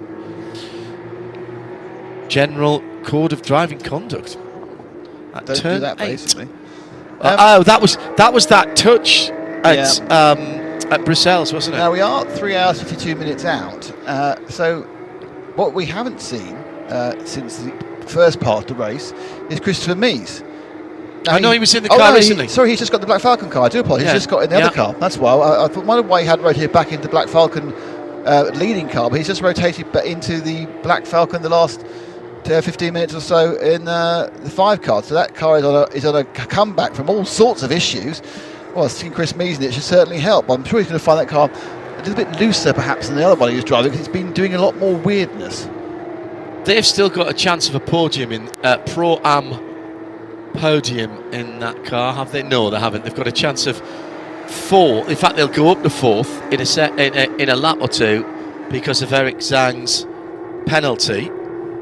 So there we go. Meantime, battling cars on the track. The leader goes past the 2nd place car, and there is the moment of the 3rd place car. Sorry. So that is another lap. He's 1 lap ahead of 3rd. Only 2 cars on the lead lap. And as we know, Alfred Renauer in the Neuhofer car will have to come in the next 8 laps or so. He's just crossed the line. 7 laps or Renauer's so. just gone across the line and starts his 26th lap. I reckon he's got 5, possibly 6 laps to go. Renauer. Oh, now that's interesting. So Renauer did 10 laps and now he's done 25. Well, he did tell it that he had the puncture. Oh, he had a puncture, that's right. They must have fueled him. They must have fueled him when he had the puncture. Yeah, they might as well have. Yeah. So he's going to... Well, now, that's interesting. So how far is that going to... That's going to take him much deeper into the race. He's absolutely fine. When he comes in, he'll only have to stop twice more. But everybody else has only got to stop twice more. No, if it runs green, they might have to stop. They might have to splash. The splashing doesn't exist. That's the thing. If it runs green... I think Black Falcon are the closest to it. I think they've got the best chance. H2H are a lap nearer. Are they? But they're a lap off the lead. Nearer, But they're a lap off the lead now. They're not far off, Black Falcon. You're absolutely right. And they're absolutely K-ing the car. And they've got plenty. If you get far enough ahead, then you can lift and coast 2 seconds away quite easily. Actually, if you look at H2H and Black Falcon, they've done exactly the same. Same lap, isn't it? Number of laps since they last pitted. It's just that H2H are 1 lap back in terms of how many laps they've completed. Now, Chris Mies, who I just talked about as not noticing he's in the car. I'm going to notice him soon because he's going to come back in the pits. Oh no! Car number 5, not respecting pit stop regulations, drive through. No, that sounds like men over the wall, persons over the wall. That sounds like. Yeah. Because it's not a fueling issue; it's something else. And they've just had a procedural issue. Inside the last 4 hours, then, what's been an enthralling race. This, in some ways, this is a proper old-school endurance race, because what we're seeing here, we're not seeing reliability issues, because we don't see that nowadays from any endurance racing cars, and particularly not Porsches. This is a 12-hour race, and engines go for 100 hours and gearboxes go for 50 hours. I would have presumed that most of the cars would have started with fresh. What you've got here is no one's got a car advantage. No. Yes, you can have a team advantage. But this is all about not making mistakes. 100%. This is all about not making mistakes. No mistakes in the pits. No track No limits. mistakes by the drivers, no running into people, no getting penalties. Battle on the track is for into the final corner is Toro Racing. The leader in Pro has been through the pit lane 6 times, less than anybody else in Pro. Leader in Pro-Am has been in the pit lane 6 times, equal to or less than anyone else in their class. I think it's, that just slightly fails in Pro-Am, does it? 8. Yes, only Parker Thompson, who hasn't done a full journey, has been less than the Pro-Am leader. So it's the run on the pit lane that's currently dividing these people, and also the blistering pace of the driver teaming in the Black Falcon. Dennis Sang over the top of Radion. On board noise in the background. Dennis in the Toro Racing by HRT Performance. Toro, a team who have competed with some honour in the Asian Carrera Cup, or Porsche Carrera Cup Asia, who are racing not next weekend. Yes, next weekend. No, it's Fuji next weekend. So Toro in with HRT, Haupt Racing, Eric Zhang, Dennis Zhang, actually Eric Zhang and Derek Shang, Adam Christodoulou and Kim Andre Hauschild. I don't think Kim nor Adam have been in the car for a particularly large amount of time. Adam did this race. Did Adam do a bit? I think one stint. And I think Kim Andrew did. Adam felt that he would be in the car towards the end of the race, sometime around about now. You can only do 3 hours at a time, but of course there's no mandatory rest stop in between. So do you get to the point where the car's not quite in contention for where you want it to be for an ultimate result, you actually decide to put your gentlemen drivers, inverted commas, give them more time to enjoy? Yeah. Porsche Carrera Cup Asia, not next weekend, but the weekend after. Yes, because we got Baku this week, and then the following week, so next week, and then the following week is Singapore. Marina Bay Circuit. That season quite sweaty. This car's got aircon. I don't know. No. Thrice now. The Carrera Cup Asia season finishing off the weekend of the 26th, 27th of October, back where it all started this season, and indeed originally for Carrera Cup Asia at Shanghai. I'm going to ask you a question. Ask. I don't know if you can answer it, but you are the Porsche expert here. Right. Which is the strongest regional Carrera Cup? Or how do you measure it? Entries? I'll give you entries, but I just think that when you look at the driver lineup and then see where they go next, is it Germany? Is it America? Is it UK, France, Asia? It's very difficult to say because they're not all fulfilling the same raison d'etres. Okay. And what I mean by that is, so Porsche Carrera Cup Asia, you've got a mix of Porsche young drivers coming through, as many of them are now, from the region and being developed by Porsche Motorsport Asia Pacific. It's generally thought of Super Cup, obviously is the top pinnacle, of the top of the top, yeah. right? Because it supports F1. It's generally thought that next to that is probably Carrera Cup Deutschland, because so many of the Super Cup teams and drivers do a parallel program. France has always been strong. Benelux has always been strong. We had 43 entries in Porsche Carrera Cup North America. That was the biggest. 40, more than that. At Sebring, we had the biggest ever Carrera Cup entry for Porsche Carrera Cup North America, but of any Carrera Cup. Now, we've mentioned that they are unique in that they have the traction control fitted. Why do they do that? Because generally speaking, they feel that their drivers will be getting into GT4 and GT3 cars, and therefore they need to learn the vagaries of ABS braking. And we've seen some of the teams here who don't have it in their Carrera Cup haven't necessarily been able to quite maximise the performance. By the way, thank you very much indeed to Kes Cobb up in London. He's been with us for the first 2/3 of the race. Tim Gray taking over in the master control room there at RSL.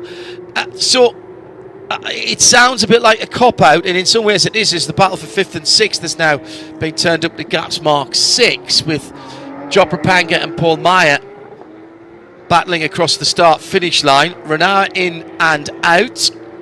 That's the 88 car serving another penalty. Sorry, that Carlos is Renault from Carlos Vidal yeah. Renault.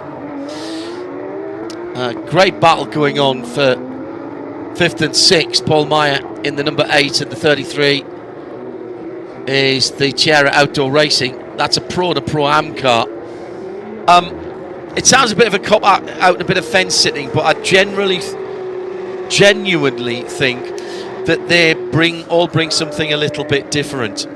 And I'm fortunate enough to do the race calls for a number of different Porsche series around the world, including Carrera Cup Asia and the North American series. I've called Carrera Cup GB in the past as well, and Carrera Cup GB seems a bit more gentlemanly to me. It doesn't seem necessarily a means to an end where the others can sometimes do. It was a place to be. There are people who come up from that and go into British GT racing.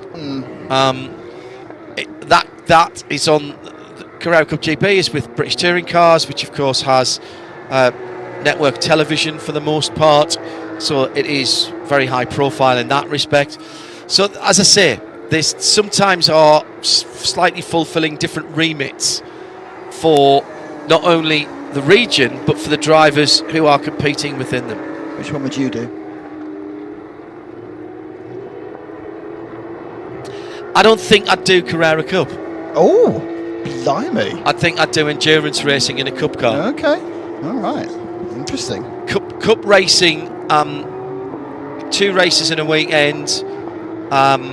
Is it a young man's sport, Carrera Cup? No, not necessarily. And there are masters categories in each one of them as well. But you know, if money was no object, I'd do Super Cup, because then I'd be in the F1 paddock, wouldn't I? And then you know, and then you've got the pause value. And you'd be driving for Haas a year later. No, seriously, you get a couple of practice sessions, you get a single qualifying session. Your first lap, your best lap puts you on the grid for 1, the second best lap for 2. I think I'd much rather do something like this or a Creventic 992 class race and get more track time. I've always been built for comfort, not for speed, even before I got to my advanced years. And having done some endurance racing, even when I was getting my license through, before I got my FIA international license, it just gives you time to develop around the car, because unless you're doing it full time, I suppose if I was doing it full time, maybe I would do it, but I still think I still think I'd rather do the longer races. The cars are difficult beasts to drive. They're very specific, and some very good drivers in the past. I think Alan Menu, when he was just finished of British Touring Cars, he did the VIP car in Carrera Cup GP when I was commentating, and he didn't get on with the car. Doesn't make him a bad driver. The other thing is, I would quite like to share it with some of my friends in the car who would be able to do it. So Adam Christodoulou would be one of them. Probably Alex Sedgwick, he'd be quite good. Bradley could run the team. And Nick, you could film it. Oh, it's all right. I'll just sit there with the hospitality. It's fine. Oh, okay. We'll leave It's the, a good we'll leave- question. We'll leave the PR Question, speak, though. though. Well, Your thoughts, dear listeners, at RSL_studio. The usually thing is, the reason I asked the question about which one would you do is kind of think which selection of tracks appeals most. Is it the German tracks, the French tracks, the American tracks, the British tracks, the Asian tracks? That's a good point. The thing is, would you choose to do one series, or would you flit between them? Well, if you so you could do Sebring. Would you like to drive at Sebring? Yes, I'd like to drive at Sebring. of course it would. Would you like to do here? Well, yes, of course you would. There's rounds on the Nürburgring. I'd give Nürburgring Nordschleife a miss, to be honest. Oh no, I wouldn't. I'd love to do Nürburgring Nordschleife. Okay. There's not a cup class in the Bathurst 12 hours. Oh, I do Bathurst. Bathurst is a great What, track. you do Bathurst, but you wouldn't do the Nürburgring? Yes, there's no way you can have an accident at Bathurst there's a without large writing the section car of off. Bathurst where you can have a bit of a rest. You come down the back straight. Is it the Conrod straight, the back straight, or is that a front straight? Conrod is the long back straight yeah. after the elbow. You come to the back straight, you've got a left, you've got a right, you've got a big semi-oblong, which is easy, and then you Do just you know how quick that concentrate. lap is? You concentrate super hard up the hill around the mountain, then have a relax. Do you know how quick that lap Yes, is, of course Nick? I know how quick it is. Well, virtually quick it is. I've driven a GT3 round there at speed in the dark. Yeah, I'm not sure about that dark part of it. You hold your breath basically from Hell Corner to the elbow, and then you can have 2 or 3 quick breaths, hyperventilating down Conrod Straight and into the Chase, which is the fastest corner in Australian motorsport. I would like to do some tourist run at the Nordschleife. Now I know where it goes. Now I know that track. I know that track really well now because I've done it. And I've even compared You don't need me to co-drive for I've you even then. compared it to onboard laps that people have done to see, because I realise there's limitations to what anything on iRacing can do, but you compare it against onboard. I know I can work out exactly where I am on the circuit, everything else. Yes, you've got to get used to the G-force and to the elevation. So I wouldn't be lost. I wouldn't need you being my sat nav. I know what was coming next. But interesting. Marcel Duke has just sent me a note that says, I always have seats available if you'd like to drive, you just need the sponsor. How about the Gulf 12 hours in a cup car, which is a 6 actually. Is it still 6? No, it's gone back to it this year because it's not part of the SRI National Series. This and I quite like this from I think it was from Mick Palmer, was it? Let me just go. Yeah, it was. Porsche Carrera Cup might be a bit gentlemanly on the tin and from the outside, but on track with the current crop of former BTCC drivers and refugees, it's anything but. I get to see them up close, far too close, as they skip through the gravel traps. Ace grid this year. In has come the 86, so Renault has come in from second place, so that was they've only got 3 hours 34 to go. They're easy 2 stops to the end now for the Nordhofer race machine. That will drop them, I think, to 4th. I don't think it'll drop them to 5th. I think they'll stay ahead of Meyer. They, of course, are still suffering from that puncture that cost them 3 minutes. Yeah. And did we talk about another penalty for yet another penalty? For the MRS car? They deserved it. It's fine. I've kind of ignored the 88's penalties because it gets more repetitive than some of the early 90s dance songs. There's no limit to their penalties, you know. Very good. Rhythm RS GT dancer. That's a bit of a crowbar for that one, I'm afraid. That's amused me way too much. Martin Ragging has just jumped in the Neuhofer race Rennsport number 86 car. And is that his first time or his second time in? Second, at least second, without looking. It's second, it's not at least second. No one's on 3. Let's go down to the pit lane and Dynabinks. 86, Alfred Renault has just jumped out of the car. Alfred, how was that for you so far? So far, a nice race. Unfortunately, we had this puncture 1 hour ago, but we tried to fight back. I don't know where we are at the moment, but it's still 3 hours to go, or 3.5 hours, and we hope for a good result. It's been quite a fight, but that's what you expect, don't we, in endurance racing? You know, you face a challenge and then you've got to keep coming back from it. True. That's what it is in endurance racing. Sometimes you're the lucky guy, sometimes not. And anyway, you need to fight back and hope for the best. So, apart from the puncture, how would you summarise the race so far? This is a brand new event for the 992 Cup. I'm a bit surprised because in the end I never drove a Cup car before. So it's the first time for me and it's a lot of fun. The others are very competitive. It's not easy, but it's a good competition and I like it very much. Because I see you so often, you know, in Creventic, I didn't realise that. So what are the big differences for you? What have you had to adapt to? The big difference for sure is, let's say on the Cup car there and the Porsche GT3R is the steering. It's a bit different. You need to adapt yourself a bit. But I think it's good for us because we have a good tire management also on the GT3. That helps here a little bit and it's good for us. And how different is the handling on it? Not too much.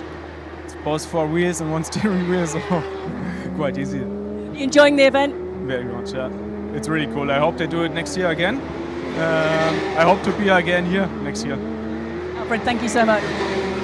I suspect, and this is not our announcement to make, but I suspect if there is another one of these next year, there are a few people around the world with Porsche Cup teams or a few people with Porsche Cup experience who could fly in here and do this race, who will have been impressed with what they've seen so far.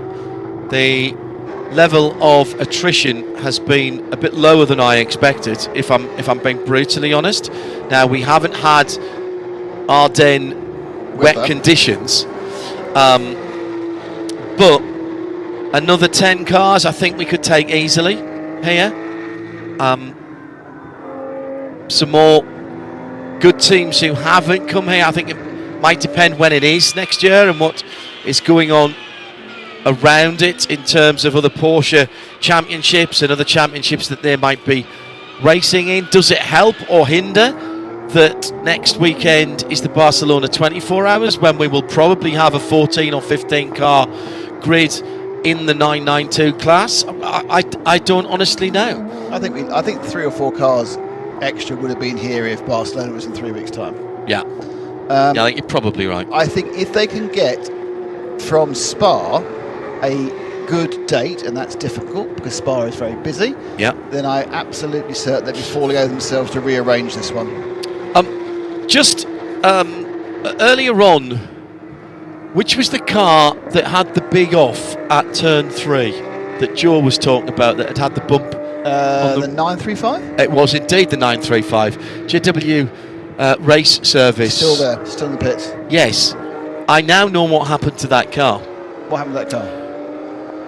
If our colleagues in Cologne can punch up the camera that looks back down to Eau Rouge from the top of the hill, please. I'll explain to Nick what I'm talking about.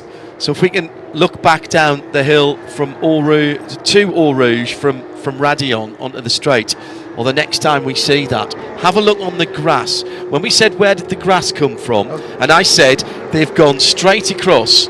So they lost it at the bottom of Eau Rouge or got hit, right, and then have gone straight on and lost it. Their rubbery nose bit's fallen off. The rubbery nose bit's fallen off, that's still there, and the car has then rotated and gone in backwards on driver's left halfway up the hill to Radillon. Because there is a huge swathe of cut grass. Scuff mark as well. Yeah, that is on that part of the track. And I think that's been the issue there.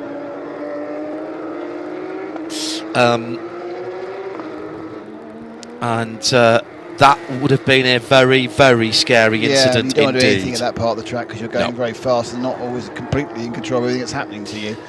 Tobias Muller has, in the Black Falcon car, with the pit stop for the Neuhofer car, which has dropped down to 7th actually, he is now a lap ahead of the field, John. The field is now lap. Second place, Rian Mondron, in pro in the H2H racing, is a lap, and looking at the tracker, he is a lap and the length the Kemmel straight behind. So Black Falcon absolutely flying. Cars on the move. Chris Mees has managed to move the Black Falcon up to 4th place overall in Pro-Am, and he's now starting to nibble at some of the other rounds. 1, 2, 3 and 4 in the Am class are all together. Not particularly close, to be honest. Sebastian Lejeune, 1 minute 14 seconds behind. 14 seconds behind Eric Kwong in the Neuhofer Rennsport leader in Am. 3rd place is the QMF by HRT car, Abdullah Ali Al Khalifli. Down the inside, and some side-by-side contact between the 22nd place car. That 22nd place is Peter Munich, is the Team GP Elite, and 5th is Jap Rapinage, yes, of Rapinge. I'm double correcting myself. I think very happy about that. I don't know why people are being lapped and squeezing, but you might say I didn't see him there. The light blue car's already got damage on the right hand side and a bit of scuffage. It's got a bit more now as they continue to come through. The white car is the better placed of the two. The number 33 over the top of the hill again at Radion, and sits at the head of the Pro-Am field. I don't think Job would have been overly happy about that, and that's been that's been noted. No, that was 12 and 33. That was that is the right car. Yeah. So that started at turn 14. Okay. So down the hill on the other side of the track. So that was all getting a bit unnecessary there, really. And at RSL_studio, by the way, if you want to get in touch with us. 3.5 hours to go. Right, let's give you a rundown of where people are in their fuel runs and how long they've got to go in lap terms, at least. Tobias Müller, now the only driver, and Black Falcon therefore the only team with their number 48 that is on the lead car, having completed 198 laps. So we're coming up to the 200 lap mark. He is on his 14th lap of what will probably be 32. So he started his stint, he rolled out of the pit lane at 40, let's call it 47 minutes past the hour. We expect him to do 75 minutes on that, so 46, call that the hour. So where are we? Where's the clock gone? 3:25.19 to go. No, I'm looking at I need a actual day clock. It's 20 minutes, just coming up to, it's 90 minutes past 6. Right, so he's done just over half an hour. So he's got a good hour to go yet. That's looking good for him in that car. Guillaume Mondron also on his 14th lap, but a lap back in second. Also a lap back in third. Fabian Dance on his 14th lap. Paul Meyer 16 laps into his stint for Max Kreuzer Racing in 4th place. Where's the 86 then? Martin Ragging has just got in that car, hasn't he? So he's only done 5 laps. In fact, I think he's only done 4 laps, yeah, in that car. So we know that he can make it for definite on 2 more stops. Yes, 100%. Everybody else is borderline. Everyone else is thinking, oh, but yellow flag would be quite a good idea now. But it's whether the people can find an advantage by actually managing to stretch it out. A couple of teams are very, very close. And you kind of think a bit of lift and coast, a bit of fuel saving would be enough to sort it out. But not overly sure. So Dance running in third. Only 3.3 seconds behind second place. So that's getting quite close now. Second and third. Mondron, there we are. Let's go back down to Dye in the pits.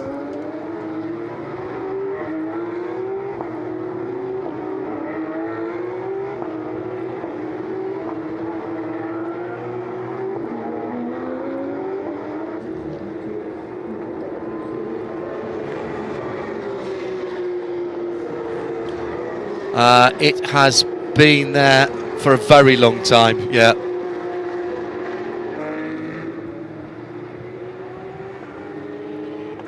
One hour, 2 minutes. They can't.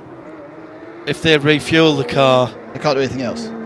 Yeah, well, it's just come out of the garage. Yeah, so that's fine, because they've done the work. Okay, then you refuel, fine. then you go. That's fine. It was a fuel pump problem on that car, and they've replaced the faulty fuel pump. Quite a common problem, fuel pumps in race cars. I mean, I know it's a very hostile environment they're living in. Yeah, we've certainly seen a lot of issues with Mercedes SLS fuel pumps recently in Creventic races.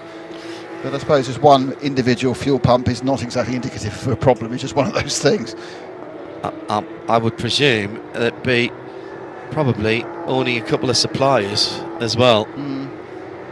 So, third place at the moment, Red Camel Jordan.nl. Fabian Dance is taking about half a second to 3/4 of a second out of second place H2H Racing lap by lap. Those two exactly the same on their fuel run at the moment, just under halfway through their stint. Paul Meyer is taking about a second out of both of them in third place. He's 44 back, but there is he's got plenty of time in fourth place. So Paul Meyer, the Max Cruz Racing man who started from pole, if they can carry on that game, they've got enough laps to catch up. And that car has put in the fastest lap of the race. The only car under 2 minutes 22 in a very Porsche number, 2:21.997. There we are, you see. A question for you, Nick. Oh, go on then. Number 15 H2H in second and the Red Camel Jordan.nl at the number 9 in third. Did they both take tyres on their last stop? Yes. Right. Okay. So they're identical in fuel and on tyre life. That yes is based on the pit stop time. Yes. Yeah, I know that. That's why I asked you. So you've got that over there. If someone had massively mucked up their standard pit stop, they might not have taken tyres, to the exact same level as a stop with tyres and fuel. But no, I think they are both on tyres. I think most of these teams outside of Belgium Racing are single stinting tyres. Belgium Racing have double stinted the whole way through. It's not really worked. Well, I suppose they're second place overall second and third in Pro-Ams. I can't say it's not really worked because their problems have been a little bit more of their own making with the multiple issues on the track limits. Not wishing to jinx the entire film. It's been nearly half an hour since the last person someone was pinged for anything. Remarkable. Stand by. They've all calmed down. Huge amount of penalties coming in. Lance now crossed the line again, and he is 2.7 seconds behind. Dropping now down towards Brooksales. Yep, it is. He's going through there. The Red Camel Jordan car. And Speaker's corner. The number 935 was put back on the apron. It still hasn't gone back out. No, it was the wasn't that? It was the car that was with Müller Motorsport. Oh, it's Müller. Yes, of course it was. Who went out and ran. No, it was Kay Craven. So it's Kay Craven. It's Marlon Menden. Kay Craven. Sorry. Yes. Sorry. Where is Too that? many cars towards the bottom had a little bit of an issue here and there. Yeah, took them just under an hour to change that fuel pump. Coming down to 3 hours and 19 minutes to go. For the first time today, any significant cloud cover. Actually, it's coming at a really good time for us because this is the time that we end up feeling like hothouse tomatoes. With the, I was going to go for rotisserie chicken. Well, okay. With the sun streaming into an all-white commentary box. But even with the tint on the glass at the top half of the booth, it is still extremely hot. Adam Christodoulou has joined us from Toro Racing. Hello. Hello, fella. How are you? All right. Unfortunately, the race hasn't gone quite as we planned. No. Not quite sure why. We had a great result here last year when we did it, and maybe we just came in a little too excited. I'm not quite sure. So we seem to be collecting drive-through penalties for the fun of it.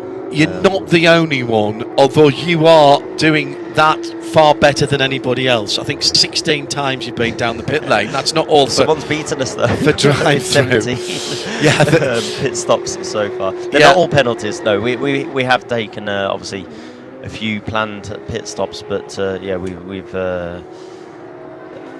been a little bit overexcited, I think, on the old track limits. I don't associate you with Porsche Cup cars. How's it been adapting to it? I think they're great to drive.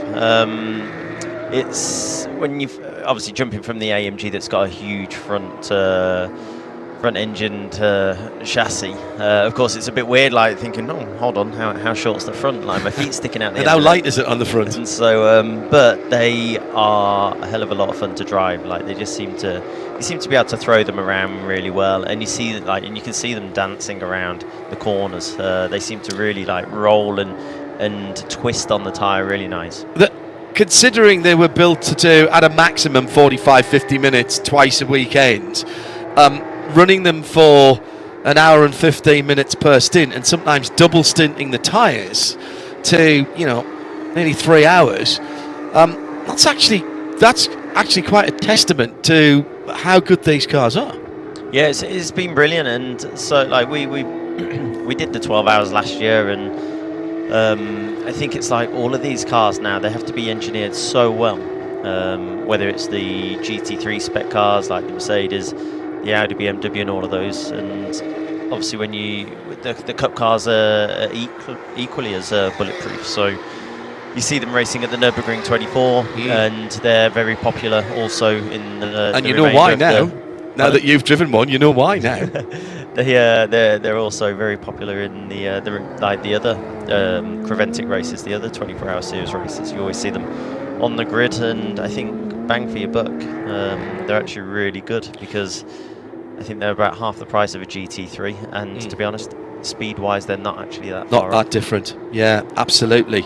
ABS on all of the cars here, although not.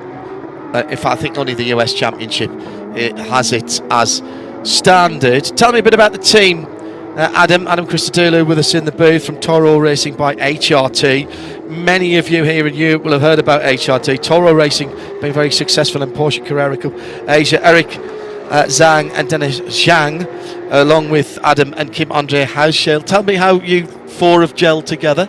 So we ended up doing 2 races with HRT Performance last year. So we did this race, the 12 hours, but it was 2, I think, 6-hour races, or a 5.5 and a 6.5-hour race. And we also did the Monza race, and we basically, going into the last hour, we were about a lap behind last year. And we were just like, we need a safety car, and somehow the safety car arrived. It arrived, and so managed to do our stop and ended up in the lead. We ended up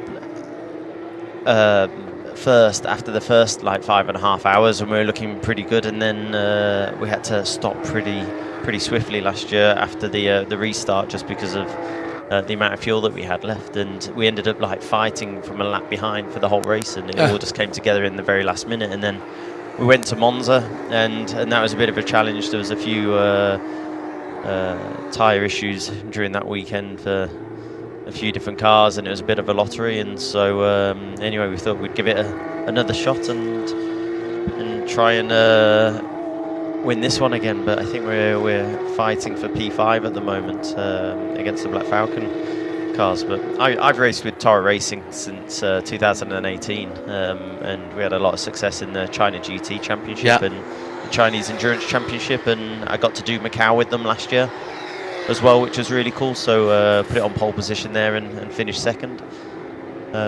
And yeah, whenever we get the opportunity, we try and go racing together. So it's a shame this is the only event that we're able to actually do together this year within Europe. But we'll see whether we can do some more over the winter. Pro driver, loads of experience of all types of racetracks and all types of events, right up to and including, the granddaddy of them all for GTs, really, I suppose, which is the Nürburgring 24 hours. Cup cars as the sole racing cars here for a 12-hour race exclusively, obviously 3 classes depending on the drivers. Has it worked from your point of view? It's amazing how green the whole race has been. I think has there only been maybe 2 safety cars so far, and so yeah, that was actually a bit of a surprise. And so it's wrong board. Is this us? No, it's not. No, it's been basically almost like a qualifying race. Like every lap's just got to be spot on and perfect, and so it hasn't been easy trying to claw back some extra laps. We were hoping that there might be one or two more safety cars for us to try and optimize on those and try and get unlap ourselves. But it's been really green the whole way round. And if this was to happen next year, would you, if somebody was to ask you, because you do a lot of work with a lot of different drivers, somebody was to ask, hey, that 12-hour 992, the Michelin 992 Endurance Cup race at Spa, was it any good? Should I do it next year? What would you say to them? Yeah, for sure. Like for me, if we're able to, if it doesn't clash with anything, then I guess we'll be back next year. It hasn't been our ideal race now, and so we need to come back and not make the mistakes that we've made this year with track limits and one or two other little issues, and hopefully try and get back on the podium. I think, to be honest, there's still a very slim chance of a podium. In class, yeah. Yeah, I guess we need a few things to go into our favour. I think on strategy, we're going to be fighting with the Black Falcon car right now, and it's one of those, like, during an endurance race, you never know what's going to happen. But I guess because everything's a cup car, there's not too much traffic to optimize or to cut through, which is a little different to the normal 24-hour series. When you're in a GT3 or a cup car, you're the quickest cars on the track, and then you're racing against the TCRs and the GT4s, and so if you're good at cutting through the traffic, that really plays into your hands. Whereas here, all the cars are the same, so actually, if you do catch traffic, you might lose half a second or a second on one lap, and then once you clear it, then generally you're back in clear air again. So every lap's just got to be precise and as fast as you can. Classic track here at Spa. We've talked about the Nürburgring, Nordschleife. It was a particularly difficult year for anybody that raced on the Nürburgring, Nordschleife. Milner Motorsport are here, MRS GT are here. They all raced there as well. There was a bit of a fight going on. It seems as though that's cleared itself up. Is that good news for some of the teams that are here, some of the GT3 teams? It looks like we're going to have an eight date 9-round calendar for the VLN side of the NLS. That's great, and it needs to be like that. I think this year, obviously, there was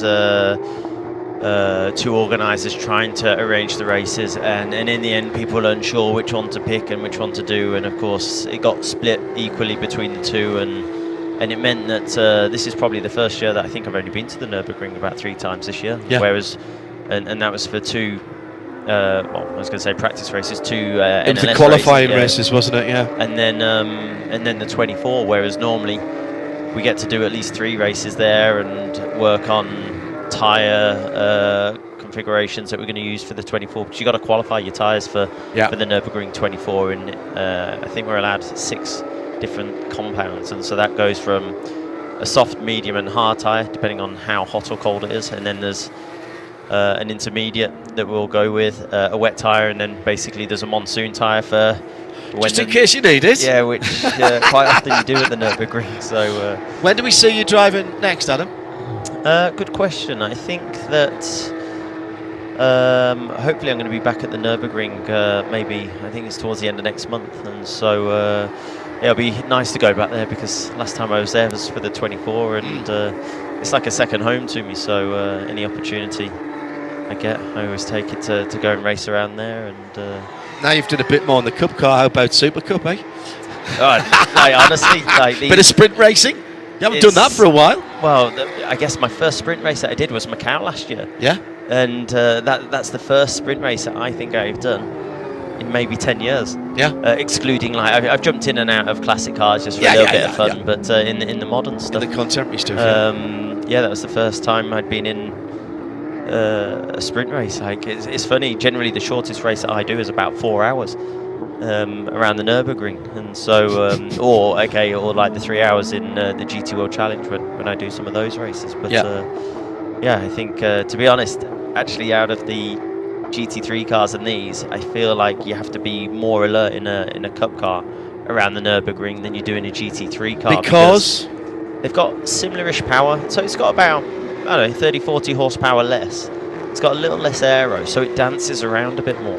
whereas the GT3's just got that extra aero, so it just like sucks it into the ground a little bit more, and it just means it's a little bit more stable, whereas you have to have your wits about you a little bit more around the Nürburgring, especially with like some of the crests and over the jumps where these things float and you see them dancing. Easy for you to say as a pro driver with your skills. I look at what you guys do in the GT3s and just shake me head, particularly the start of the 24-hour race where we're looking at the helicopter and the onboard, and the helicopter and the onboard. It looks like a police chase that's going on through traffic from about lap 1.5 onwards. But I see what you mean. Will you pass on our best to the Toro guys, particularly the guys who've come over from the Far East? The guys will be racing. We feel like we've got a bit of a rival team, so there's a few of the guys from the PCCA Championship that race in China and in Asia, and Toro Racing, where we're racing against one of the other teams that's got a car full of the Chinese lads that are racing, and so of course it's one of those, it doesn't matter where you are, there's always a rivalry to try and, well, in the end obviously you want to beat everyone, but a little bit more so to beat the other boys out there. We didn't see much of you at the Nürburgring because of the circumstances this year and the shortened race. Good to have you back, mate, and thanks for coming and finding us. Thank you. Adam Christodoulou, Toro Racing, celebrating their 30th anniversary this year, and hopefully see them back next year. You see, already people are starting to talk about next year, and I kind of like that, Nick Damon, because although there's been no announcement, it's no surprise that people are already thinking about it, and they'll be lobbying Creventic and Porsche Motorsport. I think from the Porsche Motorsport side of things, with all the cars that they've had here, but every GT3 and GT3 RS in the whole of Europe has been parked up here outside for the track days. So what do you reckon? I mean, it's more likely than less, because we've actually done it. Obviously we're only 2/3 the way through, but it's been very, very successful. My feeling is it's one of those things where you'd be way more surprised if it doesn't happen than if it does. So it's 12 hours of the 12 hours 992 Endurance Cup. I believe he's back here again sometime next year. But it is, you need to find it. It's all about finding a date, isn't Adam it? was spot on with It's a date where you're not conflicting with other Carrera Cup events. You're not conflicting with F1 and everything else. Nick Damon with us here in the booth, and Adam Christodoulou is now looking at his own lap times on the strategy. Just want to make sure he was doing. I better make sure I'm the quickest in the car. Is what he's doing. Lap averages, yeah. Some of those won't be quite right because of the safety car periods, but the ones that are 32 and 33, they should be absolutely spot on from that. Some of the longer ones where we had the safety cars will be adversely affected. So I haven't managed to work out how to take out the slower laps on that. We're coming down to just 3 hours to go, so let's have a rundown. We've got a problem on the Kemmel Straight, and that problem is a car parked to the side of the road, and this is the number 78 car. Oh my goodness me, Speed Lover, I said they've not had their usual run today, and my goodness they haven't. Jean-Pierre Verhoeven has ground to a halt. This is another car with a wheel missing, isn't it? But this time it's a right side wheel. Joe Bradley out of the pit lane, and it's got a right front's gone, hasn't it? I think it's the right front. We've had two left rears, now the right hand side now we have recovered a car from pretty much exactly there early in the race without having to go to a full course yellow. There's a access. There's a flatbed there. There's the access right there, in between the two high fences. No, there's a gap, isn't it? It's the access is behind the car, but it depends whether they can get the crane to pull it over. Right. I think is what they did. Well, still holding that with a local yellow. Yeah, that's what they're going to do. They have put their legs out on the dépannage, the recovery vehicle, and it will just be about whether they can get that car onto the rear. This is a brilliant piece of snatch recovery that is going on to drivers right on the Kemmel Straight. Double yellow flags being shown there, 3 hours and 3 minutes. Bradders, we were just listening to Christodoulou there for Adam Christodoulou, and he said just how much he's enjoying this and what a challenge these cars are to drive at places like here and the Nürburgring, because they haven't got the ultimate downforce of the GT3 cars, although they're not that much slower. Certainly not any slower in a straight line. He said same about the Fun Cup that he raced here a few years ago with when me and Trustwell were working for the team he raced for. Yeah. Christodoulou would race a supermarket trolley around the cold meats. Yeah, he would. Yeah. But I mean... And he'd be looking at his average lap times down the aisle. Like he just has, not intensely competitive at all, is he? No, not at all. Just a bit of fun. The thing is, right, and we came into this event slightly different. Yes, we've got 3 classes racing. We're not unfamiliar with mixed class racing. Perhaps what we are unfamiliar with is mixed class racing of cars that are exactly the same performance. They are the same car. And the only variation, I think you mentioned team's ability with regard to strategy and pit work. And then, obviously, the obvious thing is driver ability and the range of drivers we have in each of the cars. And it was bound to be tight. The issue, I think, for most people is not necessarily the speed. It's just about not making mistakes. It's about maximise what you've got. They'll only go as fast as they'll go, and the drivers can only drive them as fast as they can. But you want to be driving them as fast as you can drive it most laps. And if you are super quick then fall up, super quick then fall off, that's not doing you any good whatsoever. Or more prevalent here, if you are super quick through corners and get pinged for track infringements and lose 10 seconds, 30 seconds for a 10-second, I think we may. 40 seconds. 40 seconds, yeah. For a 10-second penalty. How are you going to make that back up on the track? Not in an hour and a half. Very, very tricky strategy, I tell you. You'd be better off winding it back 5-6% and not riding those curbs. If it was me, I was in the meeting. By the way, great, as I said, great piece of recovery going on here at the side of the track, covered with yellow flags. There is no recovery vehicle over the Armco. They have extended the hydraulic arm. It's got the yoke on it with the strops that go onto the eyes on the top of the car, which is at the balance points. They are also putting further strops on the front and rear wheels, and that car will be back over onto the flatbed before you know it. Directly onto a truck. Yeah, directly on, and then brought back. The flatbed has actually got the hydraulic arm on it. I was just going to say that I think the second and third battle just closed back up again, so we'll keep an eye on that going through Piff Paff at the moment. I think the key thing here is, and I was in the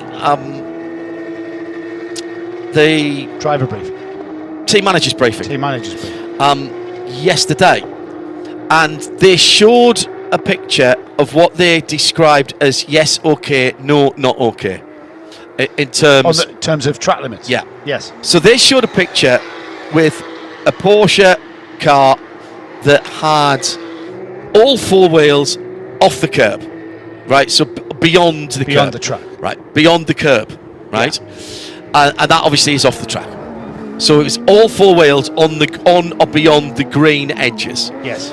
Then they showed one that had a tiny bit of Michelin tyre still on the yellow and red curb, but everything else was over. Across the white line, on the other side of the curb. On the opposite side from the track. On the far extremity of the curb. And the race director said, we consider the curb as part of the track, so long as you're still on the curb. If I was the team manager, I'd be saying white lines. If you've always got something on the inside of the white line, you're never going to get track limits. Well, the thing is... And what does it cost you? If it costs you a second a lap over your 32-lap stint, if it costs you a full second a lap, but you stay absolutely safe, you are 10 seconds better off than having one drive-through. Yes, I do get what you're saying. It was Adam Christodoulou on... When did we get here? Thursday. It would have been Friday morning. Should have asked him then. Yeah, because he was telling Nick and I, we were having a chat with Adam, and he was telling Nick and I, he had to recalibrate his head. because in other series such as GT World Challenge, where fairly recently we had the Spa 24 hours, it was a white line. You could only go over the white line. You weren't allowed to go 4 wheels over the white line. It will give you time. It will give you time. Of course it will. And the thing is about the driving, especially somewhere like Blanchimont, the commitment of when you turn in and the speed that you turn in at, when you get to the outside of that corner, that momentum that you've taken into the corner, that decision's already been made back there. You can't deviate now. It's not like driving to the shops, where if you see something on the road, you can just change direction. No, laws of physics has decided where you're going. Yeah, you've got to let the car breathe. Well, that's if you try and check it because you don't want a track limit infringement, you can end off in the barrier, because if you pull the steering wheel or lift off even. So that's what I'm saying. Give yourself a little bit more of. Well, it doesn't. There's other places where actually you're risking doing damage to your car. So coming down through Speaker's Corner, there's now a trench on the outside, right on the outside edge of the curb. So actually, you need to go further over or not off the curb at all with your right-hand side wheels. If you drop off into there, you're going into a trench, and as I said at the time when I saw the cars doing it, it's not the falling off that's the problem, it's the coming back on. Stay out there until the curb's finished. You have to then drive on the grass. Yes. Or you have to go further out and start literally ploughing your own furrow in the gravel. So don't do that. Stay within the white lines. And so long that gives you so much more of a margin for error. If somebody moves over on you, if your car gets a little bit of a wiggle on, if when you're at the end of a double stint on your tyres, you haven't quite got the grip that you thought you had, and you get a bit extra understeer, you've got way more of a margin for error. If anybody at home is on iRacing and they've raced here in an official race, and you put a wheel off at places and you get a 4X, when you go to a private hosted session, this track is completely different. And I totally get anybody who's iRaced will get what Christodoulou was meaning. It's a complete. You can pick up so much time by extorting and exploiting those track limits, and I think that's what drags you in, and that's why I use the term discipline, because you really have to be disciplined. This is great, isn't it? Battle for second and third, coming down the hill through Pouhon now, and they were well on the curbs with their left-hand wheels there. There will be places, of course, maybe the exit of the second part of Pouhon, the double gauche, the second of the double lefts, where if you go too far off, you're actually not gaining time or momentum at all. Also, the good thing about Spa, there's quite a lot of places where the gravel comes up to close to the back of the curbs. Yeah, that stops that. Yeah. Why not have gravel everywhere then? Just a little, a metre of gravel. I still think that the debate about track limits is easily solved. We should go to the motorcycle rule, and this track has been optimised for motorcycles, so there's a lot of green beyond the white line. You put anything on the green in motorcycles, it's track limits. In the last lap, if you put anything on the green, whatever the circumstances are, even if you don't quote-unquote gain an advantage, you are docked a place. Into the pit lane, H2H Racing. That means the second place car has come in with 3 hours to go. So they can't, just under 3, I don't think they can go to the end with just one more stop. So Nick's calculations back from 4 hours was pretty much spot on. No, they can't. Guillaume has come in, he's come in early. He's coming after 26 laps. Has he been given... He's only been out there for an hour and 3 seconds. Diana Binks is down in the pit lane. Yeah, I'm just on my way up there. I can see they're changing drivers for that car as well. They're just doing that right now. And it'll be interesting to see. I can't see. Yes, they are getting ready to refuel as well. So they've changed the driver and they've obviously changed tyres and now refueling. That's very interesting. So if they've done that, they can't have had a penalty. You can't do anything else in the pit lane if you are coming in for a penalty. So Guillaume Mondron, who has been in that car for quite some time. Let me go back even further. Did he do? Yeah, he did 31 laps, and he's just done 26 laps. So he will be a bit more tired than perhaps he was expecting, and so that's a driver change. But there'll have to be extreme fuel saving for them to get that's not 2 hours and 48 minutes. What's that? Well, it's an hour and 20. You know, they're going to have to do. No, they're going to have to park up and wait 20 minutes. No, they'll be able to. 2 hours 40. Yes, so they've got to do an hour and 20. But we've got 2 hours and 52 minutes on the clock. Yeah, good point. Yeah, sorry. So they're going to have to park up for 10 minutes of fuel saving. Yeah, absolutely they're right. going to save that amount of fuel. Yeah, 2 hours 40. I think is not doable with green flag racing. I think 2 hours 30 is really tight. If you can get to an hour and 15, that's really tight at fast speed. So really you're talking about 2 hours and 20. So at the moment they're half an hour away. So what are they doing? Are they doing an hour and 20? That car, its best full stint. So I think it varies, doesn't it? No, their best full stint of green has been, I think, 33 laps. Oh no, that had yellows in it. Yeah. So that was an hour and 30. So that had yellows in it. 33 laps. It's normally 32-ish laps, and that would be for them. For some reason, I now can't scroll across. Come on, I want to go back to the next one. I think they've been doing an hour and 10 to an hour and 13. All right. So that's even. So that's at the best, I think, 2 hours 30. Right. And at the moment, we've got 2 hours 51, and they're back out on track. So there you go. The only car we know can go from here with 2 still is the Martin Ragginger Neuhofer Motorsport 86 car. That's the car.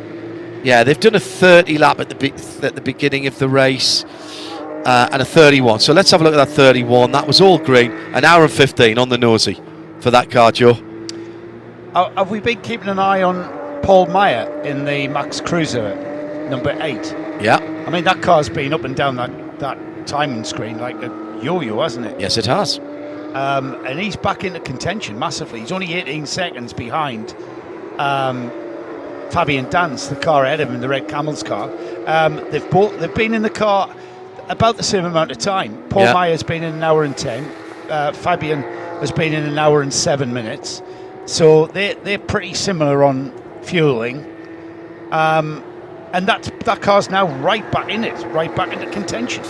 Quick note here from Ian McCarthy says, John, you might be overestimating the control drivers had over precise car placement in a 992 Cup car, particularly the bronzes around Spa. Well, no, you're absolutely right.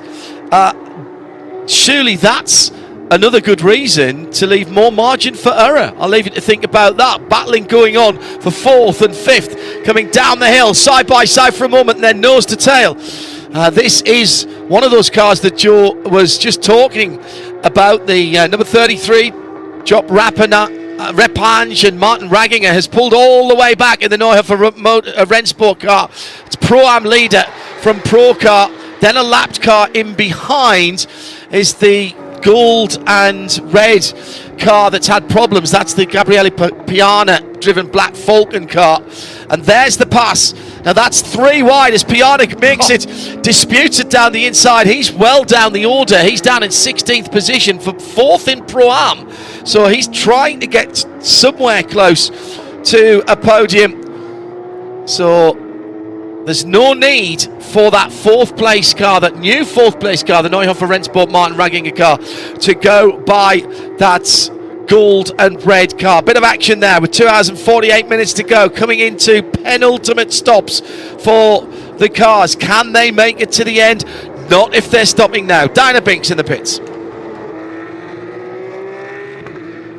As I very quickly turn my microphone back on, as you were chatting there, John, you were talking about Speed Lover earlier, the number 78, and that car's just arrived back in the pit lane at the pit entrance area. They've taken it off the truck, and some of the crew are now running down the pit lane to jack it up and take it back up to the other end of the garage. They've got quite a way to go up here at this pit lane, but obviously the car isn't looking in a very good state. The rear right hand side's got no wheel on it at all, so they've got some work to do to get that back into the garage here. The yellow flags are waving in the pit lane for anyone making a way back in here at the moment. Well, that's interesting. Not seeing that on the timing at the moment. So Tobias Müller leading out and heading, I think he's got 3 laps to go. I can't see, unless we get some safety car intervention, full course yellow. I just can't see that. So right now, the number 86 of Martin Ragginger, who's still got 12 or 13 laps to go, so 20 odd minutes, nearly probably half an hour of racing for Ragginger. He can easily do this on the 2 more stops. I think everybody else are going to struggle. I really do. So that's the car that could come right back into it. Yeah. The number 86, Nightfall Motorsport, 4th, Rennsport. Ragginger at the moment in 4th overall and 4th in Pro. Been a great run by Tierra Outdoor Racing by HWM. They're leading Pro-Am in now 4th position as Tom Coronel takes over the Max Chrysler racing car. The Am leader, we've got a battle there again now. Eric Kwong behind the wheel of the Neuhofer 85 car, QMMF by HRT. Abdullah Ali Al Khalifi is behind the wheel there. He's 3/4 of a minute behind the lead, but he's got a lap on 3rd place. Joel Monegro in the PTE operated by Mantai Racing number 992, but they're only 8 seconds ahead of Seb Laju Racing and Loris Mishbach in the 888. So that's 11th, 12th, 13th, 14th and 15th. All that's the top 5 in the AM class, with the Elfa Motorhome Andres Höfler driven car, which started right at the back of the grid, remember. That car sitting in 5th in AM. Plenty to play for here, brothers. Oh, absolutely, and it's in all the classes as well. I mean, all right, the Pro-Am class, that's a little bit spread out, isn't it? There's laps between 1st, 2nd, and then another lap between 2nd and 3rd in that Pro-Am class, and they're pretty spread out. 4th overall, 7th overall and 10th overall, and that might as well mention who they are. That's the 33, the Tierra Outdoor Racing by HWM, number 33. The next one, Belgium Racing, the 99, and then the second of the Belgian racing entries, the number 98. So that's spread out. The Pro class, that's our 3 overall leaders, but then the AM class, that lap can disappear in the blink of an eye. Even at a 7.5 kilometre long track like we have here at Spa-Francorchamps. We've still got enough time for people to make a difference, but that clock is ticking and narrowing that window where you can make a difference.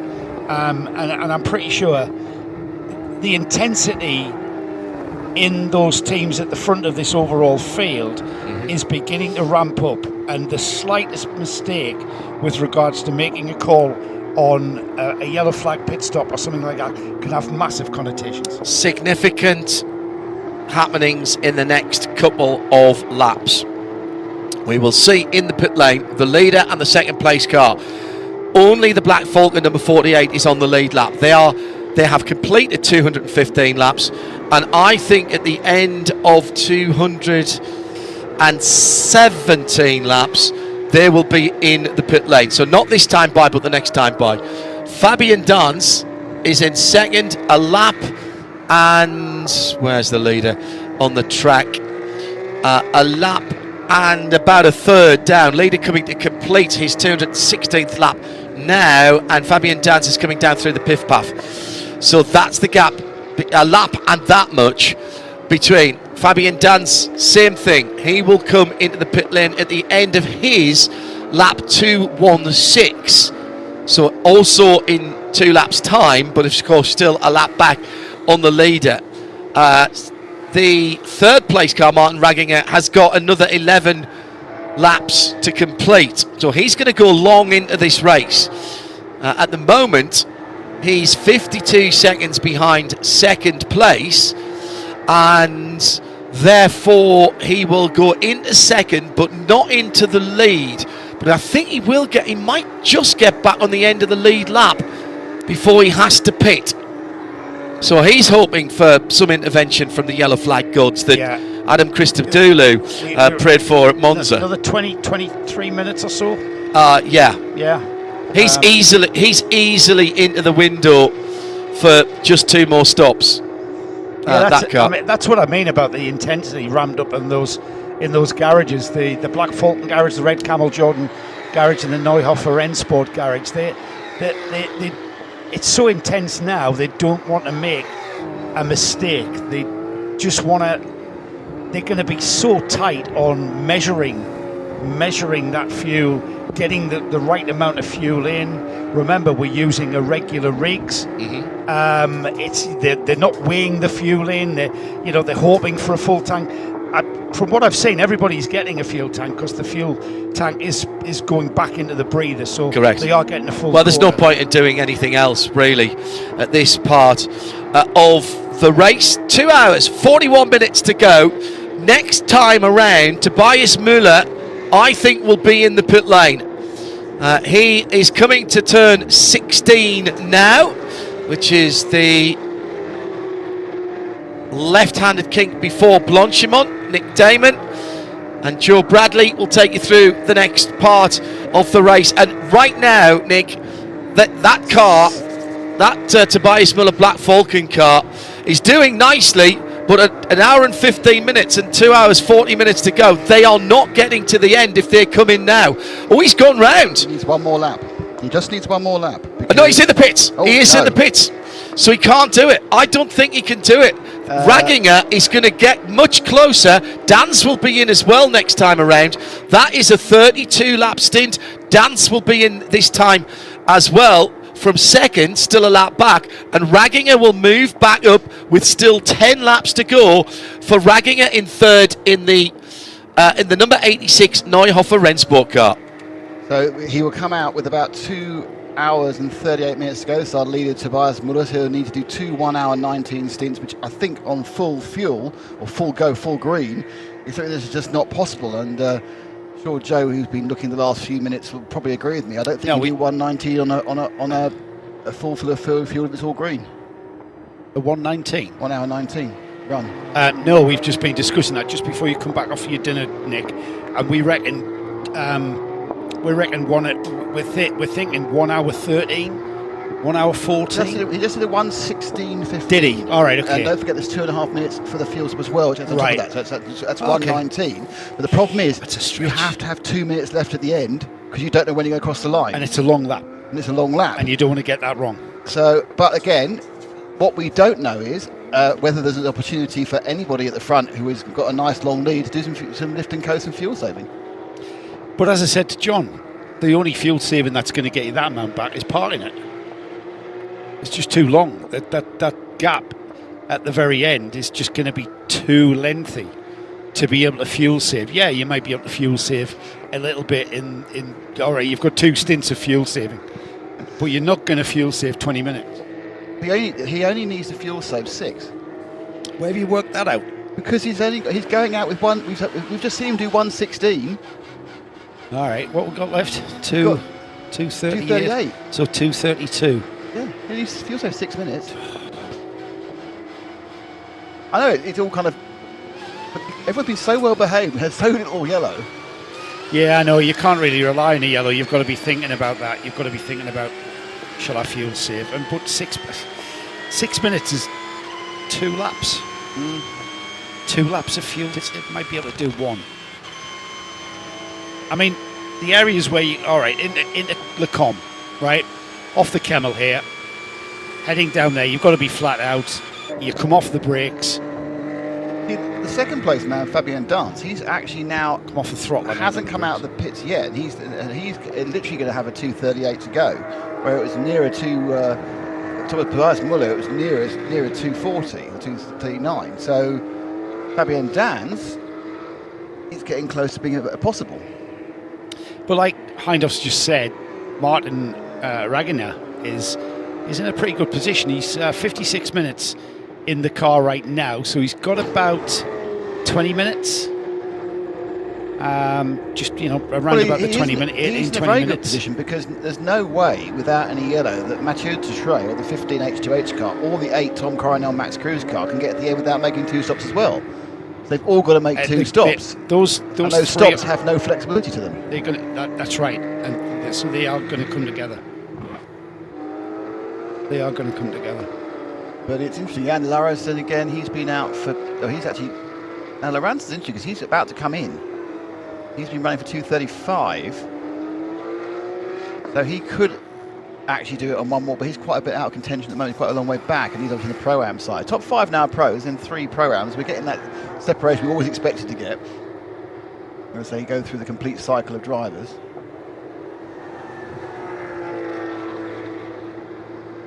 I mean, remarkably, Joe, we've 27 of the cars are still running. Some of them had lengthy pit stops, but the only car that has fully stopped is that MRS GT Racing, which was brought in by Madeline Stewart. You had that very good interview with Therese with, where you found out about possibly people not overrunning these cars and they're a bit older and need a bit of servicing. Yeah, yes. Yeah, she wasn't a happy bunny, was she?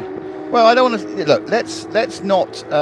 a soap opera behind every garage door. Okay, her basic outline was that car was not lifed properly. Was it? A soap opera behind every garage door. We just see the front of it. We see the glossy bit out on track. Cars going around. Glossy. It is. It's glossy. Everybody thinks, everybody's happy and everybody's... But there's a lot going on there. Everybody's happy. Well, everybody's just at the end of this, about 6 people who are happy. They're the ones who've done better than they expected or have won. Is that tweet coming 25 seconds ago? Is that what that means? No, that's when it's when he last refreshed. All right, okay. So I'm pretty sure John has mentioned that. Oh, here's Diana. Here comes Diana.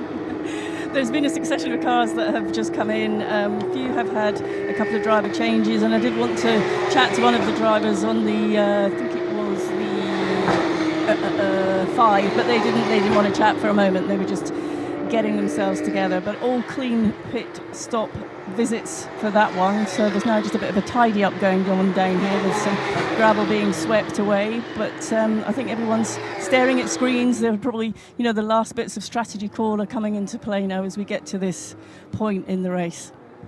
Yeah, we are obviously getting down into very much the business end. 2.5 hours to run of the 12 hours for the Michelin 992 Endurance Cup. Spa-Francorchamps. I can say the Michelin Endurance Cup 2024 because we hope there'll be a 2025.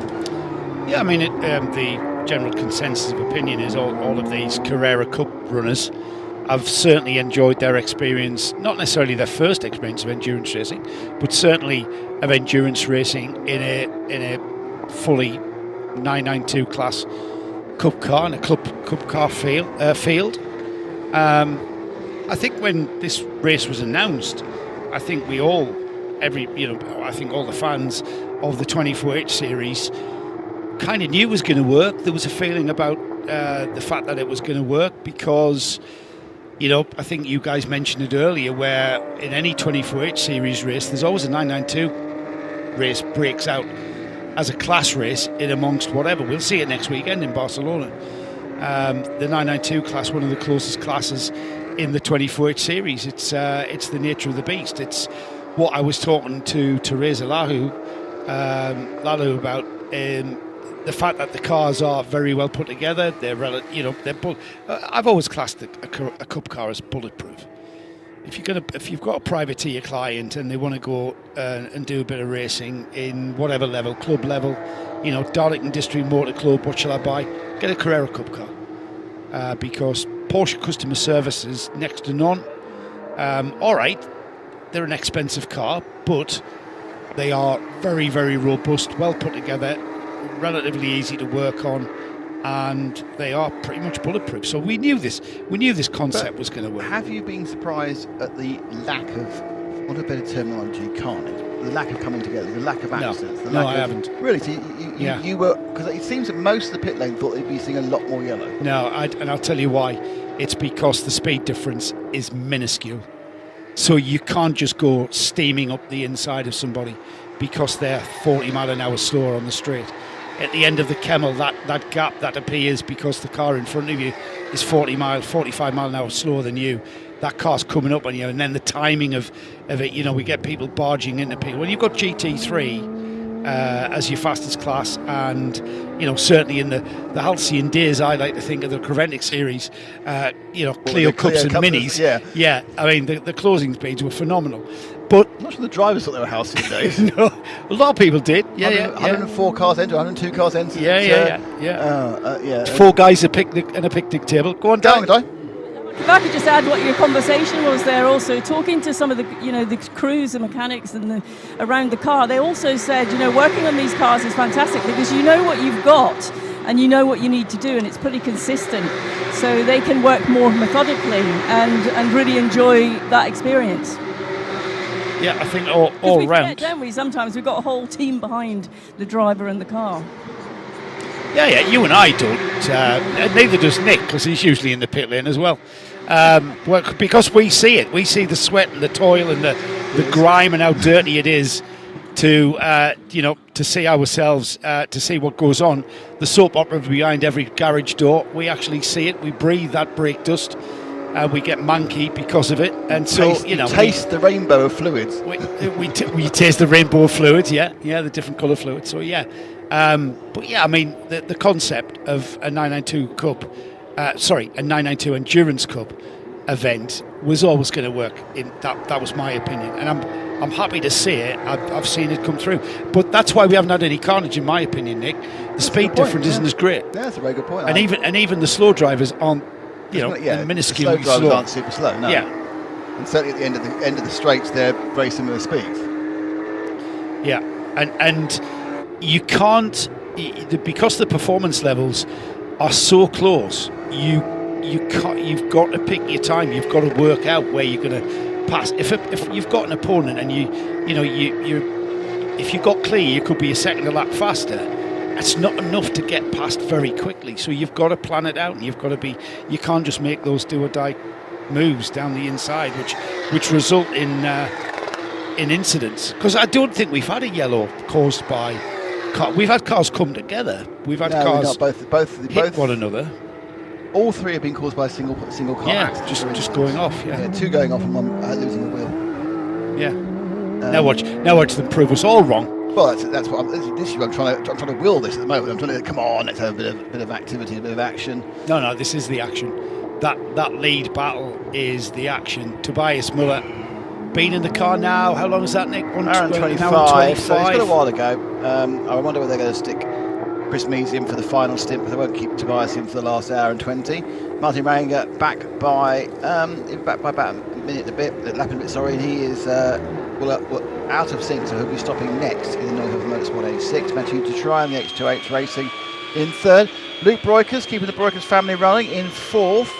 Now they're going to be hoping for an overall podium. Only 10 seconds behind Matthew Detry in the H2H Racing. Tom Coronel and the Max Cruz Racing. Big comeback for that 8 car. It was a long way out at the end of the first pit stop. They had a 5-minute run. Now 25.4 behind 3rd place. So this is just how far they are off the podium. They're all going to get themselves on the podium in a few seconds because, a few laps, because Martin Ranger is going to come in because he's out of sync.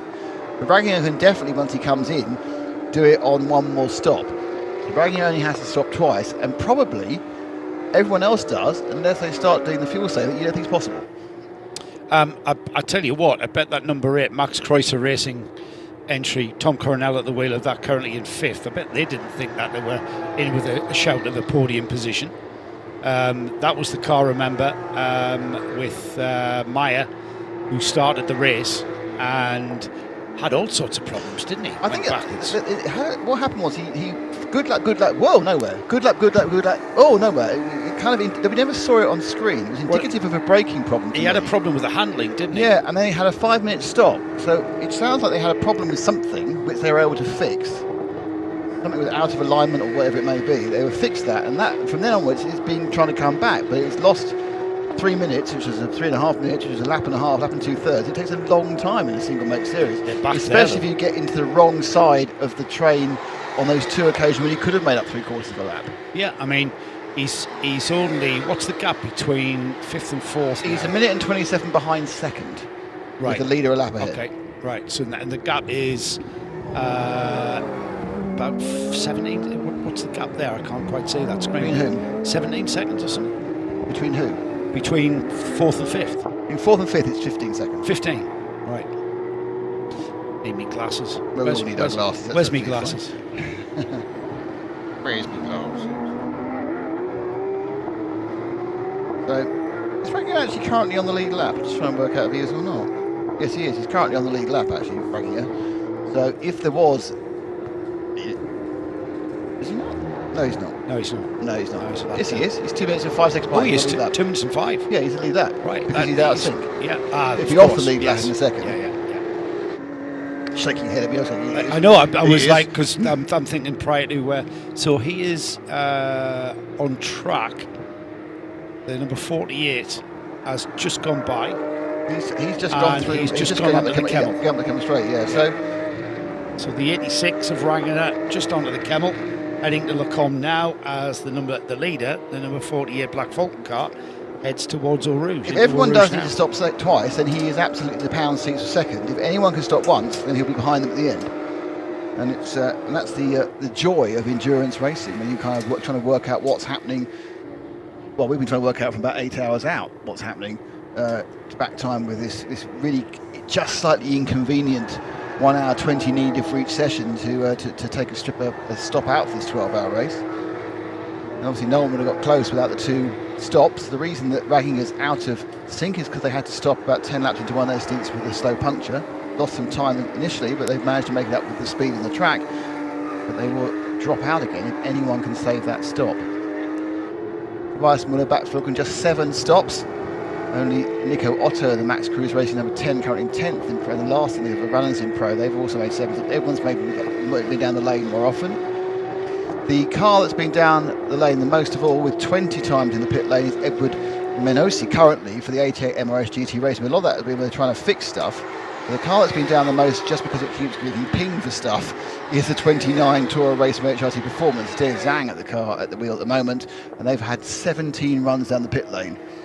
Now, that number 33, Hans Weiss, the white Tierra Outdoor Racing by HWM, that car chasing down Jan Lauritzen in the Belgian racing entry, that's for class. And the gap at the moment, it's down to 2.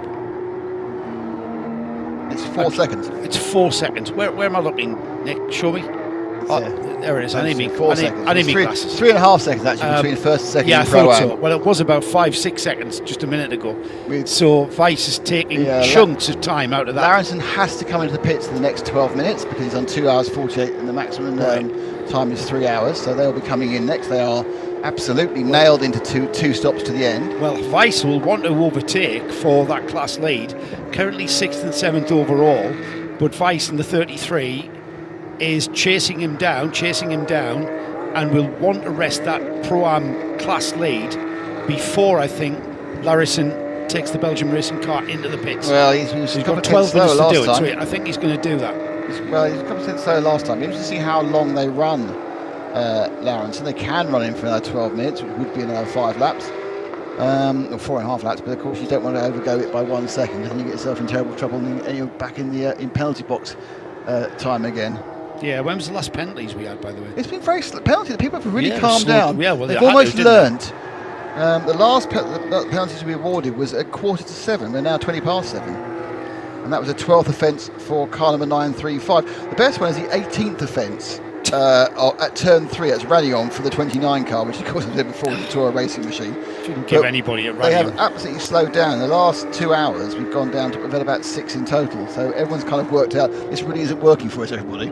Let's try and stay on the track. Because it's hard to claw, and he lost time back from a penalty just by, keeping the momentum and letting the car breathe over a curb. We've only had 54 minutes and 25 seconds under yellow or safety car in 3 chunks, 2 safety cars and 3 elements of full course yellow. And I think that's what's kind of made the run through the lane so important. The extra pit stops or pit runs have been really important, have really made a difference in where people are. Not obviously being quite quicker than a lap helps, but if you think about it, you go wide 3 times, you gain a second and a half, and you lose 35 to 40 seconds. Yeah, exactly. Let's see what the gap is then as Weiss takes the 33 across the line. It's down to what's that, about 3.5? Down to 3.5 seconds. Got 3.5, yeah. It was 2/10 quicker. Yeah, Lawrence was 2/10 faster that time round than Weiss. So Laurissen's responded, hasn't he? He has. He's probably he got closer to traffic. He's now out the traffic. But the thing is, he's going to be coming in soon. And when he comes in, that will be the time when Weiss needs to try and make hay while the sun shines and try and just gap it. So when he comes in, Weiss has only been in the car 20 minutes, so it's I suppose it's Weiss's lead to take back. They're both stopping twice. They're both stopping twice. So it's even Stevens. It won't unwind until the last few minutes of the race. Yeah, 2 hours. There's going to be a lot of cars are going to have to stop again in the last half hour and decide when they're going to stop again. They can't reach it. They could have 20 minutes to go. They could have 10 minutes to go. Problem is, you attach the fuel pump and it's a minute. It doesn't matter. That's right. You could have the fuel hose on there for 10 seconds. You're still going to have to sit there for 50 seconds. And what do you think about that rule? I'm not sure we've actually discussed that rule. I know what's behind that. I know the rationale behind the 60-second rule is safety. What it's giving this concept of people are thinking about back timing or just going through. I think that what it should be is it has to be a minute until the last hour. Oh, that's and interesting. The last hour, it goes free. I've been, when I see the fuel hose going on. When the fuel hose comes off, I'm used to seeing a car then fire up and zoom off, and it was kind of a bit alien because when we see fuel hose, it's invariably in the World Endurance Championship. Have we got a pit report coming from Di Binksy? You have, and it's just actually, I'll just take a moment because as you're having a little bit of a break with stuff going on track that's needing your attention, I thought it's time to introduce another partner of Creventic. It's Nikola Jet charter company. Alexander Skarops is in charge and is involved with this. We see the name here on all the cars, and Creventic, you're very much involved with Creventic, but what do the charter services offer? It's like really simple. It's like we offer a transportation solution, for all the drivers and all the partners of Creventic. And we want to be really involved in the motorsport industry because, we are lucky to travel a lot, but it takes a lot of time. So, our job is to make the things really smooth and just save time and have a bit of rest. How important is this relationship between yourselves and Creventic? I think it's kind of a win-win relation. We are both a young team that wants to grow up together, and I think we have a great partnership that we want to expand. And I'm also really happy to announce to you that we will also be there for the Middle East Trophy that we just discussed a few hours ago. So we want to show our commitment to this amazing organization. Well, that's great to hear, and I'm sure all the clients and teams and drivers of Creventic will be keen to hear that. I mean, but, have you got any sort of special jets for, broadcasters like ourselves that come into the pit lane and we're tired at the end? Yeah, definitely. We have a lot of offers, just like, you have our contact, I think, a bit everywhere on the paddock. So, for sure, if you see us, just say hi and we can discuss, have a meeting, And yes, today our goal is also to make the private travel kind of more accessible also, and also we try to create a program that the jet sharing and allow drivers to come together and to save cost and time. Yeah, and make it easier for them, because we know travelling can be a little bit difficult these days, and certainly to get to some of the circuits and the countries that we go to with Creventic. Yeah, and for example, there's like a little airspace just down here, and it's only 10 minutes from the track, So, and we are ready to organize shuttle from the airport to the race and organize everything. So, yeah, we are here to help. And you're also here, you get to watch the racing, so it's a bonus. Exactly, and as a motorsport fan, for us it's also important to show that, to show that we are here to be committed to this industry that we all love, I think. Great, and we 100% agree. Alexander, thank you so much for coming to chat to us, and great to hear that announcement that you're going to carry on as a partner of Creventic. That's fantastic. Thank you very much. Yeah, thank you so much. Bye-bye. Excellent work from Diana. I think she's got us a charter jet home by the sound of it. Nayola jet to Barcelona for next weekend. Yeah. Could you just get his business card? We'll pass it responsible adult, Diana, and we'll see what his rates are. As long as if it's below Ryanair, we're fine. Yes. Nayola jet to Le Mans. They've got an airport. They've got an airport. Works really well, that. Opposite the main grandstand. Seems like I can't see why not, really. Can't see why not. And you said there's deals. He did say there were deals. I can't help feeling the level of the deal he's talking about. Well, rather than like X £1,000 an hour be X minus £1,000 an hour. And we're going, a lot of petrol to get around. I must admit, if I was wealthy, I'd definitely do that. Of course we would. Definitely do that. Absolutely. Because no one likes hanging around commercial airports with people. Well, I mean, there's Henry Cameron, who races Intermax. His dad, who races in GTE at Le Mans with a Ferrari. I can't remember his name. What's his name? Racing with Matt Griffin.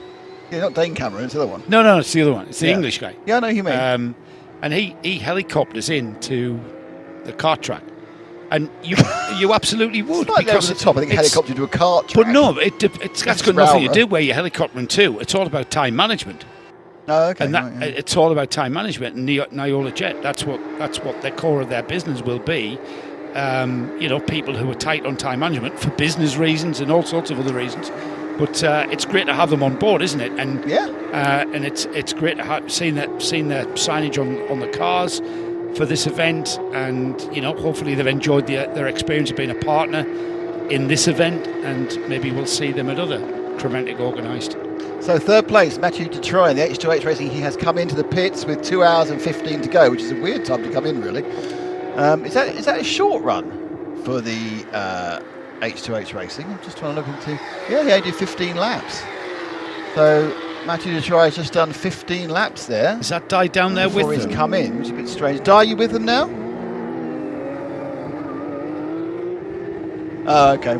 You're right. Sorry, Di. Yeah, okay. Well, yeah. But I did put a picture excellent in there. Work. Well done. Yeah. So hard-working pit lane reporters, commentators, that sort of thing, and he smiled. Absolutely. So you never know. Sorry, Di. I thought we heard your microphone open up. So Detroit anyway has come in, but now it doesn't really matter he's come in this early because he still has to make one more pit stop. So the question is why he's coming in this early, but he only has to make one pit stop. Well, it depends on that. Well, again, it's a minute of fueling, so that's negated as well, isn't it? So that the reasoning behind that. And Jan Larijsen's also come in from the second in Pro-Am Belgium racing. He was overtaken on that last lap, probably on the way in actually, by Hans Weiss, taking the lead in Pro-Am with a 33. So it's kind of a point where they've kind of worked out we're not going to make it. So if we're not going to make it, we may as well do it now, is the basic question. They're coming in not for the Belgium racing, but certainly for Mathieu Detroit. But it'd be interesting if Detroit actually has a standard stop that did come in at a very strange time, just 10 laps. Or perhaps he's running into brake problems. It'd be good if perhaps we can get Di to stake a nose somewhere in H2H Racing and find out if this is a standard stop. It's certainly not a standard stop for fuel and for tyres. H2H Racing, they're in at the moment. They may be coming out at the moment by the sound of that engine rolling. But it's the number 15. The number 15 car. Is that going past you, or is it in the pit? I think he's rolling now. Actually, the 15. So it's a slightly longer pit stop for Detroit. It's not the normal 206 or the normal. 220. I think that's gone up to the end, Nick. But the 99. Yeah, the 99 Di. I just want to give you some significance on that. they're in and they've had rear brake pads. I want to know if that's the first rear brake pad service. It's pretty late in the day. I've seen other teams that have taken on brake pads much earlier than this. So I'll see what I can find out. I mean, the driver's just got out of the car, and I was hoping to chat to him, but he's had to actually go and sit down. All right, so I see he's him, obviously, quite. He needs to dehydrate now and get some water. But I'll find out and I'll come back to you. So whilst we were talking to Nolojet as well, interestingly, Robert Renauer and Neuhofer Rennsport have gone and made their stop, and they've done 6 minutes. So they've dropped out a second, and they've picked back up in fifth. However, they may well be ahead of Mathieu Dutroy's car. There they are. They're back into fourth again. So Tom Coronel now picks up a podium spot with Max Cruz Racing, but he still has 2 stops to make. Luke Breukers is now in second place. He probably has 2 stops to make. And Tobias Muller remains in the lead, but now by over a lap again in the 48. So it's all kind of shuffling down. It's really why H2H came in. Can you change rear pads in half a minute?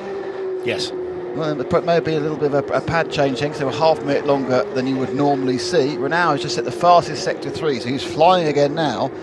And they only have to stop once more. So despite that unfortunate stop they had for the puncture, it looks like it's actually not going to be that, because of the way the stops have fallen, Joe, it's not going to be that detrimental to them.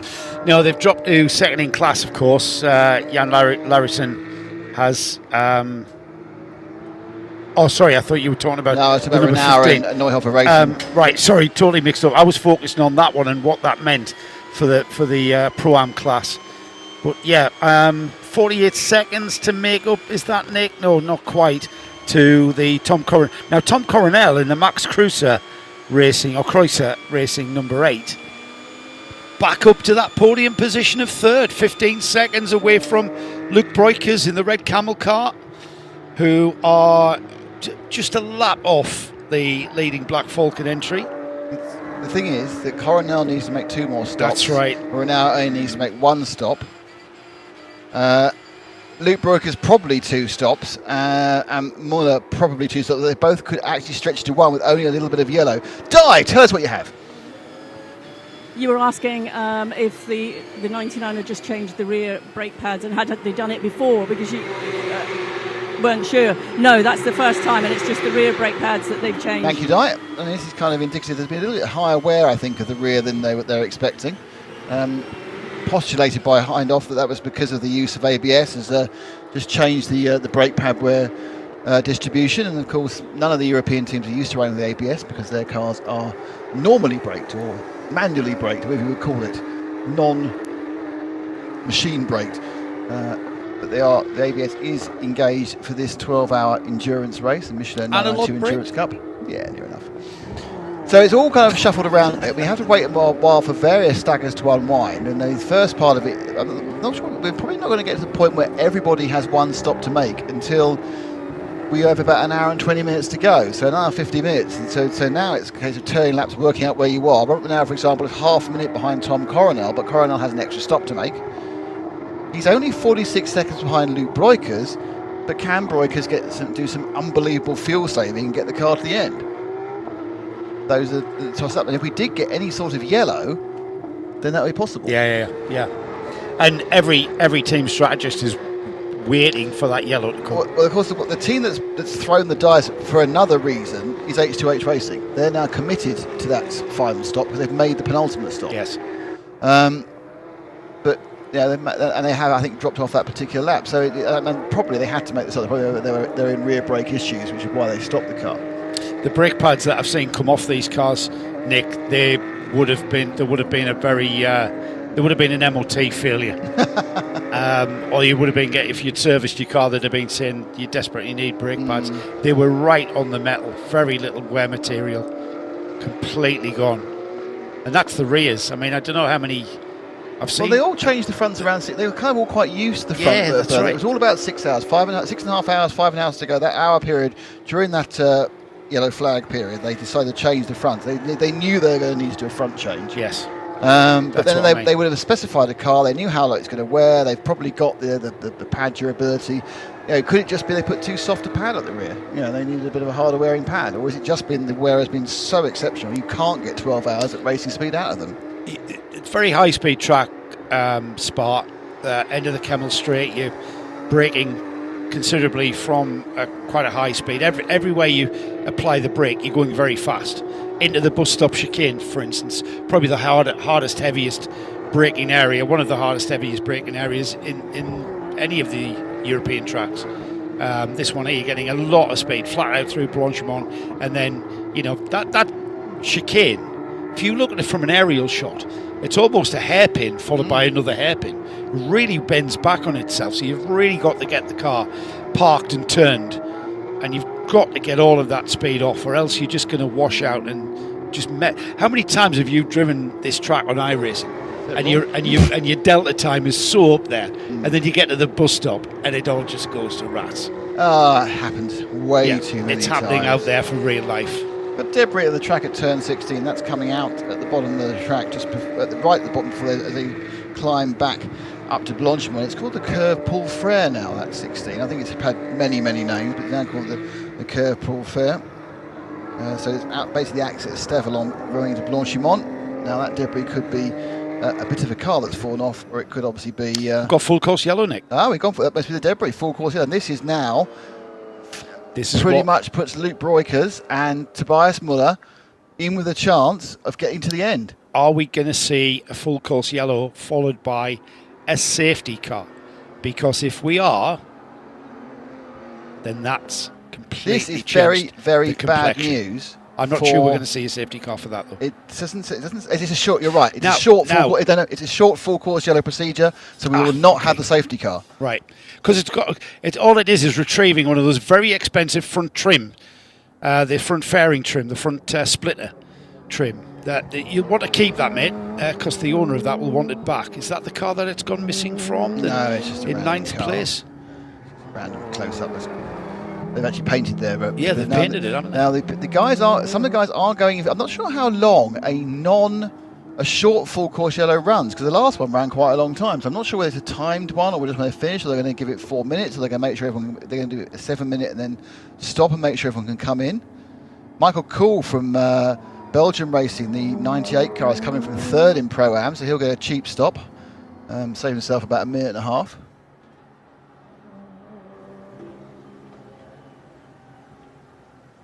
Belgium Racing, and they are looking around the car now. They're refueling. Yeah, looking around the car. Okay, yes, they're not touching it, but they're just having a look. They're looking at the rear brakes and pads. They've got them ready to go. They're putting them in position, so they are going to take the opportunity and make that change once the refueling's finished. That fella looking at the brake pads, Di, is he a Padgett engineer or is he a team member? Team. Right. He's in team kit, so I'm assuming he's team. So we've gone green. It's green, past the pit. That was a short yellow. That was very a couple short of minutes, yellow. and nobody took advantage of it, apart from Michael Kuhl in the Belgian racing car. Now, I'm not sure how much extra running time you get from 2 minutes at full course yellow. My guess is you get about a minute extra of running time. This is so close. That minute could be enough to tip one of these cars into just having to stop once more. I know. I was just pondering there, Nick. I know, sir. You had a pondering look about the you. Belgian racing car looked like it fueled first. Well, if it fueled first, then it'll be pulled back in again, because you're not allowed to do that. And then what happened? And then did they do anything to the car after it? No, they're now changing the brakes, the brake pads at the back, do that. the rear of the car. They didn't touch anything else, but they definitely fueled first. Probably will get called for that. I thought the regs were you had to do the work first on the car, then fuel. So, Di, could you ask? I mean, well, they're having a bit of an issue here. Are to they? be honest, Joe, the right rear that's stuck. They're actually struggling to get that off. All right, maybe not a good idea to poke your nose in and ask a No, I don't think it'd go well. a controversial question. So, Yep, they've got it off now, but that's set them back a bit of time. So there's a little bit of panic setting in here. Thanks, Di.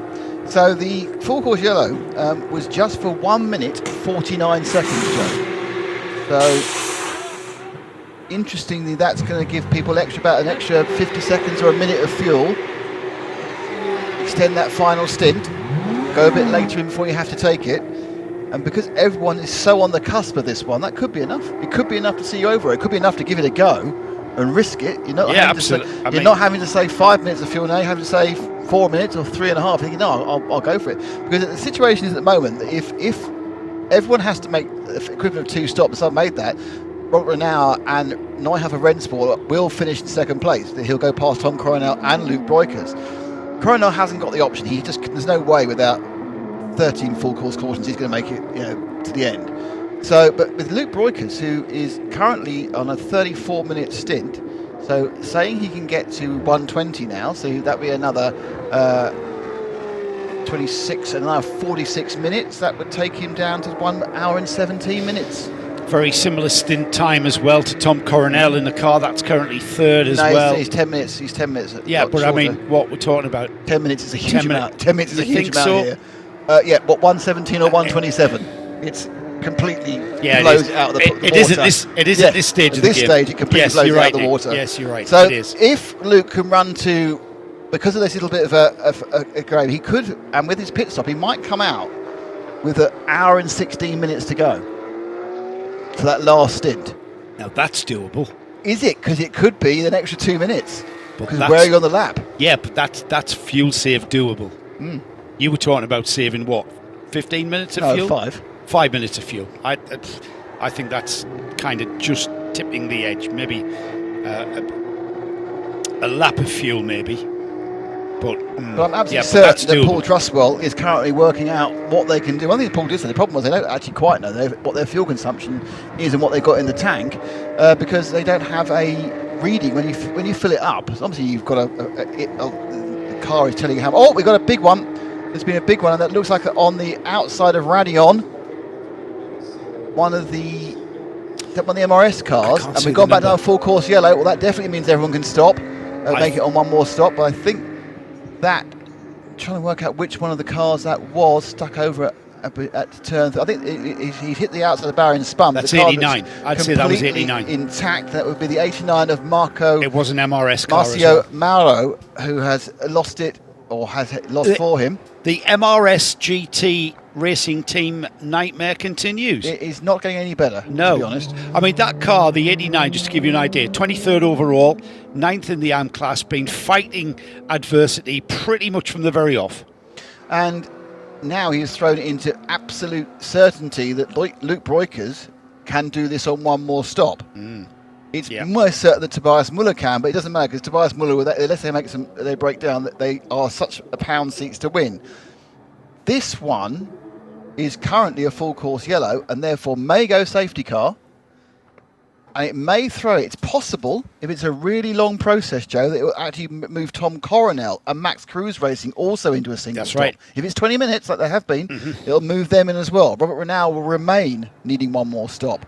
Hans Weiss will remain. Hans Weiss and Interior Outdoor Ken could move themselves into a single stop. It's kind of all bets are off, depending how long this particular full course yellow is. Yeah, this has certainly put the cat amongst the pigeons, as they say. Now then, are we going to see a safety car? Well, because we might have to get some barrier. Every time we've had a full course yellow, if it's gone short full course yellow, there's no safety car. Of course. And it said on the screen here, you wouldn't have seen this because you weren't sitting in front of these screens. It says short FCY and then it says no safety car. This is a full course yellow. I would expect, because of the previous instance, this will infer there will be a safety car. We've got a course vehicle out on the track at the moment with flashing lights. It's probably a desire to clean the track as well, I would think, for the I'm final not sure. run to the end. He had a big hit of the tyre barrier up at Radeon. Car looked intact though, in fairness. It did. It didn't look too misshapen, yes. No doubt it's gone in hard. We've got very good tyre barriers up there. But it's just if the tyre barriers have been displaced, was my thinking. We'll maybe get another look at that and might be able to make a little bit of an assessment. But this is now with the safety car coming out. Tom Coronel's coming to pits. Well, it's probably a good idea, actually. That means he's committing to another pit stop. That's interesting. They've obviously said that even the long stop, it wouldn't be enough for them. So well, there's 2 hours, Nick, so there was always going to be. So he's getting a cheap stop, but he won't be. He'll have to stop again. Yeah, I think at this stage, everyone's going to have to stop again. No, yes, no, but some people can do it on one. Tom will have to do it on 2 now. The unbrake car will need to do 2 stops, including this one.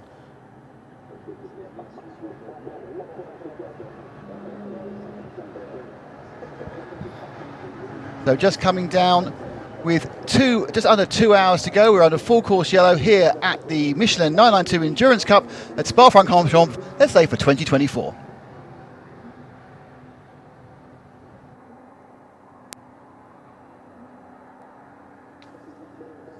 So all bets off now, Joe, because it's all up in the air about who can do what and when. Coronel's come in. He's going to have to stop once more, and then you've got Muller and Breukers. Breukers can probably go through the whole way. Let's see where they sit. So it is, after 10 hours, it is the Black Falcon Team 48 Lush that's leading by 4 minutes and 6 seconds. It's very useful to know that. It's basically leading by a lap and a half from the Red Camel Jordans of Luke Breukers. Tom Coronel in the pits, making his penultimate stop for Max Cruz Racing. A fantastic comeback for the number 8 machine from nowhere at the end of the first stop. Neuhofer Racing, the 86 Robber now, they are cursing the fact there's now a full course yellow. It's taken them out of their chance of getting second unless things really turn around. Then it's in the Pro-Am cars. It's Tierra Outdoor Racing by HWM, Hans Weiss. They are leading quite comfortably in the Pro-Am class. Then it's the fifth place in Pro, Matthew Detroit, and the H2H Racing. They've also got one more stop after this one to make. And then Muller Motorsport on the sixth place in Pro with Martin Rump. In seventh place, so second place in Pro-Am, it's Belgium Racing and Sasha Norden. That's the 99 car. And the final in seventh place in Pro, it's Max Cruz Racing and Nico Otto. They've had a very quiet race, actually, the 10 car. They haven't been pushing the limits at all, but they just seem to lack a little bit of pace. Next place, 10th overall, is our leader in the AM class, and that's the Neuhofer Rennsport and Dylan Yip.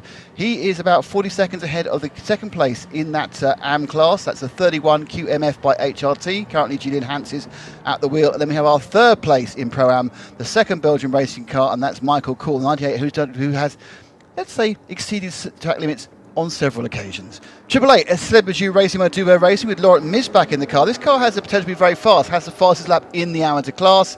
Then it's the number 5 Black Falcon car that had all sorts of problems at the beginning of the race, now on a bit of a recovery drive, up to 14th, I think 4th overall in Pro-Am with Gabriel Piana. Then it's the 992 amateur car of PTE operator Mantho Racing. 16th is the Alpha Motorhome. They got the number everyone wanted, 911. They're also in the pits at the moment. And then you have in 17th the 29 car that's been down the pit lane more often for penalties than anybody else. That's Toro Racing by HRT Performance. At the moment they have Adam Christodoulou driving that machine. Then 18th is the 233, that's the Team Laptime Performance AM car. Another AM car in 19th, the 56 Ansel Motors by Porsche Laurent Racing. And in 20th, it's the Pro-Am Muller Motorsport machine. 21st is Speed Love with Kurt Henson, they're in Pro-Am. 22nd is Team GP Elite. We've begun to get the cars that have started having problems. I think Speed Love had a small amount of problem. The rest of the cars now have suffered greatly at various parts of the race. Team GP Elite caused one of our other full course yellows. It's with the number 12 car. Then the MRS GT Racing pair of 89 and 88. Currently it's Marcio Mauro, who we believe actually is the person who's caused this full course yellow. He is classified 23rd. 24th, the Edward Menossi piloted GT Racing. Kay Kramer had all sorts of issues, but Carson Kramer is in the car that bears his name in 25th. That's the 36. And in 26th place, the amateur car, it's the 21. It's Muller Motorsport, Glenn McGee. And the bottom two cars, it's the 935 and the 90, both in Pro-Am, and that's JW Race Serve and MRS GT Racing. 2 hours to go, all to play for. Yeah, it's wide open as well. I mean, all right, the Black Falcon car 48's got a strong lead, and currently showing us 2 laps, but that will come down to 1 when they come back around. It's pretty strong. I mean, a 1 lap gap isn't usually as strong as it could be, but with every car, which is a 992 Cup car, then that does have a bit of strength, because it's very, very hard to pull back onto the lead lap. However, we are going to close the field up. We are going to see any word of a safety car, Nick? No, they're not. They've kind of run the full course yellow through, and then they say safety car procedure. Right. And you see Jose Closer sneaking out in his Porsche 918 going, yay, more laps. But yeah, so it's. I think the issue is, and we haven't had a look at the outside of Radion, whether there's been some tyre derangement, you say, and there needs to be some rebuild. Yeah, we can try and build false excitement, but Tobias Muller and his Black Falcon team are in an incredibly strong position at the moment. They will be, at the end of this process, a lap ahead and only need to do one more stop. So at this point, it becomes a situation where the only way they're going to lose this, and it's quite an easy way, is by having a technical issue. And that could be a bad pit stop. It could be the fact they've suddenly run out of brakes. But they will have that. Now, the battle for second is going to be way more open between Red Camel Jordan, Max Cruz Racing, Neuhofer Rennsport. All of them have different strengths and weaknesses. It does seem to me at the moment that because Red Camels, due to this course, this FCY, could stretch to just needing one more stop, you think that's playing into their hands, but all these gaps will be gone. So Renault and Meyer, Max Cruz Racing, Neuhofer, will be right behind them, and also needing one stop. So it suddenly you think, oh, they've cruised through this one. No, they haven't, because it's coming together. So the battle for second is going to be momentous. Now, this is obviously with a safety car, they get pushed together. Yeah, it's going to be really, really close. As long as, of course, as they are, all three of them, the correct side of the 48, which I'm not totally sure at the moment. I'm going to have to study the. Well, the number tracker. 9 is just coming out of Lecombe, which is the Red Camel car. That's currently second, and the 48 is just going through Stavolo. Yeah, so the 48, the 9 is in the correct position because he is just behind. He's a lap and a bit behind, so he's just behind or 2 laps a bit behind. I'm just trying to see where the 86 is on the track, and possibly where the. Yeah, go for it, Di. 89 MRS GT Racing, Mauricio Mauro, that you chatted about earlier, he is conscious, but he has gone to the medical centre. I've just gone in to check with the team. Obviously, they were a bit concerned to start with, but he is conscious and in the best hands now in the medical centre. Great, thank you. Update very much appreciated, Di. Thank you indeed. So the 9 and the 86 will get shuffled together. That's the Neuhofer Rennsport and the Red Camel Jordans. If they have a safety car, they will be effectively separated by a few cars' lengths.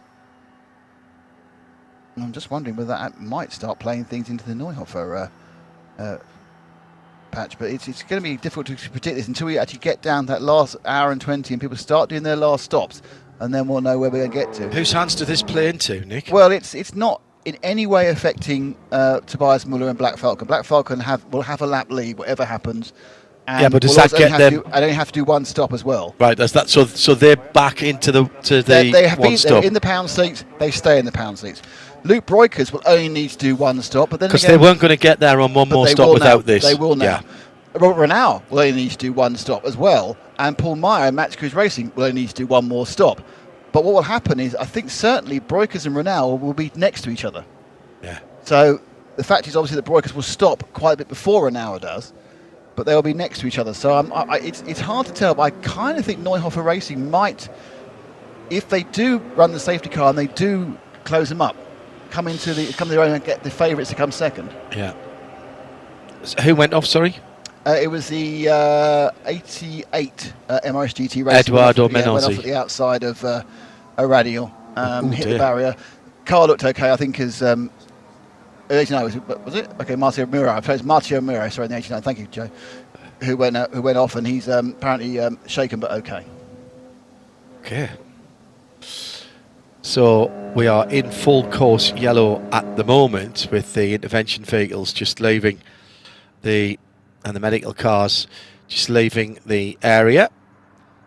Thank you. Whilst we're in this particular part of the race, let's just say thank you to all of our volunteers who have done such a grand job this past week or so, whilst Porsche and Creventic have been on site for the Michelin 992 Endurance Cup powered by Porsche Motorsport. And thanks to Joe Bradley, Di Binks, Nick Damon, and our production team from Radio Show Limited, RSL. And thank you to John. Tim and Kerry. Oh, I've had the easy bit. I just had to drive the safety car a couple of laps, and that was it. Well, I'm surprised you're here now, because I mean, I'm sure I had to come in. Jose's itching to come out to jump into that car and get out and do a couple of laps. I said, look, if you don't go out quickly, I'm going to have to go back because we're inside the last hour now, and you know. Well, hour and 50 minutes. Yeah. Hour and 50 minutes. Oh, I could have stayed out. You see? You could. It's Yeah. fine. We'd have covered for you. I keep wanting. I'm adding an hour onto this all the time. You are for a 14-hour race, are you? A 16-hour race? Oh, there he is. There's Jose. We are going to get the safety car. Yeah, he's out. He's picked up the leader already. But hasn't officially said it is a safety car procedure, so that No, because the lights aren't on the safety car yet, so it isn't a safety car. Right. So the safety car is out. There's your answer. And it's driven through the field. I do like a safety car having the ability to drive through the field and pick up the leader. That's a much better idea than having to wait and hope to get the right person at pit exit. Yeah. I mean, it helps, obviously, it's the fastest car here. Yeah. Obviously, everyone is running at 50 miles an hour. So, right in front of the safety car, a car that's going to get a lap back is the Milner Motorsport number 4 car, but they're 2 laps down, so they'll come back to a lap down next time by, once they are released. The safety car won't put its lights on until this is the other part of the briefing. The safety car won't put its lights on until race director deems it is safe for cars to go faster than full course yellow to catch back up again. Well, they're rebuilding the barriers at the moment. Well, Then they might not put the safety car lights on until the barriers are repaired or nearly repaired, because they only want to do a maximum of 2 safety car laps. At the same time, the organisers and the track sensibly taking the time to do a bit of track brushing and track blowing. I'm not going to say what I was going to say. Thank goodness I stopped myself. Excellent, well done. Yeah. How did Gillingham get on today? Lost. Oh, really? 1-0, yeah. 2. Doncaster away. The Dons. I think I'm not quite sure, but I think Doncaster might be the new leaders. New leaders, yeah. Doncaster Rovers. What can you do? When you meet the might of Doncaster, those football leviathans. Exactly, it's a nightmare. All right. Excellent stuff. Sorry about that. So, waiting for race control to tell the safety car to put its lights on, but it's sitting right in front of the leader and travelling at the FCY speed of 80 clicks. Probably ticking over that. Yeah. Do you think he just puts the cruise control to 80 and then just drives around? On hybrid power. Yeah, it could be on hybrid power. Might be on electric. There is a big charging station here, I noticed. Oh, you're not kidding. 2.1 gigawatt. I'm not sure it's quite enough to get Michael J. Fox Back to the Future, but it's a pretty big charging station, put it that way. It had, was it 8 or 12? It had 12. 12 take-hands on it. Yeah. So this is bleeding into daylight as well. It is, again, I'll say this as we said on Friday, it is darker outside than our cameras show. I've just walked back down from La Source. In fact, the building on driver's left that the safety car is coming to now is the catering, the Porsche Hospitality. Old school cool. And there's a lovely set of cars parked up there. I'm surprised you managed to tear yourself away. I'm beginning to form an attachment to lava orange. And I never thought I'd hear myself. Lava orange? The GT3 RS? Some of the GT3s down the side of the blimey. RSs. And I never thought I would say that. I thought you were a Miami blue person like Shay. There's a maritime blue one there. I prefer slightly darker blue, if I'm honest. I know you don't. No, I don't mind blues. I'm not allowed to have a blue car, you know. Right. Oh, it's Joe that doesn't like the blues. So the 918 travelling at full course yellow speed. Note the lights are still not on because the course, the clerk of the course, the race director, deems it not safe yet for cars to come round and pack up behind the leaders. This is great though, because they're just burning time and saving fuel at the front of the field. It's going to be really tight for second place between the three cars that are up for it, which is Breakers, it's going to Jordan's Moho Rainsport. Well, there'll be nothing between them on the track unless there's cars between them. So let's start taking a look at that now, shall we? Because before we start the pit stops, and again, the team managers were told, guys, if you're going to do a pit stop whilst we're neutralised, do it under full course yellow. We do not want to add extra safety car laps because you wait until everybody packs up. Now, there will be some people who want to do that because they want to get the better part of their lap back before they pit. But surely anybody who's out there at the moment at the front of the field will want to stay out there as long as possible to get towards that last pit stop at 1:20. You want to you want to go realistically. If you assume it's going to run at full speed, you want to be going in about 1:13. Because don't forget, you've got 2 minutes of extra potential time because the last lap isn't going to. Your last lap is not going to end exactly on the top of the hour at 9:45. 8:45, yeah. At 9:45. So you're trying to take an hour away, hasn't it? Bit of discount for you then. There we are. Thank you very much. I've got 8% off. Brilliant. So it's but this makes it very doable. It was kind of touch and go for Luke Breukers, but because of the squishing back down the field and the fact that Robert Renau and Paul Meyer and the gang and Mathieu Detroit also will only need one more stop. There's a not totally sure about Detroit because he stopped at a different point when he had the issue with his brakes. Only needs one more stop, then that will probably shuffle them all together. And at that point, I think it'll end up being just about the pace of the person in the car. Because whilst they'll stop for the final time at different points, if it runs green, then they'll just be racing at the end for second place. Not so close in Pro-Am, where there's a lap and a half between first and second, such as Norden from Belgium Racing and Hans Weiss from Tierra Outdoor Racing by HWM. Though Weiss has been in for an hour, but I think they may have stopped. And against half an hour, so I think that's going. Dylan Yip leads in the AM class by 42 seconds from Julian Hanses, and I think neither of them has come in because that lead hasn't changed. But they're a little bit on the edge actually if they can make it in one stop. They've only got about 25 minutes of fuel, probably can. Yep. So it's this bit of yellow has thrown the. It's changed the character of the race. Well, it's meant all the people who are risking it to all come off of it, but actually the way it's happened, it's actually meant some people who weren't risking it are equally not being particularly penalised because of the joining up of the field. Yeah, Neuhofer Rennsport might be a little bit of grief, but I think they would have ended up in a clear second because they had one stop fewer to do than anybody else. Don't think they would have caught the leader, but for a while they would have been on. I think they might have got to the lead lap. I don't think they would have caught the leader.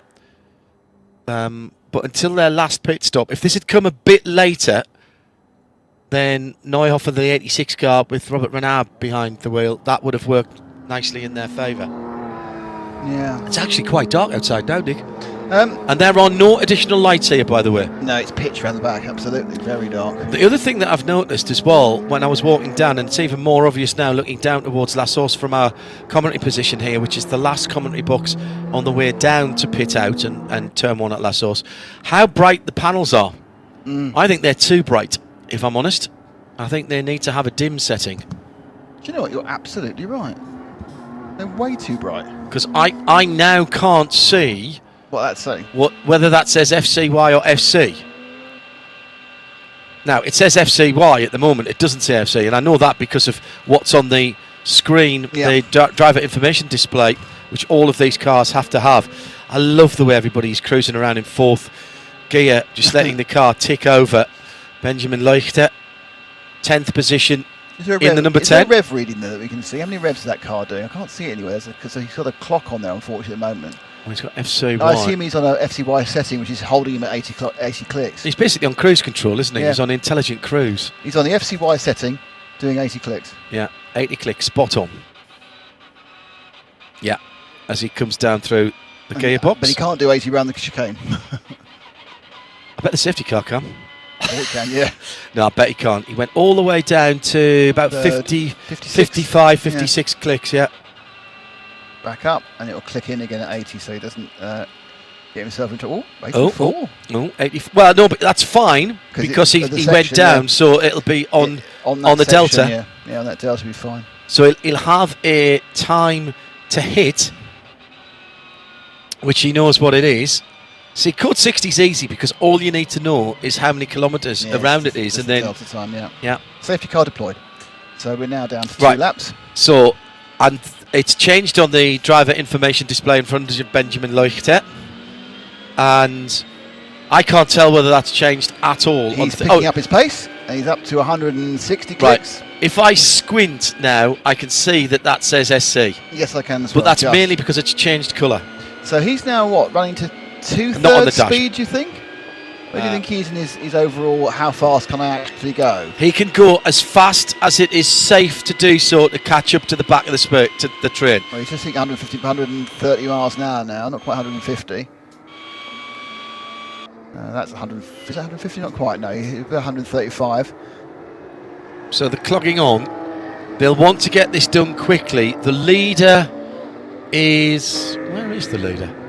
Oh, the leader is just coming down to Malmedy. There are cars just ahead of the leader. Yeah, it's 8 and so the they're 4, going to have to get their Paul foot Meyer, down. Max Cruz Racing, and they get almost a lap back from fifth yeah, place. Yeah, correct. As is the 4 car, which is Martin Rump. So 2 of the cars, the 2 guys on the front row at the start of the race, they're going to get best part of a lap back due to this full course. They haven't been anywhere near the front of the race after the first, 35 minutes. But they're now moving in, and they will. They were almost 2 laps down. They will now be just a lap and a half. Well, not even that. No, They'll be a lap and the length of 28 cars. No, I think it'd be 2 laps because if you look at it, No, Muller is scored at 236 laps.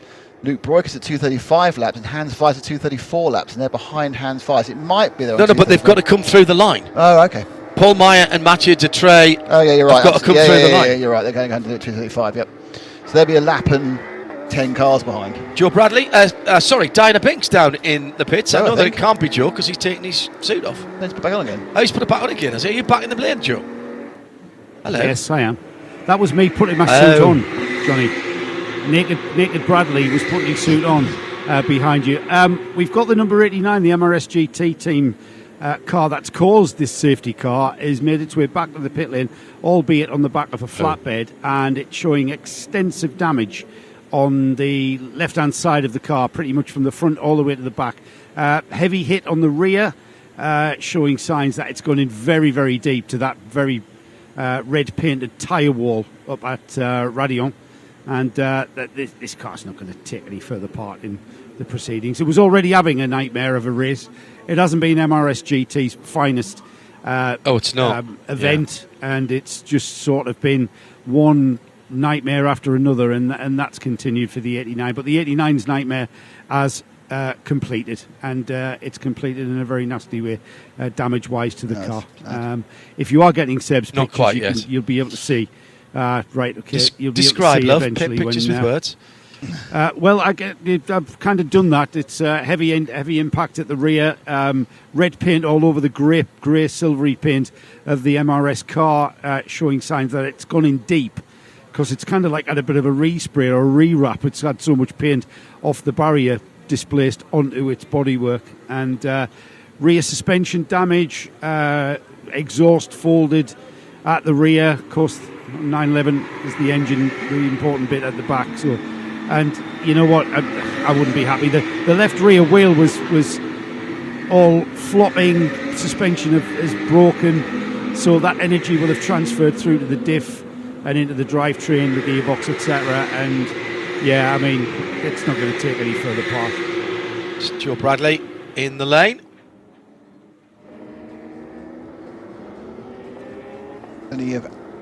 The only car in there, so everyone else is now running. In fact, the other coming out is his teammate, the MRS GT Racing number 90 car.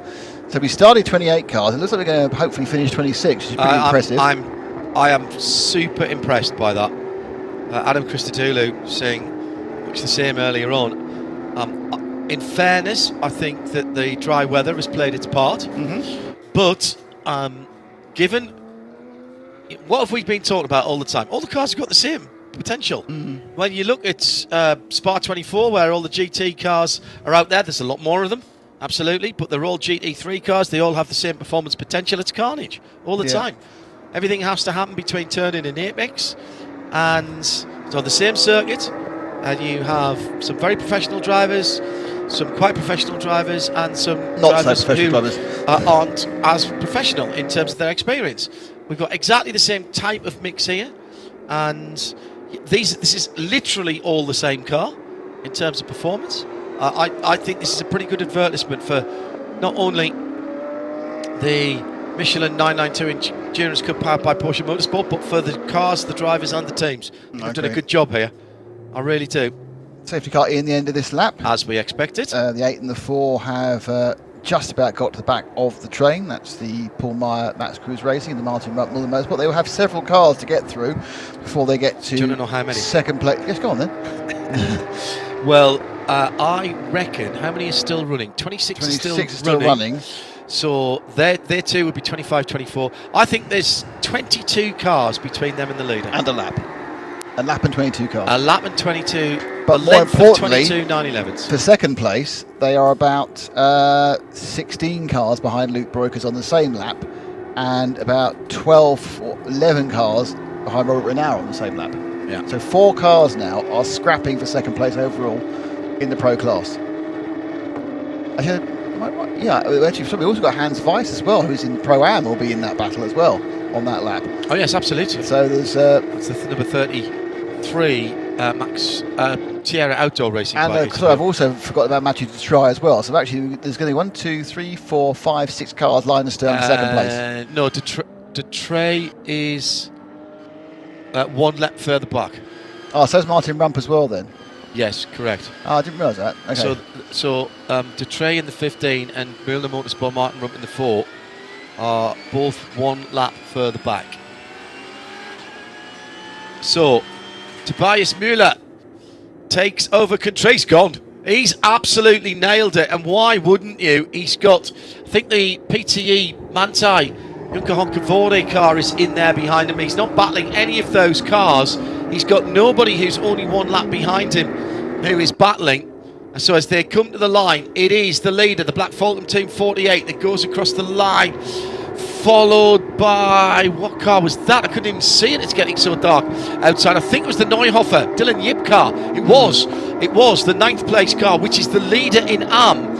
And that car is leading AM by hardly anything at all from Julian Hanses in the QMMF by HRT in second place.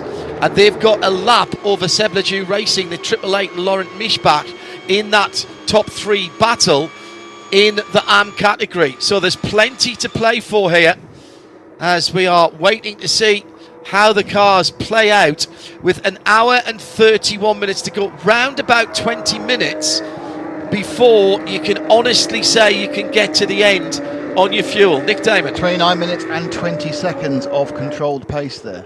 Right. So combining the full course yellow and the safety car, which effectively gives you at least 15 minutes extra run time, if not more, perhaps 18 minutes. And it's going to mean a lot of people will be able to do it with 1 stop more.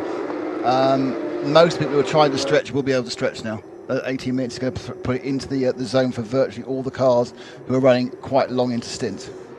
I can't help thinking that everything that I like about getting back to green off the back of a Accord 60, we sort of give away behind the safety car and having 2 extra laps. That's another 7 minutes behind the safety car each time. However, interestingly, the teams seem to like it because that brings everything back up again. Yeah, unless you're the person who's leading, everyone else is going to like it because it gives them some sort of gain on the person who's ahead of them, be it in class or be it in the race. So effectively, unless there's 3 cars who are going, oh no, and there's 23 cars going, yes. What are they doing?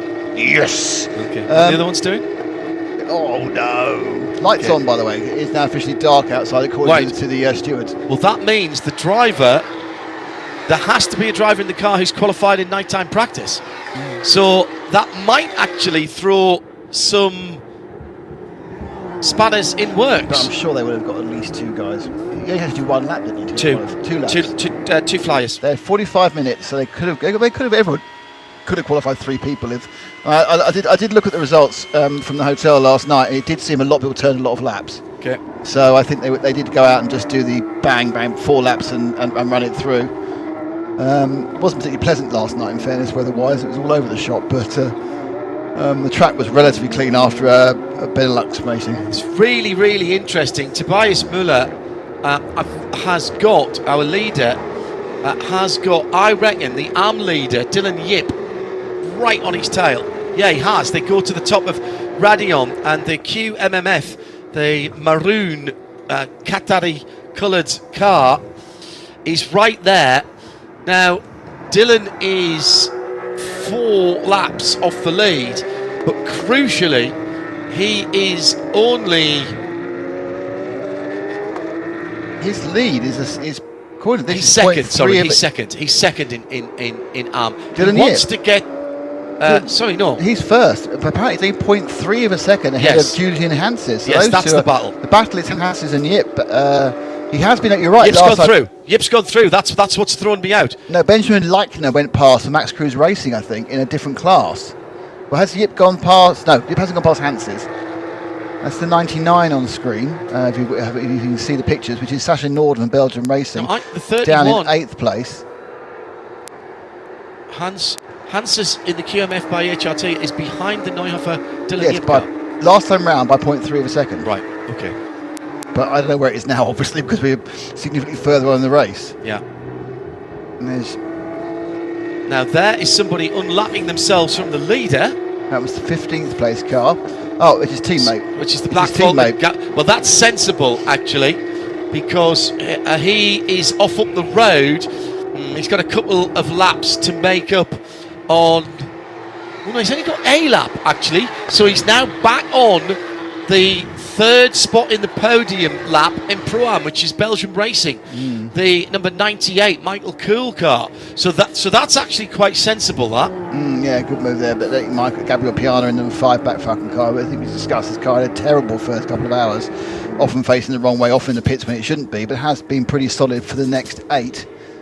So they are now running across the line again. Chance to get an idea of where people are. Muller is your leader, and he has a lap and something in change on Luke Breukers. Breukers crosses the line now, did a 2:25.2, half a second faster than Muller, who of course let his teammate through that time round. Just waiting for Robert Renau to come over the line. He's 8 seconds behind, so second and third, the gap is 8 seconds. Paul Meyer is just 6/10 of a second behind, so third and fourth are just 6/10 of a second apart. So if Muller wants to go to his 32 laps, which he should be able to get to with all of that neutralised race, that will take him to an hour and 6 minutes. He can go, I think, at least 2 or 3 laps further than that. Easily. They're on an hour and 26 now. You can get, if you take your final pit stop with an hour and 13 left, you'll comfortably get to the end. Right. Do you put tyres on? Absolutely. You do if you're in the lead. Absolutely. You You've put got tyres on loads of whatever. time. Yeah. Especially with the temperature going and the chance, you need as much grip as you can get. Actually, I think everybody changed tyres last time around because Luke Breukers just got in the car, didn't he? Yep. It was Fabian Dance before Luke, so he'll be on new Michelin's. Robert Renau got in when Martin Raginger got out, so he'll be on new tyres. And Paul Meyer in 4th position took over from Tom Coronel. So they're all B on. Yeah, you know what? It's not even 2 full stints. If you're in a race for second, Nick, and you're going to save 20 seconds, we saw what happened at the start of the race with the 2 Belgium racing cars. They leapfrogged everybody in the pits by not doing tyres, fuel only. A 60-second stationary stop. Yeah. 60 seconds stationary. There's still a few. I generally don't think I'm not one for building up false jeopardy. I don't think that the Black Falcon Team 48 is in much jeopardy of not winning. No. I'm talking about second place. But second place could go anywhere. Oh, could yeah, go absolutely. anywhere. Could go any one of 5 cars. And it'd be really great if we could actually see the Breukers, Renau, and Meyer battle right now. If you remember, I said I'm quite happy to say that Black Falcon are going to win this quite some time ago. You did. It's very true. I just the way the car was going, when Luke Hartog, it was in that car. I'm not going to say that's the stint that won it for it, because everybody has contributed, but there was a change of momentum at the front of the field where everybody had been much of a muchness to that point. Hartog took it up a notch or 2 compared to the people who he's racing against. Well, he done the same thing as Chris Mees did in the first in the first section, which was always wiped out by the first full course yellow. Yeah, that's a good point. Chris Mees put and I assume 100 seconds in everybody. I assume Mees is going to do the last hour. Well, yeah, could do. I think that's probably what's going to happen. So they went off the line that last time. Would you do that, or would you just not leave Muller in? I think Muller can't go. He's on his 2:31 stint, and he's got 20 minutes to go. He can't do 3 hours, can he? Only 3 hours, and then 2 hours 31. So he has to come out. Muller has to come out. His stint's 2 hours 31 at the moment. His stint started at 7:05. 2 hours 31. is his stint. Really? Yeah, it's writ large in the. I think Broika's stint's an hour and 13. Renault's done 56 minutes. Paul Meyer's done 32 minutes. As I say, Renault now 1.2 seconds ahead of Meyer in that gap between third and fourth. 7 seconds back from Luke Broikers. I was sure that Rick will be dropping in for that last run for Red Camel. Just 2 seconds further back is our leader in Pro-Am, Hans Weiss. He's 10 seconds behind Luke Broikers. Obviously, a lap ahead for Thomas Muller, and then just a little bit gap, 11 seconds back from. And those are the guys on. There are only 4 guys on that secondary lap. 1 guy's on the lead lap. That's back 4. There are 4 guys battling for second overall, who are a lap down. Right. In the battle in the classes, Julian Hanses has now been passed by. No, has now passed Dylan Yip and has taken the AM lead back for QMMF by HRT. Hanses is comfortably the fastest driver in that car, or has been so far today. Car's done a 2:22.2. That's a quick car. Kind of wondering whether he can go to the end on stint time. I'm kind of wondering whether they will take him to the end, or they put one of the Middle Eastern drivers in for the finish. Dylan Yip, good performance. Nordhofer, Renstock and Carl has been powerful all day. And that's a good battle, just 4 seconds between those. At the moment, Hanses is just extending the gap slightly, but that will all change, we expect, when that final stop is made by both the cars. Right, in the Pro-Am, Hans Weiss leads that in 5th position. He's completed 240 laps. Closest car to him is the Sasha Norden-driven 8th place car at Belgian Racing on 239. But is he actually a full lap behind him? So that means I have to look for. Where's he gone? Hans is 33 and Sasha is the 99. So I've got a feeling that there's not actually a full lap between those two at the moment. The big issue will be that we've got some cars just in front of the leader at the moment. Yeah, they unlapped themselves earlier. Gabriele Piana was one of them, and who was the other one? It's the 99. Yeah, a couple of them got past. Belgian Racing. Just wondering whether there was a situation where perhaps a little bit of a minor error by Tobias Muller right at the start, and he, rather than fighting it, just let these cars go by because they're not his battle. Yeah. There we can see the 8 car of Meyer battling hard for 4th place and 3rd place. Under now an hour and 21 to go, and it's dark. This is now officially dark, so we're gonna have. I thought it would be about 90 minutes. There's a little bit of cloud cover just over to the west, which is just dulling down any rays we might have been getting from the setting sun. But this is properly dark. Do not be fooled into thinking there's still some ambient light out there.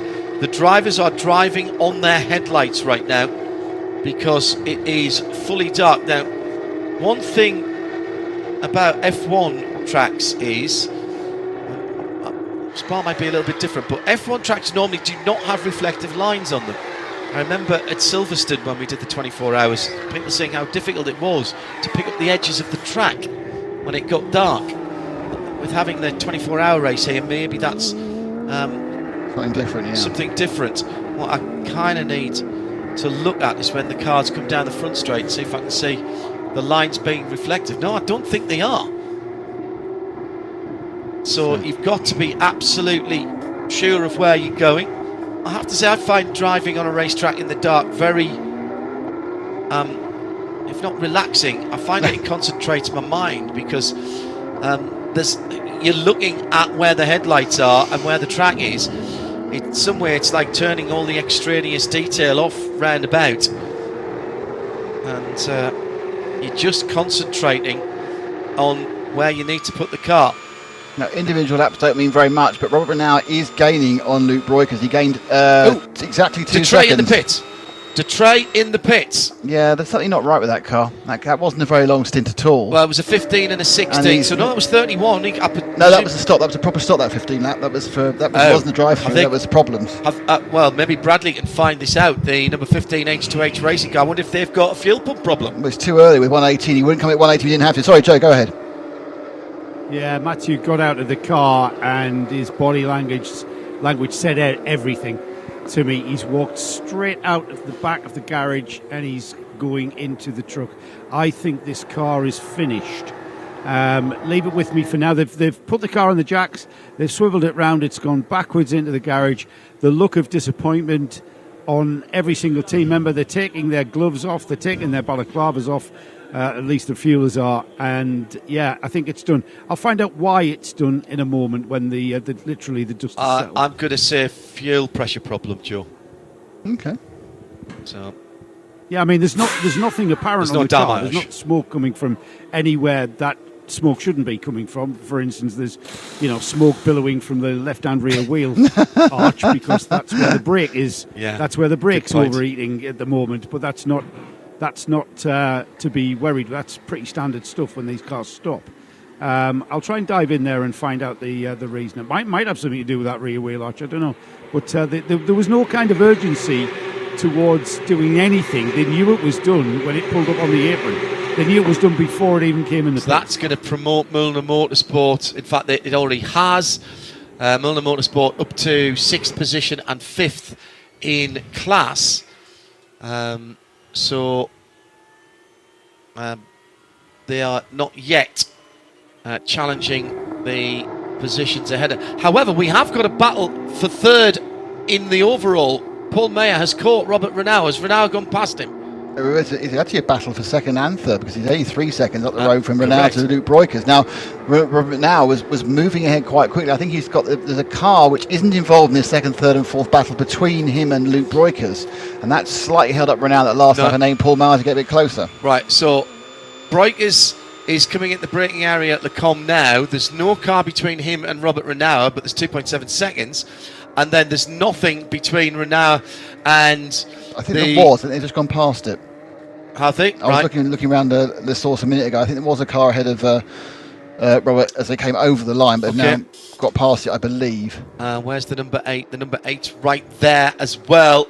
Joe Bradley can give us news on a heartbreaking set of news from H2H Racing, which has been at the sharp end of the field, that number 15 car, for most of the race. Yeah, NGT Racing, I think it is. It's the gearbox. Oh, right, okay. Gearbox temperature, they think the gearbox temperature has gone up and up and up and up, and they think it's the oil pump in the gearbox.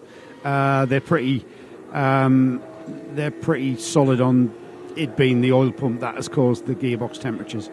So the gearbox, rather than before it seizes, they've brought it in. Then they might be able to retrieve at least, bits and pieces within that if it just needs a pump. So they didn't just come here to take part, is what the team does. No, it's very unfortunate when you get so far in a race, you've been so competitive, certainly battling for the podium, and then it all goes wrong with 1 hour and 15 minutes to go. Well, effectively, anyone coming in not this lap, but the lap after, they will get to the end. If we're down to 1 minute and 15, because don't forget, when they come in, they'll also spend 2 minutes fueling and tyring. Yeah.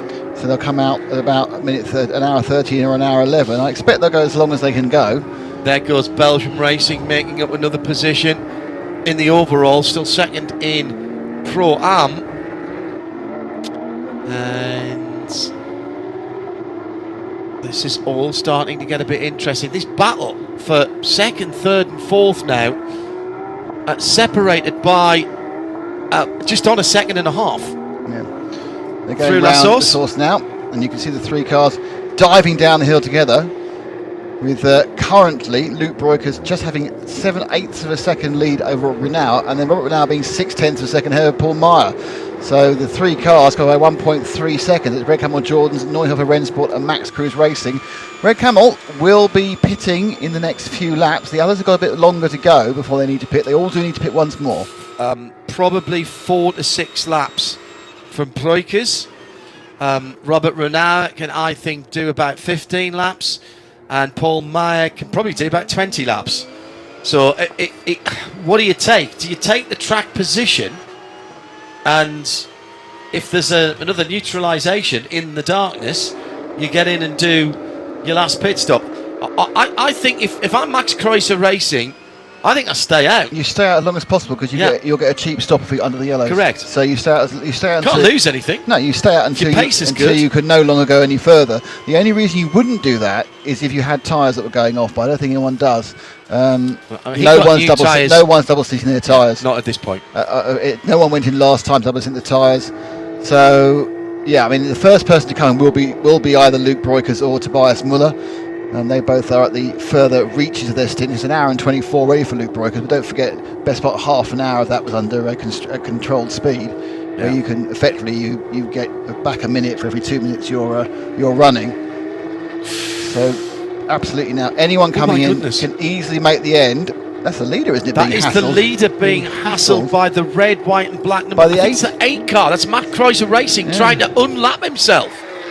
From the leader. So has Robert Renau and Luke Breukers already gone through and unlapped themselves? Yes, they have. Does this mean that the Meyer car is suffering, or are they just going to go and stop? The Muller car? No, the Black Falcon race. Yes, Thomas Muller, Black Falcon race. They've been dropping back, actually, in fairness, throughout this run they've had. Almost like they're not prepared to race. No, it was the other Max Kreuzer Racing car. It was the 10. It was the Benjamin Lloyd. It was Ben Lockett that had just gone through. Same colours, the red, white, and black. Caught us both out. So you've learned the colours. You're doing well. So yes, but by the way, it's there's 3/10 second there. They are right there. No, but what's happened is Breukers has gone down to 4th. Both Renau and Meyer have got past Breukers. Those 3 cars battling at the exit of La Source and coming down to Arouge and Radillon, but they're all together. But the big loser, a couple of seconds, and into 4th place now has gone Luke Breukers. 3rd is Paul Meyer. 2nd is Robert Renauer. And now you kind of think, what do we do about fuel? I'm absolutely certain that what's being said on the radio by Paul Trustwell to Luke Breukers, Luke, just stick on his tail. We'll keep going till we're out of fuel, because at that point we know we can't gain from a yellow flag situation. But we have the number 4 going, and we're down with Joe. Yeah, the number 4 is on pit road. It's having tyres changed. Didn't see a driver getting out. Just make my way up there as I do this. Now, this is the Michelin Motorsport car that you guys have been mentioning about. Is this one of the cars that have gotten a lap back? No. Right, okay. I'm out to see. No, we were wrong about that, Joe. Sorry, it was the other Max Kreuzer Racing. It was Ben Leuchner who got his lap back. However, sorry, go ahead, and then I want to come back to the Pro-Am battle. Go ahead. Right, well, it's taking fuel on now, the number 4. It's had tyres. That's all been done. I think it was driver's bottle. There's no driver. That is, they haven't changed the driver. I'm not sure. Is it Martin? It is Martin who brought it in this one. Yeah. So I think he stayed in the car. I'm pretty sure he stayed in the car. Martin's still in the car. Martin is still in the car. Yes. Thank you. Did they take tyres, Joe? Fuel going in, tyres on, brand new, unscrubbed rubber going on, so stick of tyres if you're in the States. So this car's ready to go to the finish, isn't it? Yeah, easily, with an hour and 10. Actually, they're one of the first people to make the last stop. So that's interesting. It's fired up.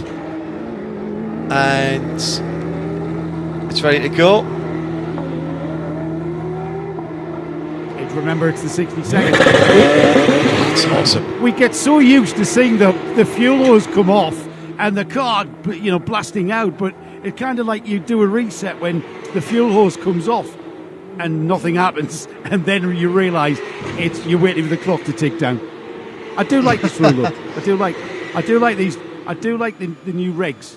Certainly the safety car. This weekend has been a Let's get to the arm battle, because in 8th position, QMMF by HRT, Julian Hansis, leads that battle by 11 seconds from Dylan Yip. And at the moment, he's got about half a second a lap. The leader is pulling away at half a second a lap. 3rd is Junker Honkavuri in the number 992 PTE, operated by Mantai Racing Car.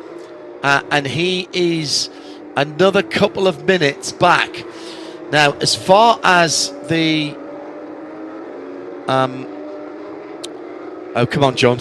Use your brain. The pit stops are concerned. I reckon Honkavari will be the first of those cars in, because he's on his 32nd lap now. We can probably do at least a couple more because of the neutralisation. As Nick says, at this point, you have to make your decision. Do I come in absolutely as early as I can and get it out of the way? Or do I go long? And those are the decisions that have been made on the pit wall. Well, it's an hour and 29 minutes for Luke Breukers. It's an hour and 30 minutes for Hugo Honkavari since they last stopped. But of course, it's not in reality because we've had that long period of yellow. What did you say it was, 29 minutes? 29 minutes. So that's like another 15 minutes, isn't 16, 17 minutes back. Probably even more when you're running at 50 miles an hour. Well, we did a lot of 80 click. So let's say it's giving them 20 minutes back, so they can probably run to 133. Yeah, better part of 10 laps. And I suppose you would wait to see if you can get the stop done under yellow. The only thing that would change that is in the second place battle, where you've got the 86 Neuhofer Rennsport, Max Kreuzer number 8, Red Camel Jordan number 9, as in comes the leader for his last stop with an hour and 8 minutes to go. This will not affect the battle for second at the moment, but if somebody does jump and put a new set of tyres on, what you might be worried about is the undercut, because you can't short fuel to get back. The vulnerability at the moment for Black Falcon Racing is if we now go full course yellow and safety car, because they are all off the. He's off. The people are unlapping themselves as we speak. They all have to stop again. So if it runs normally, they will end up a lap behind. But they are unlapping themselves as we speak. Hang on, where are they? Have they just? Luke Breukers is in as well. So Red Camel Jordans are coming as well. They are obviously that's interesting. What they can do with fuel. That was it.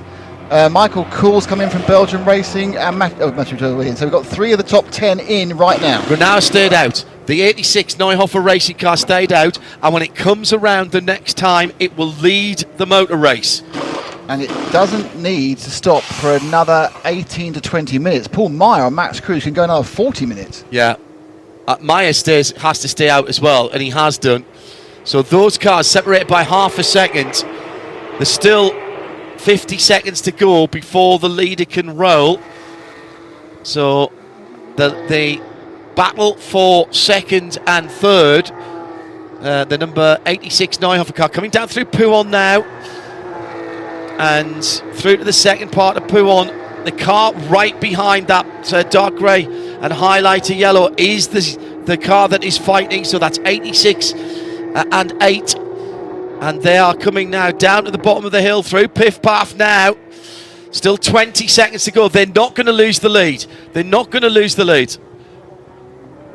For 20 seconds. We're at 10 seconds now. The car has fired. The car controller has given him the go-ahead with 4, 3, 2, 1. You love that, don't you? Well, there should be a penalty if anyone doesn't spill off the apron, to be honest. So, the Red Camel's car has been in as well. Hang on, Joe. And I've just been told from that team that the safety car messed up their plan, robbed them. Quote. Well, they obviously had to decide they could save enough fuel to do it on one stop. The leader is back out, and there was a car that went out right in front of him, and that was Rick Breukers that went out, I think, right in front of him. So Rick Breukers at the moment 1 lap, but almost 2 laps down. The leader is back out over the top at Radion as the battle for second and third now on the lead lap goes through La Source. And Loic Hartog is the man to take the Black Falcon Team 48 Loshkar to the end, which makes me think that Chris Mees might be doing the final few laps for the number 5 car and attempt to get a couple of extra spaces back for them. He can do a lot more good in that 5 car than possibly can the 48. New fastest AM lap of the race by Mathieu Joubert. He's quick in the 888, 5th in the AM class at the moment, but he's only 5 seconds away from Leo Pichler and the Elfa Motorhome car, the 911. It's 14th and 15th, and that is in an AM class battle as well as an overall battle there. Yeah, and the good news for Seb Lejeune racing fans is that Mateus can go to the end. He's been in the car for 7 minutes. The car will get to the end on this tank, and he can run it the whole way. The danger now for the leader is that he is right behind Rick Breukers, and Rick will not want to go another lap down. he will fight. He will absolutely fight to stay there just in case anything happens. And also, let's not forget, he is in 4th place at the moment in the Pro category. So he doesn't want to lose any time. If the leader goes past him again, he's off the battle for 2nd and 3rd. Yeah, absolutely. I think it's a really good point. I understand what the information we got there through from Joe, because it's pretty obvious that Rick and the team were working on a fuel strategy which would have meant they would only have to stop once, where the others would have had to stop twice, and therefore they would have come through in second. Woulda, shoulda, coulda, but that Didn't. half hour means they can race for it still. They can still race for it. Joe? I've gotten Luke Lost you, Breukers, very sweaty Luke Breukers. Lost. Look, that was a cracking stint, Joe, but we're this has losing turned you into there. a race. Sorry. Let's step out of the garage door here, Luke. Sorry, come on, follow me. We're losing a bit of reception off the microphone.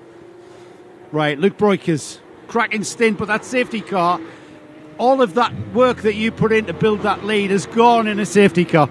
We love safety cars, but you must hate them. I didn't like the safety car. I was in a really good rhythm. Things were going well. It was starting to go dark, so I was trying to get into the rhythm, and then the safety car came and everything just scrambled. And I had the lights in the back, and there was the pressure for P2.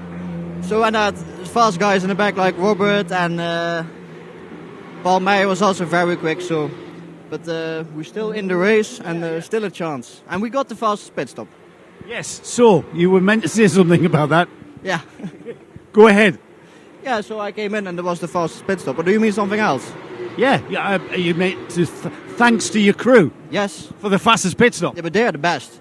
People think because we are a hobby team made out of friends that we're not on that level. But I think these pit stop time, I don't see other teams doing them. So. Yeah, I think you're right, Luke. I think you're right. So you're still in with the race. Your job's done, though. Rick has got to take this to the end, I would think. Yeah, Rick had a good rest. I'm sure he's fired up. He has experience in the night here due to the 24 hours of Spa. So let's see what let's see where we end up. Great stuff. Thank you, Luke. I'll let you go and cool off. Yeah, and you remembered your message as well. Yeah. Thank your crew for the fastest pit stop. Yeah. Kids these days. The number 9 car of Rick Breukers has pulled away from the leader. And I think that's good news for both of them, actually. Certainly good news for Luke Hartog. He doesn't need to be embroiled in a battle with Rick Breukers with his elbows out. We've lost the 36 car. There's an off at the exit of Pouon. And that car is off the side of the circuit at turn 11. And that means that Fidel Leip for K. Kramer Racing, well, they've replaced a fuel pump earlier on. Rolling again. It's rolling, but very slowly. Looks like there might be a bit of damage on that car. Yes, he's been off the circuit.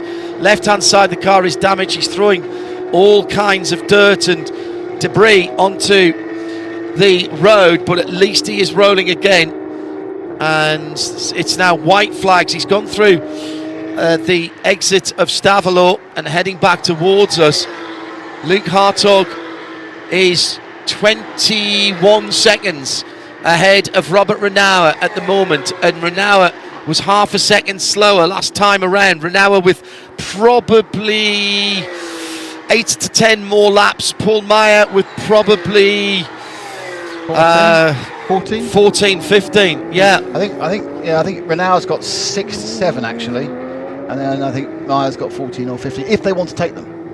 Which is I think you have to right now. Rick Breukers obviously has stopped, so we won't know where his stagger will unwind until after Renauer and Meyer made their final stops. He's ahead of Job Rapanga, and Sasha Norden is another lap back. So the number 9 car ahead of the leader, and with a beautifully clear track all the way to half a lap, and Marcus Vinicius. Okay, so we have a couple of penalties come through for cars that are there or thereabouts, but not quite at the front. Both the 5 and the 10, which is Gabriel Piano on the comeback Black Falcon, and the 10, which is Benjamin Leitner, the Max Cruz Racing, have got exceeding speed limits during full course. Yeah, that's a drive-through. That's effectively a 35-second penalty for the pair of them. That is going to drop I'm not sure he's going to. Yes, he's certainly going to drop Benjamin Leitner away from Julian Hansen, and therefore I'm pretty sure he'll go behind Bao Jinlong as well. the thing about Leuchter is that he's in the pro class. Where's the next pro? Oh no, so he's not going to lose. He's the last running pro, effectively, isn't he? Yeah, he is. Yeah. Detroit's not running anymore. Yeah, and what was the other one? Did you say the Black Falcon? It was number 5. Black Falcon number 5. Right. So the next one there is Toro Racing, the number 29 car, which is a couple of laps back. They're not going to lose a couple of laps. They'll lose part of that. I think they were trying to move forward, and that's the point. I think that's why that's the disappointing thing for them. It's going to stop that progress. The K. Kramer car in the pits, it had a flat rear right. I'm not sure it was a flat rear right or a suspension collapse. The fact they haven't wheeled the car straight back into the box makes you think it was probably a puncture on that rear right for the car. At RSL_studio, inside the last hour of racing. Hello everybody, if you are just joining us, this is the denouement of the inaugural Michelin 992 Endurance Cup, powered by Porsche Motorsport. The main event of this festival of flat 6 Porsches, which has been running all week. One V8. Actually, a couple of V8s, yeah. A couple of V8s, because there's a few V8s in the 4-door cars. So we are now waiting to see as Paul Meyer's gone ahead of Renault.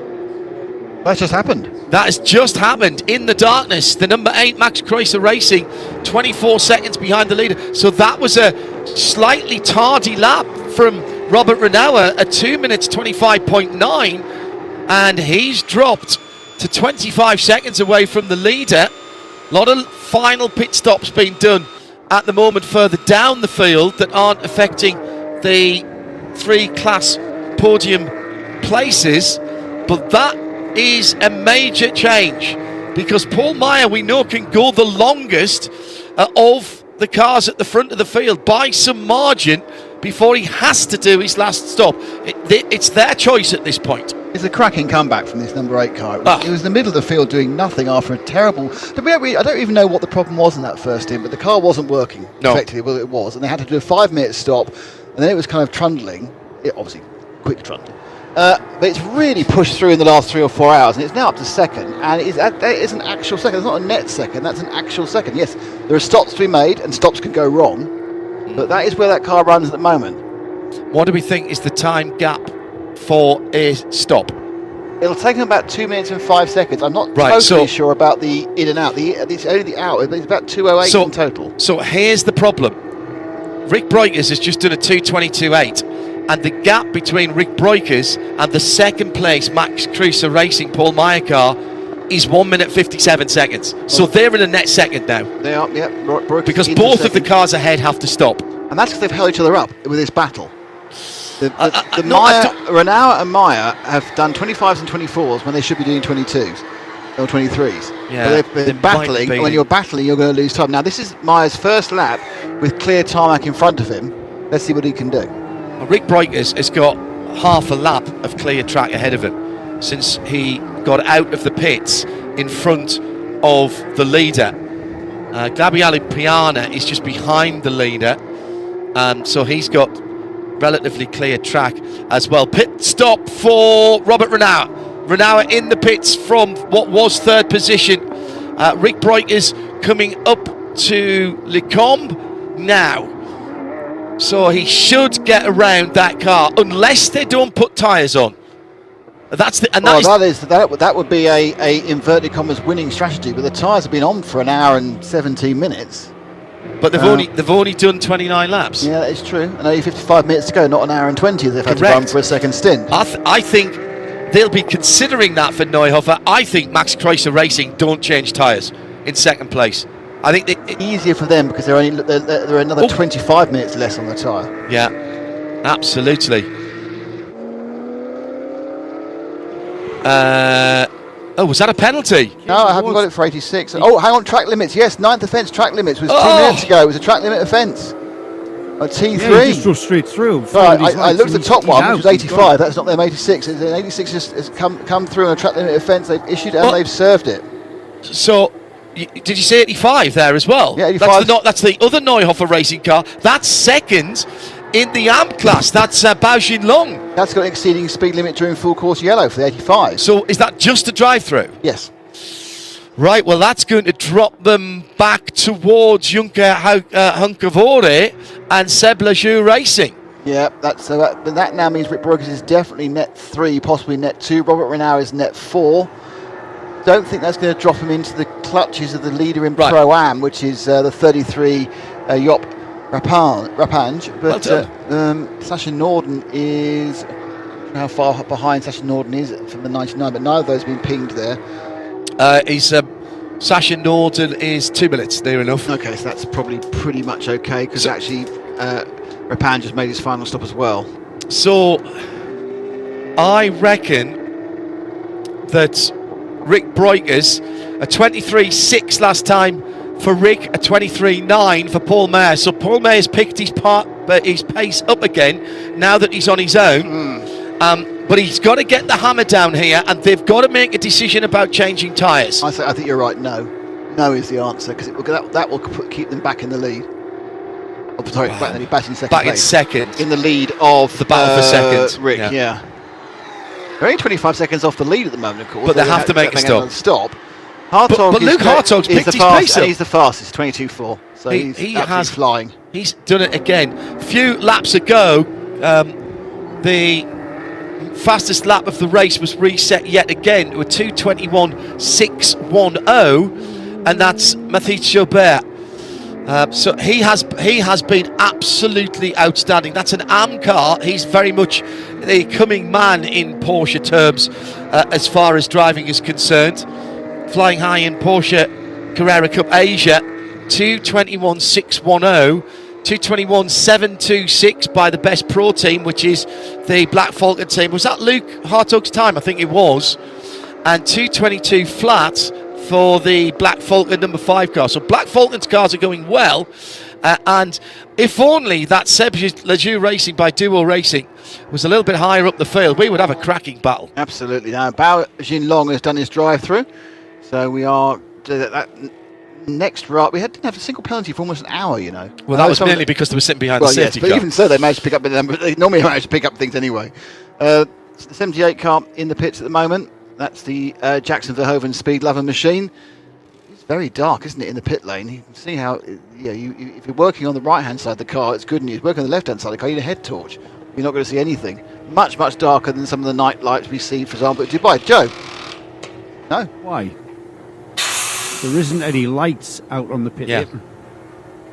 None of the teams have got lighting gantries over the pit apron. And there's no grandstands other than further back down the pit lane, even to cast any light from the main grandstand. It's very little light coming, but usually you get bright light from the gantries overlooking the apron, but none of the teams have got that. Obviously, didn't feel it was worth it for one pit stop. Yeah, for an hour. Yeah. At the moment, I can't remember who it was who described going down the Mulsanne Straight before the lights were put up at Le Mans as being thrown down a mine shaft holding a very small torch, which I thought was brilliant. It's going to be like that on the Kemmel Straight, and indeed coming back from Stavelot, Curve Paul Frere to Blanchimont at the end of the lap. Bao Jinlong is back out for Neuhofer, and they will, I think, have they held on to second place in the AM? Jukka Hunkavore is going to be a heck of a slight closer though.